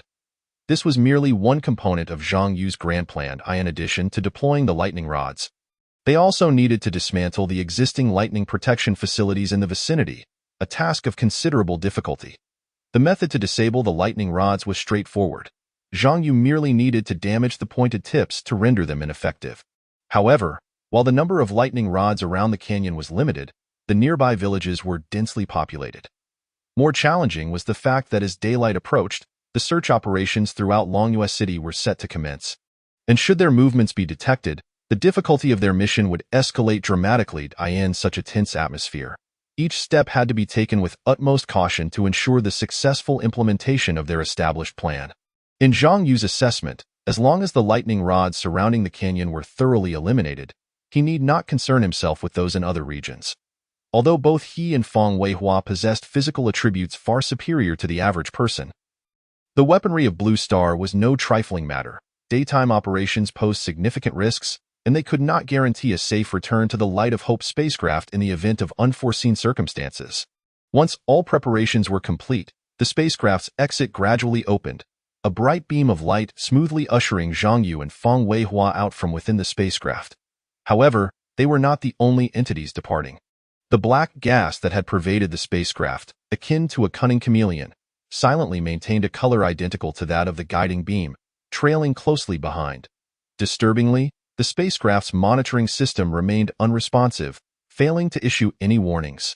Unbeknownst to Zhang Yu, upon exiting the spacecraft, he immediately began discussing the specific plans for deploying the lightning rods with Feng Weihua. Zhang Yu was aware that Feng Weihua lacked a chip to assist him. Hence, the responsibility for the installation of the lightning rods within the canyon naturally fell upon Feng Weihua's shoulders, while Zhang Yu would oversee the arrangements in Linjiang Village, concurrently dismantling the village's lightning rods to prevent any potential fires during the lightning attraction process that could result in casualties. Since the lightning rods in the canyon needed to extend from the spacecraft to the canyon's entrance, the two decided to commence their journey from the Tianhu scenic area towards the canyon's entrance. Feng Weihua, concerned, suggested, "Zhang Yu, let me accompany you to the village. In case of any mishap, I can lend you a hand." He was perpetually uneasy about allowing Zhang Yu to venture alone. Zhang Yu understood Feng Weihua's apprehension and reassured him in a firm tone. "Do not worry. I can manage perfectly on my own. Moreover, your task is equally demanding, especially on the riverside of the canyon where 12 lightning rods require your placement. Be extremely cautious and avoid accidentally falling into the river." Initially, there had been some contention regarding the allocation of tasks on the riverside of the canyon, but ultimately, under Feng Weihua's insistence, Zhang Yu conceded to proceed to the western canyon for deployment. While Feng Weihua would handle the eastern river-facing hillside, that area was predominantly composed of steep cliffs, and a moment's carelessness could result in a fall into the river. Although their physical capabilities had been enhanced, and their breath-holding capacity far exceeded that of ordinary individuals, the height there was daunting, and even if miraculously surviving, climbing out of the river would prove to be an arduous undertaking, especially with the spacecraft immobilized and them being hunted. Feng Weihua discerned Zhang Yu's determination and ceased to press the issue. Despite the perilous nature of his own assigned area, Zhang Yu's solitary venture to Linjiang Village was fraught with uncertainty. For prior to their journey to the village, they had already observed from the spacecraft screen that personnel from the military base were stationed there, seemingly with no intention of departing soon. As daylight broke, the likelihood of detection during daytime operations would increase, leaving Zhang Yu with no choice but to commence their actions at this juncture. Noticing Feng Weihua's anxiety, Zhang Yu lightened the mood with a jest. "Just don't end up in a situation where I finish my deployment in the village and then have to rescue you from the river." Feng Weihua chuckled in response, confidently patting his chest. "Rest assured, your brother Weihua is agile. These cliffs are a piece of cake for me." Zhang Yu nodded. "Let us hope so. We are nearing Highlington, so let us split up. If anything arises, remember to contact me via the communication chip." Feng Weihua replied, "Understood. Take care of yourself as well." After parting ways, Zhang Yu suddenly recalled something and immediately inquired, Zhang Yin, what was the specific time the emergency notification regarding the water and power outage in town was issued? The chip within Zhang Yu rapidly processed the query, and Zhang Yan's voice soon responded, Master, the emergency notification was issued at 8 p.m. on May 12, 2055. So early. The change in time began right after we first boarded the spacecraft. And I didn't even notice. Could it be that the disappearance of another version of myself led to this temporal distortion? He distinctly remembered that the disappearance of the entity codenamed Dawn occurred in 2050. It seemed the issue might indeed lie there. Just as he sank into contemplation, the chip abruptly signaled a warning. Master, you are approaching a dangerous area. Zhang Yu momentarily set aside his perplexities, his gaze penetrating the dim morning light towards the not-so-distant front. Fang Weihua's residence was mere steps away from the canyon, and Zhang Yu could clearly observe the scene at his home from the path. The courtyard was bustling, with about a dozen figures engaged in various activities, and several conspicuous vehicles were parked outside. With his heightened auditory perception, Zhang Yu captured snippets of conversation from within the courtyard. Report to Captain Ma, the area is deserted. Zhang Yu silently deduced.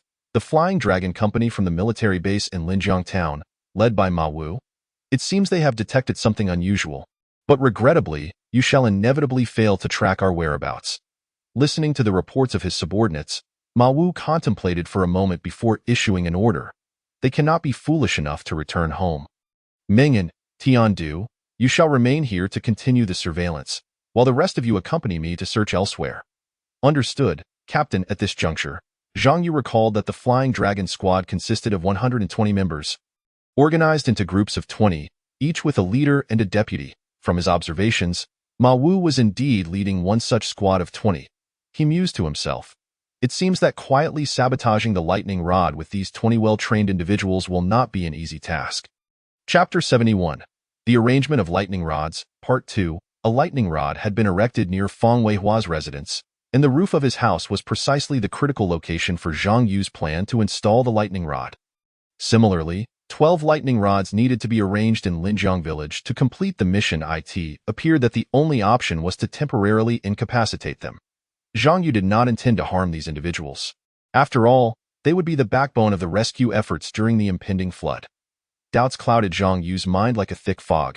He found it perplexing why those who had received his warning remained indifferent.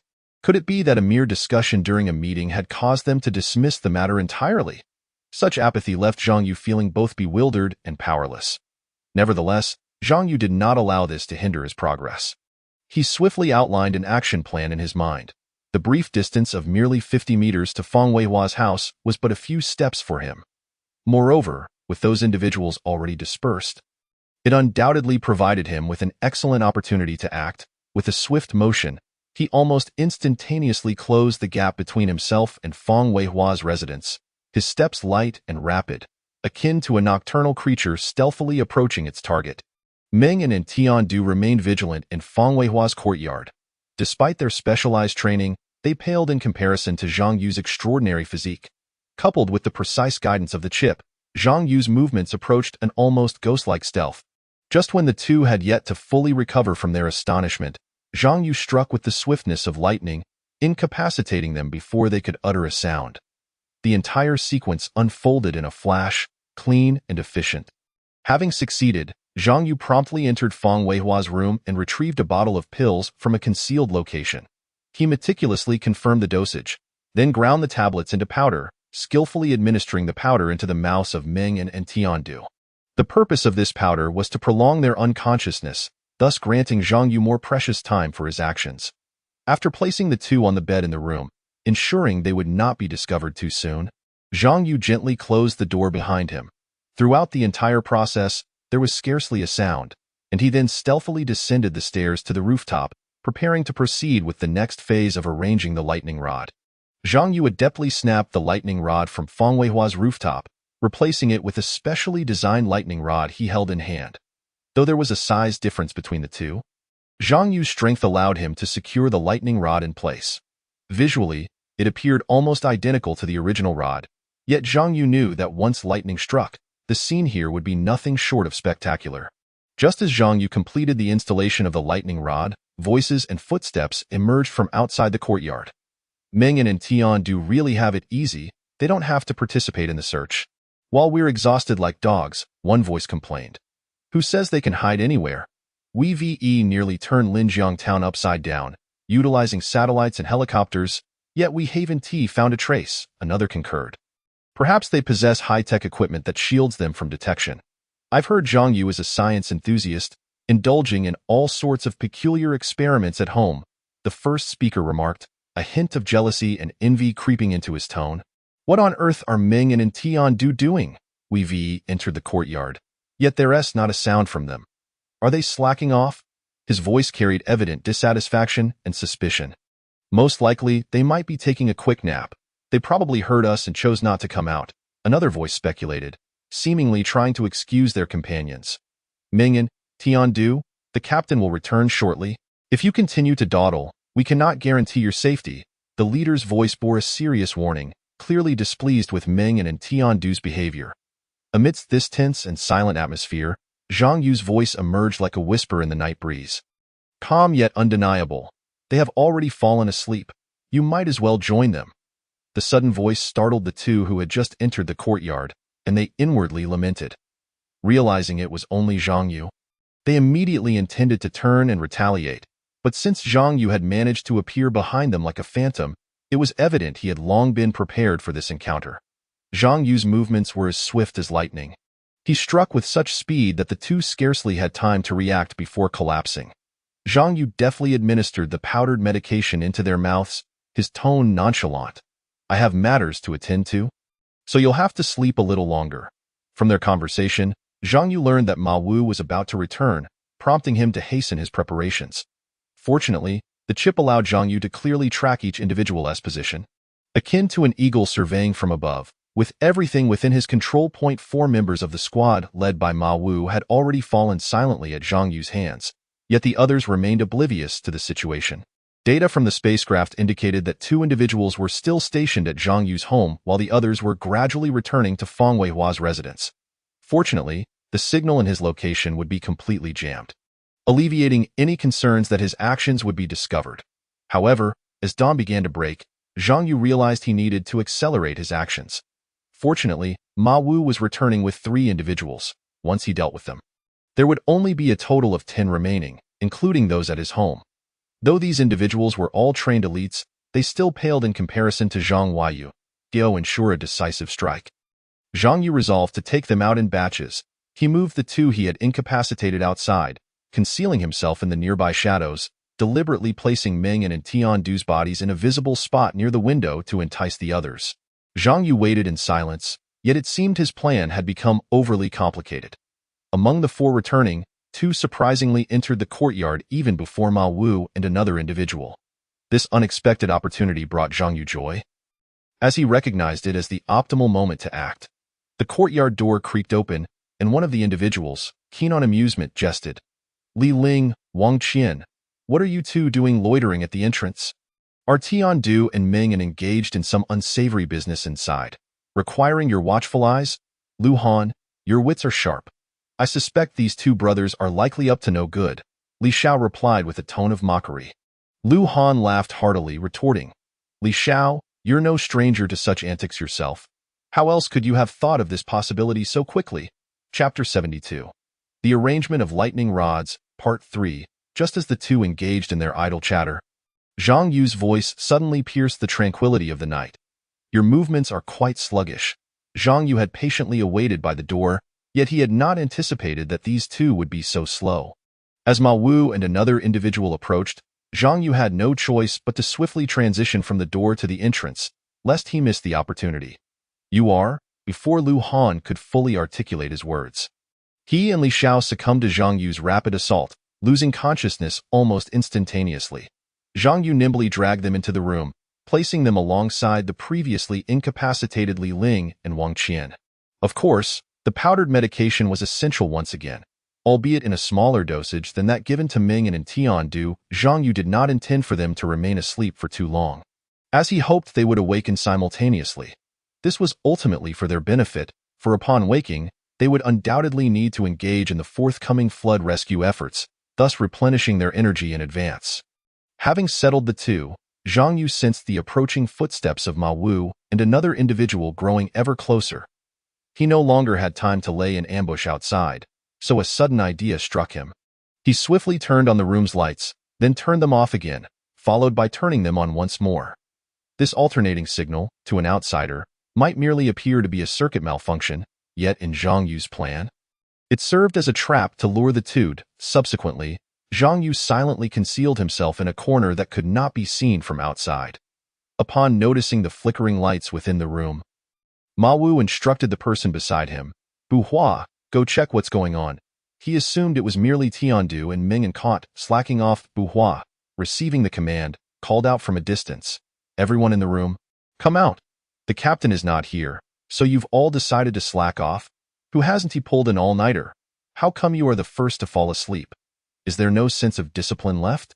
Utilizing the chip simulation feature, Zhang Yu responded in Ming An's voice, "Bu Hua, there are urgent matters.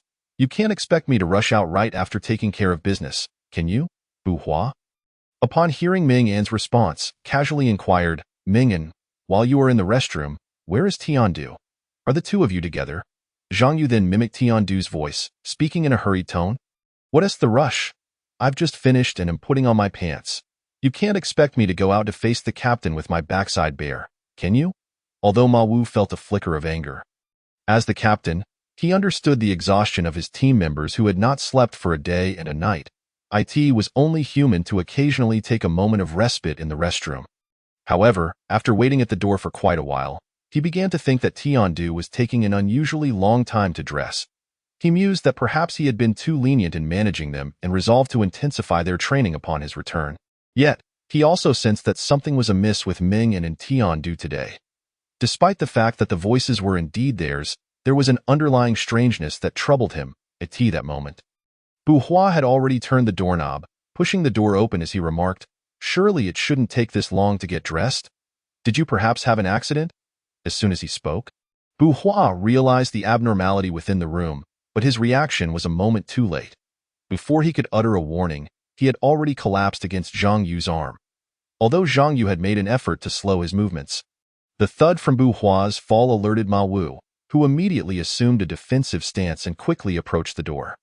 Zhang Yu inwardly lamented the trouble he had encountered and swiftly administered the drug powder into Bu Hua's mouth, laying him on the bed before rushing out. At that moment, Ma Wu was merely 2 meters from the door, when a figure dashed out faster than he could react. To ensure everything went smoothly, Zhang Yu had allowed the chip to take control of his body, enhancing his speed and precision. As the chip calculated Ma Wu's trajectory, Zhang Yu's hand struck like a blade at Ma Wu's neck. However, to Zhang Yu's surprise, Ma Wu's willpower was remarkably strong. Though the blow was heavy, it did not render him unconscious. Yet, it did cause Ma Wu's vision to blur. Even as he felt dizzy, he mustered every ounce of strength to steady himself and struggled to utter a few words. Seeking to confirm his suspicions, "Are you Zhang Yu?" Standing before him, Zhang Yu regarded Ma Wu's unsteady demeanor with a calm tone. "Ma Wu, I never expected you to be so resilient. You are far more durable than your comrades." Suppressing his discomfort, Ma Wu asked, "What have you done to them?" These team members were his longtime comrades, and he could not bear the thought of them coming to harm under his watch. It was this sense of responsibility that allowed him to withstand Zhang Yu's strike. Zhang Yu replied coolly, "You need not worry excessively. I will not take your lives. Ma Wu, when you awaken, tell Wang Lei not to expend too much effort on me. With your strength, capturing me is beyond your reach. Instead of entangling with me, it would be wiser to contemplate how to save more people during tonight's impending storm." Ma Wu struggled to think. A sudden realization struck him. Could it be that you are Dawn? Despite his foggy mind, he connected Zhang Yu's voice with the one that had issued the Blue Star storm warning. Zhang Yu smiled slightly, a hint of admiration in his tone. "Captain Ma, you are indeed astute. Your insight is commendable." His words confirmed Ma Wu's suspicions. He was the one who called himself Dawn. The shock within Ma Wu was profound. He had many questions, yet it was clear that Zhang Yu had no intention of continuing the conversation. "Captain Ma, you should rest now." As Zhang Yu spoke, he prepared to administer more drug powder to Ma Wu, this time giving a dosage greater than the standard calculated by the chip, for Ma Wu's display of extraordinary resistance had been evident. However, it was only a matter of time before he succumbed. After all, the place Zhang Yu had struck, if pressed deeper, could have been fatal. Despite Ma Wu's strenuous resistance, the heaviness of his body and Zhang Yu's overwhelming force rendered escape impossible, and he ultimately had to swallow the soporific powder. Watching Ma Wu's throat convulse as he swallowed, Zhang Yu nodded in satisfaction before dragging him into the room, placing him alongside the other team members. After ingesting the powder, Ma Wu's eyelids grew heavier. Upon seeing his teammates lying on the bed, he could no longer hold on and closed his eyes. Zhang Yu casually turned off the room's lights and closed the door before exiting the courtyard. Under the chip's surveillance, the remaining 10 individuals dispersed, no longer posing a threat to him now. He needed to return home to set up the lightning rods and deal with the 2 individuals present in his house. Chapter 73. Setting up the lightning rods, Part 4. Familiarity with his home was second nature to Zhang Yu. He skillfully opened the concealed door he had crafted in the storage room on the first floor and entered the courtyard. At that moment, the 2 individuals within were utterly exhausted. Though they remained in a state of vigilance, the fatigue in their eyes betrayed them. In the presence of the alert Zhang Yu, they clearly stood no chance. As expected, they were soon fed the drug powder by Zhang Yu and placed on the beds in the room. Have a good sleep. Perhaps when the storm arrives, you will not have such a comfortable moment again. In his youth, Zhang Yu had dreams akin to theirs, yet due to his father's circumstances, those dreams remained unfulfilled. Observing these younger brothers, he felt a deep sense of nostalgia and hoped they could hold on until he arrived. Recollecting his emotions, Zhang Yu then ascended to the roof of his house, adeptly breaking the lightning rod and installing the attracting rods. This was the second lightning rod he had placed. There were still 10 more to be arranged in Linjiang village. And he needed to install one at his parents' residence as well. Zhang Yu's layout was organized according to the principles of yin and yang and the 5 elements, maximizing the lightning rod's ability to draw in lightning. Utilizing the positioning system within the chip, Zhang Yu scanned the surrounding environment once more. The screen displayed 4 moving light points slowly approaching his home. Among them, 2 were still at a distance and posed no immediate threat. While the other 2 were advancing directly along the road to Linjiang, Zhang Yu magnified the image. He noted their weary expressions, a smirk curling at his lips as a mischievous glint flickered in his eyes. He decided to have some fun with these uninvited guests. Silently, Zhang Yu slipped out of his home, his figure nearly blending into the night as he swiftly and lightly approached the 2 individuals on the road. Mu Qiao, do you think Tianhu and Qilon have already reached their limit and are looking for a place to nap? Yue Wei's voice held a teasing tone, despite his own eyelids feeling heavy. Mu Qiao forced himself to maintain his spirits, replying with a wry smile, they shouldn't be that unreliable. At least one of them ought to stay alert. Why, Yue Wei, could you stop dragging me around like a stone? Yue Wei Ato and Mu Qiao complained as they struggled to climb an uphill path. Why Yue Wei was already swaying drowsily. He simply closed his eyes and allowed Mu Qiao to pull him forward. Although Mu Qiao felt equally exhausted, seeing Yue Wei in such a precarious state compelled him to continue acting as his human crutch. I must have owed you in my past life. Mu Qiao muttered, his feet refusing to cease moving. After a day of searching, even the strongest of men could not escape fatigue, and in the darkness before dawn, human willpower was at its weakest. At that moment, a soft yet eerie song echoed through the still night sky. Sleep now, peacefully sleep. The voice seemed to carry a certain enchantment, resonating to Mu Qiao and Yue Wei both as a lullaby and a sleep-inducing spell. Mu Qiao jolted awake, suddenly alert. He anxiously scanned the surroundings, seeing only the grass and trees in the morning light, yet no sign of life. Whose child is singing so early? Mu Qiao asked tentatively. Yue Wei, roused from his stupor, sleepily replied, What's wrong, Mu Qiao? But soon, he too recognized something was amiss. Who's there? Little one, please don't scare us. Why Yue Wei attempted to mask his rising tension with a light-hearted tone. However, their inquiries yielded no response, only that ethereal melody continuing to linger in the air, seemingly shifting its location stealthily. Sleep now, quickly sleep. Zhang Yu's voice, like a whisper in the night wind, echoed gently through the grass. Yet its source appeared elusive, no longer traceable to where they had initially pinpointed it. The song rang out with clarity in the silence before dawn, yet it remained elusive, flitting through the trees like a specter. Unable to contain their curiosity any longer, Yue Wei and Mu Qiao resolved to follow the enchanting melody in search of the mysterious child. Cautiously, they stepped into the woods, scouring the underbrush, yet no trace of the child was found. Mu Qiao, this isn't right. Yue Wei frowned. I find it strange too. Logically, we should have located the child by now. Mu Qiao's nerves tightened as he began to sense that things were far from simple. This song bore an unusual aura, far too sophisticated to have originated from an ordinary child. Moreover, this house, it seemed eerily familiar. Wasn't he this Zhang Yu's home? As Yutan felt a lump in his throat and nervously swallowed. His eyes scanned the surroundings with vigilance, attempting to catch any potential movement. In this tense atmosphere, a familiar yet unexpected voice gently whispered in their ears. Indeed, this is my home. Zhang Yu seemed to emerge from the shadows, silently appearing before them, a mischievous and cunning smile adorning his face. His footsteps were light as air, weaving through the grass without a sound, akin to a nocturnal creature gracefully traversing the darkness. Sleep, sleep, quietly sleep. Zhang Yu softly mimicked the earlier song, his lips curling upward, his eyes twinkling with a teasing light. How do you think my imitation fares? He inquired, his tone casual, as if merely engaging in a harmless game. Yet, Mu Qiao and Yutan felt a profound chill. They could hardly believe that an ordinary person, who typically seemed to be a homebody, possessed such remarkable skills and the ability to mimic voices, skills that were exceedingly rare in this world. Unable to restrain himself, Yutan remarked, Zhang Yu, you truly excel at hiding, playing tricks right beneath our noses. Mu Qiao and Yutan exchanged a knowing glance. Yutan continued to converse with Zhang Yu to buy time, while Mu Qiao attempted to reach out to the captain and other team members for support. They understood that facing an opponent like Zhang Yu, they would likely struggle alone. I have always been here. It is merely that you have not noticed, Zhang Yu said nonchalantly. Mu Qiao, there is no need to bother contacting your captain. They have already succumbed to slumber. Mu Qiao was reluctant to easily accept Zhang Yu's words. Yet no matter how many times he tried, he could not connect to any communication devices, only receiving sporadic crackles of static in response. You indeed possessed the means to jam signals, Mu Qiao said gravely. Preparing for battle alongside Yutan. Chapter 74. Preparing the Lightning Rod, Part 5. Zhang Yu remained relaxed and at ease, as if everything lay within his control. You are no match for me.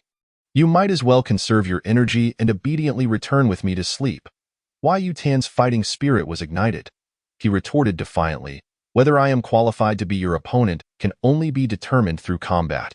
Despite feeling apprehensive about Zhang Yu's displayed prowess, Yutan firmly believed that as long as he and Mu Qiao worked together, they could certainly subdue Zhang Yu. Mu Qiao attempted to reason with him. Zhang Yu? It would be in your best interest to return with us and clarify the entire situation. This approach may serve as the best means to mitigate your culpability, far better than fleeing aimlessly. Yet, Zhang Yu's smile grew even more radiant, his response brimming with confidence and defiance. Where I, Zhang Yu, wish to go, I shall go. No one in this world can impede me. And no sooner had he spoken than he darted towards the courtyard wall like a swift leopard. His leg strength was astonishing as he leapt effortlessly onto the wall. He waved at Mu Qiao and Yutan, tauntingly saying, Come on, since you are so determined to catch me, let us see if you can. As soon as he finished speaking, Zhang Yu vanished over the other side of the wall. Mu Qiao and Yutan exchanged glances, silently contemplating. This fellow is truly walking into a trap. Tianhu and Qilan are still in his house. Let us see how far he can escape this time. Quickly, we must follow. Given Zhang Yu's agility, Tianhu and Qilan may not be able to contain him. Yutan urged. Simultaneously, he sprinted towards the wall. While his explosive power did not match Zhang Yu's, years of training enabled him to easily clear the 3-meter-high obstacle. Seeing Yutan already in motion, Mu Qiao did not hesitate to follow suit. Zhang Yu had meticulously orchestrated this entire affair, aiming to enhance the efficiency of the game. He chose to stand atop his family's courtyard wall, not only to conserve the energy of transporting these individuals, but also to attract the remaining members of the Flying Dragon team like a magnet, allowing him to ensnare them all and avoid any unforeseen complications. Indeed, Zhang Yu's appearance acted as a clarion call, prompting the two individuals already heading in that direction to quicken their pace. While others adjusted their course, the 8 people originally advancing towards Feng Weihua's home, under the chip's surveillance, unhesitatingly redirected towards Zhang Yu's residence. To ensure they could communicate with one another, Zhang Yu temporarily lifted the signal jamming within a certain range. Yet his intention was merely to facilitate communication among those 10 outside. Contacting anyone further afield was out of the question. Observing them hastening towards his location, Zhang Yu reactivated the signal jamming and swiftly dashed towards Yutan, who had already jumped into the courtyard. Poor Yutan, having not detected Zhang Yu's presence atop the wall, intended to enter the courtyard first and wait for Mu Qiao's arrival, simultaneously issuing a warning to Tian Hu and Qilan, who were already inside. He wondered why there was such a commotion, yet those two remained unresponsive. Were they simply curious? Do not fret, you shall see them shortly, Zhang Yu's voice echoed in Yutan's ear. As if he were a specter, Wei Yutan instinctively aimed to strike at Zhang Yu, yet his actions had long been anticipated by Zhang Yu. With a casual flick, Zhang Yu rendered Yutan unconscious. Subsequently, Zhang Yu effortlessly dragged Huabing through the storage room on the first floor, passing through an invisible door to settle him within the confines of his home. After administering a dose of powdered medicine to Huabing, Zhang Yu temporarily placed him in the storage room and swiftly moved towards the courtyard, preparing to subdue Ma Jie. Upon entering the courtyard, Ma Jie found himself unable to spot Huabing, prompting him to mutter softly to himself. This fellow is being excessively cautious. He meticulously searched each room while remaining vigilant for any signs of movement in the courtyard. After thoroughly inspecting the entire second floor, Ma Jie pondered to himself, could the intelligence have been erroneous? No, that is impossible. I distinctly observed a shadow on the wall, and since then, we have yet to see him re-emerge outside. He must still be here. It was he who first noticed Zhang Yu's figure, which led to the swift movement of others towards Zhang Yu's residence. Yet now, after turning the second floor upside down, he still found no trace of anyone and had no choice but to place his hopes on the rooms of the first floor. At this point, Ma Jie had descended to the first floor, meticulously inspecting each room, leaving no corner unchecked in hopes of uncovering that elusive shadow. During his investigation, doubts began to creep into Ma Jie's mind. How peculiar. I remember Tian Hu and Qilan were supposed to stay here to guard, yet despite my prolonged presence, I have seen no sign of them. He and Huabing had only caught a glimpse of Zhang Yu atop the wall. As for Mu Qiao and Yue Wei, their view had been obstructed, leaving them oblivious to the subsequent events. After inspecting each room in turn, Ma Jie finally pushed open the door to the room occupied by Mu Qiao. Yue Wei, Tian Hu, and Qilan. Seeing the four of them utterly unresponsive to his entrance heightened Ma Jie's suspicions.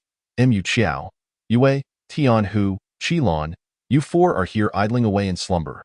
If someone were to break in, wouldn't you be in dire straits? He grumbled, with such a lackadaisical attitude. How can you aspire to join Team Feilong? I dare say my brother has been too lenient with you. Yes, he complained.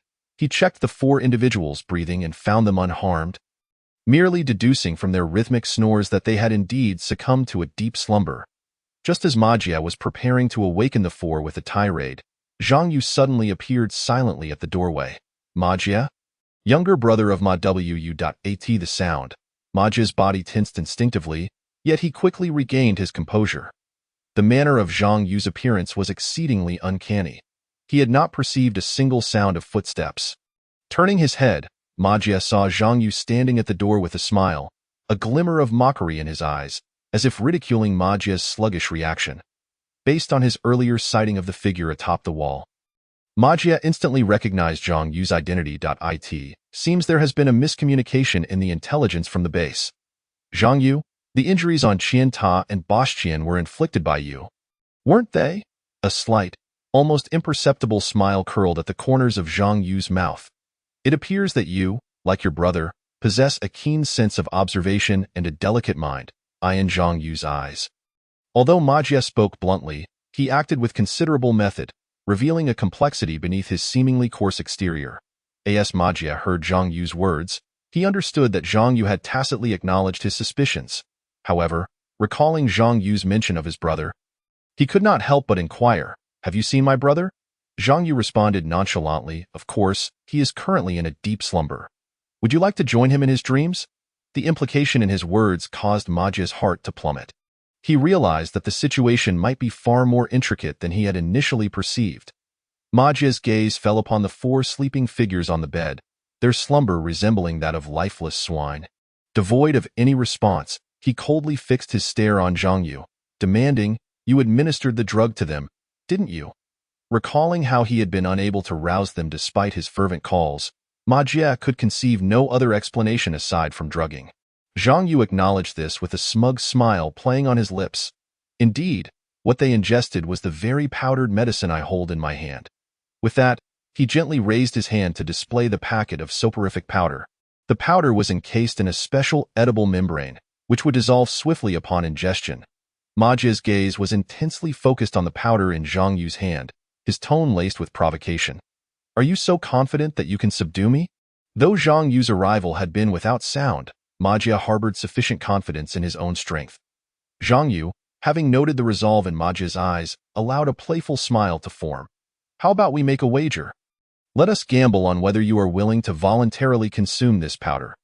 Ma Jie contemplated how to stall for time, waiting for Huabang to notify Ji Jiming and the others to come to his aid. Zhang Yu's proposal presented him with an excellent opportunity for delay. Very well, I am willing to hear your terms. Ma Jie feigned calmness, a glint of cunning flashing in his eyes, as if he had already seized control of the situation. Zhang Yu's gaze pierced through Ma Jie's thoughts like an arrow. He understood that Ji Jiming and the other 5 were still some distance away and would require several minutes to arrive. Thus, he was not in a hurry to act. His suggestion to wager with Ma Jie was, in fact, a strategic maneuver to establish a sanctuary for his long-term plans, providing a refuge for those affected until the ship was fully restored. With a fade of contemplation, Zhang Yu spoke slowly. If you win, I shall let you all go. However, should you lose, you must agree to one condition of mine. This condition, regardless of when I impose it, you cannot refuse. Rest assured, I will not demand anything beyond your capabilities. Ma Jie's brow furrowed deeply. He recognized he needed time to deliberate, yet Zhang Yu was evidently unwilling to grant him that chance. I need time to consider in order to provide you with a response. Zhang Yu coldly laughed, interrupting his delay. You have no time to contemplate. You can only accept. Otherwise, your 4 teammates shall be at risk of losing their lives. Before he had finished speaking, Zhang Yu hurled the powdered medicine towards Ma Jie. Instinctively, Ma Jie caught the powder, for while Zhang Yu was speaking, he had already launched a steel ball. The ball landed precisely where Zhang Yu had concealed a blood bag earlier. To Ma Jie's eyes, it seemed as though the steel ball had directly struck Tianhu. Zhang Yu offered Ma Jie no opportunity for rebuttal, continuing to apply pressure. If you willingly consume the powder, I can guarantee Tianhu's safety. Otherwise, you shall bear the consequences. Ma Jie's right hand gripped the powder tightly. His left fist clenched, nails digging painfully into his palm. Yet he appeared oblivious to the pain. A resolute light flickered in his eyes, his voice brimming with fury. Zhang Yu, I will fight you to the end. With that, he angrily tossed the powdered medicine aside and charged towards Zhang Yu without hesitation. This blow was imbued with his wrath and strength, yet it struck only air. Zhang Yu, aided by his chip, effortlessly dodged Ma Jie's assault, and in a flash, seized Ma Jie's collar, yanking him back forcefully. Ma Jie lost his balance, crashing heavily against the wall with a dull thud. Zhang Yu coldly regarded Ma Jie, his tone frigid. Do not attempt to provoke me, for I cannot guarantee the safety of anyone in this room. Ma Jie's eyes blazed with fury as he glared at Zhang Yu, his anger erupting like a volcano. Yet he was acutely aware of Zhang Yu's formidable strength and knew he must make a choice. Gritting his teeth, he spoke with determination. If anything befalls Tianhu or Yue, I swear I will make you pay dearly. Ma Jie was prepared to consume the powdered medicine, for Zhang Yu had once again fired a steel ball, puncturing the blood bag beneath Yue.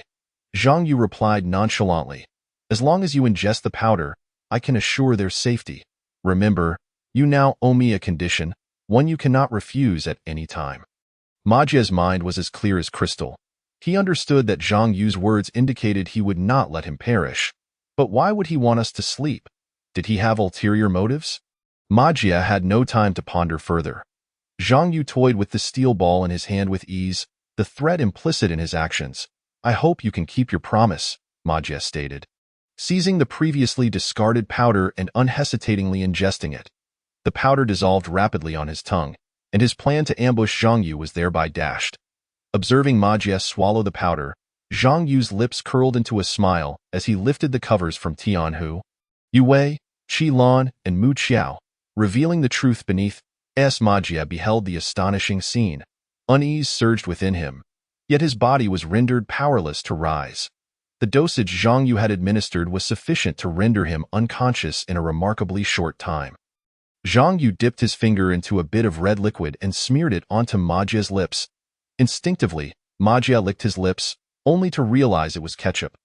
Realizing he had been deceived by Zhang Yu, Ma Jie exerted all his strength in an attempt to rise. However, with a gentle press, Zhang Yu subdued him by the edge of the bed.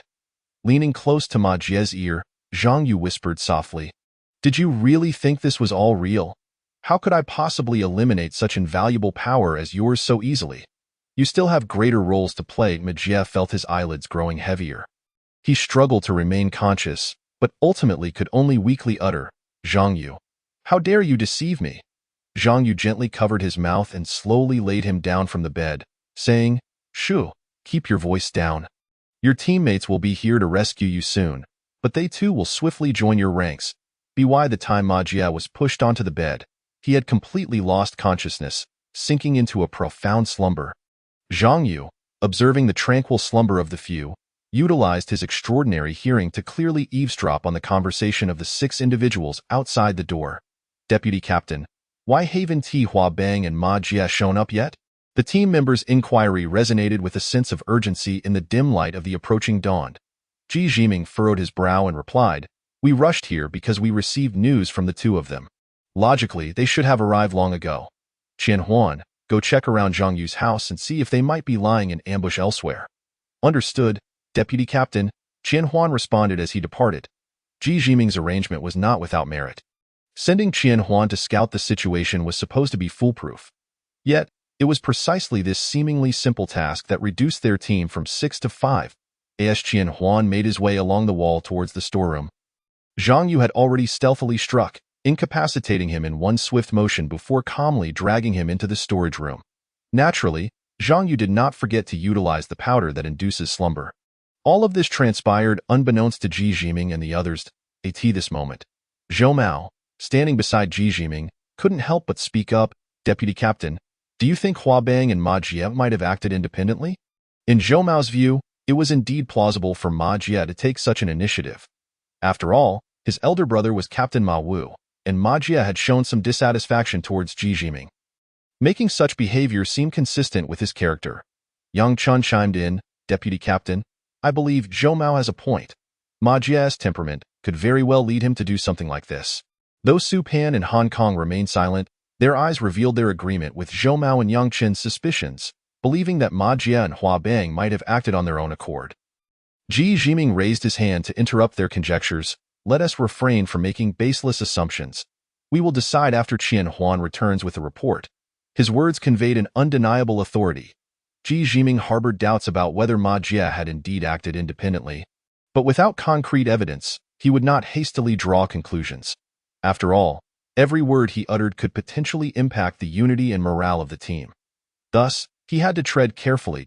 Su Pan's remark was like a stone thrown into a tranquil pond, shattering the silence and stirring unease among the group. "Deputy Captain, I recall that Tian Hu and Qi Lan were supposed to remain at Zhang Yu's house. Their abilities are commendable. If Zhang Yu had truly been present, they should have sensed it. With such a prolonged silence, might they have already departed?" Chapter 77. Setting up the lightning rod, Part 8. Hong Kong nodded in agreement, his voice tinged with concern. "Deputy Captain, Su Pan's analysis holds merit. We approached from the west, and indeed there was a stretch where we couldn't see the situation here. If Zhang Yu has escaped, Tian Hu and Qi Lan may have pursued him. This could also explain why there had been no activity within the house for so long, not even a whisper of sound." Ji Jiming furrowed his brow tightly, beginning to realize that the situation they faced was likely far more complex than they had anticipated. They had initially believed this to be a straightforward support mission, but now it seemed the unfolding events were slipping from their grasp. He took a deep breath, deciding to wait patiently for a moment longer. Yet the growing unease within him crept like a vine, silently wrapping around his heart. Ji Jiming couldn't help but mutter softly, "That Qian Huan, it's been quite a while since he went to scout. Why hasn't he returned? Has he run into trouble?" To the east of Zhang Yu's residence lay a dense thicket of woods, complicating their ability to clearly investigate the situation there, severely obstructing their line of sight. The cacophony of roosters crowing at dawn further drowned out any sounds that might have emanated from within the house. Zhou Mao pondered for a moment before slowly speaking. Perhaps Qian Huan has discovered something unusual. But due to the urgency of the situation and our unstable communications, he may not have had the time to inform us. Yang Qin's face was etched with urgency, his gaze revealing his concern over the possibility of Zhang Yu fleeing. Akin to a hound eager to catch its prey, he impulsively suggested, "Deputy Captain, in my view, we should not waste any more time. The best course of action is to break down the door. Even if Zhang Yu is cunning, he is merely an ordinary person lacking in training. With so many of us, how could he possibly slip past our watchful eyes? We cannot allow this opportunity to escape our grasp." His words betrayed a yearning for achievement, fearing that should Zhang Yu evade capture, all their efforts and hardships would be in vain. Ji Jiming swiftly weighed the pros and cons amidst the discussions of his team members, decisively concluding, "There is no need to wait for Qian Huan any longer.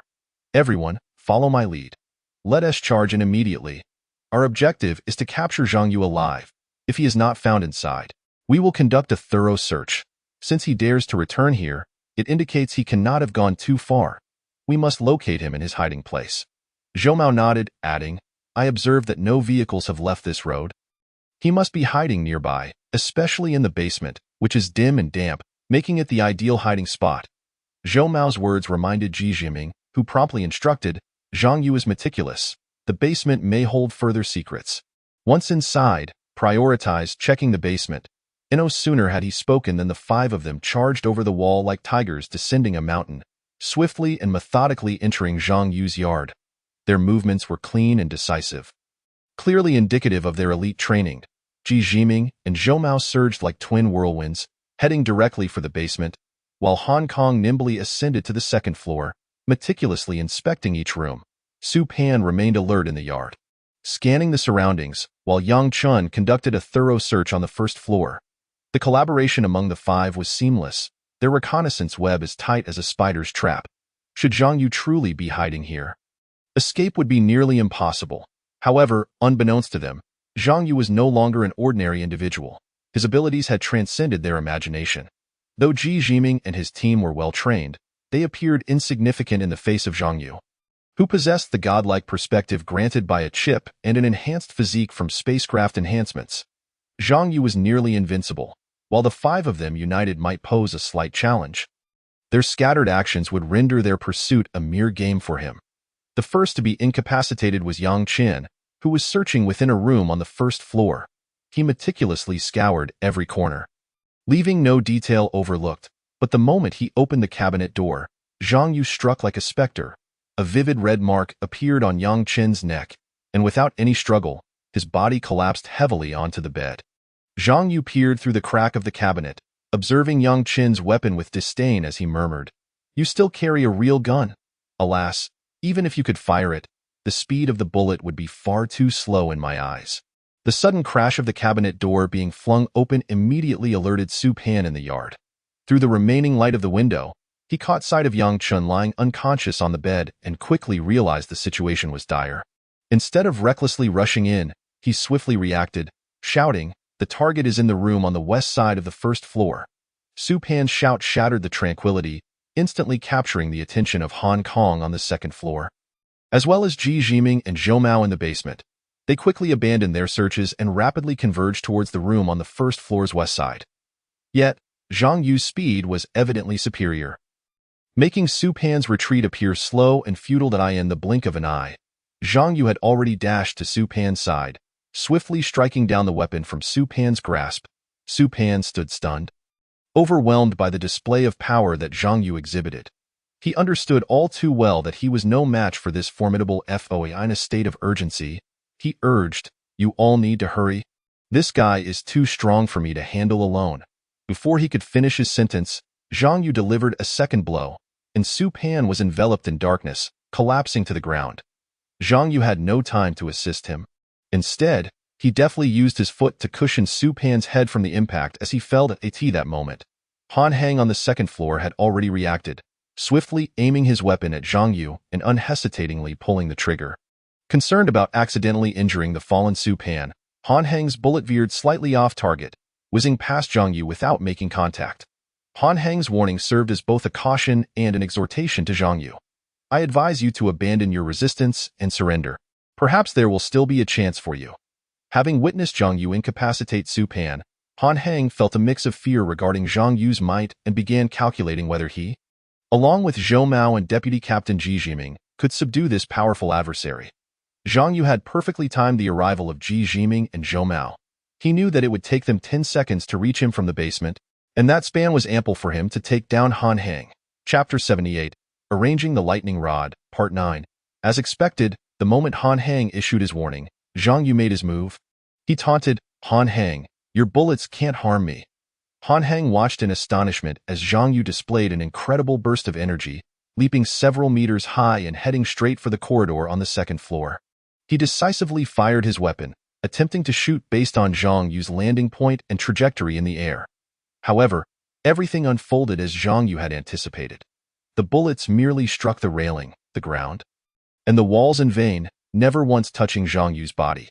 Realizing that gunfire was ineffective, Han Heng braced himself for close combat, adopting a defensive stance in an effort to block Zhang Yu's charge.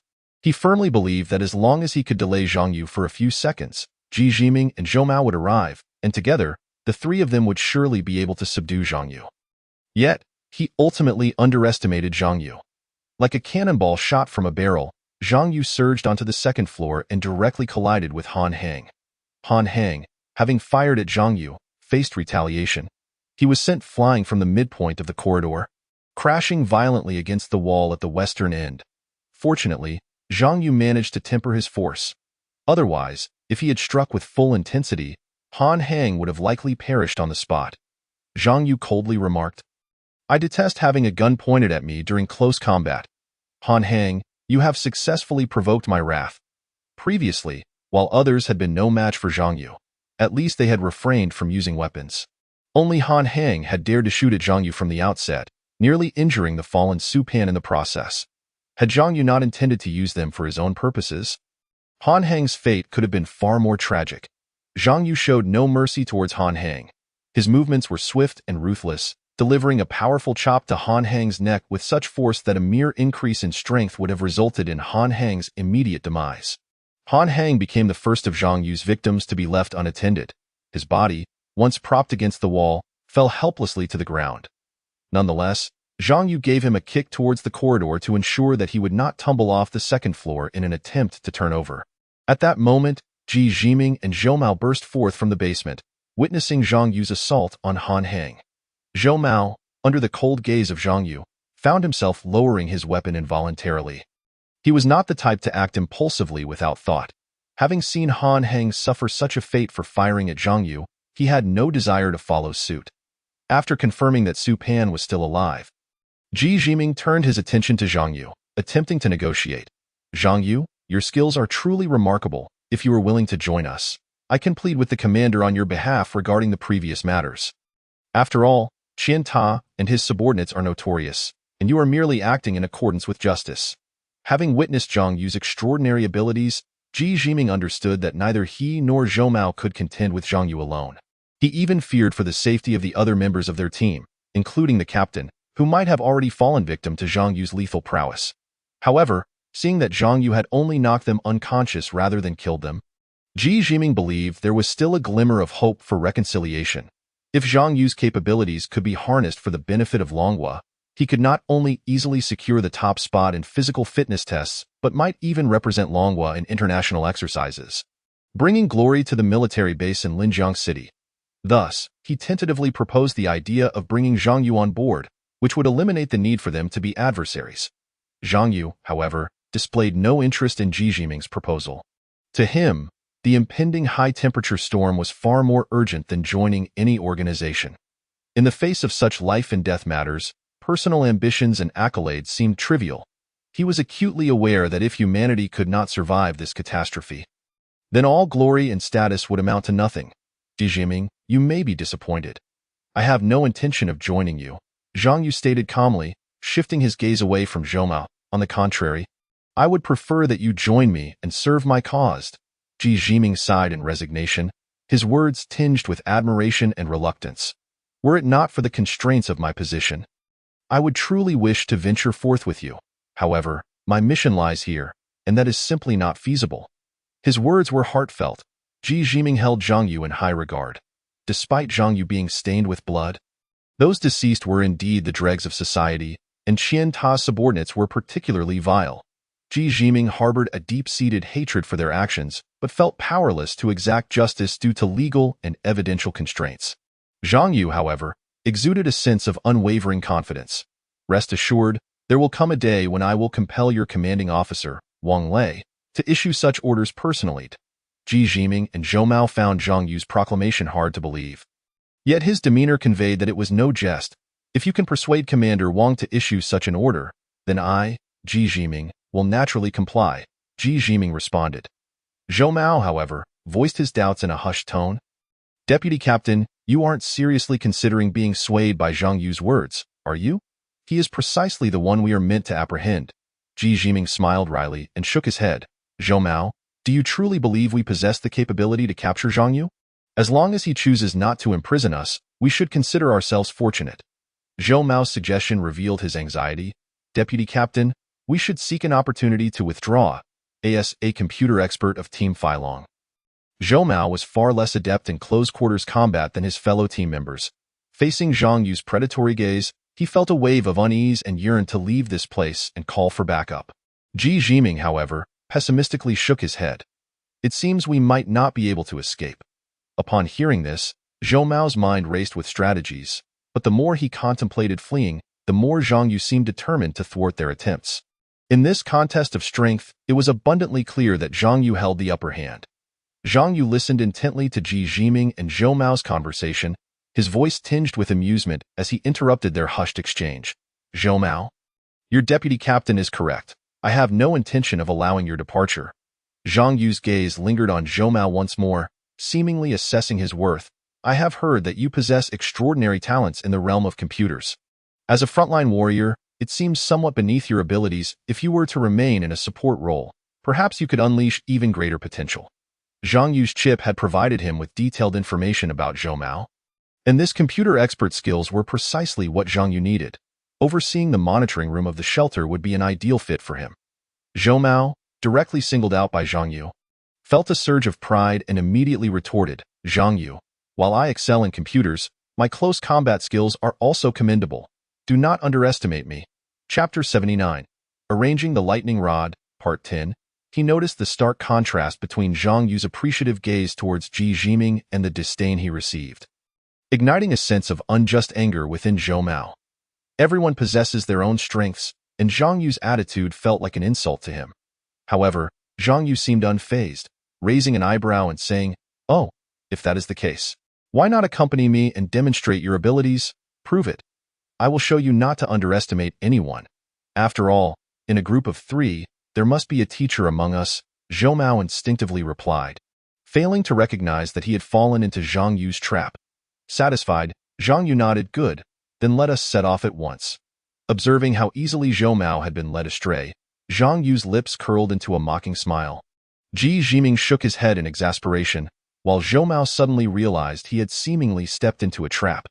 "Wait, Zhang Yu, it seems you have misunderstood," Zhou Mao hurriedly clarified, urgency lacing his voice as he sought to assert his position.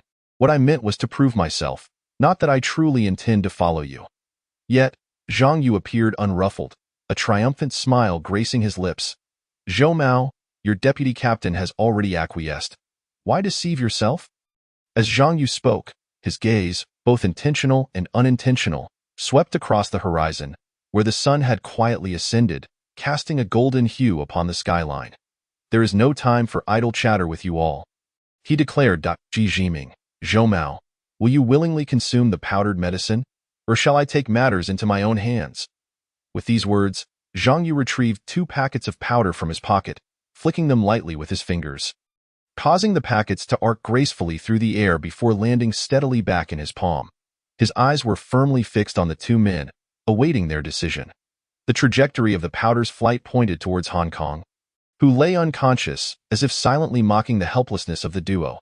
Ji Jiming pondered for a moment before responding, "Zhang Yu, we are indeed in a difficult position. How about this? Let Zhou Mao and I first carry Su Pan and Hong Kong into the room, and then we shall consume the powder. He understood that extricating himself and Zhou Mao from Zhang Yu's control would not be a simple task.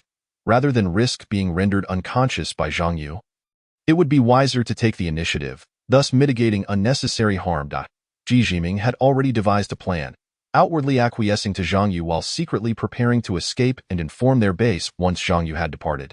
Despite his deep respect for Zhang Yu, the latter was nonetheless a target of his superior's orders for capture, and as the vice-captain of Team Feilong, he was bound to fulfill his duties. Upon hearing this, Zhou Mao could not help but murmur under his breath, "Vice-captain, have you lost your wits? I was just contemplating how to seize an opportunity to escape, and you agree to his terms? Where has your usual spirit gone? Have you forgotten your own words? A true man would rather die standing than live kneeling?" Ji Jiming shot Zhou Mao a glare, softly reprimanding him, "Stop your nonsense. Clearly, Zhang Yu does not intend to take our lives. Are you seeking unnecessary suffering? What, do you wish for an untimely demise?" Zhou Mao grimaced, lamenting, "Of course I do not wish to die. I have yet to marry a wife. To perish now would be most unjust."